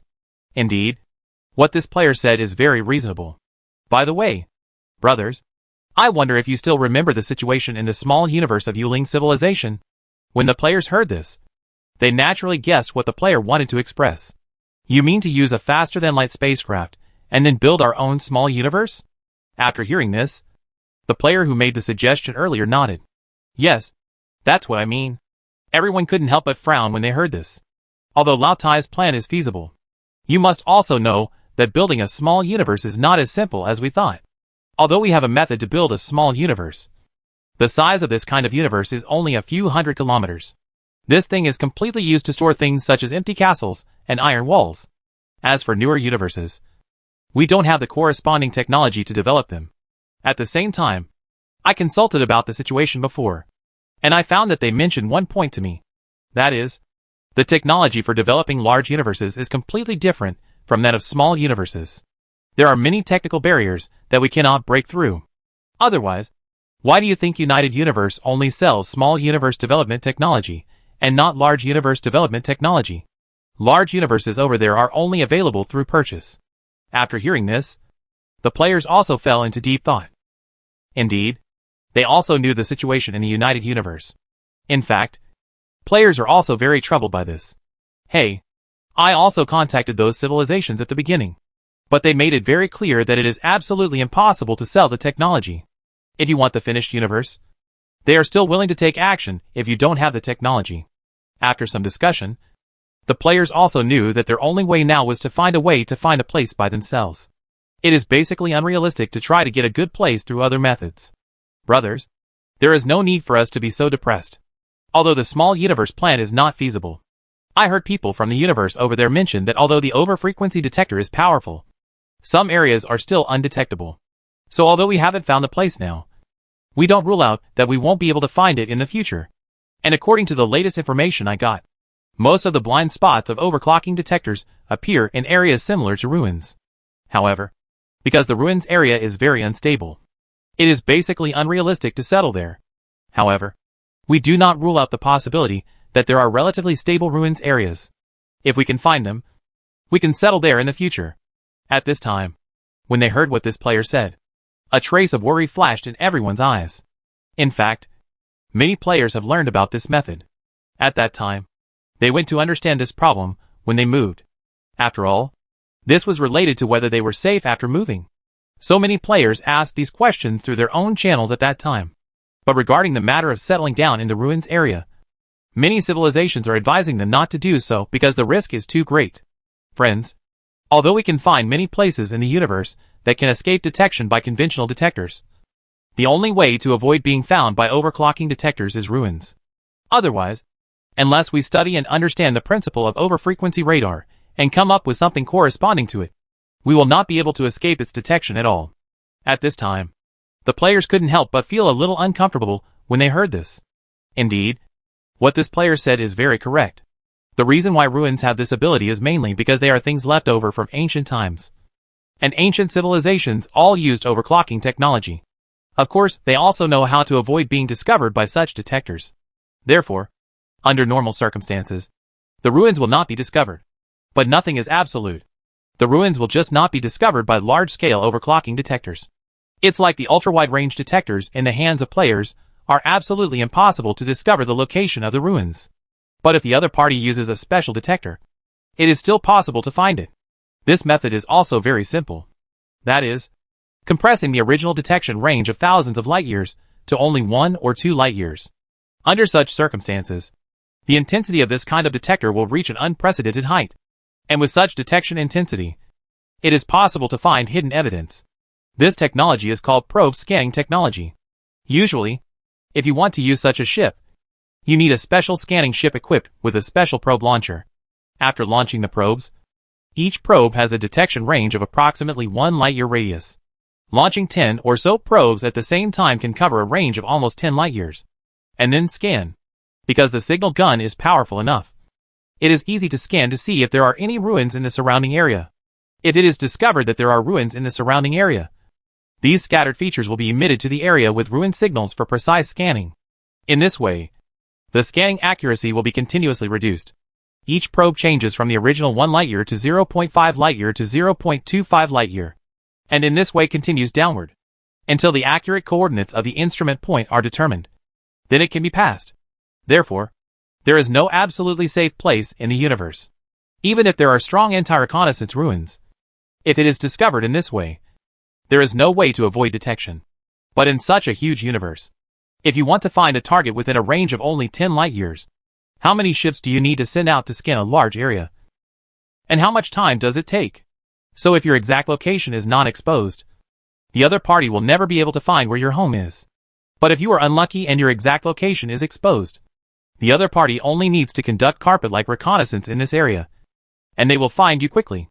Compared with the small universe of the Moon Spirit civilization, which has strong mobility, this plan of different players has very strong concealment and is difficult to be discovered. Once discovered, it is inevitable to avoid it. The Moon Spirit civilization has another approach. That is, it is easy to be discovered, but it can escape at any time if it is discovered. All in all, both methods have their own advantages and disadvantages. The main thing is how to operate them, and players are well aware of this. Brothers, in fact, it is useless for us to think so much now. Our only plan is to find a ruins point and hide in it. If this universe really exists as the built-in starry sky monster says, then there is no need to think about ancient civilizations. They must have such an area. But you must also be worried about the instability of long-distance relationships. For this point, we can only say that if you look more, you can always find a relatively stable place. In fact, for current players, they have no better choice. And they also know the reason why the ruins are unstable. To put it simply, there are 2 types of ruin points. The first type is a point that can be discovered directly. As long as you have an overclocking detector, you can touch it directly. This kind of environment is relatively harsh. Even if a super-civilized ship enters, you must be careful. However, this is not a problem for the players, because the players have special scientific research ships in their hands, and the ship can effectively deal with these problems. After all, the principle behind the creation of ruins like this is also very simple. First of all, after the collapse of a super-civilization, some relatively precious areas have been preserved. These areas are usually the more important places in the civilization. Therefore, the security and concealment measures in these areas are very high. And there are anti-overclocking detectors here. After all, these areas are the top priority of civilization to protect. So there is something natural about them. And when it comes to these areas of civilization, many of them have been preserved due to their own reasons. After all, the civilization that destroyed it may not be found. As time goes by, the internal instruments will gradually age. No matter how high the technological level of this civilization is, no matter how sophisticated the instruments it uses, they cannot withstand the ravages of time. When these instruments age and the shielding disappears, it will be easier to find these areas. But this kind of shielding facility will disrupt the space in the area. In particular, for shutdown, due to aging equipment will cause more serious disruption to the surrounding space, making these areas very dangerous. To put it simply, the relics that can be directly discovered in this universe belong to areas where the equipment has been destroyed, while the areas where the equipment has not been destroyed need to be scanned with more precise probes. It's just that due to the passage of time, the severity of damage to these devices varies, and its ability to block signals may also be high or low. You could not find it through a wide range of scans in the past. But now, because the damage to the instrument is relatively high, you can determine the approximate location of the ruins through large-scale scanning, and then systematically scan that area to find these ruins. This is how we use some relics to explore civilization in the United Universe. So what is before the players now is very simple. They need to find a ruin that is not too damaged and will not be caught by a wide range of detectors. In these places, because the instruments are relatively intact and maintained, the surrounding space is relatively stable, and players can settle down here with peace of mind. But if you want to find this kind of relic area, to put it bluntly, you can only try your luck. The probability of trying your luck in such a huge universe is really very low. So there is another way for players. That is, to look for areas where the damage is not very serious. And it may be possible to use overclocking detectors that can only be detected within a few hundred light years. In this case, as long as the enemy is hundreds of light years away, it is impossible to detect them. But even with this reduced difficulty, trying to find these areas is like looking for a needle in a haystack. Although the castrated version is still in the hands of players now. If the castrated version is a few hundred light years away, I am afraid that the full version can be found within a few thousand light years. But given the current situation of the players, they have no other better choice. Forget it, brothers. Searching for an area is not something that can be done overnight. And even if we find it in a short time, what's the use? We can't go there right away if we find it. After all, we don't have enough resources to build Star City. So even if we find it, we still need to spend a lot of time collecting resources to build Star City. Chapter 582 The door to the universe is closed. After talking about this issue, the players also started to think about it. Star City is a home that players prepare for themselves in this universe. There are 3 types of buildings similar to space stations in the United Universe: empty castles, iron walls, and star cities. The price of the first 2 of these 3 things is not high or even very cheap. To put it simply, this thing is a very simple mobile space station. But this Star City is completely different. This thing can be regarded as a super fortress. And the materials used to build this thing are similar to the materials they used to build the Super Titan. To put it bluntly, Star City is a super building composed of various modules. Although it is not difficult to build, and players have already purchased the corresponding core equipment. The real difficulty with this thing lies in obtaining the materials. It is no exaggeration to say that the total cost of materials used to build this thing is several times higher than the player's Super Titan. In order to completely build this kind of thing, players must have their own power, and use their own power to help them collect various metals. After all, in the United Universe, players just exchange the energy ores they captured into various resources for Titan construction. There is no civilization in this universe that will exchange energy or for ordinary ore resources. So in this universe, if players want to build this thing, they need to collect all ordinary ore resources by themselves. This means that if players want to collect enough resources with the current number, basically it's impossible. But for this point, the players had already figured out how to operate it before moving here. Brothers, you don't have to worry too much about the subsequent construction issues. With our current level of strength, it is not difficult to harvest a group of younger brothers. Those who are willing to join us will join our alliance, and then let them help collect ore. As long as there are enough numbers, we will be able to get that thing out one day. And now there are only a few things we need to do. The first thing is to find the saving civilization. And the second thing is to find it. These are some, or resource points. In this way, the players began to communicate again, and worked out specific details. After all, ever since they decided to return to this universe, they had already figured out the next steps. They can be said to have considered everything in detail. The civilization under your own hands.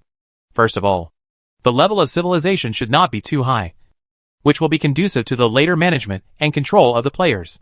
Secondly, all kinds of equipment used by the civilization will be provided by the players. In this case, even if they have an idea, as long as the players don't allow it, there is nothing they can do, because whether the battleships or other things provided by the players, the highest control is still in their hands. The warships provided by players are not bad either. Although the technology of super civilizations is very expensive, the warship technology of advanced civilizations is not that expensive. Players have purchased some high-level civilization warship technologies and many mid-level civilization warship technologies, and these warships are fully sufficient for the civilizations under their control. Anyway, after the alliance is established, the player's operation will be very simple. That is, they will only provide products and will not leak any technology. And if these civilizations want to obtain finished products, they must gain points by helping them collect ores. The points earned can be used to purchase things like ships. Basically, the players have clearly laid out the path for their civilization in the future. Brothers, since our short-term goals are all focused on these, let's take action as soon as possible without further delay. Everyone starts acting according to our previous division of labor. By the way, there was another civilization in this universe that had a problem with us before. Although we don't know their situation, everyone still needs to be careful when acting. In addition, some players are responsible for using overclocking detectors to find that civilization. After that civilization is solved, we can use the overclocking broadcast to start calling friends. Anyway, the routine is almost the same as the process of establishing the United Universe. That's right. Players who come to this universe are also ready to learn to unite universes. That is, to form a universe alliance of their own, to completely unify this dark universe. Of course, players are not worried about other civilizations not cooperating. As long as they destroy the super civilization in this universe, then this universe is theirs. All in all, the player's idea is to unify the universe first, because only in this way can other civilizations in the universe develop rapidly, and they can also achieve a stage of rapid development. If you want to gain a foothold in this universe, then only if the technological level of the civilization reaches that of the United Universe. Only in this way, if they encounter civilizations from other universes and invade them one day in the future, will they have an effective way to deal with them. For the players, now that they have returned to this universe, they naturally cannot watch helplessly when other universes invade here one day in the future, and they are powerless and eventually become prisoners. They must gain enough strength to protect themselves before other civilizations invade the universe. In this way, as the players planned one by one, several years quickly passed. In these few years, the players were looking for resource points and other civilizations, and at the same time, they were also searching all over the universe, the super civilization that attacked them, in addition to the universes that have attacked them before. Other super civilization players must also find them. After all, if the United Civilization wants to develop these super civilizations stably, it will undoubtedly become a stumbling block for them.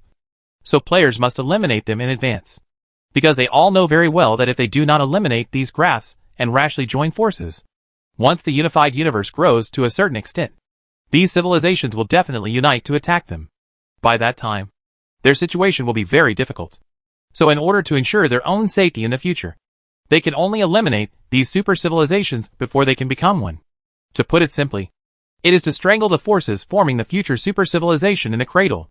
The fundamental reason why the United Universe is as three-legged as it is now is that the civilization was too impatient when they first joined forces, which ultimately led to the current ending. Therefore, players cannot afford to be careless about this matter.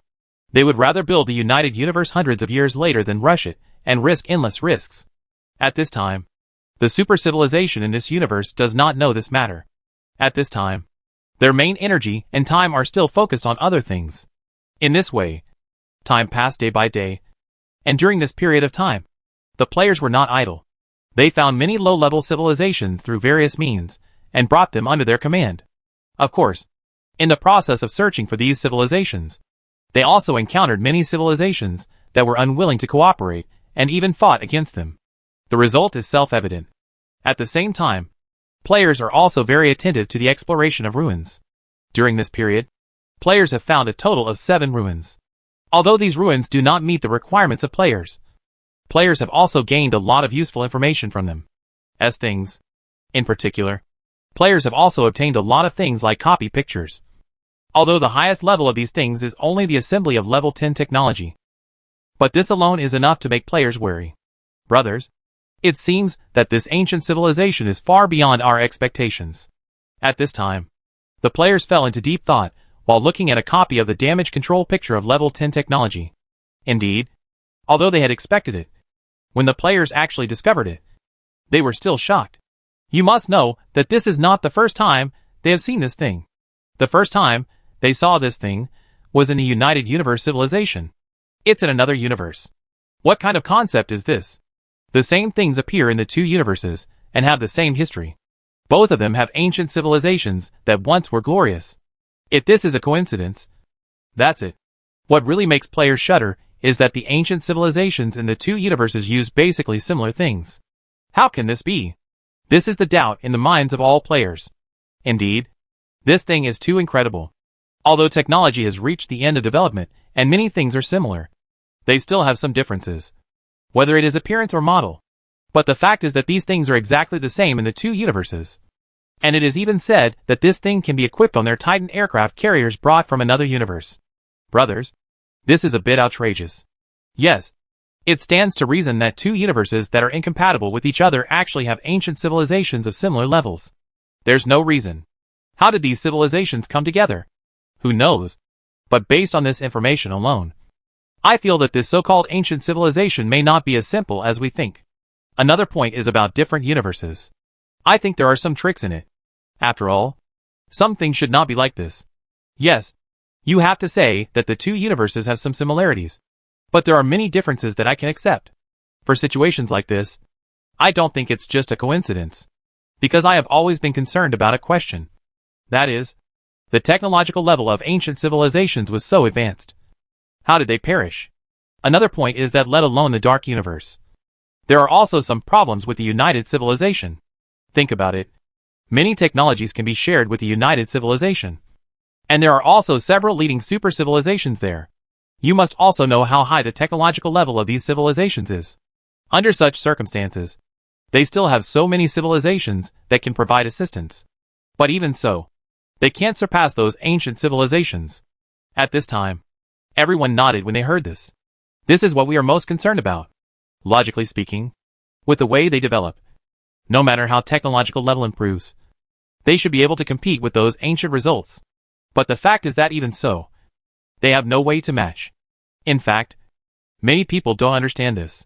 If we say that the United Universe has already calculated that there is basically not much competition between civilizations, under such circumstances, the development of science and technology is relatively slow, and it is understandable that we cannot catch up with them. But the situation in the universe over there is that of a tripod. In this situation, several civilizations check and balance each other in order to defeat the other side. Researchers from both sides are working day and night to make technological breakthroughs. It stands to reason that such a speed of development of the universe layout will not come back. But the final result is that they still cannot surpass the ancient civilization. This makes players feel very strange about this matter. However, they also know very well that they will die because of these things. As for the specific reasons, there is no way to find out the specific reasons based on their current level. Now, their main focus is on finding various resources and relics. After all, they need to prioritize their home first. In addition, there is another important technology that they also need to break through. And that is the small universe technology for storing items. Because in the future they will be able to build a star city. When necessary, they need to use this technology to take away Star City.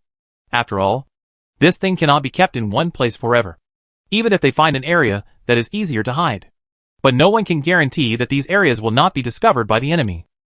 If they are discovered by the enemy, and then they find that they cannot defeat the enemy here, then they will definitely consider moving Star City. At that time, they don't have to use the turrets or other things they have installed in the galaxy.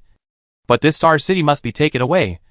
So they still need to study this technology in depth and expand the size to a star as much as possible.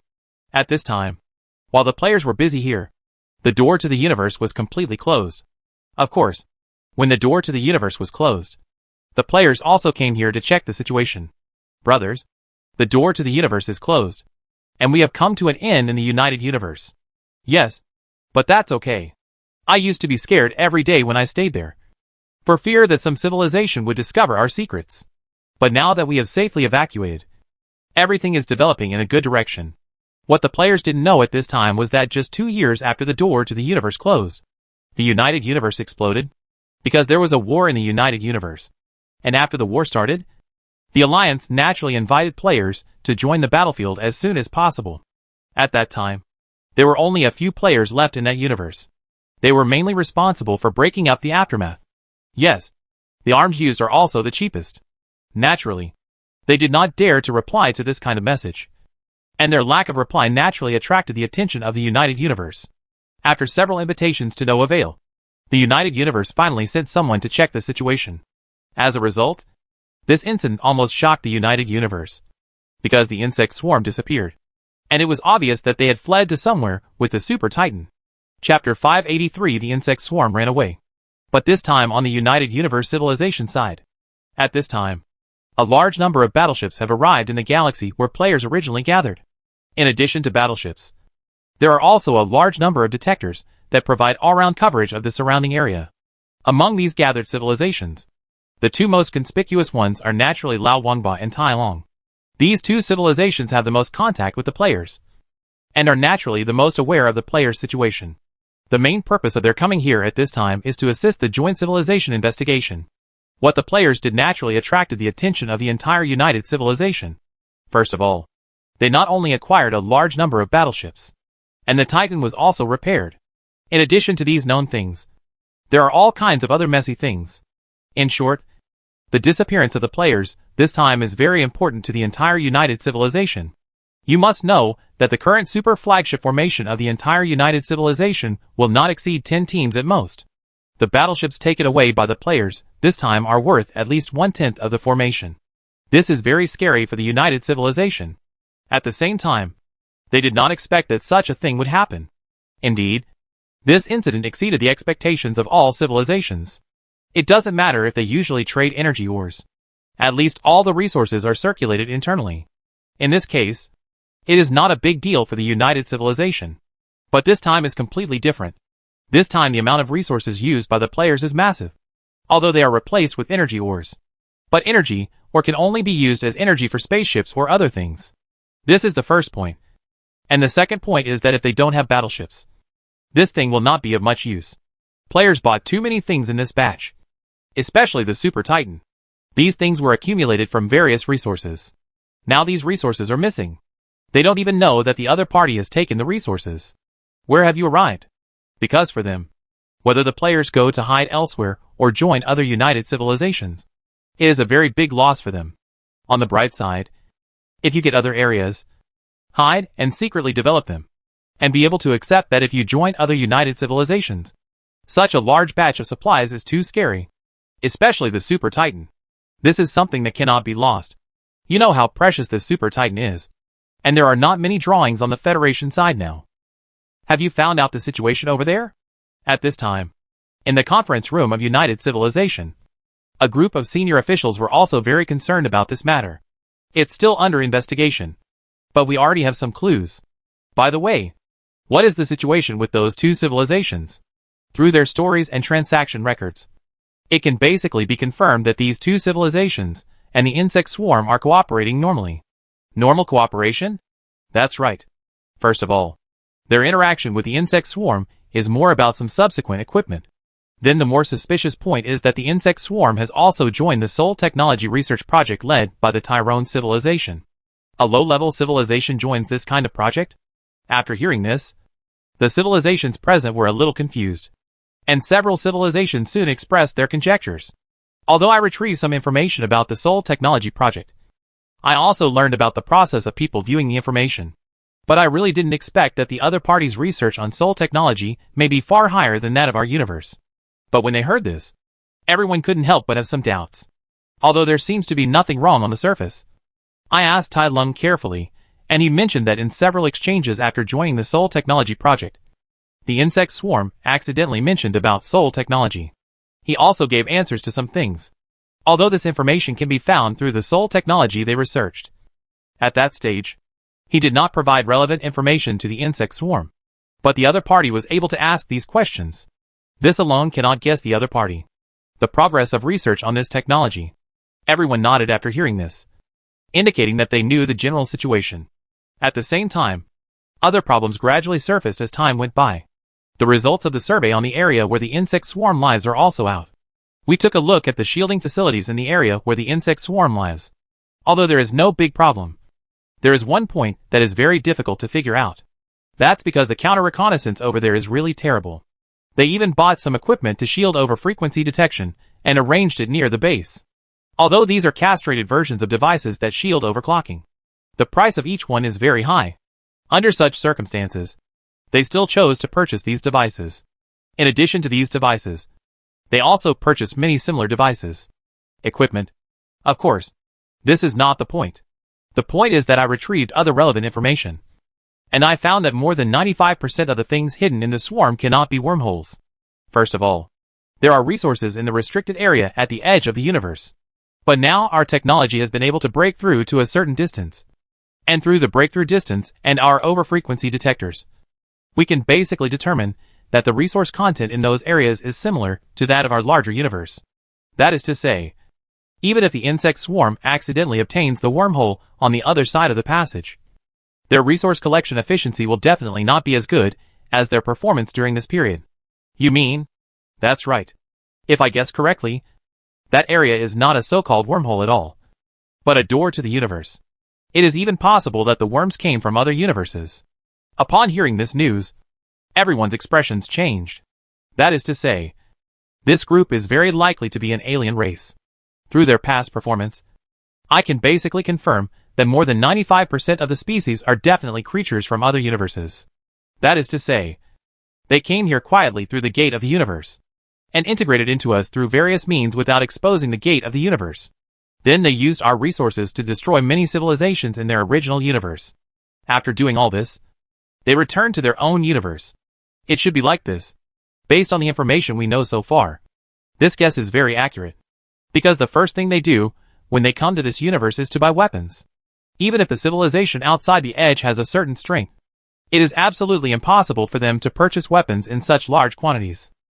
Therefore, the wormhole theory is basically unrealistic. Only the gate to the universe is real. It's a good use of a borrowed knife to kill people. If it is the gate of the universe, then the amount of resources they obtain makes sense. They killed some old civilizations in the original universe and seized their resources.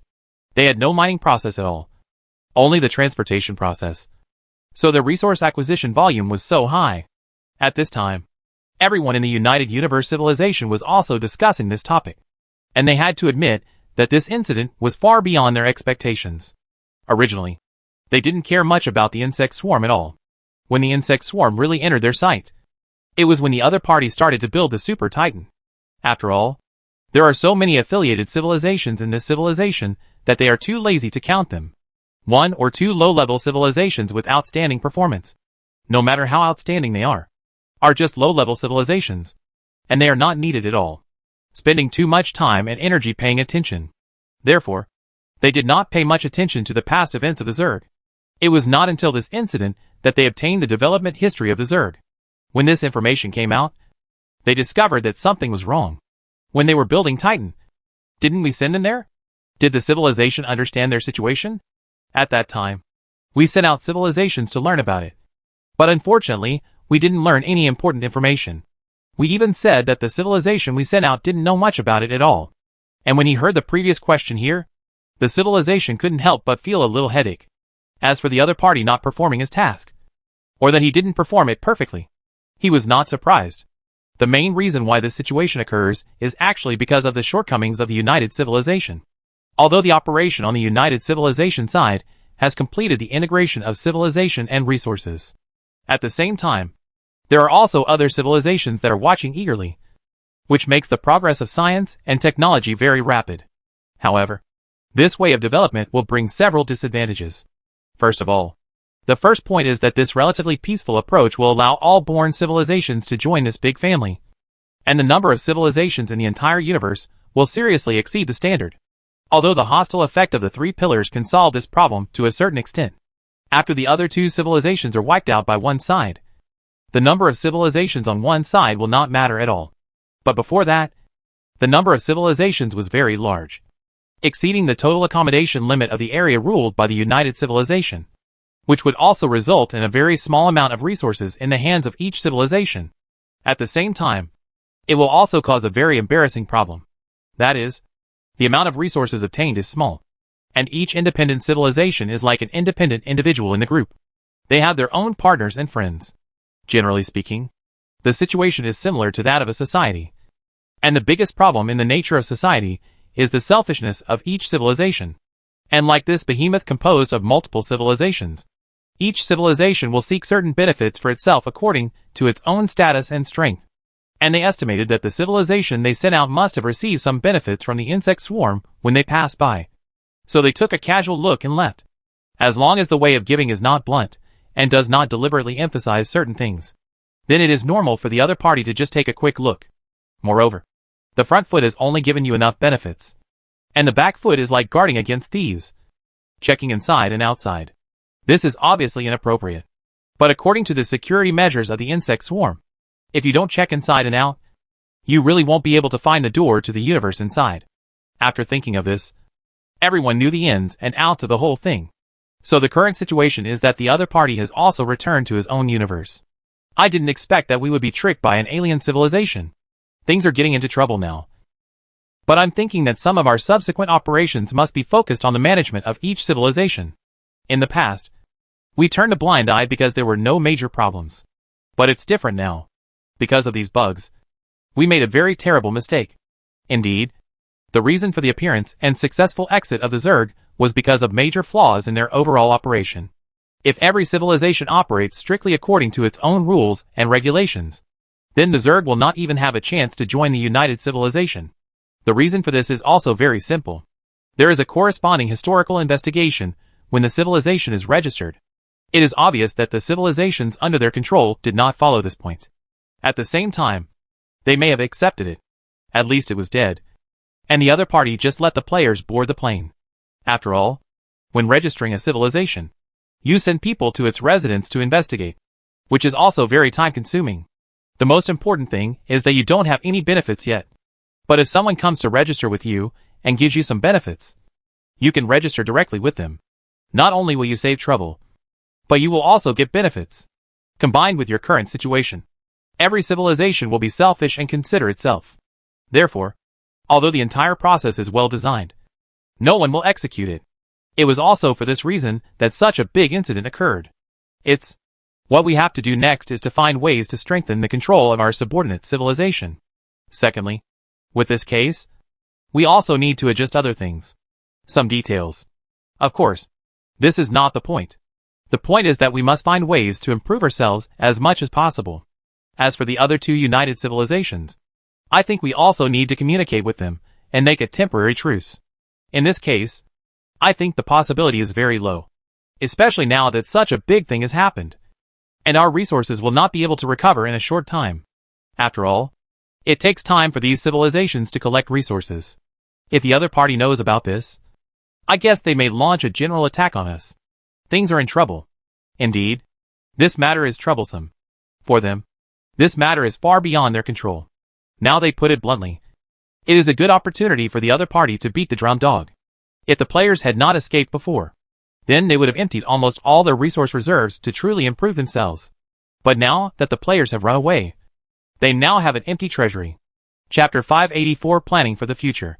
After players purchased Titans and so many super carriers, the inventories of many civilizations were almost exhausted. And if these things continue to stay with them, it will be strength. But now these things are gone, which means that the resources they paid are zero. And if they want to collect enough resources, it will take time to restore to the past. Obviously, the other party will not give them this time. Although they have tried their best to block the news of the bugs escaping, paper can never cover the fire. They probably won't have to wait long for this matter before the other two civilizations will discover it. After discovering it, these two civilizations will definitely attack them without hesitation. In the past, their treasury was smart, and their subordinates, each civilization has a lot of resource reserves in its hands. And each civilization also has its own resource safety point. This so-called safety point is their resource reserve. For example, some civilizations that produce modules will have certain modules. Once a large-scale battle occurs, they will immediately sell these modules, and then use the reserve resources in their hands to continue working overtime on survival modules. In this case, there is no problem in meeting the needs of the battlefield. But now they have no module reserves, and they have no resource reserves. Now that their wealth has been emptied out, it is basically impossible for them to make up for the resource consumption during a war. So now they need time to recover. But the other party is obviously absolutely impossible to give them this time. After all, the other party is not stupid. And that's not the point. The point is the insect swarm. It might have some impact on us in the future. This issue is what they are most worried about. Because the insect swarm has stayed with them for a relatively long time and knows many things about them. And now the insect swarm has the ability to unify the universe. Then the first thing they do when they go back is definitely to find a way to unify that universe. And then start integrating and developing resources. In this way, a new united universe civilization will be born. Of course, this does not matter to the united civilization. After all, their technological level has reached a limit point. Even if the other party catches up, it may not be their opponent. After all, they have so many years of accumulation. But after learning that the insect swarm has researched soul technology to a very high level, it becomes difficult to say anything. Because soul technology is their shortcoming. Even ancient civilizations have not made much achievements in this technology. If it is said that the bugs have made great improvements in this technology, and relying on this technology to abruptly raise their level to a level similar to mine. If this is the case, then the problem is really big. If they faced off against the bugs, they would definitely have no chance of winning. Hey, I didn't expect things to develop like this, but I have to say that many things are destined to happen.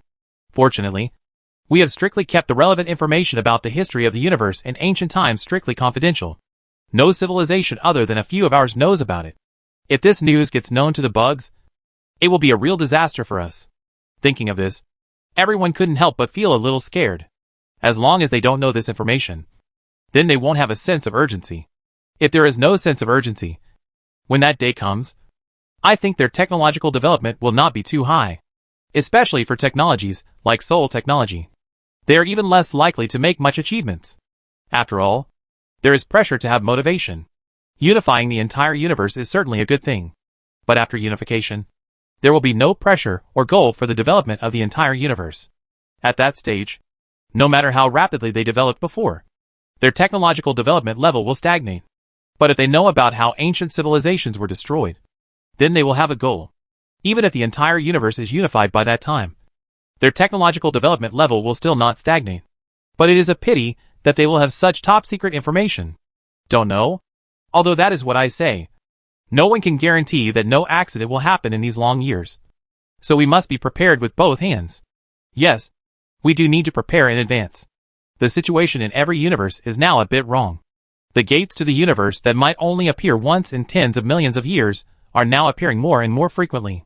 The battle between universe and universe has begun. Next, we need to strictly monitor every corner of our galaxy to ensure that the door to the universe is discovered by us as soon as it is born, and that this situation will not happen again. Regarding the matters discussed by these civilizations, the players naturally do not know that their energy and time are focused on subduing the younger brother at this time. Brothers, we have collected dozens of civilizations now, but their technological level is not high. It doesn't matter what their technological level is. For us, as long as they can mine for us, that's fine. By the way, those civilizations that followed us from the beginning have now been sent out by us to manage these civilizations. Although they have been with us for a long time, we cannot completely trust them. When the time comes, remember to send someone to keep an eye on them secretly. By the way, fellows, I heard you mention before that we seem to have found a good ruins location. And everything there is basically not damaged. The situation over there is much better than we imagined. Although so far, we have not found the corresponding technology to conceal the equipment that cannot be repaired. But according to our estimation, everything over there will continue to operate for at least hundreds of millions of years. If there are no problems, we should consider settling there in the future. So much the better. By the way, the next thing we need to consider is the management and control of civilization. You also know that managing civilization is quite complicated. Let's just adopt a point system. Compared with the United Universe, our conquering method is basically based on defeating them.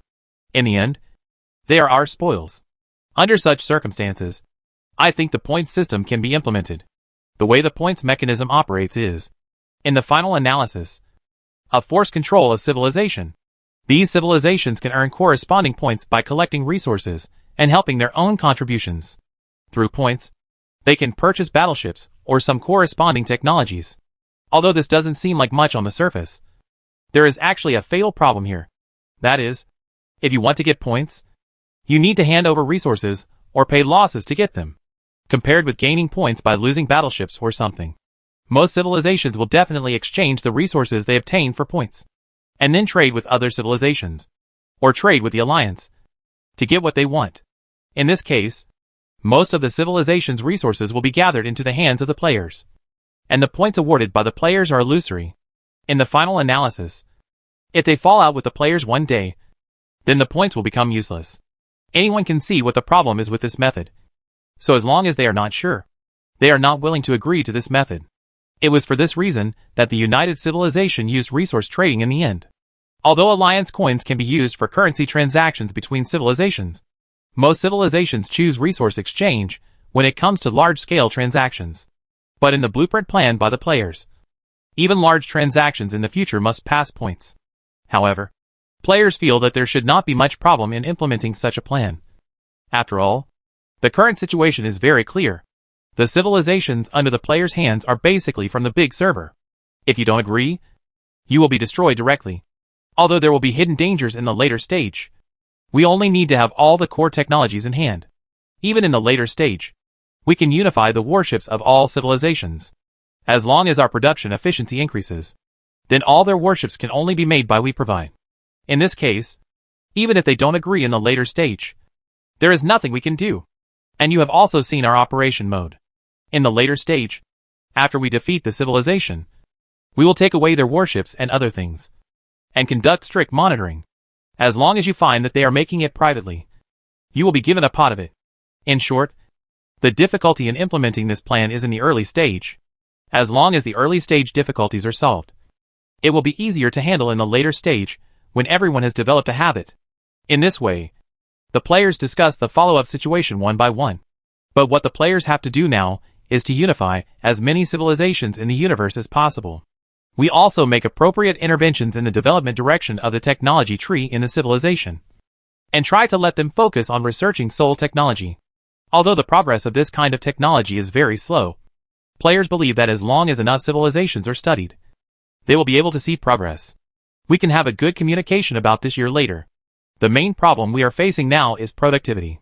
Regarding this issue, we can depend on the situation and focus on things like shipyards first. As for the construction of Star City, it can be slowed down. At this time, on the other side of the universe, 13 super civilizations are gathering together to discuss the next development. These civilizations secretly control many civilizations. Naturally, most of the civilizations do not know it.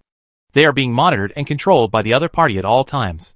By the time they know it, it will be time for them to become advanced civilizations.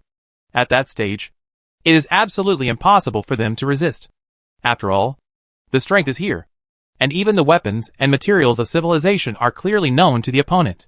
In the end, they can only end up with the same fate as the Empire.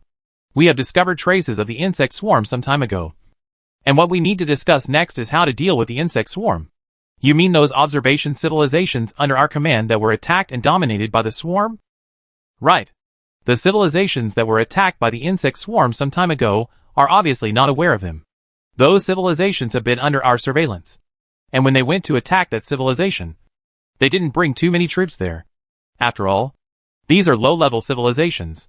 They don't need to be too grand if they want to eliminate them. This is how we got this information. Our detector hasn't been discovered. Right? Don't worry. In order to avoid alerting the enemy, we withdrew the detector as soon as we discovered the bugs. As long as we are not exposed, it will be fine. Now the swarm is showing us the secret, and we are hiding it. The next step is about the swarm's attack plan. Regarding this, we must be cautious. The last time we played against them, we can already see that the opponent's technological strength is not bad. The safest plan at the moment is to find their home base, then surprise them with a surprise attack, and confront them on a frontal battlefield. Although we have a chance of winning, with their level of technology, even if we win, the price we pay will be heavy. In this way, these super civilizations are also considering how to deal with the insect swarm. Compared to the insect swarm, their governance plan is another extreme, which is to focus on observation and understand the development of civilization through observation. They will not interfere with the development of civilization, because every civilization has different ways of reaching advanced civilization. The advantage of this is that they can obtain various inspirations in this way, and these things can also enhance their own strength in disguised form. All in all, This method is more casual, but it will give you a small surprise from time to time. And the disadvantage is also obvious. That is, it will be relatively difficult to control them. In the end, they have only one choice, and that is to use their strength to suppress the other party, so that the other party cannot afford to be petty and become their lackey. All in all, super civilization. Each civilization has its own way of development, and each civilization seeks breakthroughs in completely different ways after its technology reaches a certain point. In this way, while each civilization was wandering around with its own little thoughts, the players sorted out Tai Lung's information and took their previous research with them. What they didn't expect was that their soul technology would once again achieve a breakthrough. In the past, they could use soul technology to achieve the effect of time travel. That is, investing their souls into other people's bodies. But after the players have reached this level of research, they have not made much breakthrough so far. But now, after so many years of accumulation and the research of other civilizations, they have finally made a new breakthrough. And this breakthrough is the soul weapon. This kind of weapon is also very lethal, mainly targeting biological weapons, whether it is carbon-based organisms or silicon-based organisms. As long as they have self-awareness, they can be affected by this weapon by consuming a large amount of energy and emitting special wave frequencies. Any creature within the radiated range will be affected by it no matter what it is. He will directly destroy your soul and turn you into a walking zombie. But this attack is ineffective against mechanical creations. Chapter 585: The differences between different battleships. And this breakthrough naturally increases the strength of the players. Although in the current cosmic battlefield, this method does not have much effect. After all, there is artificial intelligence inside the spacecraft. Even if all the crew members inside the spacecraft are cold, the artificial intelligence can still take over the spacecraft. However, it is good to have a breakthrough, and the player's idea is to see if it can be strengthened. This technology will not only be effective on living organisms, but also be able to destroy mechanical bodies. In this way, the effect of the soul weapon can be exerted to the maximum. But obviously, it is very difficult to achieve this. Of course, players are not in a hurry about this. After all, there will be more time in the future, and they can always enter the next technological breakthrough. At this time, compared to the players on Jiang Yao's side, he and Xiefeng were watching the warships flying in the distance in the Titan. Let me ask, is this body of yours also fake? At this time, Xiefeng looked at Jiang Yao, who was in trance, and couldn't help but ask. Seeing this, Jiang Yao glanced at her and said angrily, "You have asked this question no less than 10 times. But you are obviously the leader of the insect swarm. Why are you in humanoid form? I think there is absolutely no need for you to be so sad about this. Moreover, I called you here at this time to discuss with you issues related to subsequent civilization management and control, as well as the issue of sorting out the technology of Yuling civilization." Upon hearing this, Shuefeng waved her hand, and the next moment the projection appeared. As for how our civilization will deal with it, I have already drawn up a plan. At the same time, our technology can help the united civilization, and we have also compiled the corresponding information. Xiefeng thought for a while, and then continued, "By the way, I have sorted out some of the more bizarre incidents that you asked me to investigate before. One of the things that concerns me is that we once found a person in a special area. That person is in a similar situation to you, and can survive in the universe. Of course, special individuals who have been genetically modified can also do this." Jiang Yao was a little curious when he heard this, and soon he found the corresponding information. Restricted area? That's how it got its name. There is a special area at the edge of the universe. The space in that area is very chaotic. Ordinary detection methods and warships cannot penetrate deep into the interior. And the person you discovered that time was on the edge of that chaotic zone. Jiang Fengqi said with some confusion. He quickly called up the corresponding information of that person. And when he saw that person's condition, he was also shocked. First of all, that person looks almost like a humanoid creature. Secondly, and most importantly, that person's physical strength is very terrifying. It has reached a level that can be compared with super-civilized battleships. In addition, it also stores a huge amount of energy in its body. And the amount of this energy is no worse than that of ordinary cruisers. This concept is equivalent to this person having at least the combat power of a super-civilized cruiser. Such combat power is still a separate individual, which makes him a little surprised. You must know that although your side is powerful, your power comes from the insect nest. The connection between you and the insect nest is like a power supply and a television. The insect nest provides itself with a steady stream of energy, so that it can have various waves. Is that person still there? Please, boss, don't look at the time.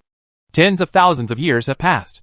After we caught him, we immediately conducted research on him. The other party only has one experimental subject, so he can't help but study it for a long time. Hearing this, Jiang Yao nodded and continued to ask, have you ever gone to that area to search after that? Hearing this, Xiafeng nodded. I definitely went there, but in the end I got nothing. So over time civilization gave up. Give me the coordinates over there, and I will send a group of warships over to take a look at the situation there. Hearing this, Xiafeng also nodded.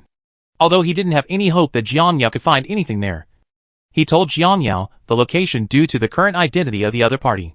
I will send you the corresponding coordinates in a moment, but I still have to remind you that warships cannot set foot in that area of your area. We have done this many times before, trying to test the warships in civilization. They can stay inside for about 5 minutes, but the combat robots can only last for a minute or two at most before being destroyed by the violent energy there. Jiang Yao also nodded. Regarding this matter, the reason why Jiang Yao is so concerned about this matter, apart from the situation of that particular individual, is that he has also encountered the same area in the United Universe civilization. After all, everyone thought at the time that his house had a wormhole leading to that area and back. So for this matter, it would be difficult for him not to pay attention to it even if he wanted to. In this way, the two of them discussed many other things except this one matter before Xiafeng left. In fact, for Xiafeng, Jiang Yao also felt that the relationship between the two was a bit subtle. Originally, there was affection between the two people, but when the things they discussed reached a civilized level, their feelings became less important. After all, both he and Xiafeng knew very well that both parties could not put too much energy into such illusory things as feelings. Every word and deed of the two people will determine the future direction of civilization. If they are too emotional, the relationship between civilizations will become very complicated. After all, they are both mature people, unless they choose to give up the civilization behind them. Otherwise, the two of them will have a tacit understanding to maintain a certain distance. Because of the development of civilization, and even the planning of their development routes, they need more reason than sensibility. No one has the right to let the entire civilization be buried with him for his own emotions. Jiang Yao does still retain the element of emotion, but now there is not much left. Retention of feelings is the last bottom line for his identity as a human being. But he cannot be too attached to this kind of thing. The development of civilization and war in the universe require more attention to the interests of both parties, or some other factors. At these levels, the so-called personal feelings seem insignificant. So for the development of civilization and its continuation in the future, he must abandon some things. In fact, he also thinks about a question many times.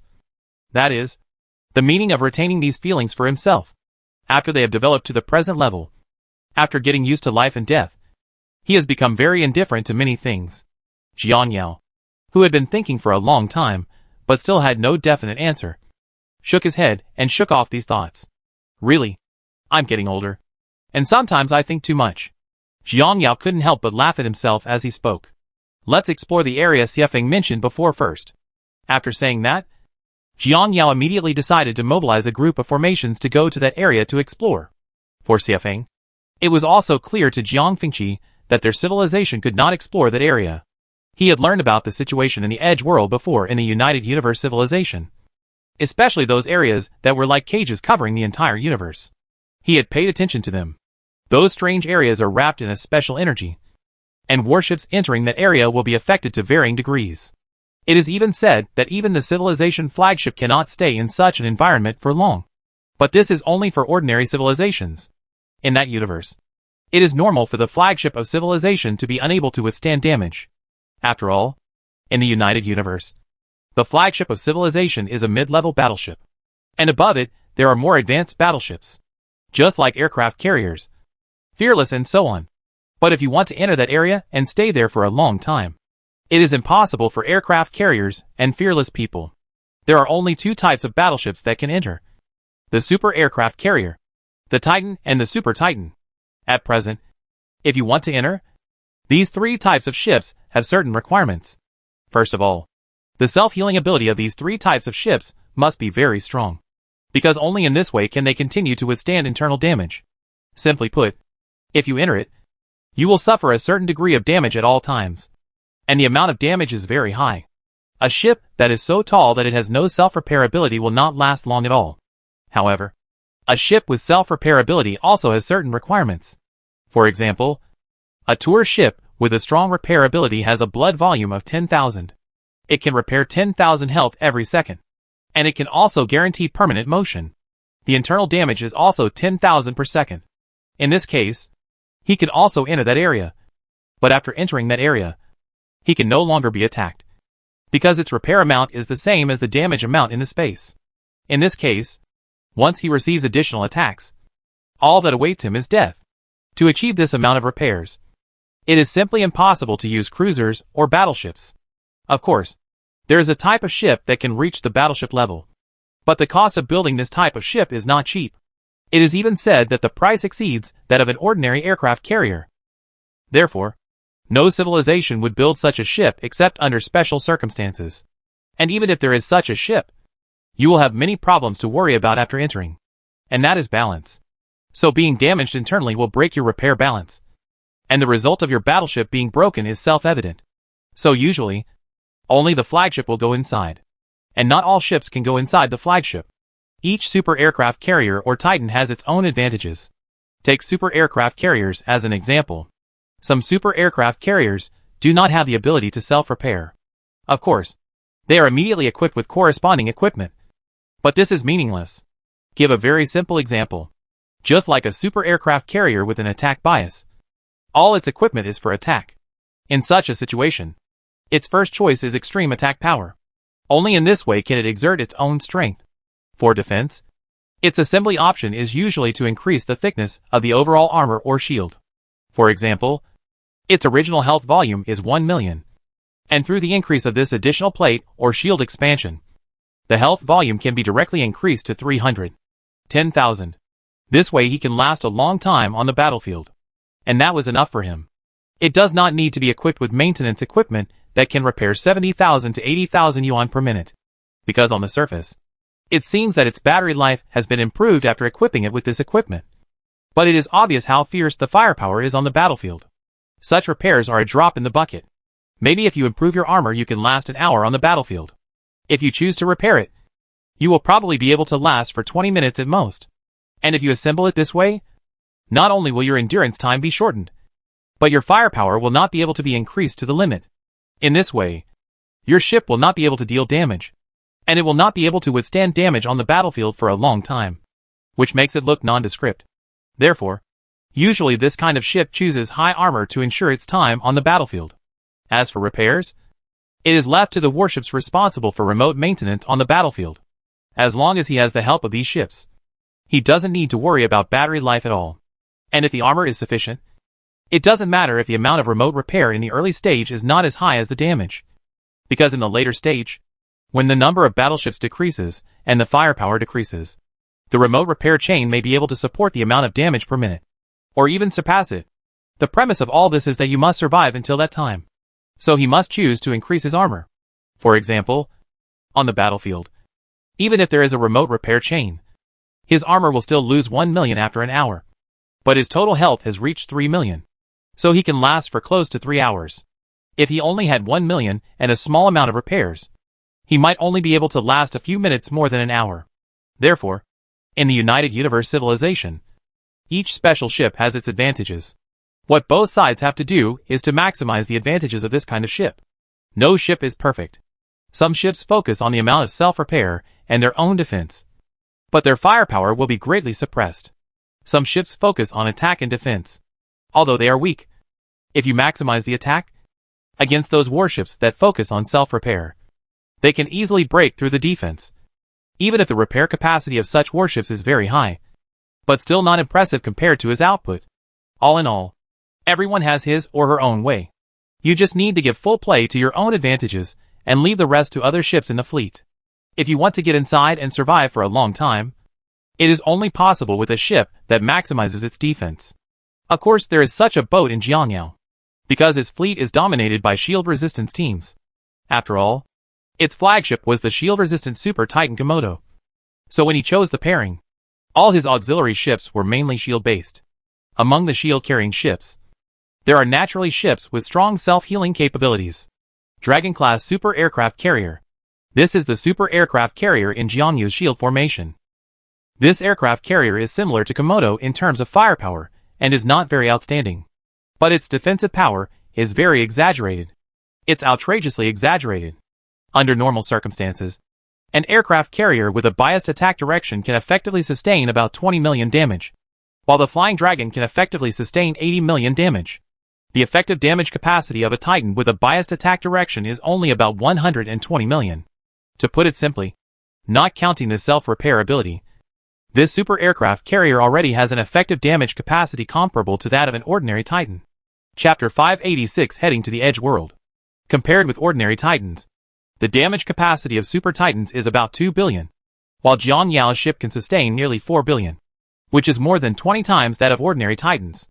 Although on the surface it seems to be only a 20-fold increase, the increase in price is more than that. However, at that level of technology, it would be extremely difficult to improve it by more than 10 times. So this is why even if based on cost effectiveness, if I buy more Titans, the overall endurance can be increased. There are still many capable ones, and civilizations give priority to Super Titans. And now Jiang Yao's side. Apart from the Titan in his hand, the only thing left that can enter is the Flying Dragon class. And compared to driving a Titan to enter, Jiang Yao also thinks that it is safer to enter with people. So after some thought, he made this decision. That is to let players drive the Flying Dragon in. The Flying Dragon is known as the cancer in the super aircraft carrier, and it is notorious in the United Universe. Everything else about this ship is not good, but this defense is the only one that kills people. Even if it is equipped with a set of level 10 technology, it can still achieve a defense comparable to that of a Titan. At the same time, this ship is also the core of the shield resistance ship, because there are currently only 2 super aircraft carriers with shield resistance in the United Universe civilization. One is the Flying Dragon in my hand, and the other is called Hades. The difference between the 2 ships is also very obvious. First of all, the Flying Dragon sacrifices a lot of things for its defense. The first is its own firepower. Among super aircraft carriers, its firepower is the lowest. Compared with those firepower-type super aircraft carriers, its firepower is only half of that of these firepower-biased aircraft carriers. It is even said that some dreadnoughts have higher firepower than it, although the other shield super aircraft carrier can rank second in firepower. And its maneuverability is different from the last Flying Dragon. It can rank first, but is a high-mobility attack aircraft carrier. It is obviously not qualified, because the Titans in my fleet also have high defense and low speed, while the highly maneuverable aircraft carriers are mainly responsible for sneak attacks from behind enemy lines. So they are not suitable for my pairing. So I chose the Wyvern for all my aircraft carriers. In fact, the reason why he made this choice before was mainly because the firepower of the flagship formation he had formed was not that important. You must know that the situation on the battlefield is changing rapidly. Although ships like the Flying Dragon are a bit weak compared to targeting strategic weapons such as Tata or super aircraft carriers, they are very effective against ships such as ordinary aircraft carriers, dreadnoughts, or civilization flagships. A dreadnought with only 1 million casualties, a civilized flagship with only a few 100,000, and 2 million floating ordinary aircraft carrier Flying Dragons are not slow at all. And the most important thing is that after removing these ships, the smaller ships below will be cleaned up faster, especially the battle cruisers and cruisers. It really takes seconds to fight them. At the same time, there is another reason why he chose this team. He has learned about all the flagship battles of the United Civilization. From this, he discovered a problem. On the United Civilization side, all warships have different divisions of labor. They are usually divided into attack warships, auxiliary warships, and logistics warships. Among the combinations of these battleships, the maintenance ship is the one that determines the station time of the super flagship. These ships form a maintenance chain with each other, not only repairing each other, but also supporting the super carrier. Among these maintenance ships, usually attack-type super aircraft carriers put all their energy into extreme firepower, so it is naturally impossible for them to equip corresponding maintenance equipment. The maintenance tasks are naturally handed over to other ships below, and the maintenance ships below are usually performed by ordinary aircraft carriers, because these aircraft carriers are flagships and can carry flagship-level maintenance equipment, and their own defense capabilities are also guaranteed. Such ships are usually used as maintenance formations in battles, although using an ordinary aircraft carrier still has certain guarantees. Jiang Yao knows very well that there is also a problem here. That is, ordinary aircraft carriers are too fragile. In battles, his body often cannot last long. And if you want to support it for a long time, then you must use a super carrier as a maintenance ship. Unlike other ships, Filong can take on this important task. Filong doesn't have much firepower to begin with, so he can save the space for improving firepower and put it on maintenance. He doesn't need to worry too much about attacking or maneuvering on its own. After all, it is positioned to be carried on the front row, and it does not have to perform these tasks. So its energy often overflows, and this overflowing energy can be used to provide maintenance equipment. Therefore, this is also the only super carrier that can serve as a battlefield maintenance ship. It's just that there are too few civilizations used. After all, using this thing for this task is always a bit overkill. Even if you save a maintenance position and replace it with a carrier-based aircraft carrying position, it will have better results. So many civilizations are unwilling to do this. But compared to them, Jiang Yao felt it didn't matter. Anyway, his focus is on the Super Titan, and these aircraft carriers only serve it.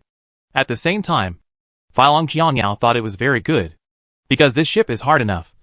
It can withstand even if the opponent's Titan releases a doomsday weapon on the battlefield. At the same time, he is also one of the few Super Titans who can forcefully eat a single target doomsday weapon. Compared with it, other super carriers are not good, especially those with biased attacks. Basically, they cannot withstand a doomsday shot.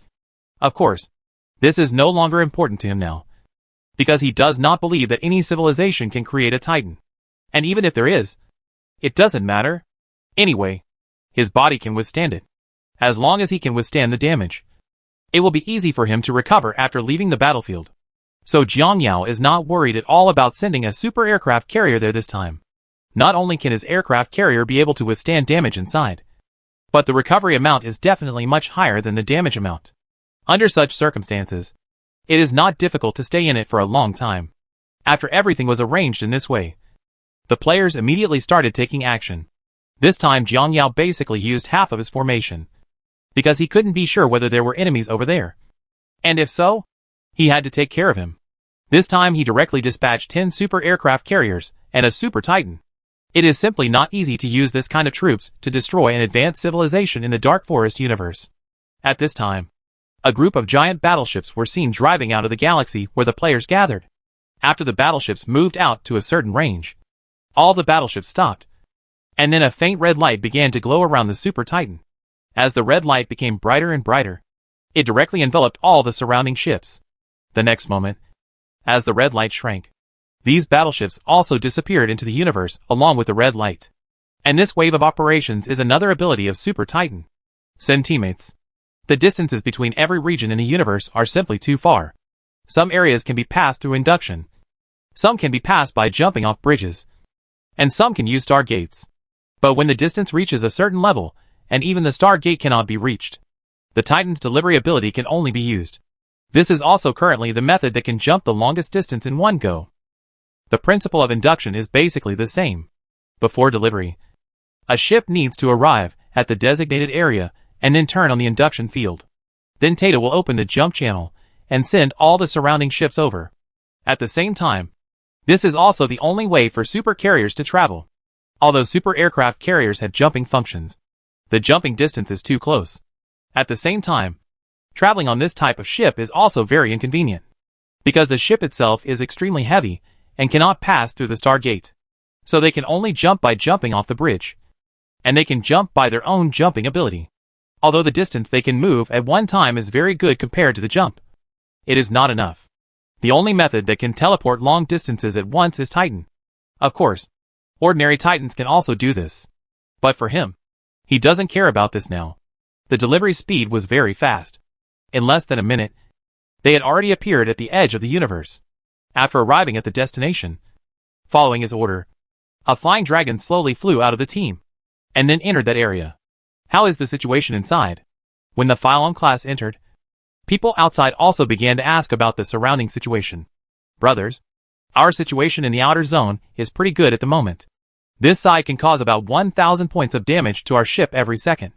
And our shield self-return speed is 12,000 points per second. The players who entered the interior in this way continued to report the situation inside to the outside as they advanced. As time goes by, after the heavy ones are more in depth, the damage caused by health here has basically stabilized, and the approximate damage amount is about 5,000 per second. This damage data is the same as nothing for Phylong. After all, this thing needs to grow a little more than half before it can break through the critical value of Phylong's own recovery. Although this is nothing to Phylong. But for other ships, this is a life-threatening situation. Even if an ordinary aircraft carrier enters the interior, they will not be able to last long based on the amount of damage. After confirming that Phylong was fine, everyone began to wait for their news slowly on the edge. And this wait lasted for several days. A few days later, everyone continued to wait for news from inside as usual. But compared to the news that came this time, they were extremely surprised. Because Phylong has discovered other civilizations internally. Brothers, we have detected a bubble world about 5 light years in front of us. At this time, after hearing the news, everyone immediately began to ask about the situation. Bubble world is the name given to some special areas in this area. The reason why there is the possibility of civilization in such an area is mainly because of this thing called the bubble world. Some rather peculiar landscapes will appear in the edge areas. That is, they are surrounded by extremely terrifying space turbulence. And some star systems can be formed in some areas of these space turbulences. But there is a special layer of energy on the periphery of the star systems that will its package. And this special energy can isolate the outside from the star system like a bubble. Such a world is called a bubble world. Normally, in a world like this, the possibility of an intelligent race being born is extremely low. But the possibility is not ruled out. Compared with the big universe, if civilizations were born in these areas, they would not need to experience the darkness of the big universe. After all, basically no civilization can come in from the big universe. So they don't need to worry about being unlucky and being invaded by aliens one day. In the United Civilized Universe, if you can find a bubble world, you might be able to make a fortune. There are big and small bubble worlds. At first, they thought that Jiangyao had found a huge bubble world with rich resources. How is the situation over there? Brothers? Do you know anything about it? Do you have any wisdom in going over there to check on the situation? After hearing everyone's inquiries, the players on the Phylon level also told everyone the information. Brothers, we have found out the specific situation. First of all, the size of the bubble world is about the same size as our solar system. It is actually a small world. The smaller the world, the higher the stability. It is easier for civilization to be born in an area like this. So after our observations, we can basically confirm that there is a civilization over there, because we have detected some special signals. And through these signals we cannot judge that the other party has a certain level of technology. Judging from the technological level of the universe, the other party should have entered an advanced civilization similar to the Empire. Everyone was a little surprised when they heard this. It's indeed a bit unbelievable that someone trapped in that world could develop like this. Actually, I think it's normal. After all, when technology reaches a certain level, they find themselves trapped in a cage. And their first reaction must be to escape. But it's really not easy for a world as small as that to develop to such an extent. This is exactly what we are wondering about. How many resources in a galaxy can actually allow them to get to this point? This is really unscientific. How about you go over and understand the situation first? And then we can see how to operate it? Also, in short, you should pay attention. The other party's technological level is not low.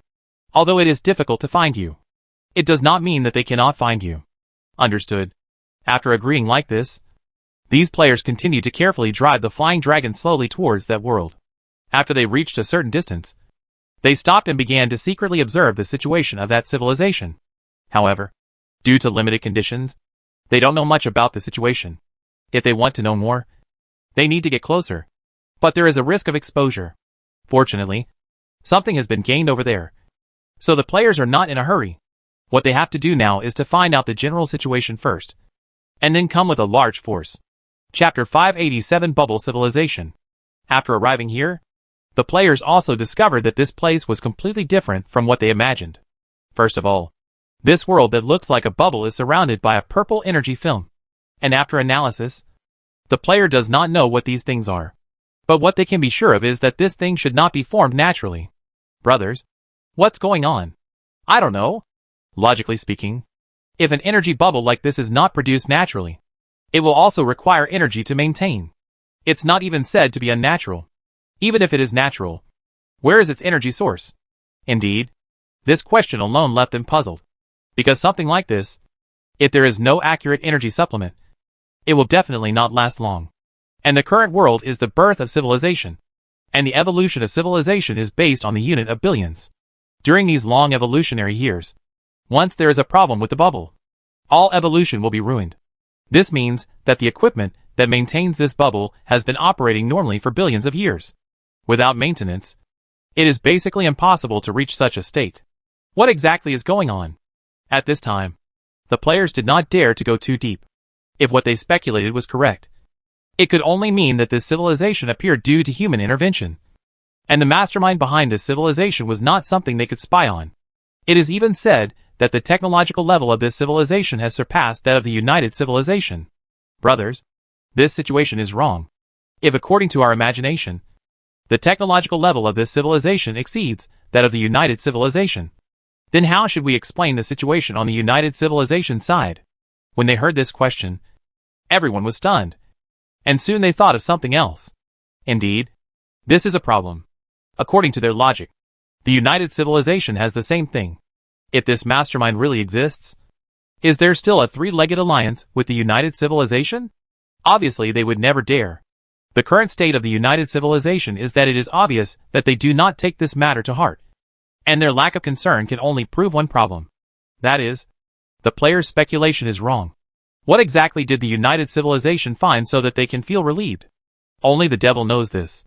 If I had known, I would have checked more relevant information at that time. Otherwise, we would not be able to figure out the situation like now. Brothers, I feel that this thing is similar to the energy on the periphery of the black insect planet that we captured before. It's different. I've analyzed it just now. The difference between the two is really huge. Although the functions are both protection, there is a big difference in essence. Old fellows, let's not worry so much for now. Otherwise, we should try to figure out the internal situation first. We have only detected the technological level of a civilized civilization on their side. We can't be sure yet. First check if there are any ships of this civilization or anything like that on the edge of the bubble. As he said this, the players began to keep a certain distance and conduct precise scans.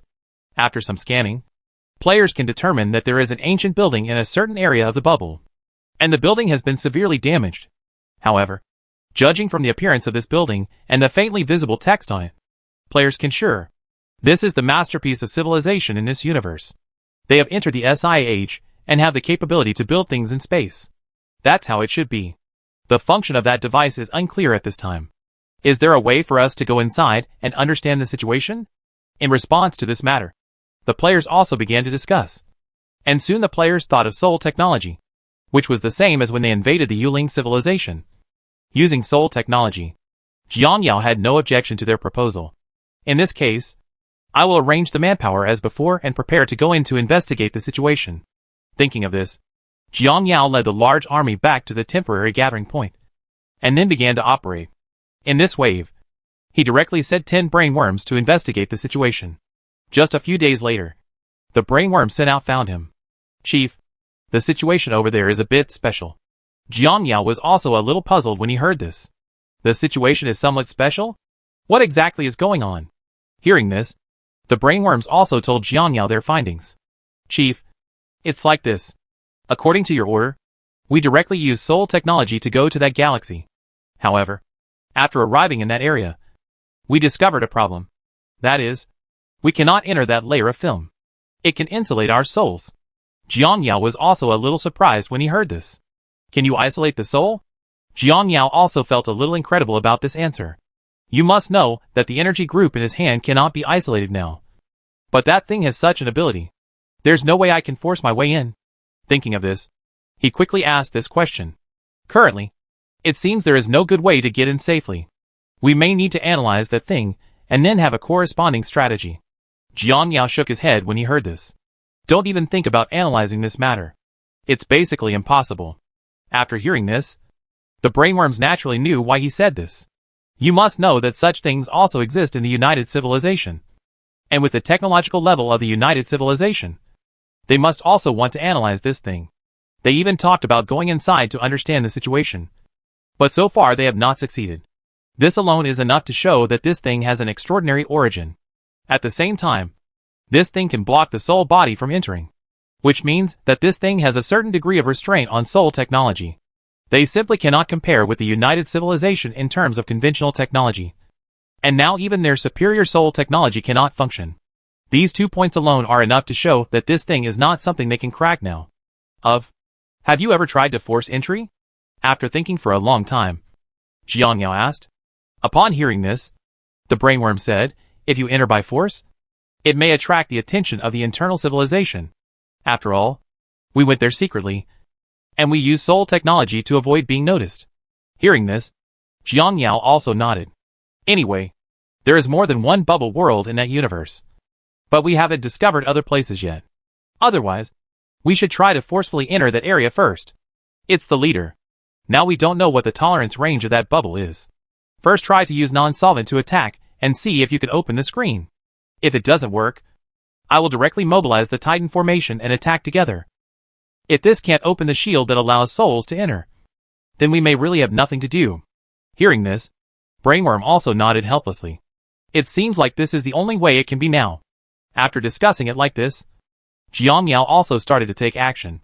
He organized the formation again, and then set off towards the bubble world in a mighty manner. Compared with the previous time when a super aircraft carrier entered, this time the super carrier formation was fully mobilized. And when the fleet arrived in this area, it was still there quietly as before. After the location was determined, Jiang Yao also asked the brainworm to prepare. After everything was ready, an energy ball began to gather in front of Titan. At the same time, the super aircraft carrier also dispatched a cavalry bomber formation. The next moment, majestic energy spurted out, and then densely packed weapons attacked an area. At the same time, the soul bodies traveling in the void also seized the opportunity and attacked. He flew over that area. At this time, after the attack was over, Jiang Yao, who was standing in the command room, immediately called up the projection of the brain worms. At this time, the brain worms were sleeping quietly in the instrument. Did you make it? Jiang Yao was a little confused about this. In this way, after about a day passed, these brain worms all woke up. And after waking up, they immediately told Jiang Yao the situation. Chief, we have succeeded here. A few of us have entered the interior. What's going on inside? Hearing this, Jiang Yao was also happy and asked quickly. The situation there is not much different from what we observe from the outside. There is only one planet with intelligent life inside. But the situation there seems to be a little different. Because according to the information we have in that area, the civilization should still be in the ancient Bronze Age. When Jiang Yao heard this, he couldn't help but be startled. It was obvious that he had not expected such a situation. But when he thought of the buildings on the periphery of the universe, he seemed to understand something. Has the internal civilization been restarted? As far as the current situation is concerned, it is like this. And that time, the building we saw should be something like a tombstone. Now we are studying the text over there, and trying to parse its meaning. Jiang Yao also nodded when he heard this. Okay. I know the general situation. You need to find out the situation inside as soon as possible. After explaining everything in this way, Jiang Yao began to wait for news from the brainworms. Time passed quickly like this. A few days later, the brainworms came over with information. Chief, the situation is like this. We have basically got a rough idea of the situation over there. The first thing is about that tombstone. A total of 127 different written records were used for that tombstone. At the same time, the material of that tombstone cannot be analyzed because we don't have instruments inside. But what is certain is that the material level is at least the level of the Empire. Jiang Yao was a little confused when he heard this. What's the meaning? In other words, in such a big place, there is actually a civilization that has reached the level of the Empire? Chief, your statement is not accurate. To be precise, it should be that the material level in that area has reached that level. But it does not mean that their technological level has reached that level. There is a big difference between the two. It's like a world whose main material is wood, and a world whose main material is steel. The two worlds have completely different beginnings. In this case, the world whose material is wood wants to use technological level to improve the strength of their materials to steel. So it will be a very long wait for them. Gotta go. For another world, this is just their starting point. But at this point, they want to go further. And the difficulty is also very high. So we don't rule out that the original material level of that world is very high. Ah, of course. After our observation, although that world has a lot of metal materials, we can't determine some of its situations. Because we are still using the soul body, the state is understanding the universe. Hearing this, Jiang Yao also nodded. In fact, for him, the actions of the brainworms are understandable. After all, given the situation in the world over there, they can possess some people and have no effect. After all, how much information can you get about the Bronze Age? Not only will they not give much information, but they may also limit their channels for discovering information. So under such circumstances, it is most appropriate to observe in the form of a soul body. Thinking of this, he naturally wouldn't say much about what the brainworms had done. And then he turned his attention to another thing, which was what they mentioned about the tombstone. Chief, the reason why the signal tower-like thing is called a tombstone is because what they record on it is the loneliness of different civilizations. Hearing this, Jiang Yao didn't say anything and began to listen quietly to what was going on in Nao Chong's sect. In this world, their star will regularly launch a special thing. And this thing will destroy everything on the planet. If I'm not mistaken, it's something similar to solar wind. But if it's been tortured like this for a long time, I love you. As far as you're concerned, this planet has been tortured to the point where life can no longer exist. But what surprises me is the life still reproducing on this planet from generation to generation. The last round of civilization. The next round of civilization restarts. And so on. Until the civilization named No.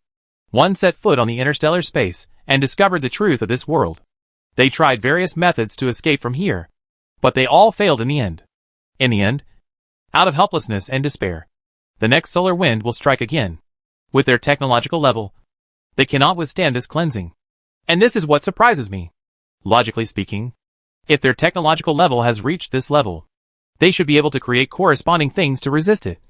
So I suspect that this solar wind is not the solar wind as we know it. Knowing this, they chose to use another way to record the continuation of their civilization. They recorded the status of their civilization in this tombstone. At the same time, this tombstone is also their technological level and can produce the strongest material. In this way, this tombstone records their first civilization. And again, another civilization reaches such a level and discovers the truth. And at the same time, this tombstone is found.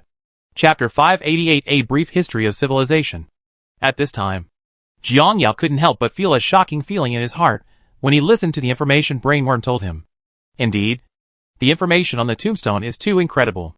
Of course, for him, this thing is called a tombstone. But Jiang Yao is still willing to respect them and call this thing a holy monument. This is the belief of many civilizations in this world. It is a portrayal of their unwillingness to resist in prison. Brainworm, give me the details of the translation. At this time, after thinking about this, Jiang Yao said to the Brainworm. Jiang Yao really wanted to understand this civilization. Just like reading a story. After knowing the first chapter, he eagerly wanted to know the rest of the content. After getting the information in this way, Jiang Yao began to understand it carefully. And when he began to understand it, he was deeply shocked by the world of bubble tea. There is no specific time in this document, because there is nothing in this universe that accurately records time. How many years did it take for a new civilization to evolve after the demise of a civilization? And how many generations did it take for the new civilization to develop into a star navigation civilization? No one knows about this. But each of the above civilizations records the status of their own civilization. Among these civilizations, the one that impressed Jiang Yao the most was Civilization No. 1, which was also the pioneer of all civilizations. At the same time, they named themselves this way because, for them, such sequential records are the easiest to organize. And the information they left behind is simple and straightforward information. The main reason why they did this was so that subsequent civilizations could sort out the data as quickly as possible. Compared to other civilizations, Civilization No. may first not have left the most technology, but they are the pioneers who paved the way for all civilizations. Civilization number 1. Born in the 131st year of the star calendar. Then after a long period of 4,100 years, they entered the information age. Then they entered the star navigation age. And then in 4,300 years, they discovered the mystery of the universe. They found themselves inseparable from this galaxy. And of course, they didn't pay much attention to this discovery at first. Because you have never seen a wider sky. You will take it for granted that the sky you see is the whole world. This is the frog in the well. Of course, this idea changed in 4310 due to the emergence of a genius. Perhaps the world we live in, and the world we see is not the whole world. What is hidden in the chaos outside the star system? Are there other new worlds outside the chaos? When Jiang Yao read this, he also felt a little numb, because he knew very well that this statement would cause shock to the entire civilization. Pretty much what he was thinking. When this theory was put forward, the civilization was indeed shaken greatly at the time. Of course, it is very normal for such a situation to occur. After all, sometimes the truth is very simple. So simple that as long as you say it, others will suddenly understand it. Why is it so simple? Why didn't I think of it before? Just like this, because of the appearance of this guide, there was a wave of exploration in civilization. What these people have to do is go to the chaos of nothingness. As more and more people had such ideas, many people took action. But soon they discovered the situation. Because no matter what method they use, they can't break through that layer of restrictions. Cage bird. These 4 words appeared in Jiang Yao's mind when he saw this. Civilization no one at that time also discovered this. Among them, they also despaired when they found that no matter what they did, they could not break through the restrictions. Many of them even thought that there might be a more advanced civilization outside of chaos, and they were raised captive by that civilization. Of course, given the circumstances here, there is nothing wrong with this set of remarks. But as the saying goes, where there is oppression, there is resistance. It is also for this reason that many people in civilization decided to rise up and resist and break this cage. As a result, during that period of time, many people who were unwilling to accept their fate stood up. They worked together to develop various equipment, with the purpose of breaking the cage. And that period is called a period of great development of civilization. During this period of civilization, all kinds of capable people and righteous people appeared frequently. And they had only one purpose, which was to break out of the prison. And the level of technological development also skyrocketed. And this lasted for about 300 years. This is the golden 300 years of a young civilization. There has been more technological progress in these 300 years than in the previous several thousand years combined. But after the period of great development passed, the remaining civilization entered a stage of depression. Because the crazy development in these years has made everyone see the fact clearly. That is, no matter how hard they try, they cannot break through this limit. This is unacceptable to them. At the same time, they discovered that the total amount of resources in this world is limited, and these resources cannot support them to go further. This plunged everyone into despair. As the saying goes, misfortunes never come singly. And just when civilization fell into a low ebb, another thing happened. That's when they discovered something seemed to be wrong with the star. With the science and technology they had at the time, they were naturally able to discover problems with stars. And through their simulation demonstrations, they discovered that this time a problem with stars would most likely lead to the demise of their civilization. Of course, with such science and technology, they did not intend to sit still and wait for death. They decided to use all their resources based on their current actual situation to ward off this crisis. Then the barrier project was born. They decided to find something similar to an arc behind a planet at the edge of the galaxy and let everyone move there to survive this crisis. Of course, everyone in the civilization is very supportive of this matter. After all, this is related to their lives. So they joined forces with these people to start building barriers. 500 years have passed. In these years, many talented and beautiful people were born in the civilization, and they all joined the barrier project without hesitation. Everything was developing in a good direction. Until one day the birth of a scientist broke the peace, combining the information he had with the information that civilization had mastered for many years. This scientist deduced a very terrifying fact. That is, no matter how they resisted, it was just a struggle before death. And when he told this piece of information to the people above, his fate was naturally self-evident. But because he was a rare talent, he survived. And after he left prison, he also understood something during his years in prison. Sometimes, the truth is not necessarily the goal that everyone pursues. Even if they are ignorant. Even if what they do has no effect. At least during the period of doing it. These people live meaningfully. His actions are tantamount to destroying their hope. After seeing through this, he hid his thoughts and joined the cause. However, he did not give up his thoughts. He also did what he thought was right in his own way. It was also because of this idea that in the following time, he was worried about work while at the same time thinking about the whereabouts of civilization. Finally, after many years of research, he was basically certain that there was nothing wrong with his original idea, and that civilization would not be able to survive this disaster. That period was the lowest point in his life. But soon he found his goal again. Since the negative effects of civilization are unavoidable, he always wants to leave something to civilization. Even traces of civilization are enough. At least if a new civilization is born here one day in the future, they will know that there once was a civilization with highly developed science and technology in this world. It is not easy to create something that leaves traces of civilization under such a power that can destroy everything. Fortunately, he discovered a way to make a special metal, and the strength of this special metal exceeded his knowledge. At the same time, he also discovered that if these metals were used, no civilization can survive this disaster. As the saying goes, if you arrange flowers with intention, they will not bloom. But if you do not intend to arrange willows, they will create shade. This is the truth. But his hopes soon turned into despair, because the raw material of this metal is very small in the entire universe. So small that it is incredible.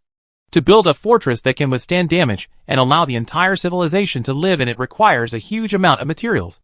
And the materials it finds may not even be enough.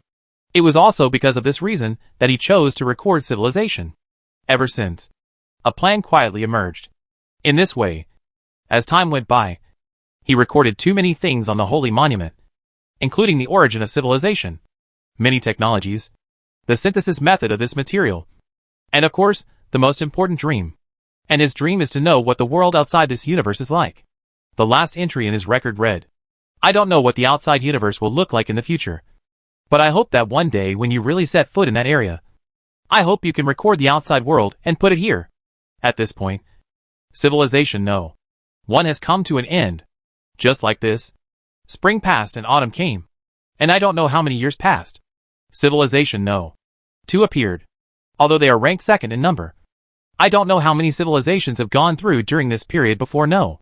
2 reached the current level, just like the original situation. No. 2 soon discovered that the world was different. But compared to the confused No. 1, they found what the great scientist left behind. And through the technology left by that scientist, the technology is advancing by leaps and bounds. At the same time, they also learned about the situation of this universe and the vision of civilization No. 1. Of course, at the beginning, like civilization No. 1, they were making active choices to prepare for their future. At the same time, their initial focus was on leaving here. In this way, as time went by, until the situation was as constant as in the records, after another problem occurred, civilization No. 2 also realized the seriousness of the death problem. Of course, no one would choose to sit still and wait for death. After sorting out the information left by civilization No. 1, they also understood the situation of the disaster, so they prepared in advance with them. However, it was similar to the situation recorded by civilization No. 1. They simply did not have the ability to withstand this disaster.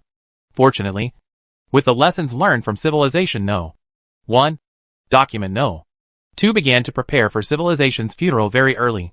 They also learned from civilization No. 1 and recorded everything about their own civilization.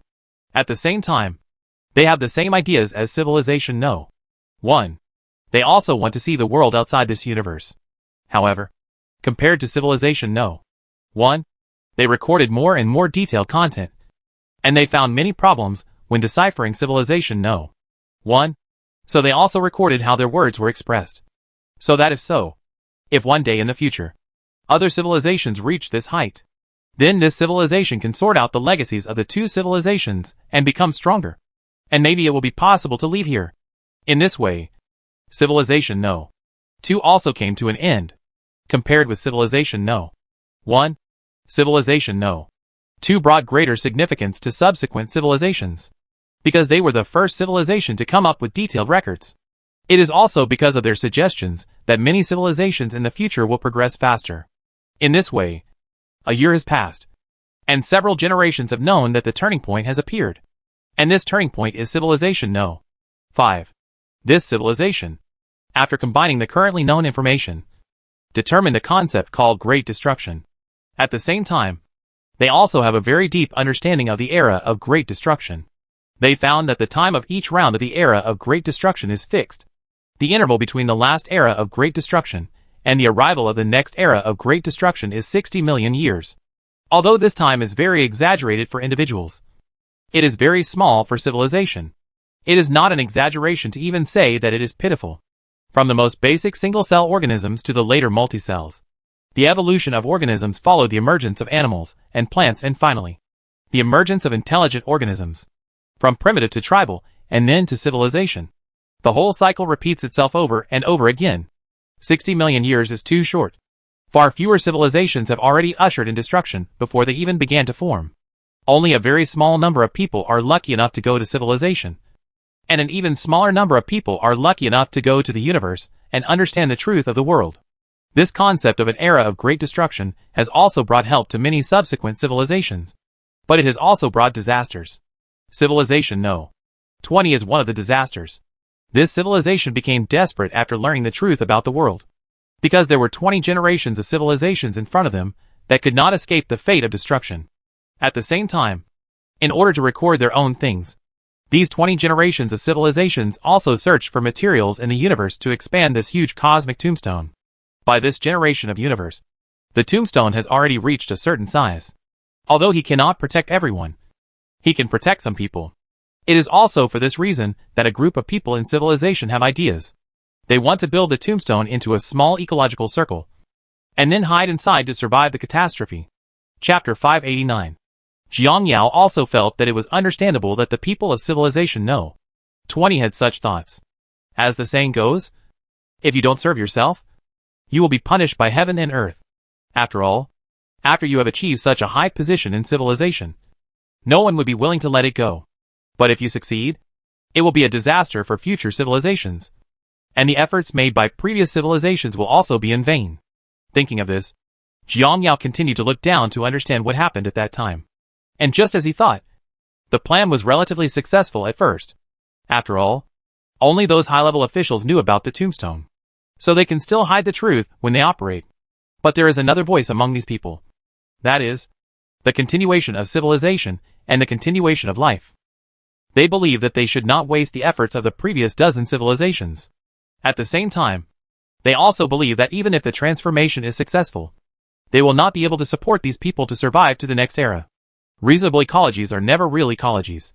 And the time they last will decrease as the number of ecological types increases. If we want to ensure that the ecosystem can be maintained normally in the later period, it is also necessary to control the number of people inside. If a certain limit is exceeded, it will be self-evident what will happen in the ecosystem.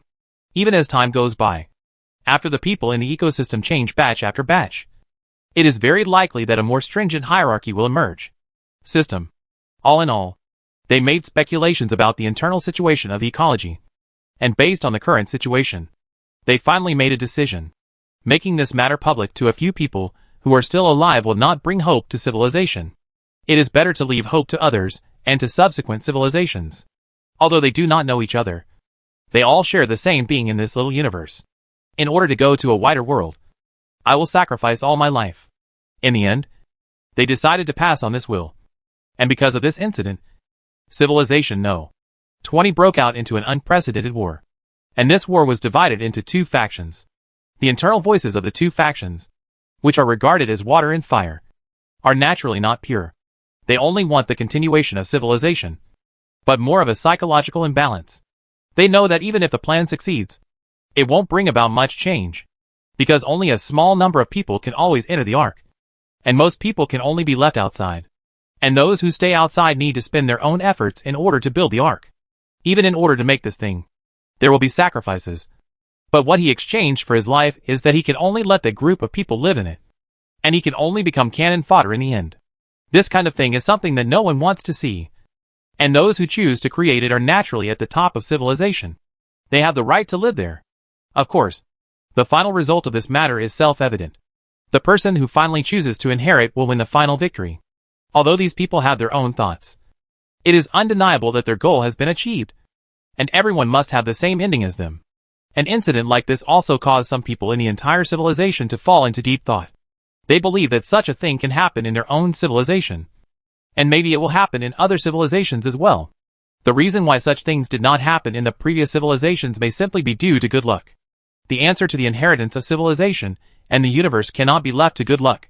So they began to study corresponding defense systems, intelligence systems, and facilities. Hidden system.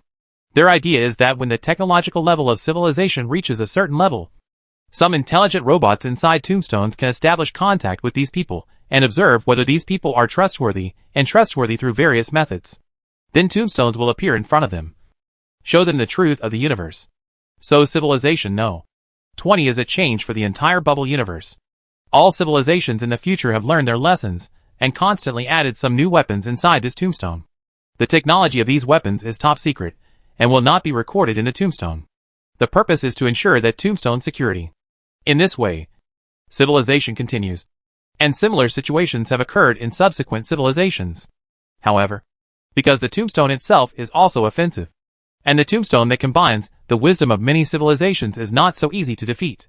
So except for the tombstone of the 20th civilization, which has suffered, except for a certain degree of damage, tombstone has not received much damage since then. In this way, many civilizations continue from generation to generation, and they selflessly dedicated their technology to the previous civilization. The reason why the civilization and technology of this world can develop so rapidly is because of the selfless dedication and sacrifice of these civilizations that have created internal brilliance. Before the cataclysm came, these civilizations frantically developed their own technology. When they found that they were still unable to withstand the cataclysm, they chose to dedicate all their technology to contribute to the next civilization. Jiangya was silent when he saw this. From these contents, he saw the efforts made by generations of strong and unyielding civilizations to get out of this world. If such a civilization appeared in the universe, it would probably be at the pinnacle of the universe by now. But if such a civilization really appears in the big universe, will they still have such a spirit? For the civilization in this world, leaving here is their only thought. The cataclysm that occurs every 60 million years affects the entire civilization, and is a sharp sword that weighs on the head of all civilizations. It is also because of the spur of this sharp sword that they can accumulate from generation to generation, and finally stand at such a height. Thinking of this, Jiang Yao shook his head, and continued to read the information. The situation of subsequent civilizations will basically be similar. But the real turning point was civilization No. 43. This civilization is very different from previous civilizations. With the technological help from many previous civilizations, their technological level has reached unprecedented heights. Although it is still very insufficient compared to many in the large universe. They have reached the extreme in understanding the matter inside the small universe. But when they reached this point, they found that all the conjectures left by these previous civilizations were shattered, which plunged the civilization into despair. Although the specific situation was not stated clearly, the despair he felt at that time could be seen from the words spoken by the scientist. The 14.5 millionth experiment is over. It combines the hard work of 43 generations of civilization, and has gone through tens of millions of experiments. We considered all possibilities. We have been conducting research on the synthesis of HM341 metal from the beginning of civilization to the present. As the most important metal in making tombstones, and an extremely rare metal in the entire universe, it is of great significance to us. As long as we can successfully synthesize it, then the era of great destruction will no longer be a problem for us. But after so many generations of civilization's efforts to consider various possibilities, the experiment ultimately failed. This special metal cannot be synthesized and cannot be replaced, and its content is very rare in the universe. So the idea of relying on manufacturing this kind of metal to avoid disasters may have been wrong from the beginning. At our stage, the understanding of matter has reached its extreme. Under such circumstances, we still cannot unravel its mysteries.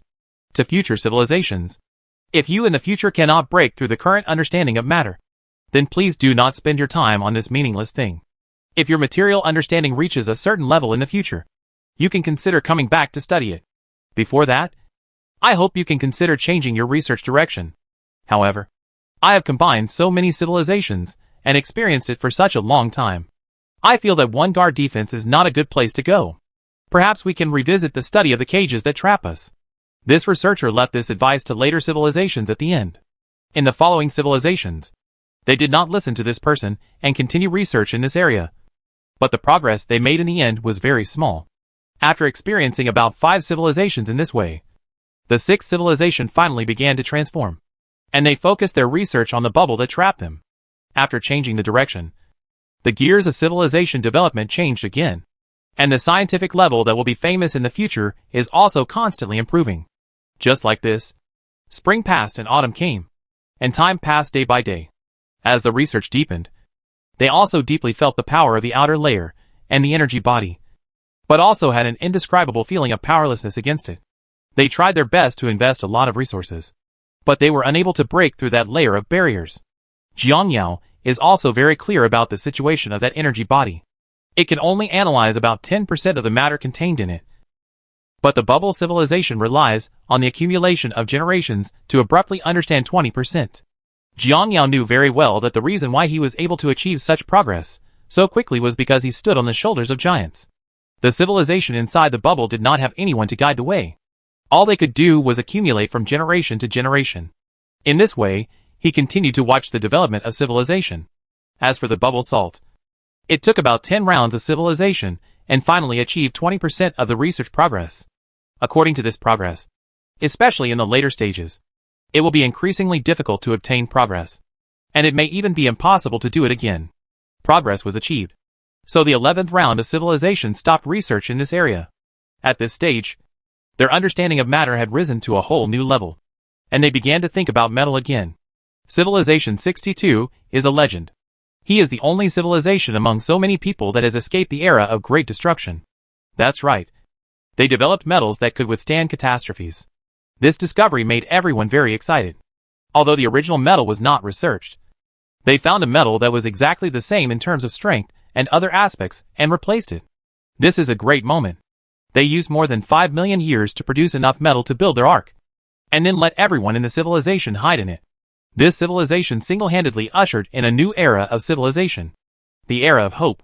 Although their relationship wasn't very good, because after the destruction, although their ark successfully withstood the destructive force, no one inside them survived. No one knows why this is, because when Civilization No. 64 entered the interior of the ark, they were also confused when they saw the equipment and robots that were still functioning normally in the ark, as well as the people who had long been lying in the tombstones. Although it is not clear what happened specifically, this civilization is very clear. After a full 64 rounds of civilization, two civilizations finally met each other, although they were separated by yin and yang. But it was a very meaningful meeting. This meeting allowed them to see clearly what kind of seniors were like who removed obstacles for them. It also made them understand that their efforts were not in vain. In each reincarnation, they left nothing behind. And this time, this is the only civilization that has left traces in many reincarnations. But this change has raised a question in many people's minds. That is, what exactly has this civilization experienced? At the same time, this problem also changed the research directions of several subsequent civilizations. In the past, they only thought about how to resist disasters and how to escape disasters. But they did not think about what this disaster was. How can we resist and escape if we don't even know its essence? Ever since, the following generations of civilizations began to conduct research in this area. And finally they got an answer that made them feel very incredible. The truth about the Great Destruction. Civilization No. 70. This is the civilization that finally saw the truth of the catastrophe in the bubble universe after countless years. Ever since they discovered that the metal they had worked so hard to create could not withstand the cataclysm. Subsequent civilizations put all their energy and time into studying the cataclysm. But in the end, their results were disappointing. No civilization has truly brought out relevant information. Even though they prepared instruments for observation in advance, they did not achieve any good results. Until a scientist from Civilization No. 70 developed a special technology, soul technology. And what makes Jiang Yao feel terrible is that the level of soul technology he has developed exceeds his imagination. Let your soul leave your body. This also frightened Jiang Fengqi. If this technology is further studied in depth, it will be the technology he used to kill the Yuling civilization. In order to develop this technology, he also used a lot of manpower and material resources to push the soul technology to this level, under the premise that he had the same reference object. However, the scientist in front of him only relied on himself, and the team under him have achieved such success. This made him feel very incredible. Chapter 590, Methods for Soul Technology. I have to say, this scientist is quite capable. This should be a special individual that has a certain chance of being born in civilization. Jiang Yao was also thoughtful as he spoke. Jiang Yao has actually already made speculations about special individuals. It's just that this matter is only at the stage of speculation, and he doesn't know whether it is real or not. As early as when he was still being hunted by civilizations like the Empire, he proposed a theory called luck. In fact, he was not sure whether this theory existed at first. But as time went by, He gradually became more familiar with this theory. When he was able to destroy several civilizations with the help of luck and later found the door to the universe, he felt that the possibility of such a thing existing was really high. Take the swarm. For example, currently, the insect swarm in the universe is divided into two waves. The first wave is from his own side, and the other wave is led by the queen of the insect swarm. It can be said that this queen of the swarm experienced various difficulties and obstacles when she came to this universe. Under normal circumstances, that insect swarm should have been wiped out long ago. After all, not only was the Empire looking for them, but they were also looking for themselves. And he also tried his best to plot against her. With her technological level, she was able to survive against herself and the Empire at the same time. But the final fact is that the Empire has long been destroyed by herself. But the Zerg Queen is still alive and well. In every era of Blue Star, there are amazingly talented people, and the appearance of these people has undoubtedly promoted the development of the entire civilization. I have seen such individuals in Blue Star, but I have also seen them in other civilizations. Take No. 1 as an example. Back then, he relied on his own efforts to continue civilization in the form of numbers. It preserved the entire civilization and changed the pattern of the entire civilization. Jiang Yao was also thoughtful as he spoke. And these are special individuals in civilization. Apart from them, I have seen many others. Plus, with this scientist, I can basically confirm that my original guess was correct. At this point, Jiang Yao was basically certain that his original guess was correct. Luck is the foundation for the development and progress of a civilization. Each civilization has different luck from its birth, and these lucks are not only due to innateness, but also due to acquired plunder.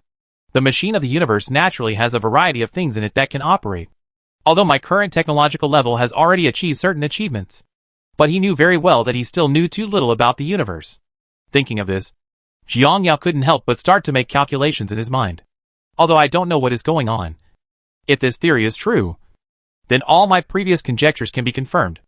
As he spoke, Jiang Yao, who was in the Titan control room, walked up to Jinao not far away.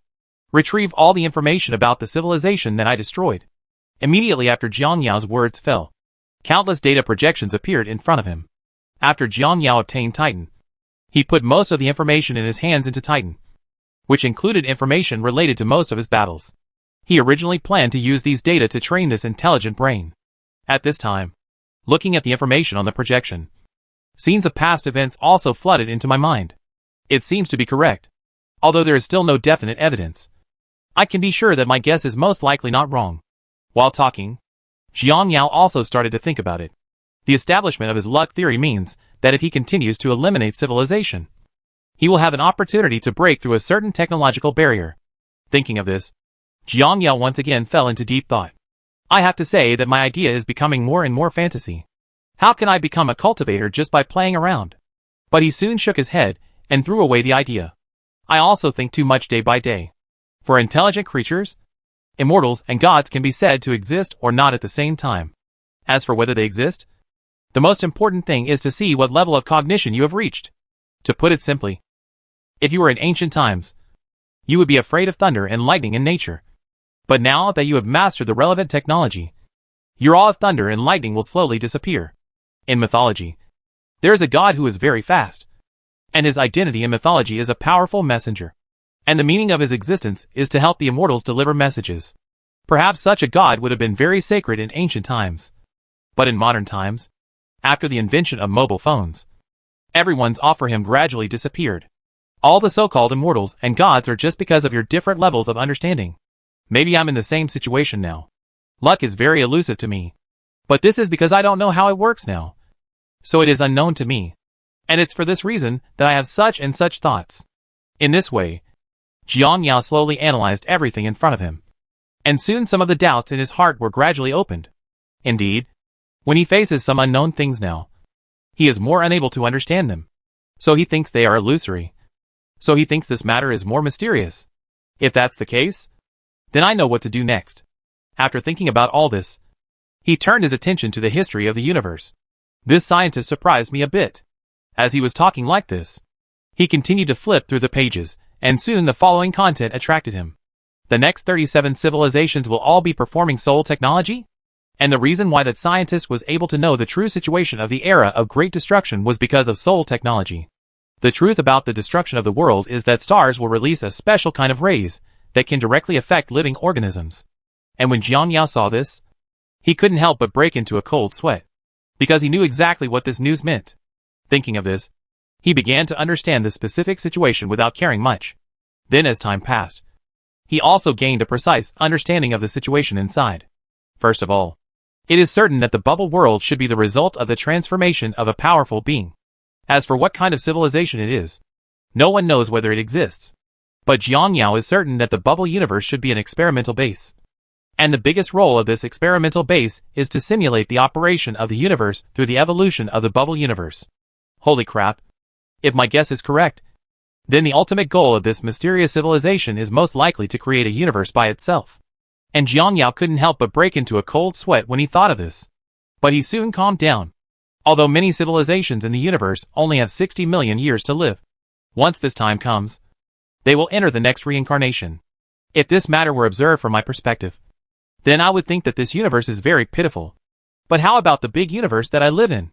There are many more things about the big universe than the bubble universe. But the big universe will eventually reach the end of the universe. At that time, if there are no new entrances and exits, then the civilization inside will only disappear with the destruction of the universe, and then start a new reincarnation. Jiang Yao understood immediately when he said this. I see. I thought about it. And I finally know the meaning of the existence of this bubble universe. After saying that, Jiang Yao immediately began to analyze. First, simulate such a world. The ultimate goal of that civilization should not be to create a new universe, but to avoid disaster. Avoid the disaster of universe destruction. Every universe has a lifespan. And the civilizations in the universe, who know the truth, are trying to find ways to escape from the universe, or use various methods to avoid the disaster when the universe is destroyed. Now this small universe can be regarded as like this. Many of its operating laws are similar to those of the large universe. At the same time, the most important thing is that the simulation of the era of great destruction every once in a while is like a restart of the universe. If this is the case, then the other party's purpose will be obvious. They are working on a way to preserve themselves when the universe is destroyed.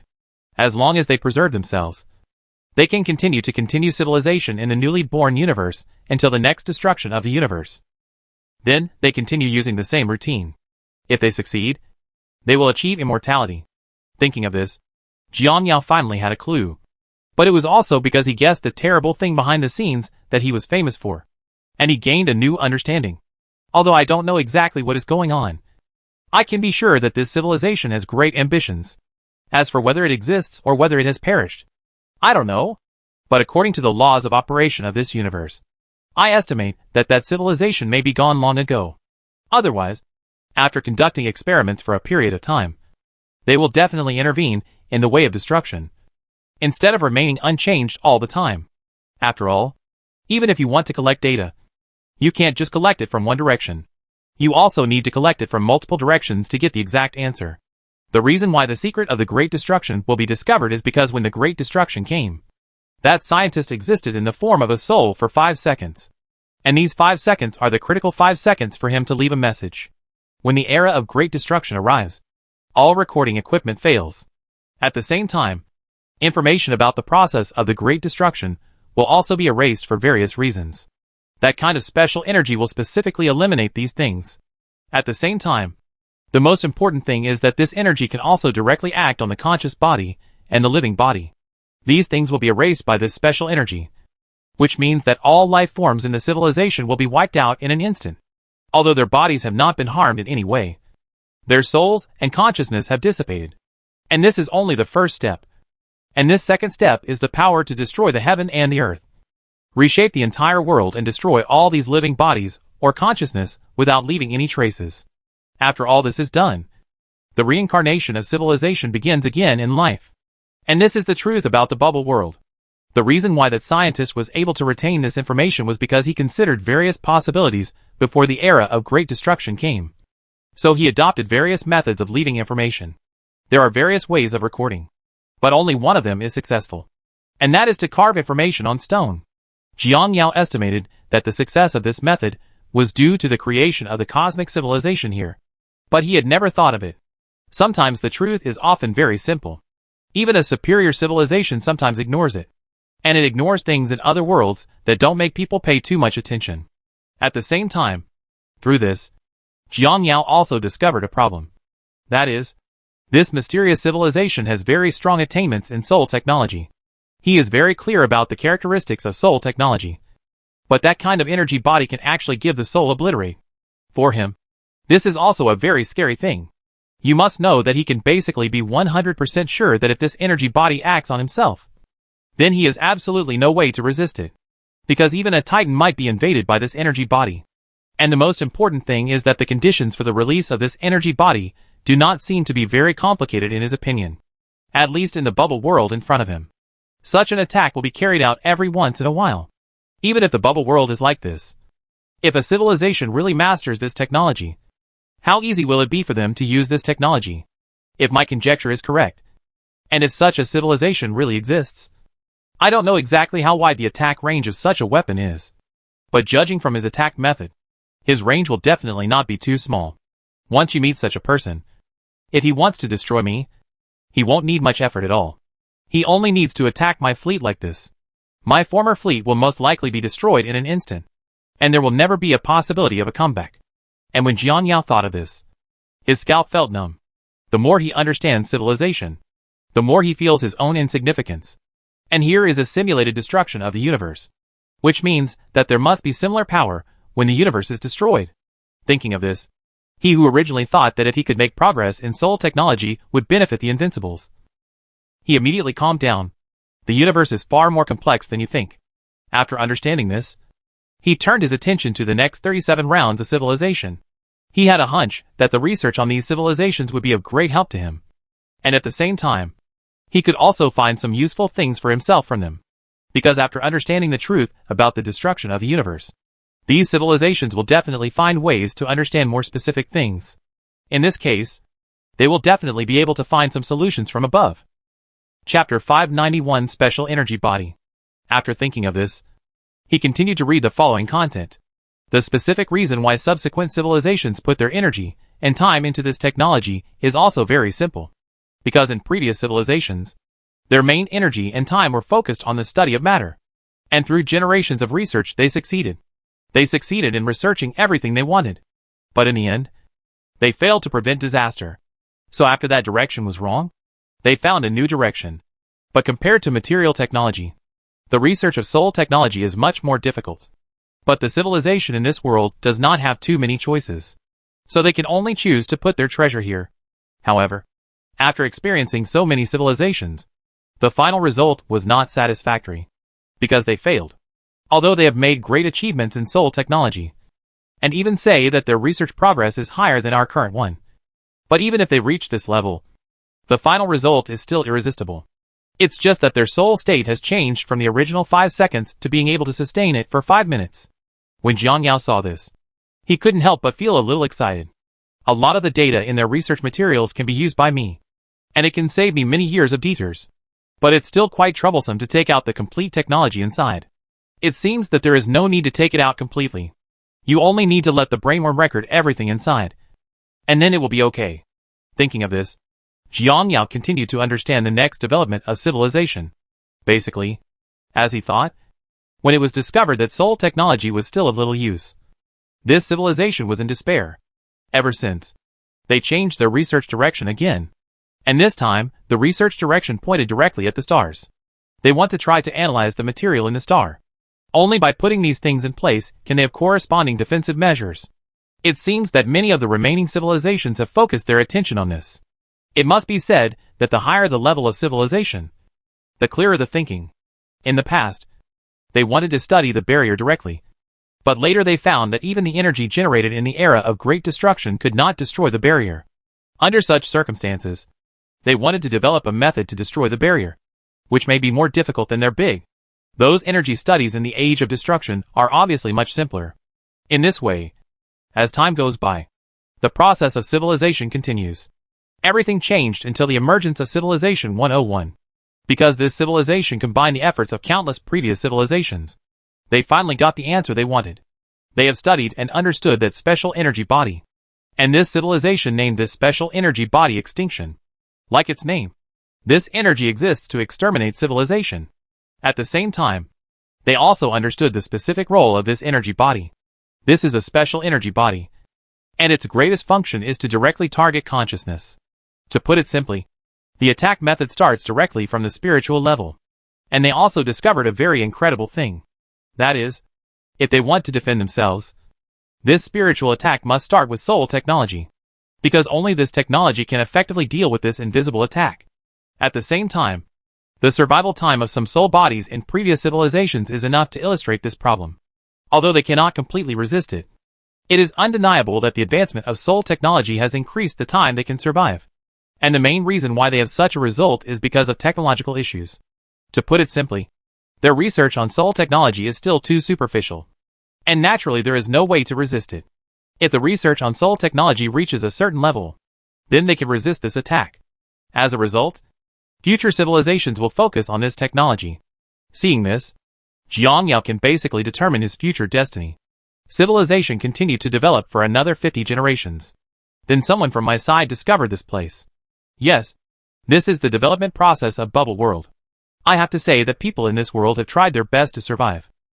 The efforts of more than 150 generations of civilization have not resulted in final success. Perhaps for them, one day they may be able to leave here. But no one knows when this day will come. Just like this, Jiang Yao murmured. This world shocked him too much and made him feel what life can do in order to survive. Sure enough, there are a lot of things that are completely different from what I thought. Many times, I think I have worked hard enough on the development history of my own civilization. But when I focus on this civilization, all my efforts seem so pale. Although I don't know how other civilizations will react when they find out about you. My words may help you complete your ideas. Thinking of this, Jiang Yao decided to stay here. He needs to study the results of these civilizations' efforts here. And at the same time, he also wants to try to see if he can find a way to break this barrier. And he did this not only because of his admiration for these people who were famous for walking on the edge of life and death, but also because the things inside were so attractive to him. The first is things related to soul technology, which will definitely be a big boost to his existing soul technology. The second thing is that this barrier can withstand so much damage, which makes him very excited. Furthermore, there is that special kind of biological extermination energy body, which he also wants very much, because this technology is too terrifying. If you can master this technology, then you will undoubtedly add another attack method. In the years of fighting in the Star Sea, he has seen too many attack methods, and each attack method can bring great changes to him. If this technology is brought to the province, then the next thing will be easier to handle. With this technology and my own Super Titan and fleet, I really have no fear of other civilizations in this universe. So this technology-related research is worthy of my investment. While Jiang Yao was still working hard, the player's exploration of the super aircraft carrier once again embarked on a journey. After all, this discovery was enough to excite him. And there might be more similar civilizations in this world. What he has to do is to find similar worlds and obtain technology he has never seen before to improve himself. Just like this, several bubble worlds were discovered one after another after a few months. But it was different from what he imagined. Although the conditions in the other bubble worlds were similar, with a special layer of energy protection on the outside. What surprised him was that there was no life inside these bubble worlds. He didn't pay too much attention to this phenomenon. After all, it was very normal for accidents to occur in the process of evolution. And once an accident occurred, the life inside would definitely not be able to hold on. For bubble worlds have been discovered so far, except for the world that is life in the beginning. No life forms have been found in the other worlds. But I believe there must be more cannons in this area. My senior sister even said that there is a bubble world with life forms around me that I haven't discovered yet. The main reason why he was so sure was because of the information provided by the Moon Spirit civilization. The weirdo they found. That weirdo's system is obviously different from the system of the world he knows. Which means that there is a bubble world with a completely different system here. Although this world is very likely to perish, he feels that the possibility is very low. Because the ability to upgrade the ability of a single entity to the realm of content has its own special features. And it will definitely not be so easy to perish. Thinking of this, he added several more super aircraft carriers to join the exploration team. In this way, time passed day by day. Because of the technological blessing of Bubble World, Jiang Yao's soul technology and other technologies have been greatly improved. After all, they have their experience and corresponding theoretical basis. So I only need to practice it, and it will be okay. Moreover, he has been researching this technology, so it is not difficult to operate it. It seems that with the help of these technologies, his soul technology has now risen to a new level. In the past, it was simply used, but now it can easily construct a special shield composed of soul technology. At the same time, a lot of progress has been made in the research on the energy body of the Blackworm planet. Generally speaking, everything is developing in a good direction. The only pity is that energy body called extinction. And so far, he has no clue. This energy body is too special, because based on the information he obtained from the bubble world, it is basically certain that this energy body can be understood as a non-renewable resource. Because the reason why the world can emit this kind of energy body is not that they have the ability to create it, but that they store this special thing in advance and then launch it when necessary. When he learned the news, he felt a little incredible. But after final confirmation, he was basically certain that it was true. In the era of great destruction, not much of this energy was released. And the life of emitting this kind of energy body is also very long. So as long as a certain amount is stored, it can be used forever. So what's really going on? Can this special energy level be created? Or can it not be created? During this time, Jiang Yao was constantly thinking about this issue, because the answer to this question is too important to him. And the civilization arranged here did not give him an exact answer. After all, based on what this civilization has done, there are two speculations. The first is that this kind of thing can be made and stored at the same time. The second possibility is that this kind of thing cannot be manufactured, but it can be stored. So they captured a lot of this substance and stored it here. If it is the second type, then it is fine. But if it is the first type, and you cannot obtain it, this technology will undoubtedly be a disaster for you. Actually, it doesn't seem to make much sense to think about it so much now. After all, based on the current actual situation, regardless of whether the other party has the ability to create such a thing, the possibility of me and him meeting is very low. After all, at his level, what he pursues is completely the same as what I am pursuing now. No, we are not on the same level at all. Although I can't obtain the corresponding technology now, I haven't gained anything. This substance can act on everything, but it can act on things used to store it, and it can break through defenses. Well, it's obviously impossible. That is to say, if I can study the thing that stores it thoroughly, then even if I encounter such a tool in the future, I will not be able to resist it. Although he thought so, he also knew very well that it was not that difficult to achieve this. After all, he currently has no way to break through the outer bubble, which means that he does not have any equipment to bring in. It is basically unrealistic to understand the situation of the storage body through observation alone. It seems that in the near future, we still need to focus our energy and time on studying the peripheral climate response. Internal civilizations are also doing some research on it. I will have a place to start. For Jiang Yao now, the actions of this civilization inside give him the feeling that the predecessors planted trees and the later generations enjoy the shade. With the leadership of these civilizations, he at least has a direction in his research on these things. This is undoubtedly much better than running around like a headless fly. In this way, Jiang Yao followed the other party's research progress and began in-depth research. With the technology he obtained from many civilizations, plus the technology obtained from the United Civilization, the research progress was much faster than he imagined. Compared to soaking in world civilization step by step, Jiang Yao has corresponding answers to many questions he encounters. Therefore, the progress of the research is very fast. And as time goes by, it is estimated that it will not take long for him to master the method of freely entering and exiting, which is undoubtedly a good thing for him. At the same time, while these things are still being studied here, the related testing instruments on the other side are also being researched at an accelerated pace. After all, he will enter the interior of the star and bring out the equipment inside. In this way, as time went by, researchers on Jiang Yao's side were doing research in an orderly manner, while on the other side, on the player's side, in addition to the players who continue to search for the bubble world, there are also some players who are looking for resources everywhere in the universe to prepare for the future Star City. At the same time, the civilization they conquered also gradually got on the right track after a period of integration. And with his joining, the alliance has begun to take shape, although it will take a long time to be fully formed. This is what players are indispensable for now. Chapter 592 Encountering a Hostile Fleet. Good news, brothers. We have found a civilized bubble world again. This relationship is great. According to what the leader said, anyone who finds a civilized world can receive a lot of rewards. By the way, brothers, have you heard? Research on the layer of turtle SHL on the outside of the bubble world has made great progress. If nothing else happens, we will be able to freely enter and exit that area in a short time. World. Everyone was a little surprised when they heard this. What's the meaning? Didn't they say before that thing was extremely hard and difficult to break through? Why did it suddenly move? According to what the leader said, that thing seems to be restrained by the energy body on the periphery of the black insect planet. And our current research progress on that energy body has reached about 20%. And we can already use part of it.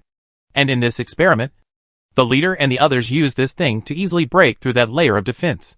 Everyone was a little surprised to hear this. They knew about that level of energy body. This thing could be regarded as the first treasure obtained by the insect swarm. At that time, through this thing, they not only developed soul technology, but also had many aspects of things inspired to varying degrees through this thing. What surprised them even more now was that even the layer of the turtle SHL that they had no way of breaking through could be broken through by this thing. This is absolutely amazing. Holy shit. It's no exaggeration to say that that thing accounts for at least half of the credit for us being able to get to where we are today. This thing is simply a divine object that promotes the progress of civilization. For players, it is normal for them to have such thoughts. After all, that layer of energy body is of great help to them. Brothers, this thing feels like something that once appeared on Blue Star. Yeah, I feel the same way. Speaking of Lao Taimin, why can't I understand what you are talking about? I asked you to read more books upstairs. Have you ever heard of HeLa cells? The reason why Blue Star's medical biology and so on can develop so fast has a lot to do with this thing. At this time, Jiang Yao, the players who heard the discussion, also nodded. Indeed, what they said was correct. The effect of this energy body on them was just like the HeLa cells on Blue Star. Fortunately, I was lucky enough to get this thing. But sometimes things are quite strange when I think about it. When I walked out of the Blackworm planet, that planet can be regarded as my starting point. It also helped me the most. I completed my primitive accumulation there, and then set foot in the universe. I never expected that when I revisited that planet many years later, it would give me the same surprise. But I have to admit that that thing is really hard to crack. It has been many years since I obtained it. And the research progress is only 20%. And the main reason why I can achieve such research progress is because I got a lot of inspiration from the United Civilization. Otherwise, I estimate that the current research progress will still be only more than 10%. Jiang Yao couldn't help but sigh when he thought of this. I don't know when I will be able to fully absorb that energy body. But if I really wait until one day, and I fully absorb that layer of energy body, I guess I can take off directly. But it's not that easy to understand this matter thoroughly. At the moment, we can only take it one step at a time. Anyway, there is no need to rush into these things. Thinking of this, Jiang Fengqi turned his attention to other things. After all, he had a lot to consider this time. Apart from these basic things, there were many other things that he also needed to consider. So far, 2 bubble worlds with civilizations have been discovered. So my main energy and time need to be focused on this in the future. The main reason why he was so concerned about this matter was because he had a feeling that the things in this world would be of great help to him. But how to fully understand these things is a troublesome matter. Although the alliance under my own hand has now taken shape, these things can only be known by myself. And I have early harvests here. I have been following my own civilization and taking the help of brain worms to do a lot of research. It is not very difficult to complete it. The main reason why he wants to understand these things as soon as possible is because the situation he discovered in the world is different from what he thought. In this world, living things are completely different from their own cognition in the universe. To put it simply, the intelligent life in each different bubble world has a big difference between the way they develop and the way they know. If we can study their evolutionary direction clearly, it might be of some help to me. At this time, while he was still thinking about some problems, news from the players interrupted his thoughts. After the players returned to this universe, they put all their energy and time into sorting out resources and Greek civilization. During this period, the noise caused by the players was as small as it was novel. And the most important thing is that the commotion caused by the players has been discovered by the super civilization that caused them trouble before. And that civilization sent a formation to explore the truth. At this time, this formation is fighting the players' transport troops. Although the players' transport troops have related escort formations, the number of warships coming this time is more than 1,000. And the escorts in the players' hands are there were only more than 100 battleships prepared. So the players did not gain much advantage on the battlefield at this time. Brothers, hold on, and let the transport ship evacuate safely. Repair the ship. Hurry up and lock the No. 3 cruiser. The No. 3 cruiser is being focused on. As the words fell, more than 20 remote repair ships were seen in space. They immediately used the shield transmission device to start repairing the shield of the No. 3 cruiser. Brothers, please pay attention to the situation of your respective teams, and report immediately if you find that you have been targeted. Just like this, the players in the battlefield are fighting wits and courage with the enemy fleet. Logically speaking, they should have been annihilated by the tree and their warships long ago. But the ships brought back by the diagnostic players are not simple. In the players' formation, all building materials perform their own duties. It is also because of the mutual achievements of these building materials that although they are unable to conduct effective audits, they can still defend themselves against the other party's attacks. The ECM interference ship is still the old plan. We will continue to target their civilization flagship. Keep an eye on that ship, and be sure not to let it fire. At this time, it was on the side of the 13th United Army. At this time, the commander couldn't help but look gloomy when he looked at the swarm fleet that was resisting in the distance. Damn it! Damn it! What's going on with them? We have dozens of times their military strength. And we even have a civilized flagship. Why are we still unable to get any benefits from them? And where did these bugs obtain so much advanced technology? The commander on the battlefield at this time was really surprised by the performance of the bugs. He originally thought that it would be too easy for this small formation of bugs to eliminate them. But after he actually started walking, he realized that something was wrong. Because the technology mastered by these warships is too outrageous. Especially some of them can actually provide maintenance assistance to several ships during battle. It was also because of this technology that it was extremely uncomfortable for him. Originally, he had finally managed to break through the defense of a warship. But in the end, he was forced to use it to those ships to pull him back from the gate of H.L. When he saw the scene, he naturally wanted to leave immediately and focus on those ships. As a result, who would have thought that those ships started to need repairs on each other again? And the amount of repairs was also very heavy, which basically made him unable to get the money. And so far, the losses on our side have been more than 10 times the losses on the other side. According to this calculation, when I knock their side aside, there may not be many ships left on my side. With such a battle damage rate, who would not be confused? And the most annoying thing is that originally they still had a great advantage here.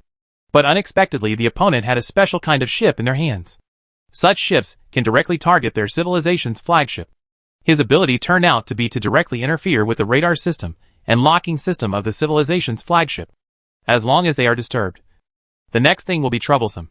And their civility will not be able to lock each other. Although it cannot be locked, it can be fired. But now the distance between itself and the opponent has reached 200,000 kilometers. This distance requires the naked eye to aim. Isn't this pure nonsense? And these groups also gave them a variety of opportunities. Although he had thought about giving this kind of opportunity a priority. But in reality, the speed of this kind of ship was too fast. And it was supported by all the maintenance. So he wanted the opportunity. They are just too difficult. And in this battle, it was also for this reason that the strongest warship in his hand had been playing soy sauce for the sake of civilization. Without the help of this battleship, the other battleships under him would have an extremely difficult time fighting. Although he didn't want to admit it at this time. The facts told him that the other party's technological level might have far exceeded his own. At least with the current situation on my side, I can't get any benefits from meeting them. And the other party has technology that I don't have. It's only been a few years. I didn't expect this ethnic group to have developed to this point. At this time, looking at the deadlocked battlefield, the commander also knew that it would definitely not be possible to continue. After all, given the current situation, I don't know how long it will take to take down the opponent. And even if I take them down, I won't get any benefits. Not to mention that these places are still technically theirs. Turf. Other fleets of the other party are definitely on their way. If things continue to drag on like this, he may be left here forever. Thinking of this, he finally had no choice but to order a retreat. And watching the opponent's fleet evacuate the area in a mighty manner, they can still breathe a sigh of relief. Damn. I thought we were cold. No. I almost thought we couldn't withstand it. But I never expected that we could actually resist it in the end. It's outrageous. It's outrageous. The way Tianhe Universe fights is simply incomprehensible. The opponent has 10 times more troops than us. And they also have a civilized flagship. But they just didn't need us. Actually, the main reason is because the coordination between our ships is too perfect. Yes, we have special interference ships for big ships to prevent them from firing, thereby reducing our early line pressure. In addition, all our ships are shield-resistant ships, and these ships consider their own survivability. So basically all devices choose to increase their own shields. As for survival matters, we leave them to the auxiliary power. So the basic shield amount of our shield powers is very high. Under such circumstances, it is basically impossible for the opponent to kill him in seconds. As long as we don't lose seconds, combined with the shield ship in our hands, we can easily recover the lost health. This kind of cooperation is simply incomprehensible. Compared with before, we not only have to consider our own survivability, but also our own firepower. Now our ships need to specialize in both shield capacity and firepower. So our firepower was also used to its full potential. Not to mention the United Universe civilization. There is still something there. Brothers, this is a normal thing. After all, have you forgotten that the United Universe civilization also invaded other universes? If they didn't have something, they would probably be beaten back by those universes. And they are still safe and sound now. And they still have the leisure to create a three-legged alliance. It would be strange if they don't have anything.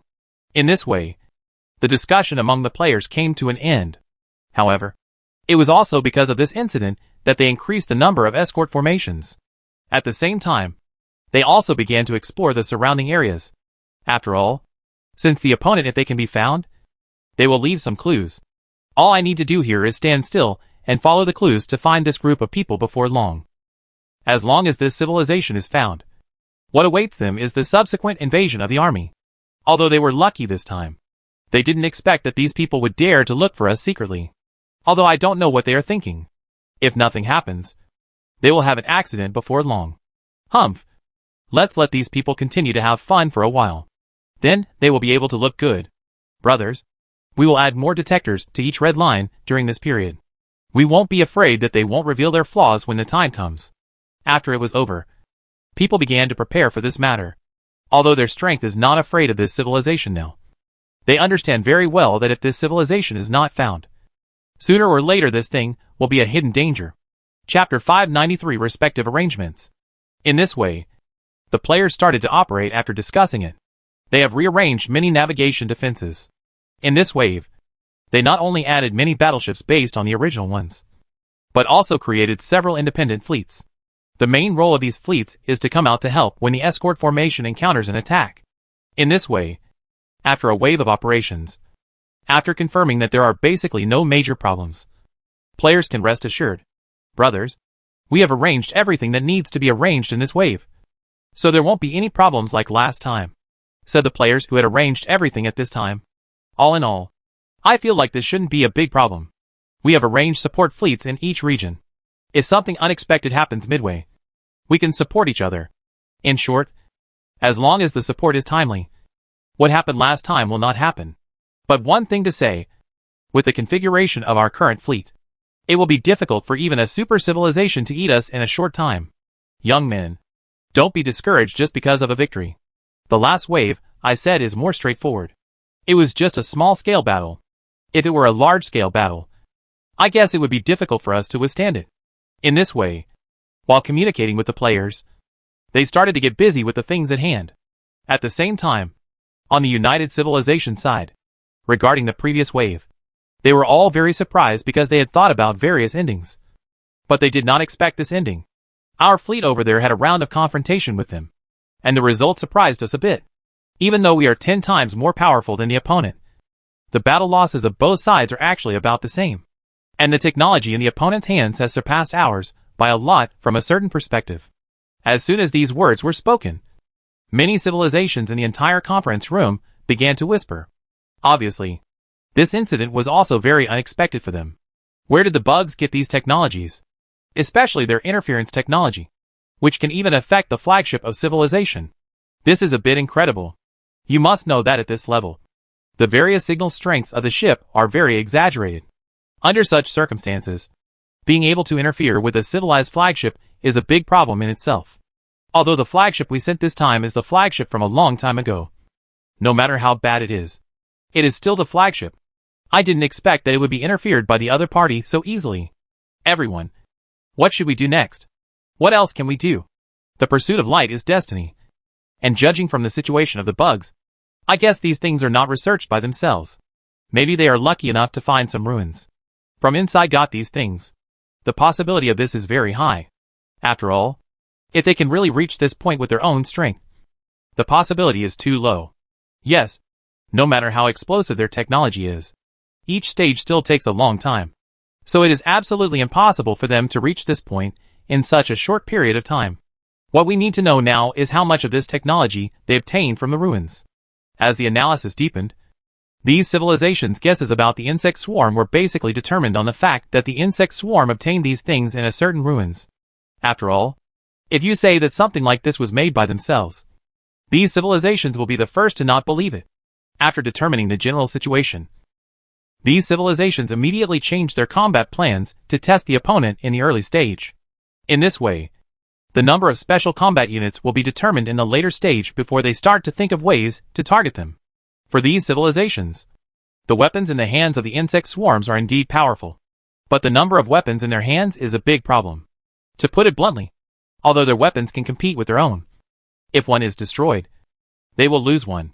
The final result of the battle is to see how many such weapons the opponent has in hand.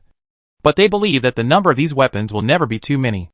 After all, no matter how much you get, it won't be much. It is definitely impossible to retain all these things after a long time. If you can keep a part of it, even if the insects burn high incense. Although we don't know their current situation, we can snipe against their strategies. As long as we find a formation with a small number of documents, we can directly attack it and leave immediately after destroying it. Their fleet usually consists of 100 warships. In order to ensure efficiency, we formed a formation of 10,000 warships to conduct an ambush. At this time, after hearing the plans of other civilizations, one of them seemed to have thought of something, and then said, "Do you still remember the first time we played against them?" Through that confrontation, we can basically confirm that the reconnaissance technology possessed by the opponent is not weak. If we conduct an ambush under such circumstances, the possibility of being exposed is very high. It is even said that if you are not careful, it is very likely that the enemy will follow the clues and find the lair. So my suggestion for this is that the frequency of ambushes should not be too high.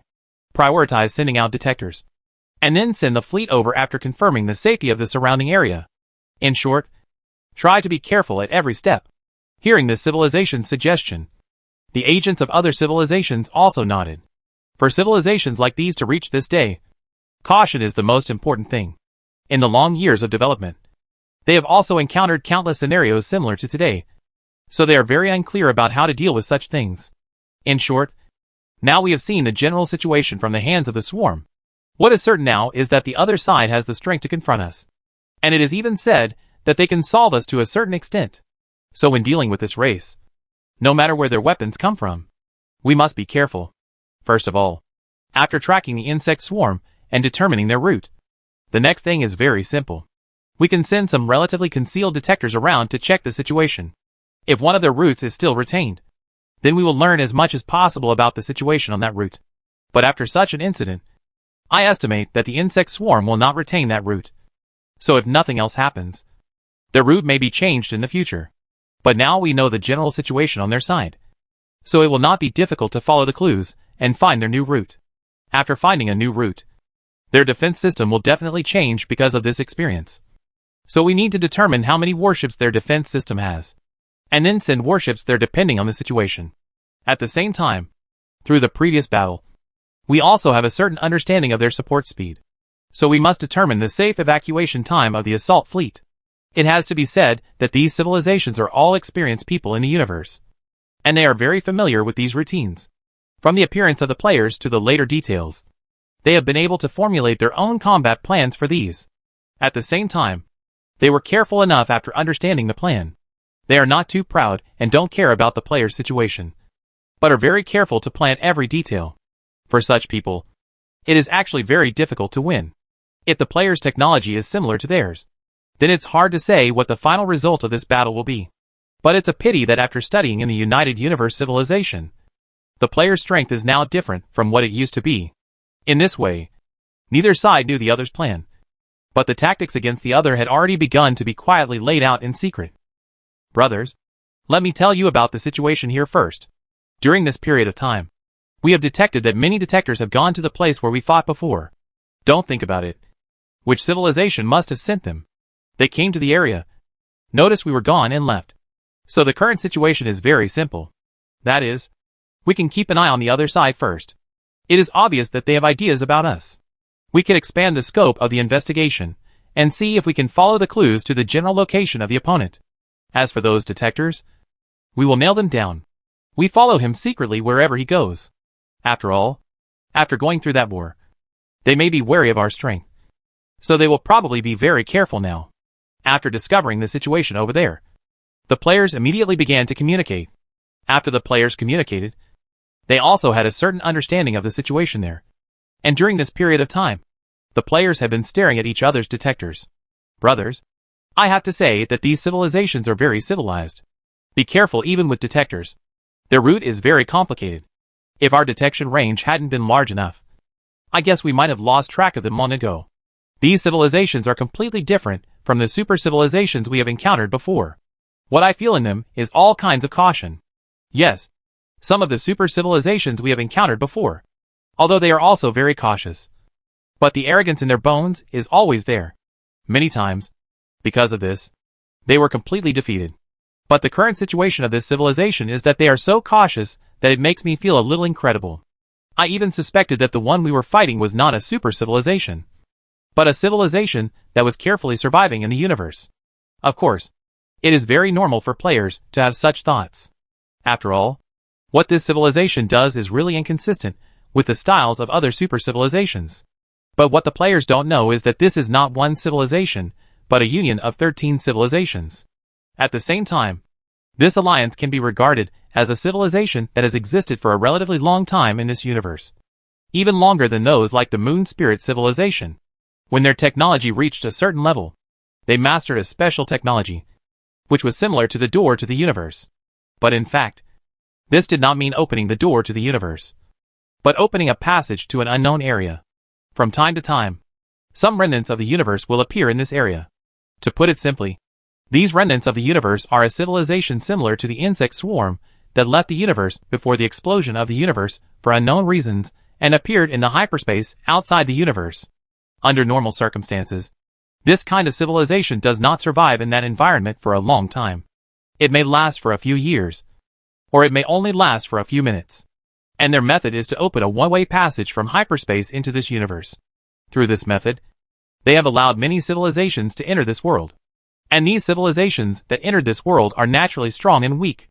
There was once a civilization that almost overthrew them. But fortunately, they were superior in the end. In the end, they won that battle. At the same time, in their contact with these civilizations, they discovered that there is no simple way for you who came from the alien universe. Even if you come here, they are all defeated soldiers. But they can survive in extreme situations. Recover part of your strength in a short period of time to fight against them. After seeing the uniqueness and hugeness of these civilizations, these 13 joint civilizations were very cautious. At the same time, the same group is also a foreign civilization. And it is one of the few civilizations that is out of their control, which makes them careless. So they were not surprised by their operations. But their operations made the players feel pressured. Of course, apart from the players, Jiang Yao is also very cautious about this civilization. Chief, why did you ask me to come here? At this time, Xiafeng, who received Jiang Yao's order in the command room, came over. I called you here this time to ask, how much do you know about the super civilizations in this universe? Can you determine how many super civilizations there are in this universe? When hearing his question at this time, Xiafeng was also a little confused. You should be very clear about the situation of super civilizations. They are both super civilizations in this universe. Unless the other party deliberately exposes them, it will be difficult for the two to discover each other. Jiang Yao nodded when he heard this. By the way, we were attacked by a super civilization some time ago. But this super civilization is completely different from what I have encountered before. Their fighting methods are very cautious. As he spoke, Jiang Yao waved his hand. And the next moment, The combat projection appeared in front of Xiefeng. Ah, this is Xiefeng, who saw this scene at this time, was also stunned. I didn't expect it to be them. When he heard Xiefeng say this, Jiang Yao, who had originally planned to go back and check if Yuelan civilization had encountered a similar civilization, was stunned. Do you know this civilization? Hearing this, Xiefeng nodded. I know you, and I'm very familiar with you. When Xiefeng saw Jiang Yao's confused eyes, she immediately thought of something and said, this is not actually a civilization. They can be called a coalition of multiple civilizations. Among the members of the coalition, there are a total of 13 super civilizations. Chapter 594, Jiang Yao's thoughts. Actually, there is no big secret about this civilization. And the reason why you don't know is because you were suspected by some people in the civilization before you could understand this authority. So they didn't provide you with relevant information. Of course, they didn't provide you with information at that time. Another reason was that they wanted to use this method to test whether you were one of those civilized people. So you don't know much about this civilization. In fact, this matter is not a big secret in the Yuling civilization. These 13 civilizations have always been at war with us. Especially when it comes to grabbing resources. We often have wars. It can be said that such wars have never stopped. But both of us know that there is no way to use force to defeat each other. They have an absolute advantage to crush us. But they cannot lock our position. This is also our advantage. So the situation between our two sides is always in a stalemate. If both sides discover resource points at the same time, there will inevitably be a war. In short, it will revolve around the competition for resource points. It's often a case of collecting at the same time. Then after the fighting was almost over, the two sides left each other. And because their joint organization had more civilizations, it had a stronger military.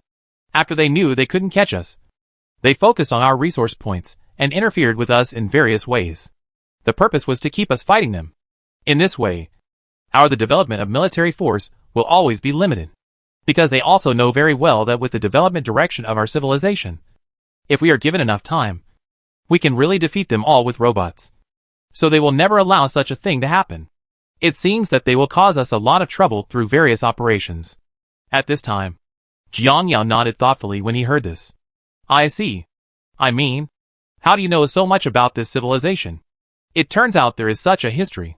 So, how much do you know about the other party's situation? Hearing this, Xiefeng thought for a while, and shook her head. Not sure. But what is certain is that the other party's strength is definitely not as simple as what I learned. After all, the other party is a coalition composed of 13 advanced civilizations. So only they know their internal situation. But as a super civilization, I'm thinking that no matter how strong each civilization is, the combined strength should not be weaker than our moon spirit civilization. You can think of them as a combination of 13 moon spirits. In this case, you can probably estimate their situation. Hearing this, Jiang Yao also nodded thoughtfully. 13. In fact, he can still withstand this number. After all, the warships he brought back, especially many of them, surpassed the flagship units of civilization.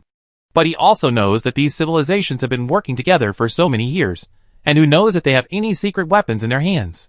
And even if there is no secret weapon, facing 13 civilizations, even if he wins, the losses on his side will definitely not be small. It seems that I must be careful with these civilizations. The super flagship brought here by the United Civilized Universe is also a valuable asset to me. If you lose one ship, you really have one less ship, compared with the blueprint for escort destroyers or cruiser warships. The original blueprint is different. Each of those flagship blueprints originally cost sky-high prices. And the basic technology required was very high. So even if I bought them, I wouldn't be able to use them. I even said I didn't have that much money to buy them. So these supermain units are really just destroying one and losing one. Taking this into consideration, if we are to fight these civilizations, I will still use small boats as the main force. The Moon Spirit Civilization's armor research on the Zerg also needs to be accelerated.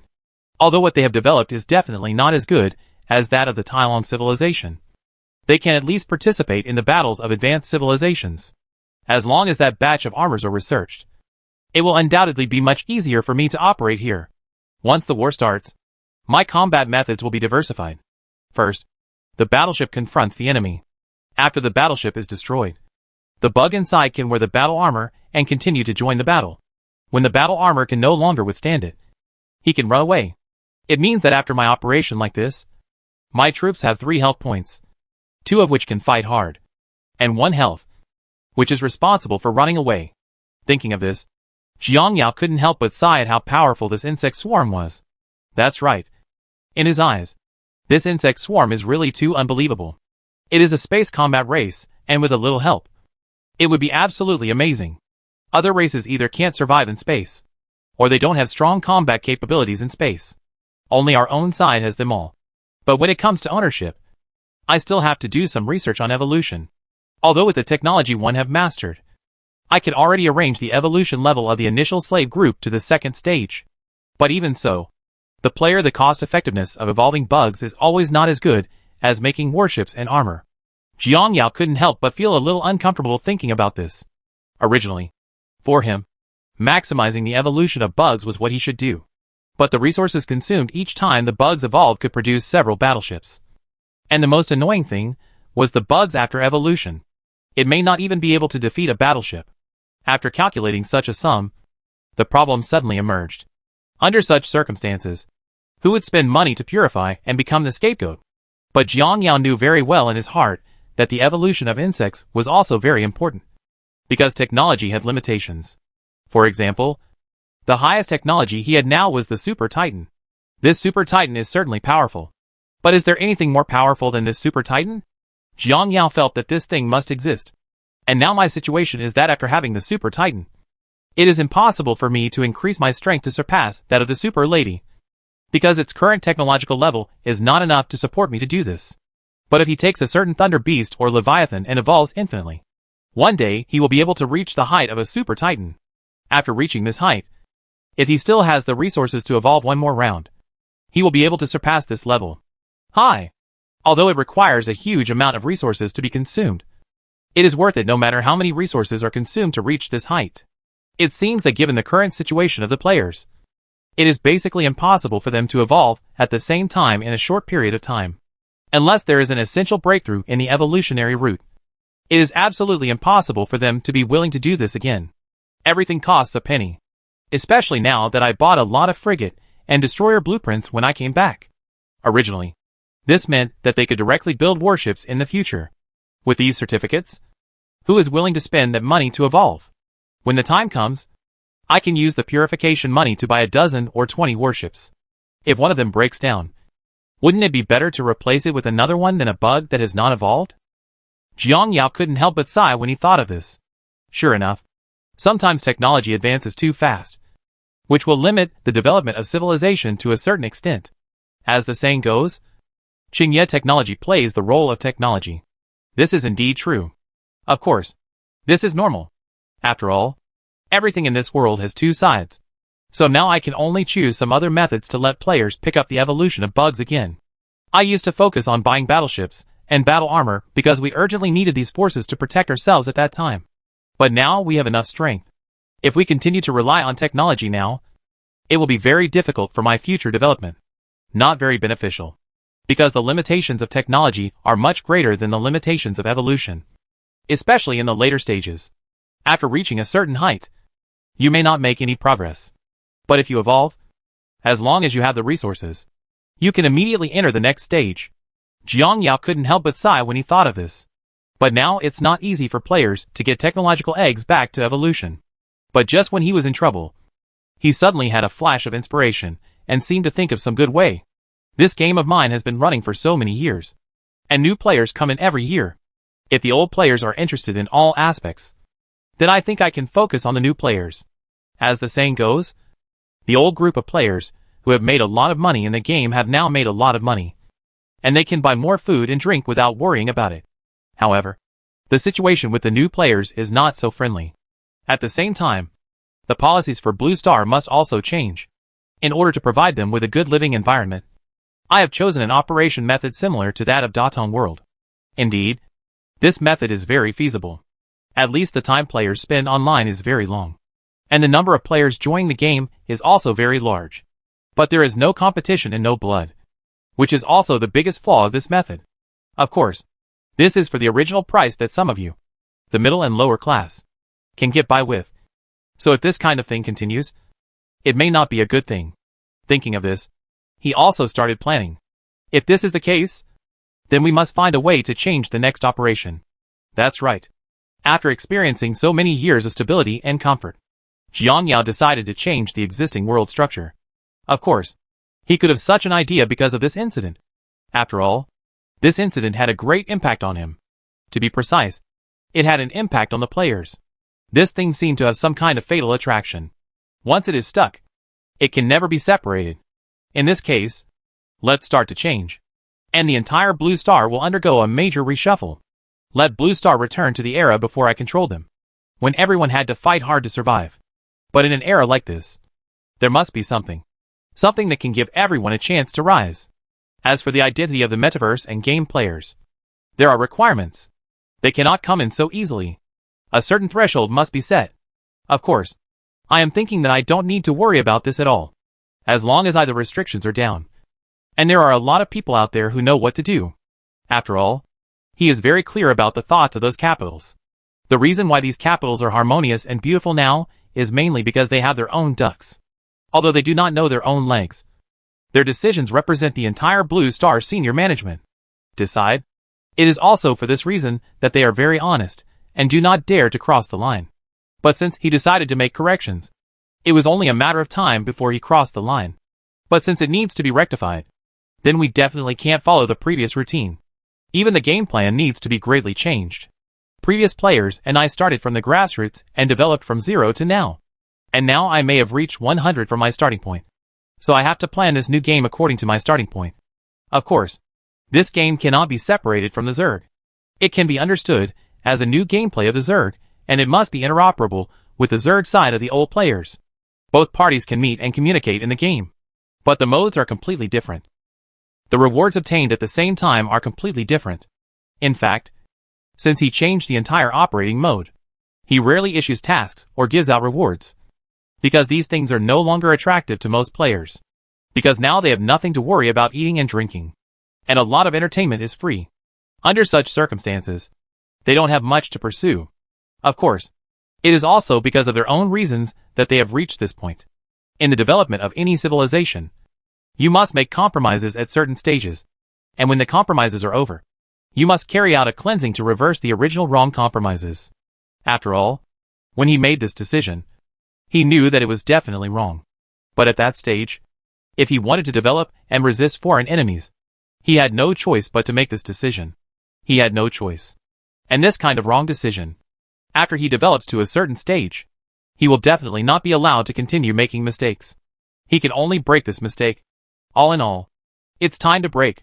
The players who followed me in the past have been playing games for more than 20 years. Now those old people are basically in a state of semi-retirement. They now have more energy and time. Put it on the management of the Union. And basically they won't participate in the fight. Although I have changed the passage of time, I am still unable to withstand the invasion of time. Of course, this is not important.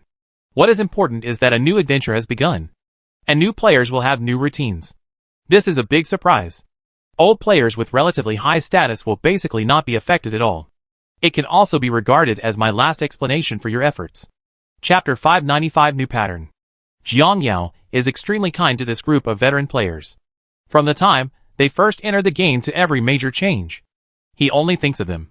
After all, when I was the weakest, they were the ones who accompanied me to slowly change. It was they who helped me build civilizations one after another when I was strong. And they created the glory that I am today. Therefore, Jiang Yao naturally takes great care of this group of old players. He can't do anything like killing people. Even with this big change, he immediately thought of old man Baoquan. And he wouldn't pay too much attention to the rest. In this way, after determining the rough plan, he also began to implement it. For a new game, all modes must be completely new. This thing is definitely not something that can be completed in a short time. To complete this thing, not only strong technological support is needed, but also sufficient manpower and material resources and various environments. That's right. This time he is planning to play a big game. A major event that affects where the entire civilization can go in the future. All brainworms put down their work and enter the virtual conference room. After thinking of this, Jiang Yao immediately gave the order. Just like that. As his order ended, millions of brainworms put down their work and immediately connected to the virtual conference room. Everyone. Our civilization has gone through so much since its development. But now I vaguely find that our civilization has entered a turning point. At this time, when the brainworms gathered together, Jiangyao began to speak. Hearing this, these brainworms naturally guessed what Jiangyao wanted to say. Chief, if the Xia family guessed correctly, you should be troubled by the fact that players rely more on technological battleships. Jiangyao nodded to this. Actually, just now, I was really troubled by this matter, because I am not sure where our civilization will go if this continues. But I soon figured out that our civilization can be understood as a hodgepodge or as a united civilization. The universe is composed of multiple different civilizations, and each of these civilizations has its own development direction and route. They rely on technological achievements. This is a development route, and our research on technology has made great progress in recent years. So this route is also normal. But as I thought when I was young, the development of civilization cannot be concentrated in one place. We need to develop in multiple aspects. So I made a decision after thinking about it. Regarding the technology route, we can continue to follow the previous routine. But there are many other places where we must also make rectifications. Especially the evolution route. Purification is very cost-effective. But it is the only way for us to break through certain limitations. Because there are some limitations. It will take countless years for us to rely on technological breakthroughs. But for evolution, we only need to have enough resources. Perhaps I would worry about resources in the past, because the total amount of matter in the universe remains unchanged. But what is different now is that after clearing the door to the universe, we will also have the opportunity to set foot in other universes in the future, which means that resources from other universes can be integrated together. If that's the case, then the resource issue is no longer a concern for us. After hearing this, the brainworms also roughly understood his thoughts, and seemed to have a leading brainworm said, Chief, what you mean is to separate the players. The old people today still live in the same way as before, while the new players who enter the game next will develop in the direction of evolution. Jiangyao also nodded when he heard this. What you said is not entirely correct. My new route is to combine technology and purification. The brainworms were a little confused when they heard this. Can the leader tell you your specific ideas? Jiangyao said after hearing this. Everyone must be very aware of my situation. Although I have this body has very powerful power because the source of my power is the insect nest. I can harness the power of the insect nest for my own use. It's like a computer. You can control some robots through the computer. The hive is like a computer. And I'm the robot. And my next development path is to build something similar to a bug nest, so that some specially modified bugs can directly adjust the power of the bug nest for their own use. At this time, the brainworms who heard this immediately understood what he was thinking. Chief, I think I understand what you mean. Originally, our Zerg race has a very strong fighting ability. On this basis, if we can still downgrade and use other powers for ourselves, then our strength will be even greater. Take it up a notch. But it is very difficult to do this. First of all, we need a supercomputer. And the computing power of this supercomputer must be strong enough. After all, if you want to have the power of tone, it involves rewriting reality. Field. The dimension we are in now is the third dimension. If we want to rewrite reality in the third dimension, we must start from the 10th dimension. Although we can easily access that dimension, we cannot use it. To put it simply, for us, that dimension is like observing the animals inside through glass in a zoo. We can only see, but we cannot break through that layer of glass. At the same time, we also need to think carefully about how to operate supercomputers. Supercomputers built through dimensional expansion technology obviously do not meet this requirement. To make such a supercomputer, we must enter the 10th dimension. Now the universe only has 3 dimensions. The 10th dimension must be created by ourselves. It is feasible to create it simply through some methods. But this kind of thinking cannot be sustained for a long time at all. In the previous period of thinking, in an experiment, the longest time we maintained it was almost 3 seconds. Hearing this, Jiangyao naturally understood what this brainworm meant. To put it bluntly, with their technology, if anyone wants to do this, there is still a long way to go. You are right. But since it is a new development route, we naturally have to have a new starting point. Not some relatively backward starting point. After all, the higher the starting point, the farther we can go in the future. So my idea on this point is very simple. That is, we should research supercomputer at all costs, and use it as the core to build a new system. At the same time, the direction of purification research must also be stepped up. If you want to borrow such power, you must get in touch with a supercomputer. Our current C group does not have this function. So we must develop the corresponding one and convert it by writing it into the DNA sequence. A new generation of bugs will have the ability to connect in the future. At this time, I heard Jiang Yao say that all the brainworms knew very well that this was definitely a big project. And it was a project that was too big to be bigger. But they naturally strictly implemented Jiang Yao's orders. So after determining the future development route, the entire plan began to be discussed. The discussion this time took a long time. Because there are so many things involved here. We need to consider the resources, manpower and material resources that relevant research needs to invest. And at the same time, we must ensure that it does not affect other ongoing research. There are too many details that need to be dealt with. Even though the number of brain worms in Jiang Yao's hands is now extremely exaggerated, it is still far from enough. But he knew very well that no matter how inadequate he was, he had to overcome this difficulty. If the number was not enough, he should incubate as many as possible. Anyway, I don't lack resources at all now. So it's not difficult to incubate large quantities. And if this thing really succeeds, he can proudly announce that he has succeeded in creating a god. After all, what is the difference between a person who can rewrite reality and a god? And Jiang Yao, who has reached this point at this time, always has a certain understanding of why some of the great scientists he knew in people's hearts began to pursue theology in their later years. Sure enough, the end of science is theology. This sentence is not wrong at all. When your technology level is low, if you pursue these things, people will only think you are wishful thinking. But when your technology reaches a certain level, if you want to achieve the things you imagine, you can do whatever you want. Analyze the knowledge you have, and then think about its feasibility. Once you know something is really possible, you can use the technology you have to implement it. After helping you perform actions in a mortal body, according to your technology, that only gods can accomplish, then you will become a god. Although you know the principles very well, those lower-level civilizations don't. Just like this bold plan of mine, the overall principle is actually very simple. First, make a dimensional computer, and then connect yourself to the dimensional computer through some special means. Then you can use the power of the dimension. And in this way, you obtain the first god. That is supercomputing power. At the same time, you also get some auxiliary capabilities, such as a huge knowledge base. Because after the connection, the resources of the entire supercomputer can be used by you. And you also have the ability to remember everything you have seen. All will be recorded into the supercomputer instantly. And when the supercomputer unlocks other capabilities, you can gain even more powerful capabilities. For example, when a supercomputer unlocks this function, you may wave your hand and the supercomputer will open a wormhole for you from a high latitude and launch weapon attacks or weapons directly in front of you. All in all, as long as you completely master this technology, your overall strength will make a qualitative leap. And through this technology, he can raise his strength to a higher level. And this height may be a height that he has never thought of before. By then, his bug will not only have super abilities, but also its own strength. Combined with these two, in the future, he believes that it will only be time to surpass the Super Titan. Question. After deciding on the plan, the entire insect swarm became busy again.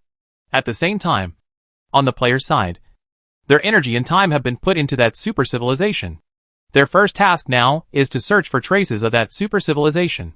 But fortunately, that civilization is also searching for traces of the players. So it is only a matter of time before the two encounter each other.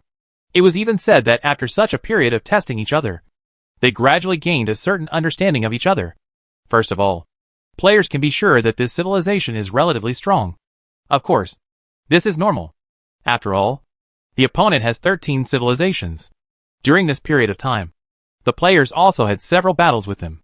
Each time, the number of troops brought by the opponent was very exaggerated. Although the players suffered a loss the first time, fortunately, the players also increased their strength later. The number of your own troops. Brothers, you should be aware of the current situation. Now we bring no less than 100,000 troops to every attack by the other side. Based on this number of troops, we won't wait long, and every battle may be a large-scale battle. But here's the problem. Even if the other party uses its troops on such a large scale, we still haven't touched their lair. This is the most troublesome. Yes, the other party is too cautious. In fact, the players are not worried at all about the strength of this civilization. But the other party's level of caution is beyond their imagination. After so many demonstrations, they still have not touched the hometown of the other civilization. for them if they haven't touched each other's hometown. Then they can only fight a war of attrition with each other. It is even said that they have to hide their strength. They dare not move the warships like Chachi at all. Because once those things are used now, if the other party notices the huge gap in strength between the two sides, they will definitely hide. If current players want to use these warships, they must find out all the opponent's lairs, and then directly dispatch all their troops to crush them. But judging from the current situation, they also know that this matter cannot be accomplished overnight. But they are not in a hurry. Anyway, it depends on who has the patience. In this way, as time goes by, 10 years have passed in a flash. Of course, in the past 10 years of the big universe, not much time has passed for players in the small universe. During this period of time, players have fought against those civilizations no less than 100 times. At first, the players thought it would be okay to fight them. But later they felt that if they continued like this, they might never be able to find the opponent's lair. After all, the opponent was too good at hiding. So they changed their approach.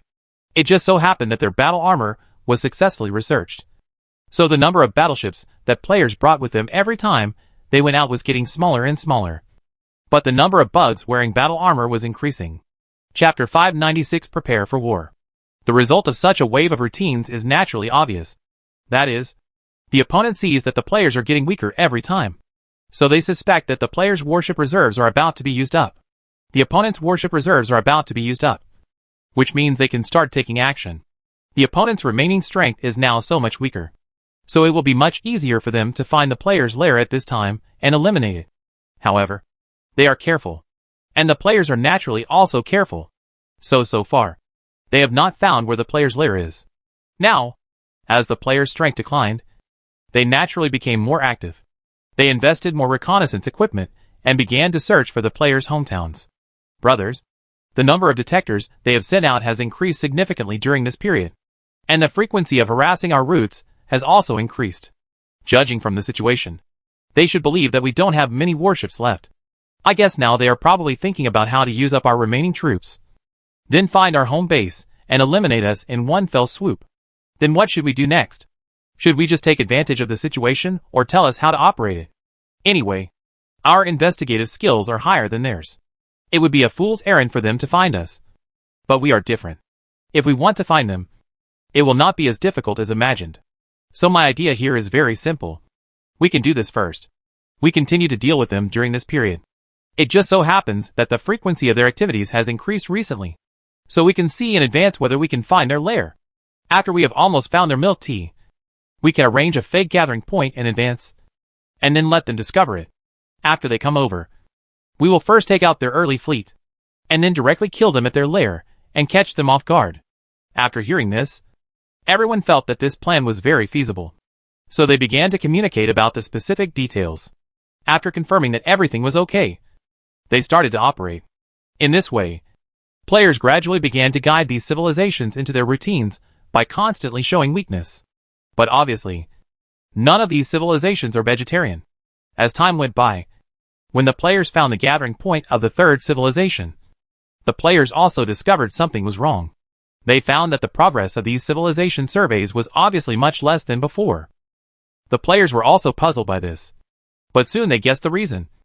And it was very likely that their routine was seen through. Of course, regarding this point, the players' guesses were not very wrong. Because at the beginning of these alliances, civilization also believed that the players' strength had been weakened a lot by them. But as time went by, they gradually discovered that something was wrong. The first point was that after so many years of preparation, they still had not found the player's lair. This alone was enough to make them suspicious. After all, with their technology, and they have been unable to find the enemy's base camp for such a long time, there are certain problems in itself. If the opponent's technology is higher than theirs, then they are very likely to attack themselves based on the opponent's technology. After I understood this, all the civilizations immediately calmed down, and then they began to repeatedly verify their guesses. As time went by, they were basically certain that all this was intentional by the players. The reason why they think so is very simple. That is, as time goes by, they have fought more or less many battles. And after each battle, although the players said that their strength has weakened and everyone is using armor, it is undeniable the players still have the energy to continue fighting them. This alone is enough to discover the problem. That is, the opponent may have mastered the manufacturing of this kind of battle armor. Since they have mastered the manufacturing of this kind of battle armor, why did they not use the battle armor to fight against their own side at the beginning? They must have it as a sure profit without loss. However, they used battleships at the beginning, and gradually reduced the use of battleships. This alone could not dismantle the opponent. They may want to use this method to make themselves think that their strength has been eliminated, so that they can take it lightly. It was obvious that they succeeded, but their reaction was also faster, and they couldn't help but break into a cold sweat when they thought of all this. Obviously, they all knew that if they continued like this, they might really fall into the trap of the players and be led away by the other party. So they immediately started remedial measures, and they even suspected that they had this side. There may be several civilizations that have been found by players. This group of bugs really has something. No wonder they can develop to this point in such a universe, and can still continue despite being hunted by so many civilizations. So what should we do next? Since they are playing like this, then naturally we can't be idle. Based on the current situation, I guess there should be quite a few civilizations among us that have been discovered by them. Although I don't know the specific number, I am basically sure that they also have ideas about us. So we might as well take advantage of them. Reduce the amount of investigation during this period, so that they may be able to guess that something has been exposed on their side. Under such circumstances, they have only two choices. The first is to continue to act with us. Then we will continue to act with them. The second option is very simple. That is, to attack these first without stopping. Civilization exposed. According to my estimation, the opponent may choose the second route and directly kill the exposed people. If this is the case, then we can prepare for the war in advance and prepare enough troops. When they really come over, we will kill them. They were caught off guard. After the plan was determined in this way, the United Civilization side started to follow the routine again. And after the players experienced it for a period of time, they also had the same idea as the United Civilization side. And they were basically certain that they had discovered their own side routine. There is a saying among veterans that these civilizations are not simple. Yes, I have to admit that these civilizations, one or two, are really too dark. So brothers, what should we do next? What else can we do? Since they are like this, we naturally can't be idle. So we might as well fight them without stopping and destroy a few civilizations first. Old fellows, I suspect that if we attack them, they will definitely be lucky to us. Since they already know our tricks, their plans against us will definitely be implemented. And after knowing our routine, they can easily guess the two choices we face. So they must be fully prepared. If we attack rashly under such circumstances, we don't even have to think about it, and we will definitely be damaged. Heavy. Everyone was silent after hearing this. After so many years of development, and so many large and small wars, the players are all veterans. So when faced with such a situation, they quickly guessed the reason. Brothers, I have a way. Since they have a countermeasure, we can also use it to their advantage. First of all, by sending out troops this time, we can replace all the bugs with the cheapest kind. In this way, even if we are wiped out by the group, the loss to us will not be big.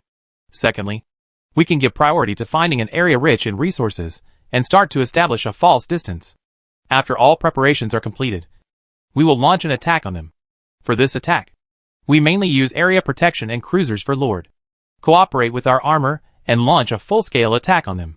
We have blueprints for these things, which can be produced on a large scale. So there is no need to worry about not getting supplies after the group is destroyed. And we will not use the super flag in this battle. When the battle starts, they will definitely win. And then we will naturally run away.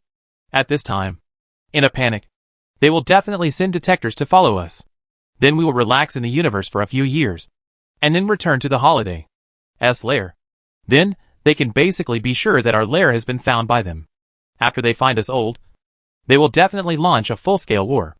Then we will kill them and catch them off guard. Of course, we also have plenty of preparation time during this period. First of all, after our defeat, we went into chaos in the universe. On the surface, it seemed to be to get rid of the pursuers. But in fact, it was also to buy time for us to read our troops. When we lure it back, our troops will be almost fully supplied. When they launch a full-scale war, the next thing will be easier to handle. Because when we attacked them at the beginning, they must have come with support. Under such circumstances, I estimate that their approximate location can be confirmed by us. After we have a general location, We need to closely monitor that area. Then when they mobilize forces to attack our base in the later stage, these areas will definitely be exposed. After we have eaten up their batch of troops, we will fight back with our backhand. By then, their main force has been wiped out by us, and the remaining defeated soldiers are naturally no match for us. We can even attack more than a dozen of their civilizations at the same time, so they won't be able to escape far even if they want to. Upon hearing this bold plan, the players were all talking about it. They attacked 13 people at the same time. Even if the main force was wiped out, it would still be difficult to clean up the rest of their wealth. It's too risky to attack so many at the same time. We can choose to attack with less attacks. Although the remaining civilizations will definitely seize the opportunity to run away during this period. As long as our rhythm is fast enough, they won't be able to run far. Before, our vanguard troops could clean up their business sick power to almost the same level, and then send out the remaining troops to carry out the finishing work. In this way, it is not only safe, but also our progress will be faster. Brothers, although your routines are all perfect, just like our previous thoughts, I suspect that this method may be seen through.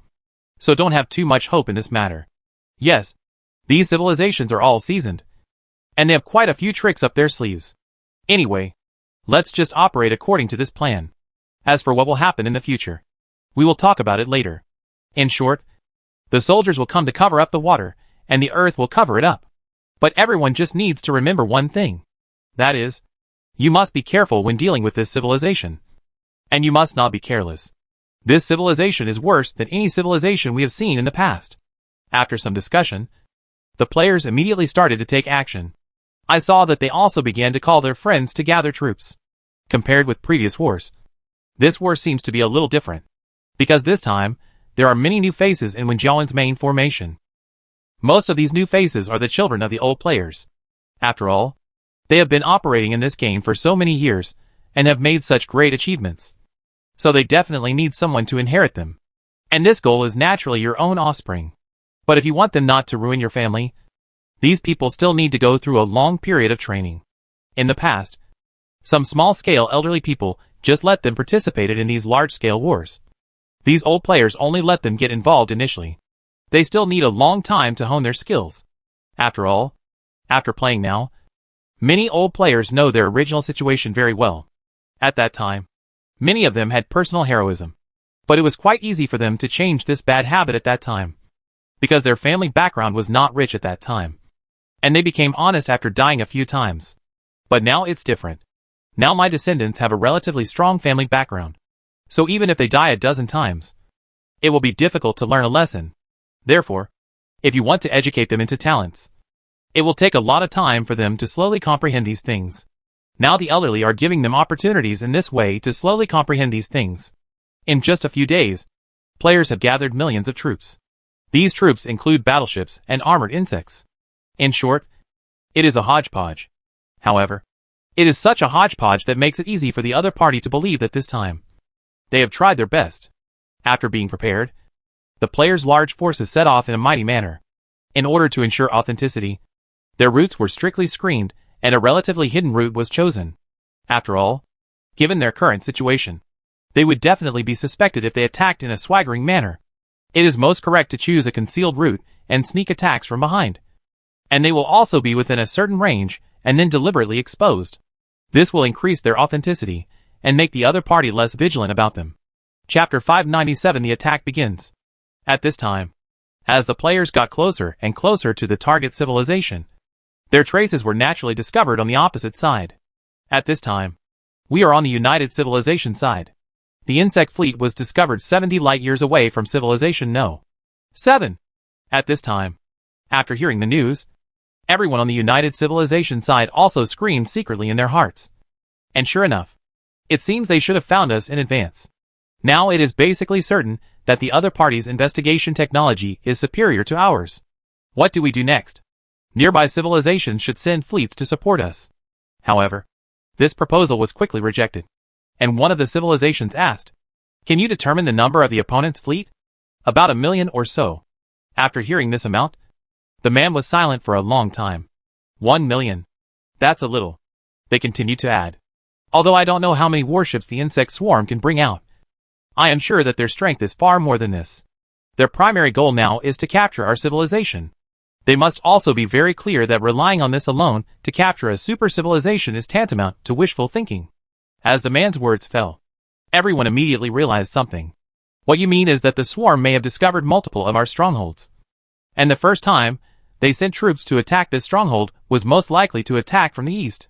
Their target may not be the civilization at all. Hearing this, the man nodded.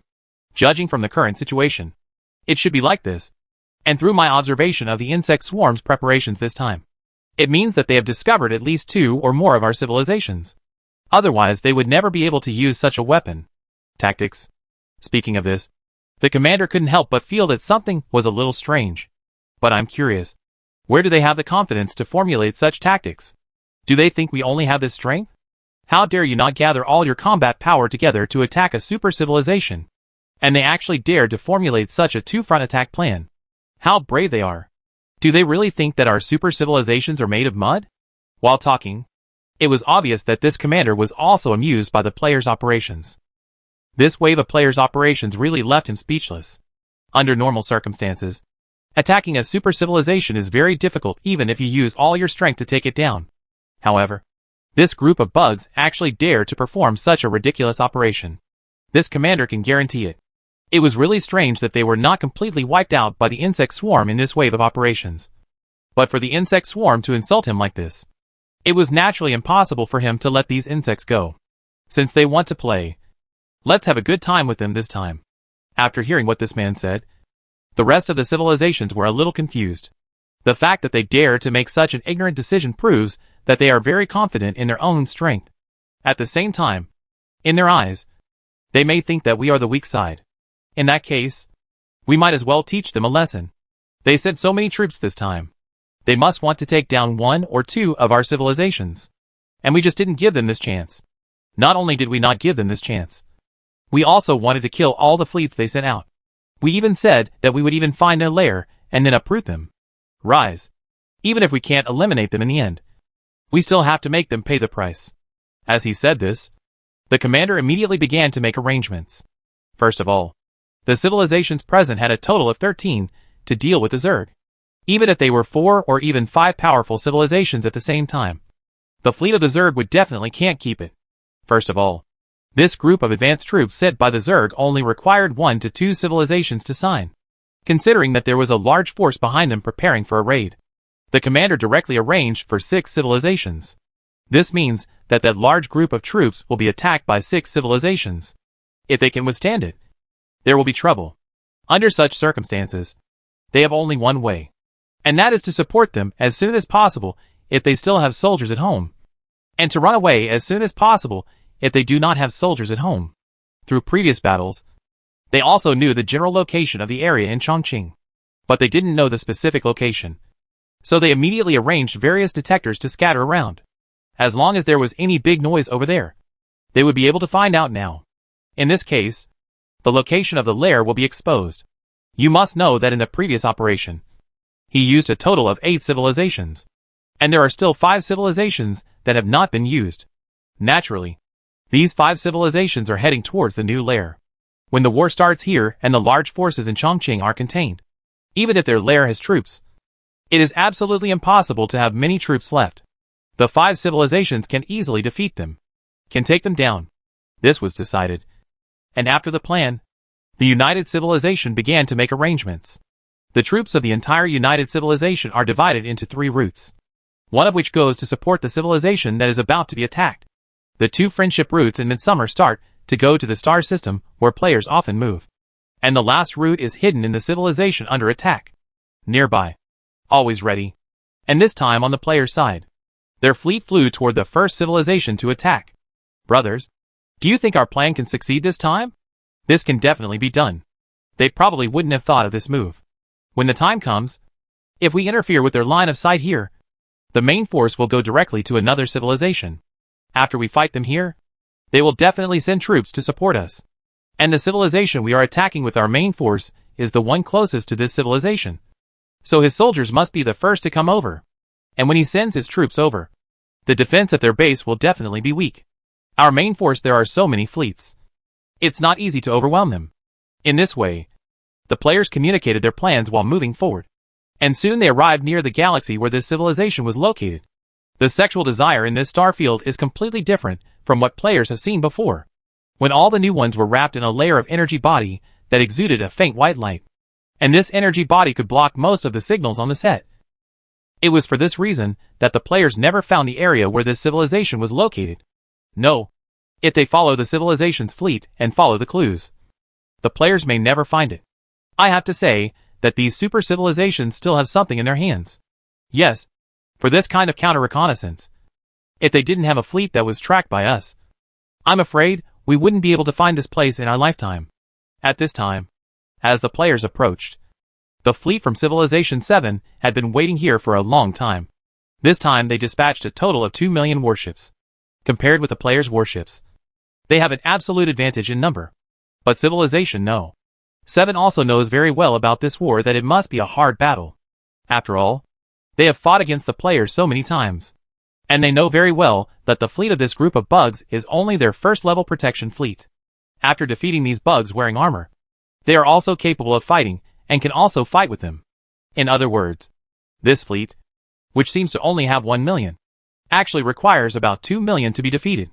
At this time, when they saw the people coming, they naturally didn't say much nonsense. They saw countless warships heading towards the players and launched an attack. Countless beams of light in space hit the player's fleet in a blink of an eye. And these beams of light caused ripples on the ship's shield. Brothers are facing each other. Please pay attention to your own condition. Squad leaders of all formations, please pay attention. All support lines are paying attention to the status of other ships in their own team. Just like this, as the orders were issued one after another, the battleships on the player's side also immediately started to counterattack. Compared with the battleships on the United Civilization side, the battleships on the player's side were undoubtedly much more standardized. Each team is equipped with some attack cruisers and long-range repair cruisers. And some are electronic frigates or destroyers. Each team has its own group of warships. So their goals are already very clear after the battle begins. At this time, the team leader was marking the warships he was responsible for. And at the same time, the team members immediately locked onto these warships. All members obey my command. Prioritize attacking the opponent's no. One marked ship. Following his order, dozens of cruisers in the squad immediately moved toward that one battleship. And even one battleship was wiped out in an instant despite the concentrated fire from so many battleships. After destroying this battleship, the team commander immediately began to order lives again. G1 no. 2. As he spoke, the squad leader seemed to notice something. Attention. Logistics ship formation. Our battleships no. 5 and 12 were attacked by the other side. Pay attention to their shield capacity and provide remote shield transmission support at any time. Logistics team received. Electronic warfare team, you are in charge of a ship on the opposite side that has not yet been named. As much as possible to make sure they can't fire. Just like this, as the order was issued, the battle officially began. However, although the opponent's fleet seemed to be very numerous, there are very few battleships that can actually fire. Because as soon as the player's electronic attack ships engage, they immediately begin to interfere with some of the opponent's building materials. The current situation is that they can be hit. If they are hit by concentrated fire, they will be gone after 2 hits. Those who are not focused on fire are basically being interfered with in turns. So the firepower they can provide is very limited. Therefore, the opponent's side seems to have a large number. But in fact there are very few that actually play a role in the battlefield. On the other hand, the players are having a great time fighting. Countless missile lasers came out clearly, and the opponent was defeated steadily. It was only then that the United Civilization fully understood the strength of the players. Although they have fought against players before, they were all small-scale collisions. And small-scale collisions are completely different from large-scale battles. They originally thought that the players would not be so strong in large-scale battles. But the current situation showed that they thought too much. And the opponent's sound cooperation was too subtle. Through various direct or indirect methods, the overall combat capability is improved. And each fleet has a clear division of labor. At this time, as time went by, the fighting between the two sides became more and more intense. At this time, Team No. 5 is cleaning up enemy ships on the battlefield. However, compared to other teams, the number of ships they were responsible for was cleared much faster. Others only cleared half of them. The warships they were responsible for were almost completely cleared. And while the team leader was still giving command, he suddenly heard a voice coming from the team leader's channel broadcast. Team 5, Team 13, and Team 24 are all moving closer to Team 7. Upon hearing the news, the captains of these teams immediately began to direct the fleet members to move in that direction. Brothers turned the bow of the boat towards the direction of Team 7 and started moving. All ships maintain a speed of 20 kilometers per second. Stop focusing the fire. Remember to shout in the channel, and the other side will advance and send away the remaining 2 ships of our target. Just like this, as the order was issued, all the ships in this team started their engines, and then began to move towards the target area at a constant speed. At the same time, their weapons were still aimed at the named targets. After so many years of war in this universe, players have their own ways of fighting large-scale battles. The player's formation command is generally divided into Commander-in-Chief, and the ship the Commander-in-Chief rides is a command ship called the God class. This ship is about 1 kilometer long, and its entire body is black and exudes a metallic luster.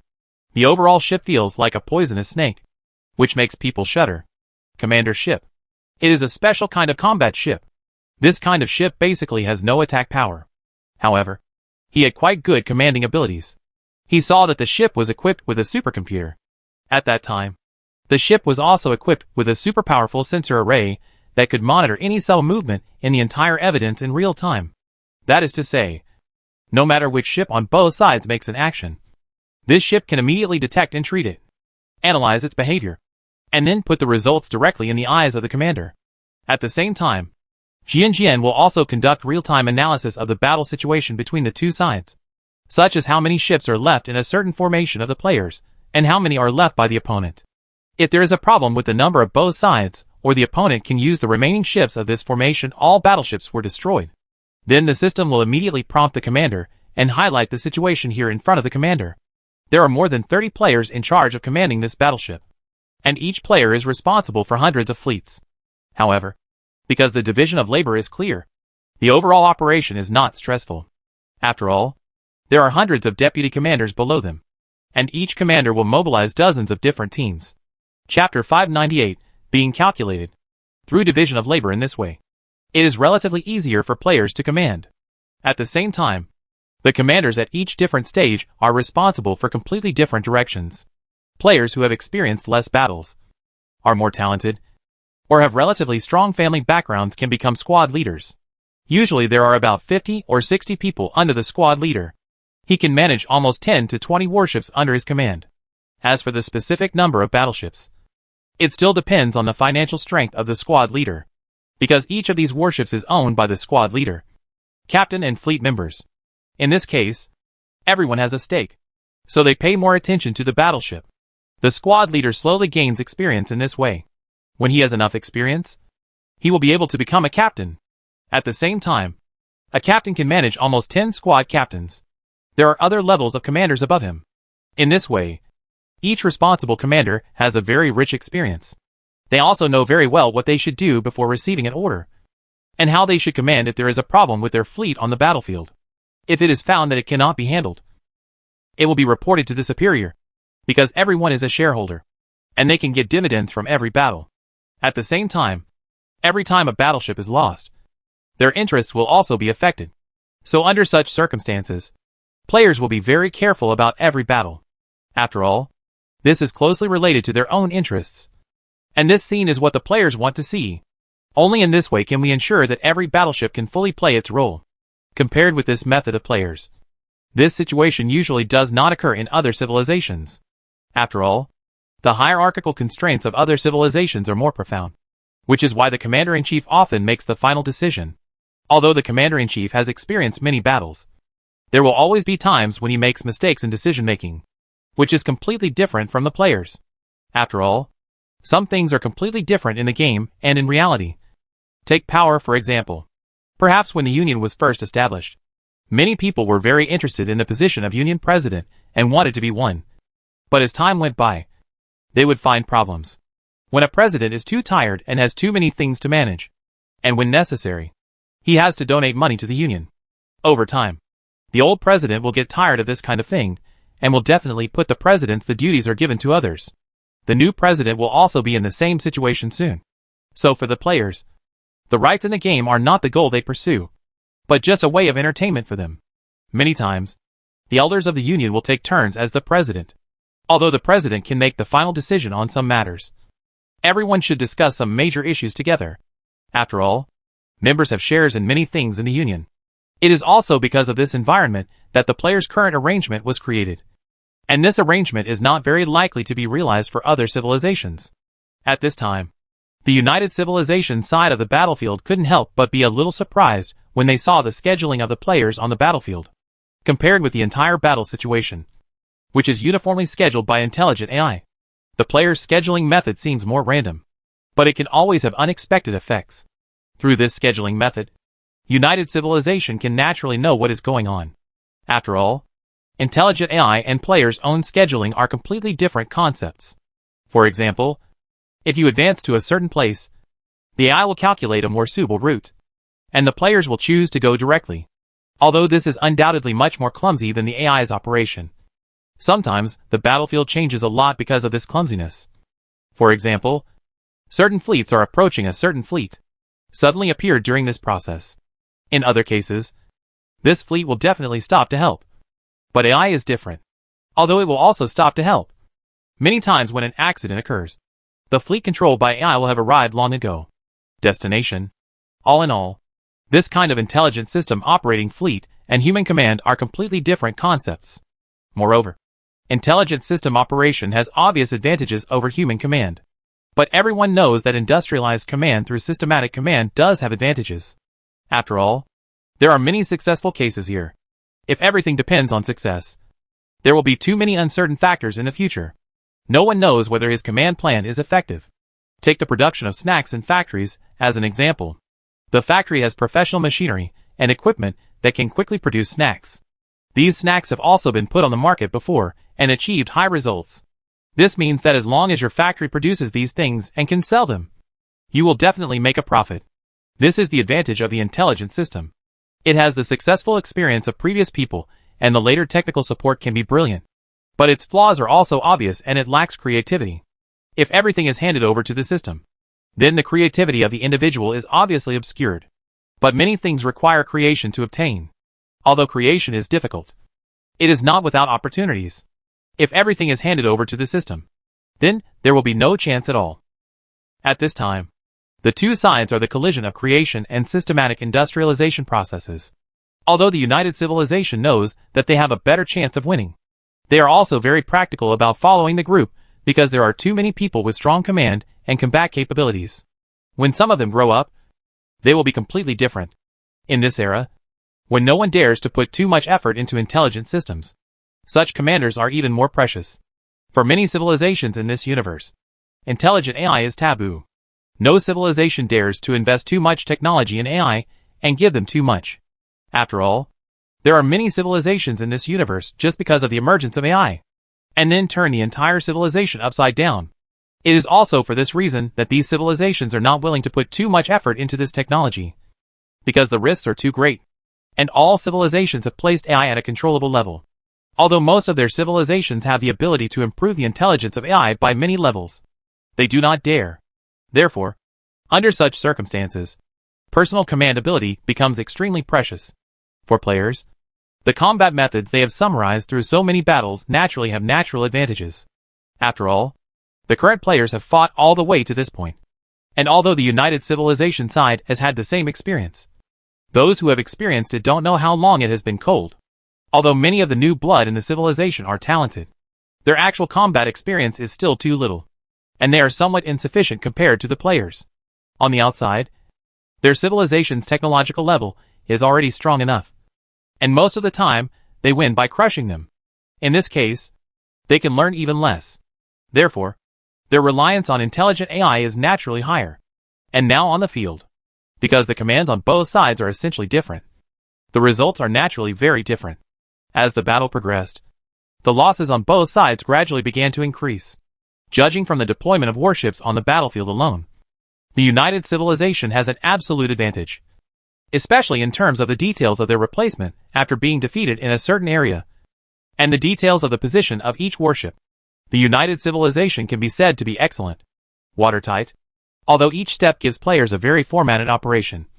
We have to admit that this is the most advantageous way to handle it at the moment. The opponent gives them the feeling that they are playing chess and are mainly responsible for attacking, while the opponent is responsible for minimizing their own losses as much as possible. In this way, the warships from both sides fought back and forth.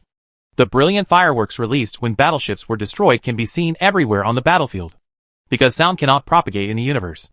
This battle appears silent and soundless to outsiders. Only the beams of light in the sky and the sparks in the sky when the ship exploded told the cruelty of this war. At this time, while the two sides were still fighting back and forth, they were in the command room of the players. Although the opponent seems to have a numerical advantage on the surface, we have secondary combat capabilities. The battle losses on both sides now seem that our side should have an absolute advantage. If we continue to fight according to this battle loss ratio, they will definitely be wiped out first. But it's definitely not as simple as we thought. The support troops on the opposite side should also take action. If nothing else, it should be. Brothers, please cheer up and pay attention to the surrounding situation. The real battle will not begin until the opponent's support troops join the battlefield. Although it is unclear how many warships the other side will send to support, it is undeniable that the real time to resist pressure will come next. We must hold off their support formations and create enough time for our main force. This game is not easy to win, but we have no other better choice. In this way, the players were discussing various things about the subsequent battle. At this moment, the sensor array of the command sword had already scanned the opponent's fleet and was approaching here. You're coming across from me. Can you scan the number of battleships on the opposite side? The scan came out. There are more than 2 million warships on the opposite side. 2 million. Plus the rest here. We will have to face at least more than 3.5 million warships at the same time. Damn. This wave is a bit difficult. It's difficult to do. But don't panic. Don't forget what our plan is. For us, we only need to hold them back, whether your growth goes smoothly or not. For our plan, the impact is not big. In this way, the players started to rearrange the warships here while communicating. After all, they would have to face the other side later, and they had to prepare in advance for the furniture of 2 million ships. And at this time, somewhere in the star field, brothers, there is news here that the enemy's support formation has passed. We should also take action here. At this time, after the support formation on the opposite side was discovered, the main formation prepared by the players to ambush also received the news. Don't forget to follow our original plan and give priority to destroying all their defense facilities. In this case, even if they get wind of the situation and come back for support, it won't be of much use. With the assistance of those defense facilities and their millions of warships, it is basically impossible to compete with us. Just like this, as the players' words fell, the next moment, the players' mighty troops set off towards their target civilization. Players' main fleet has a total of 4 million warships, although the players in this formation have not used them. For any civilization, this number of high-end warships is also a very powerful force. In fact, this wave is not because players don't want to use miracles, but mainly because all flagships are looking for bubble civilizations in the edge world. At the same time, they felt that they still needed to hide something in their hands. Considering these factors, they did not use it. In this way, not long after, the main formation of the players arrived at the predetermined location. But when they arrived, their expression suddenly changed, because there were already more than 8 million warships waiting for them here. Holy shit. What's going on? I don't know. Didn't we discover that this civilization has sent out warships before? What is going on? Why do they still have so many warships? After seeing this scene at this time, the players naturally knew what happened and were obviously fooled. The other party must have guessed our routine. They are well prepared for this wave. The previous operations are probably to confuse us. What should I do now? Don't panic. Retreat first. The space has been disturbed. I'm on the other side and I'm ready. What the HL?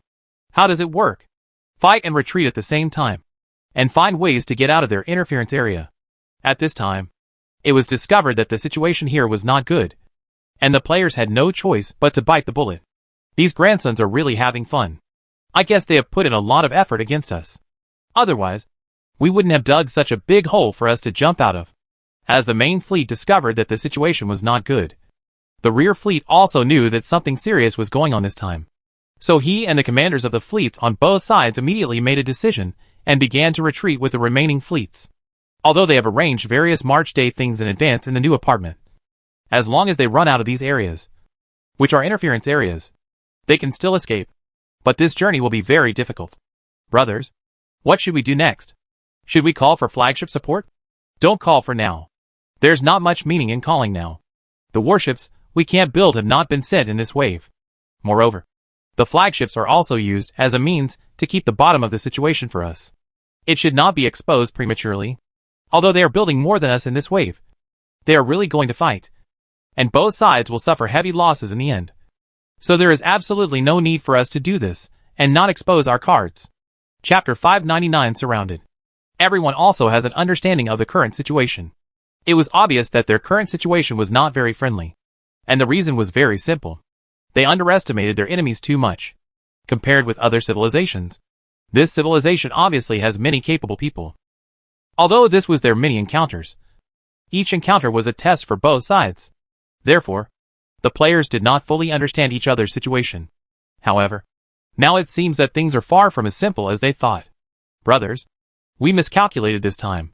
Yes, we didn't actually have many tricks in our previous matches. But now it seems that we have underestimated them far. We are miserable this time. It doesn't matter. Although if nothing happens in this wave, we will definitely be wiped out by the group. But the impact will not be big. Fortunately, we saved some time before we set off. In this way, after knowing the situation, the players didn't have much idea about it. After all, victory or defeat is a common thing for military strategists. In fact, they had thought about what to do if they failed long before they set off. Although their past battles have gone relatively smoothly, nothing is certain.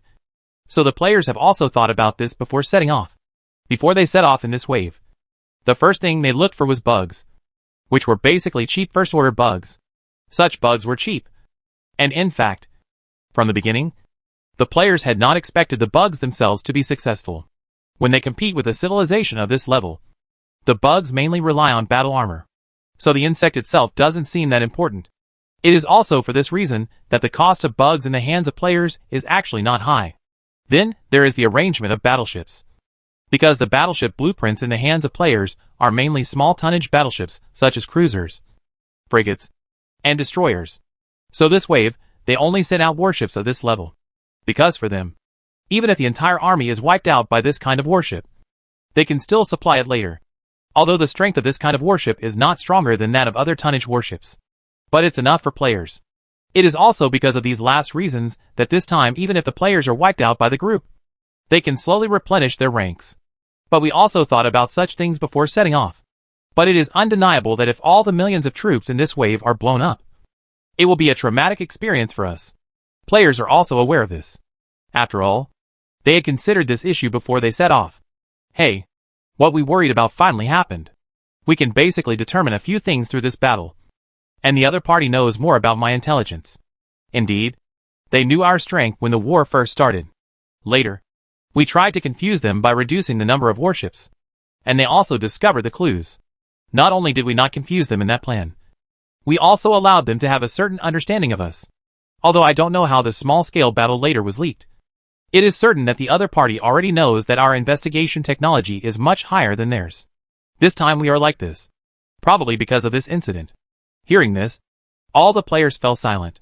Based on the current situation, the probability of this speculation is very high. At the same time, players also have a thorough understanding of the disaster that a little bit of information loss in fighting advanced civilizations can bring to the entire fleet. If even a slight mistake is discovered and exploited by the enemy, it will be a blow to you. The other party knows that his investigative skills are not as good as the players alone in coming up with a target plan. First of all, after determining this, they realize that there must be a civilization exposed on their own civilization. The other party's delay in taking action is most likely to avoid alerting the enemy. It is also because the previous battles of this player were relatively smooth. These successes are just pretended by the other party. And their purpose is to make the players relax their vigilance. Because in the following battles, players use their reconnaissance skills to gain many advantages on the battlefield. But what about the final result? The final result was that the other party wanted to do just that. Many of the small-scale collisions with warships later were caused by them on purpose. But this is understandable. After all, their plan would not be so smooth without confusing the players. In this way, players gradually fell into the trap because of his paralysis. At the same time, after knowing that the other party might have found their home base. They also took advantage of it. Start to speculate on the prerequisites for players to attack. As a result, after such a wave of operations, the other party quickly thought of something. Logically speaking, if I find your lair, my first reaction will definitely be to attack. But the players didn't have too many actions as before, so they immediately came up with ideas. Because the reason why the other party acted like this is easy to guess. That means his identity has been exposed. The bugs know that there is more than one civilization on their side, although it's not clear why the other party thinks so. Since the other party already knows, the reason why they haven't taken action yet is very simple. That means the other party definitely wants to fight. A simple attack will involve a problem because our side is a union of multiple civilizations. That is, it is difficult for one side to support it from all sides. Now things get serious. If the two sides fight for a short time and you can't win, then unfortunately you may not have a chance. Because once the opponent's support arrives, your attack will fail. There is only one way to capture a civilization in a short period of time. That means the other side is unarmed. So the bugs are bound to find a way. After speculating on this point, they immediately knew that the two civilizations had the highest probability of being attacked. It's the two that are closer to each other. So after considering this, the bugs chose this two-line attack method. By attacking on one side, you first attract the attention and support of another civilization. And then when the support here passes, then this side must be relatively empty. When the time comes, the large army of bugs will come and kill them directly.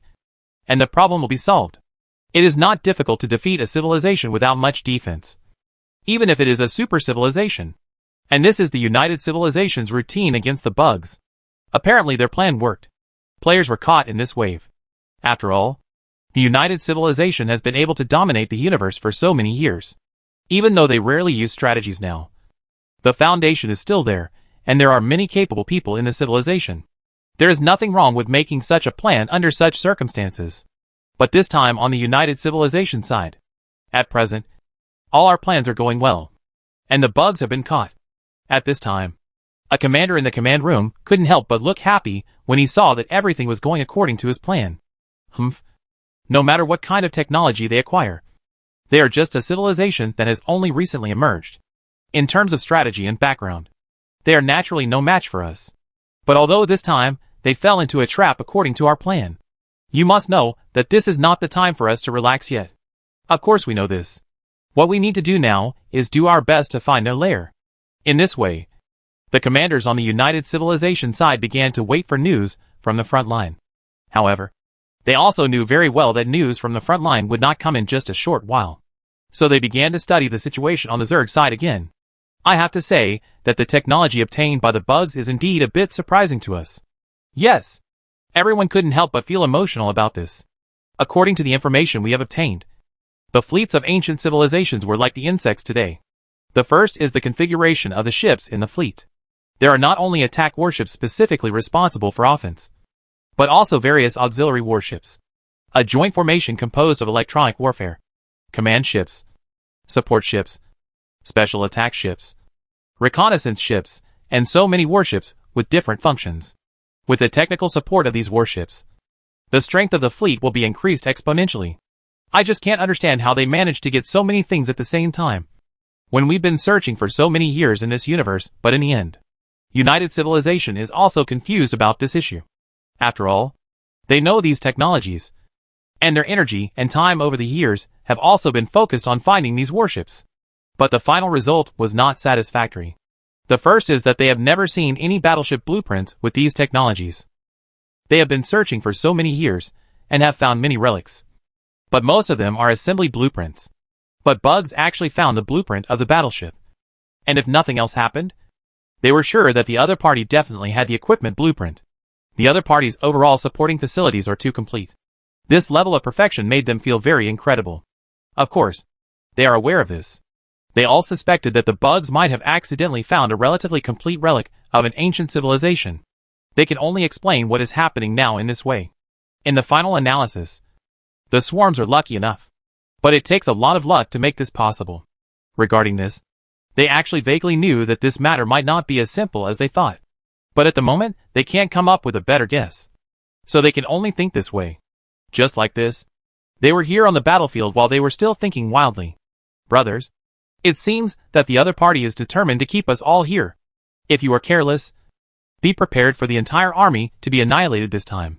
At this time, when the players saw the situation on the battlefield, their hearts sank to the bottom. In fact, they have some idea of the current situation. From the beginning of the war between the two sides, the players realized that the situation was not good. Because when they first discovered that they had been tricked by the opponent, the first reaction of the players was to immediately summon a fleet to fight and retreat. As a result, the opponent clearly discovered their intention. Even though the opponent knew that blocking the players' retreat route would cause their own forces to be dispersed and the losses to be increased at least several times. But even so, the opponent still chose to block the players' retreat. At this time, the players were attacked from both sides. They were surrounded by the enemy with several times the number of warships. The current situation is that there are enemies on all sides, and they cannot jump. In this situation, they have few options. The first one is to fight to the end. The second is to find a weak place to break out. What's next? Brothers? The other party is determined to keep us here, so I personally recommend fighting them directly. Actually, judging from the current situation, we still have a chance to break through. Our losses will definitely be smaller after the breakout. In this way, everyone started talking about this matter. Brothers, to be honest, I personally think that based on the current situation, head-on confrontation is the best option. First of all, a breakout is indeed feasible. But if the breakout is successful, and we can only have hundreds of thousands of warships left out of the millions we have here, it is considered good. But if we choose to break out, our speed at clearing enemy warships will definitely be reduced. In this case, the number of tens of thousands we could originally destroy may be reduced by 40 to 50%. So I personally don't recommend retreat. Everyone naturally knows what this player said. Once they choose to break out, their losses will increase, and the tactics will not be as perfect as they are now. And there will definitely be some flaws left. And as long as these flaws are left, the problem will be big, because these flaws would greatly increase their losses. In the end, although they saved hundreds of thousands of warships, they might lose more than 1 or 2 million warships. But the advantage of this is that they can at least save some of the battleships and reduce battle losses. At this time, when everyone was talking about this matter, the Emperor Penguin stood up. Brothers, let's stop arguing here. Listen to my opinion. First of all, you should know very well how many battleships and armors we brought out this time. But what was the result? As a result, we may end up with only a few 100,000 warships. Doesn't it mean a lot? Actually, it doesn't mean much. In my opinion, if our hundreds of thousands of warships can exchange for their 1 or 2 million battle losses, I would rather trade with them. At this time, everyone was confused after hearing what the Emperor Penguin said. After this wave of fighting is over, they must also know very well what will happen to us next. After this battle is over, their first thought must be to send us all away at any cost. Then after the battle is over, they will definitely search for us all over the universe. After all, our current situation is basically a defeated rooster, and they will definitely not give us a chance. When faced with their attack, do you think the warships we left behind are really useful? It is obviously useless. And it will even expose our true home because of our return. So I personally suggest that we, and the like, will not do anything about this. Do it without stopping and fight it to the end. This way, even if they want to find us later, it will not be that easy. This will also buy us some time to build warships. Everyone couldn't help but fell silent after hearing the words of the Emperor Penguin. Finally, after some thinking, everyone decided to fight them here to the end. End of chapter 600. Because at this time the players also know that what Emperor Penguin said makes sense. Judging from the current situation, if they keep these warships and go back, the first point will not have much effect on the subsequent battle. But because of the retreat, the enemy found his own lair, which was not worth the gain. After the decision was finally made, the players immediately started taking action without any ink marks. As the players made their decision, they stopped retreating. All fleets, adopt the turtle lineup. Just like this. As this order was issued, the players' team immediately began to act according to the arrangement of the Emperor Penguin. The turtle tactics were learned from the players and the United Universe civilization. After getting the Super Titan, players looked up many combat methods. And this turtle formation is one of them. Of course, this is definitely not the name. This name was chosen by the players themselves for the convenience of memory. The operation of this formation is also very simple. Arrange only attack warships into a ball. The outermost layer of the sphere is the attack warship. And the middle layer of the sphere is the support warship. As for some special warships, they are next to the support warships. The principle of this combat method is also very simple. The external battleships attack enemies from all directions and serve as human shields. The support ships on the second level naturally provide support to supplement their damage. The various special warships next to the support ship are naturally to ensure the safety of both parties. Once they find that the firepower in a certain area is relatively strong, or that the opponent's fire support ship is concentrated, they will immediately carry out targeted interference. In this case, it will be more difficult for the enemy to destroy their warships. And when certain areas are really unbearable, or the battleships have low HP, then these outermost battleships can be evacuated back to the center of the sphere for repairs. Once the repairs have been made, they will immediately go over to fill the position. The final effect that can be achieved through this method will naturally not be too bad. First of all, the endurance of this formation is incredible, and every battleship is used to the extreme. Although this method involves fighting to the end, it can achieve the greatest success before the entire army is annihilated. And now the opponent's tactics of surrounding them can be used to the extreme. At the same time, even if the other party knew that the losses would be heavy, they still had to do so. Because even if you know that you can't surround him in such a situation, you don't dare not to surround him. Because if you dare to do this, the other party will run away in minutes. Therefore, in this round of play, the opponent's high battle losses will definitely be taken at the end. Now the opponent has only two choices. The first one is of course that Gao Zhan destroys everything here first. The second is to let them go. The commanders of the United Civilizations, who saw this scene, couldn't help but look gloomy. Although they have not heard of this formation, they know very well that the rate of increase in battle losses on their side has suddenly increased too much. After knowing this and looking at the current situation of the bugs, these commanders naturally guessed the situation immediately. Now things are a bit troublesome. It seems that the bugs are planning to fight us to the death. What do we do next? Now these bugs have given us two choices. As for what the choice is, you should be very clear about it. That is, whether to let them go or to fight them to the end despite the damage of the battle. At this time, everyone fell into silence as the words fell. They would definitely not be happy to let the bugs leave, because there are at least more than 3 million warships in the main fleet here. With such a number of warships deployed in this wave, including the cannon fodder fleet arranged by the insects, they were able to kill 2 million enemies this time. Although this small number is crippling for the insects, it is far from reaching the point of collapse. This is what they don't want to see. In the final analysis, their plan against the bugs is to make them unable to get up again. At the same time, they also knew that this was an opportunity that the bugs will never be able to turn over. After such a battle, if the bugs are put back, it is basically impossible to encounter such an opportunity next time. After all, it is impossible for the other party to do the same thing twice. So they know very well that this opportunity is their only chance. So they must seize it. Although such a decision will cause us heavy losses in the future, we have no better way now. Don't forget that our plan this time is to eliminate the bugs at once. Even if we can't eliminate them, we will never get up again. So now we have no choice. After a lot of ideological struggle, they finally chose to continue fighting the insects to the end. In that case, let's fight with them. In this way, as the order was issued, the two sides began to fight. As the firefight began, the number of warships on both sides also decreased at an extremely fast rate. And the players who saw this scene naturally knew what was going to happen next.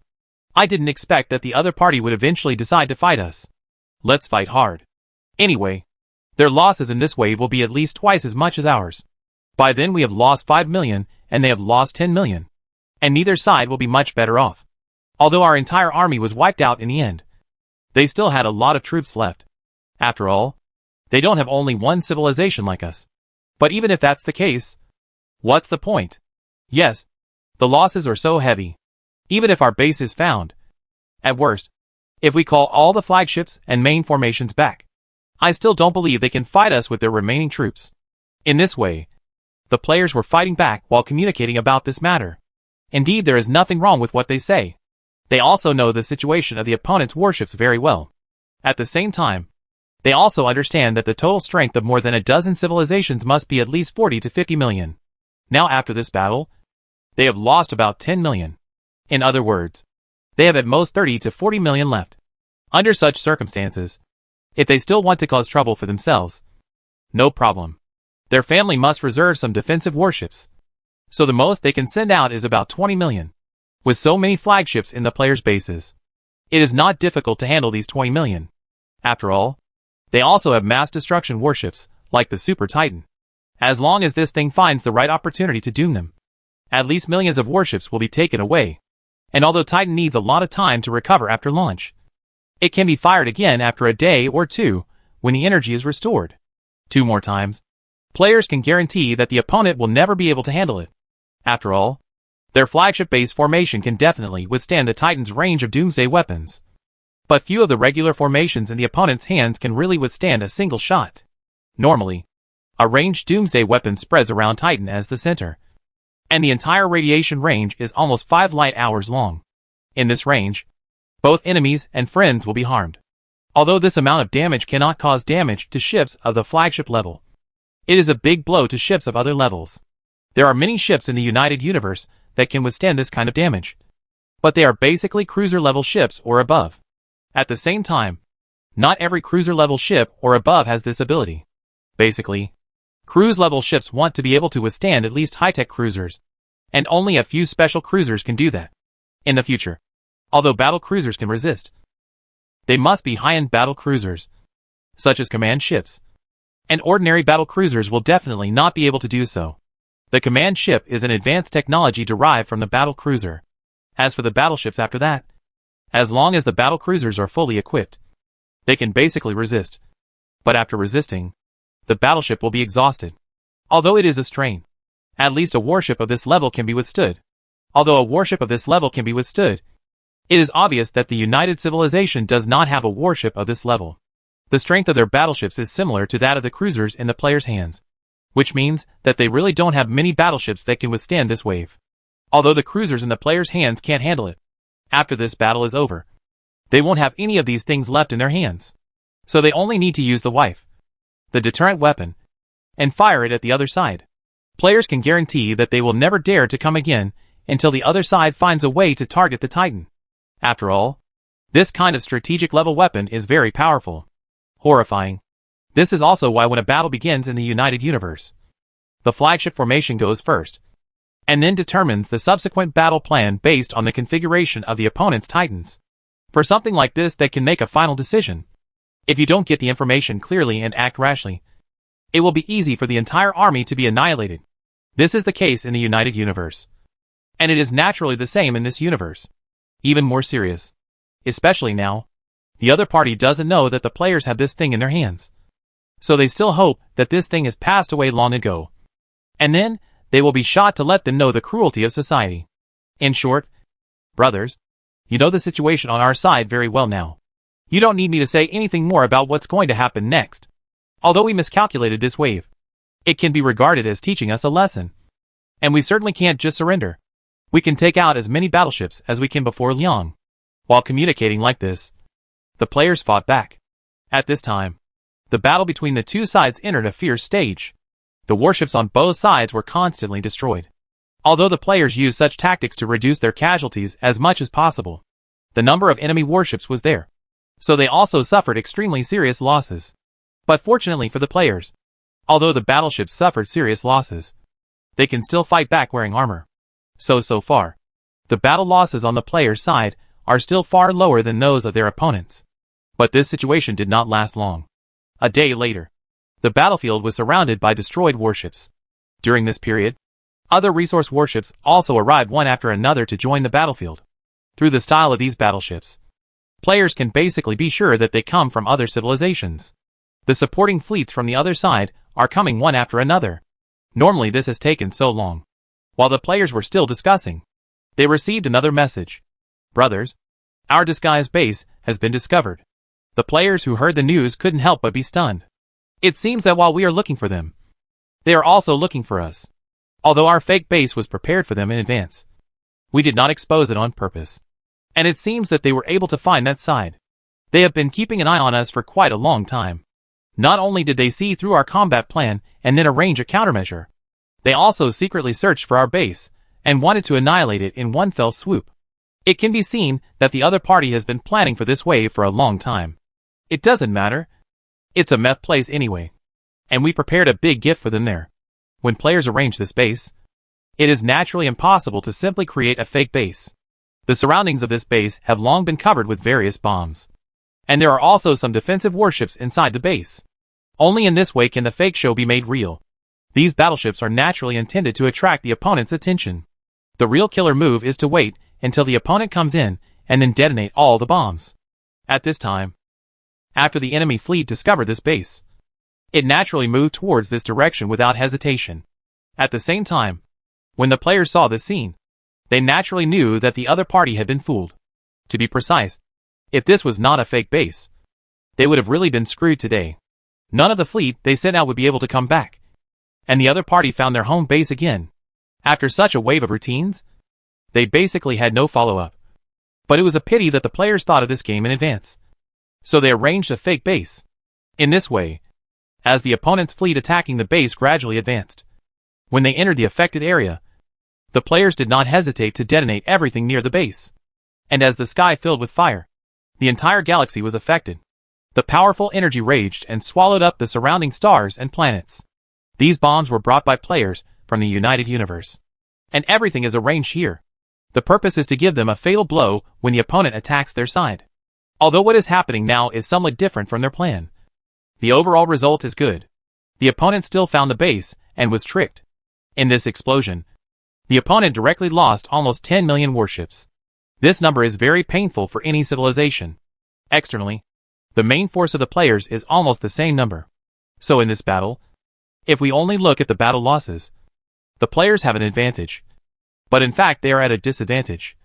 Because the opponent's battleship loss this time was shared by more than a dozen civilizations. On average, each civilization, although the loss was heavy, but it was still acceptable. In the end, both sides suffered losses in this battle. And it came to an end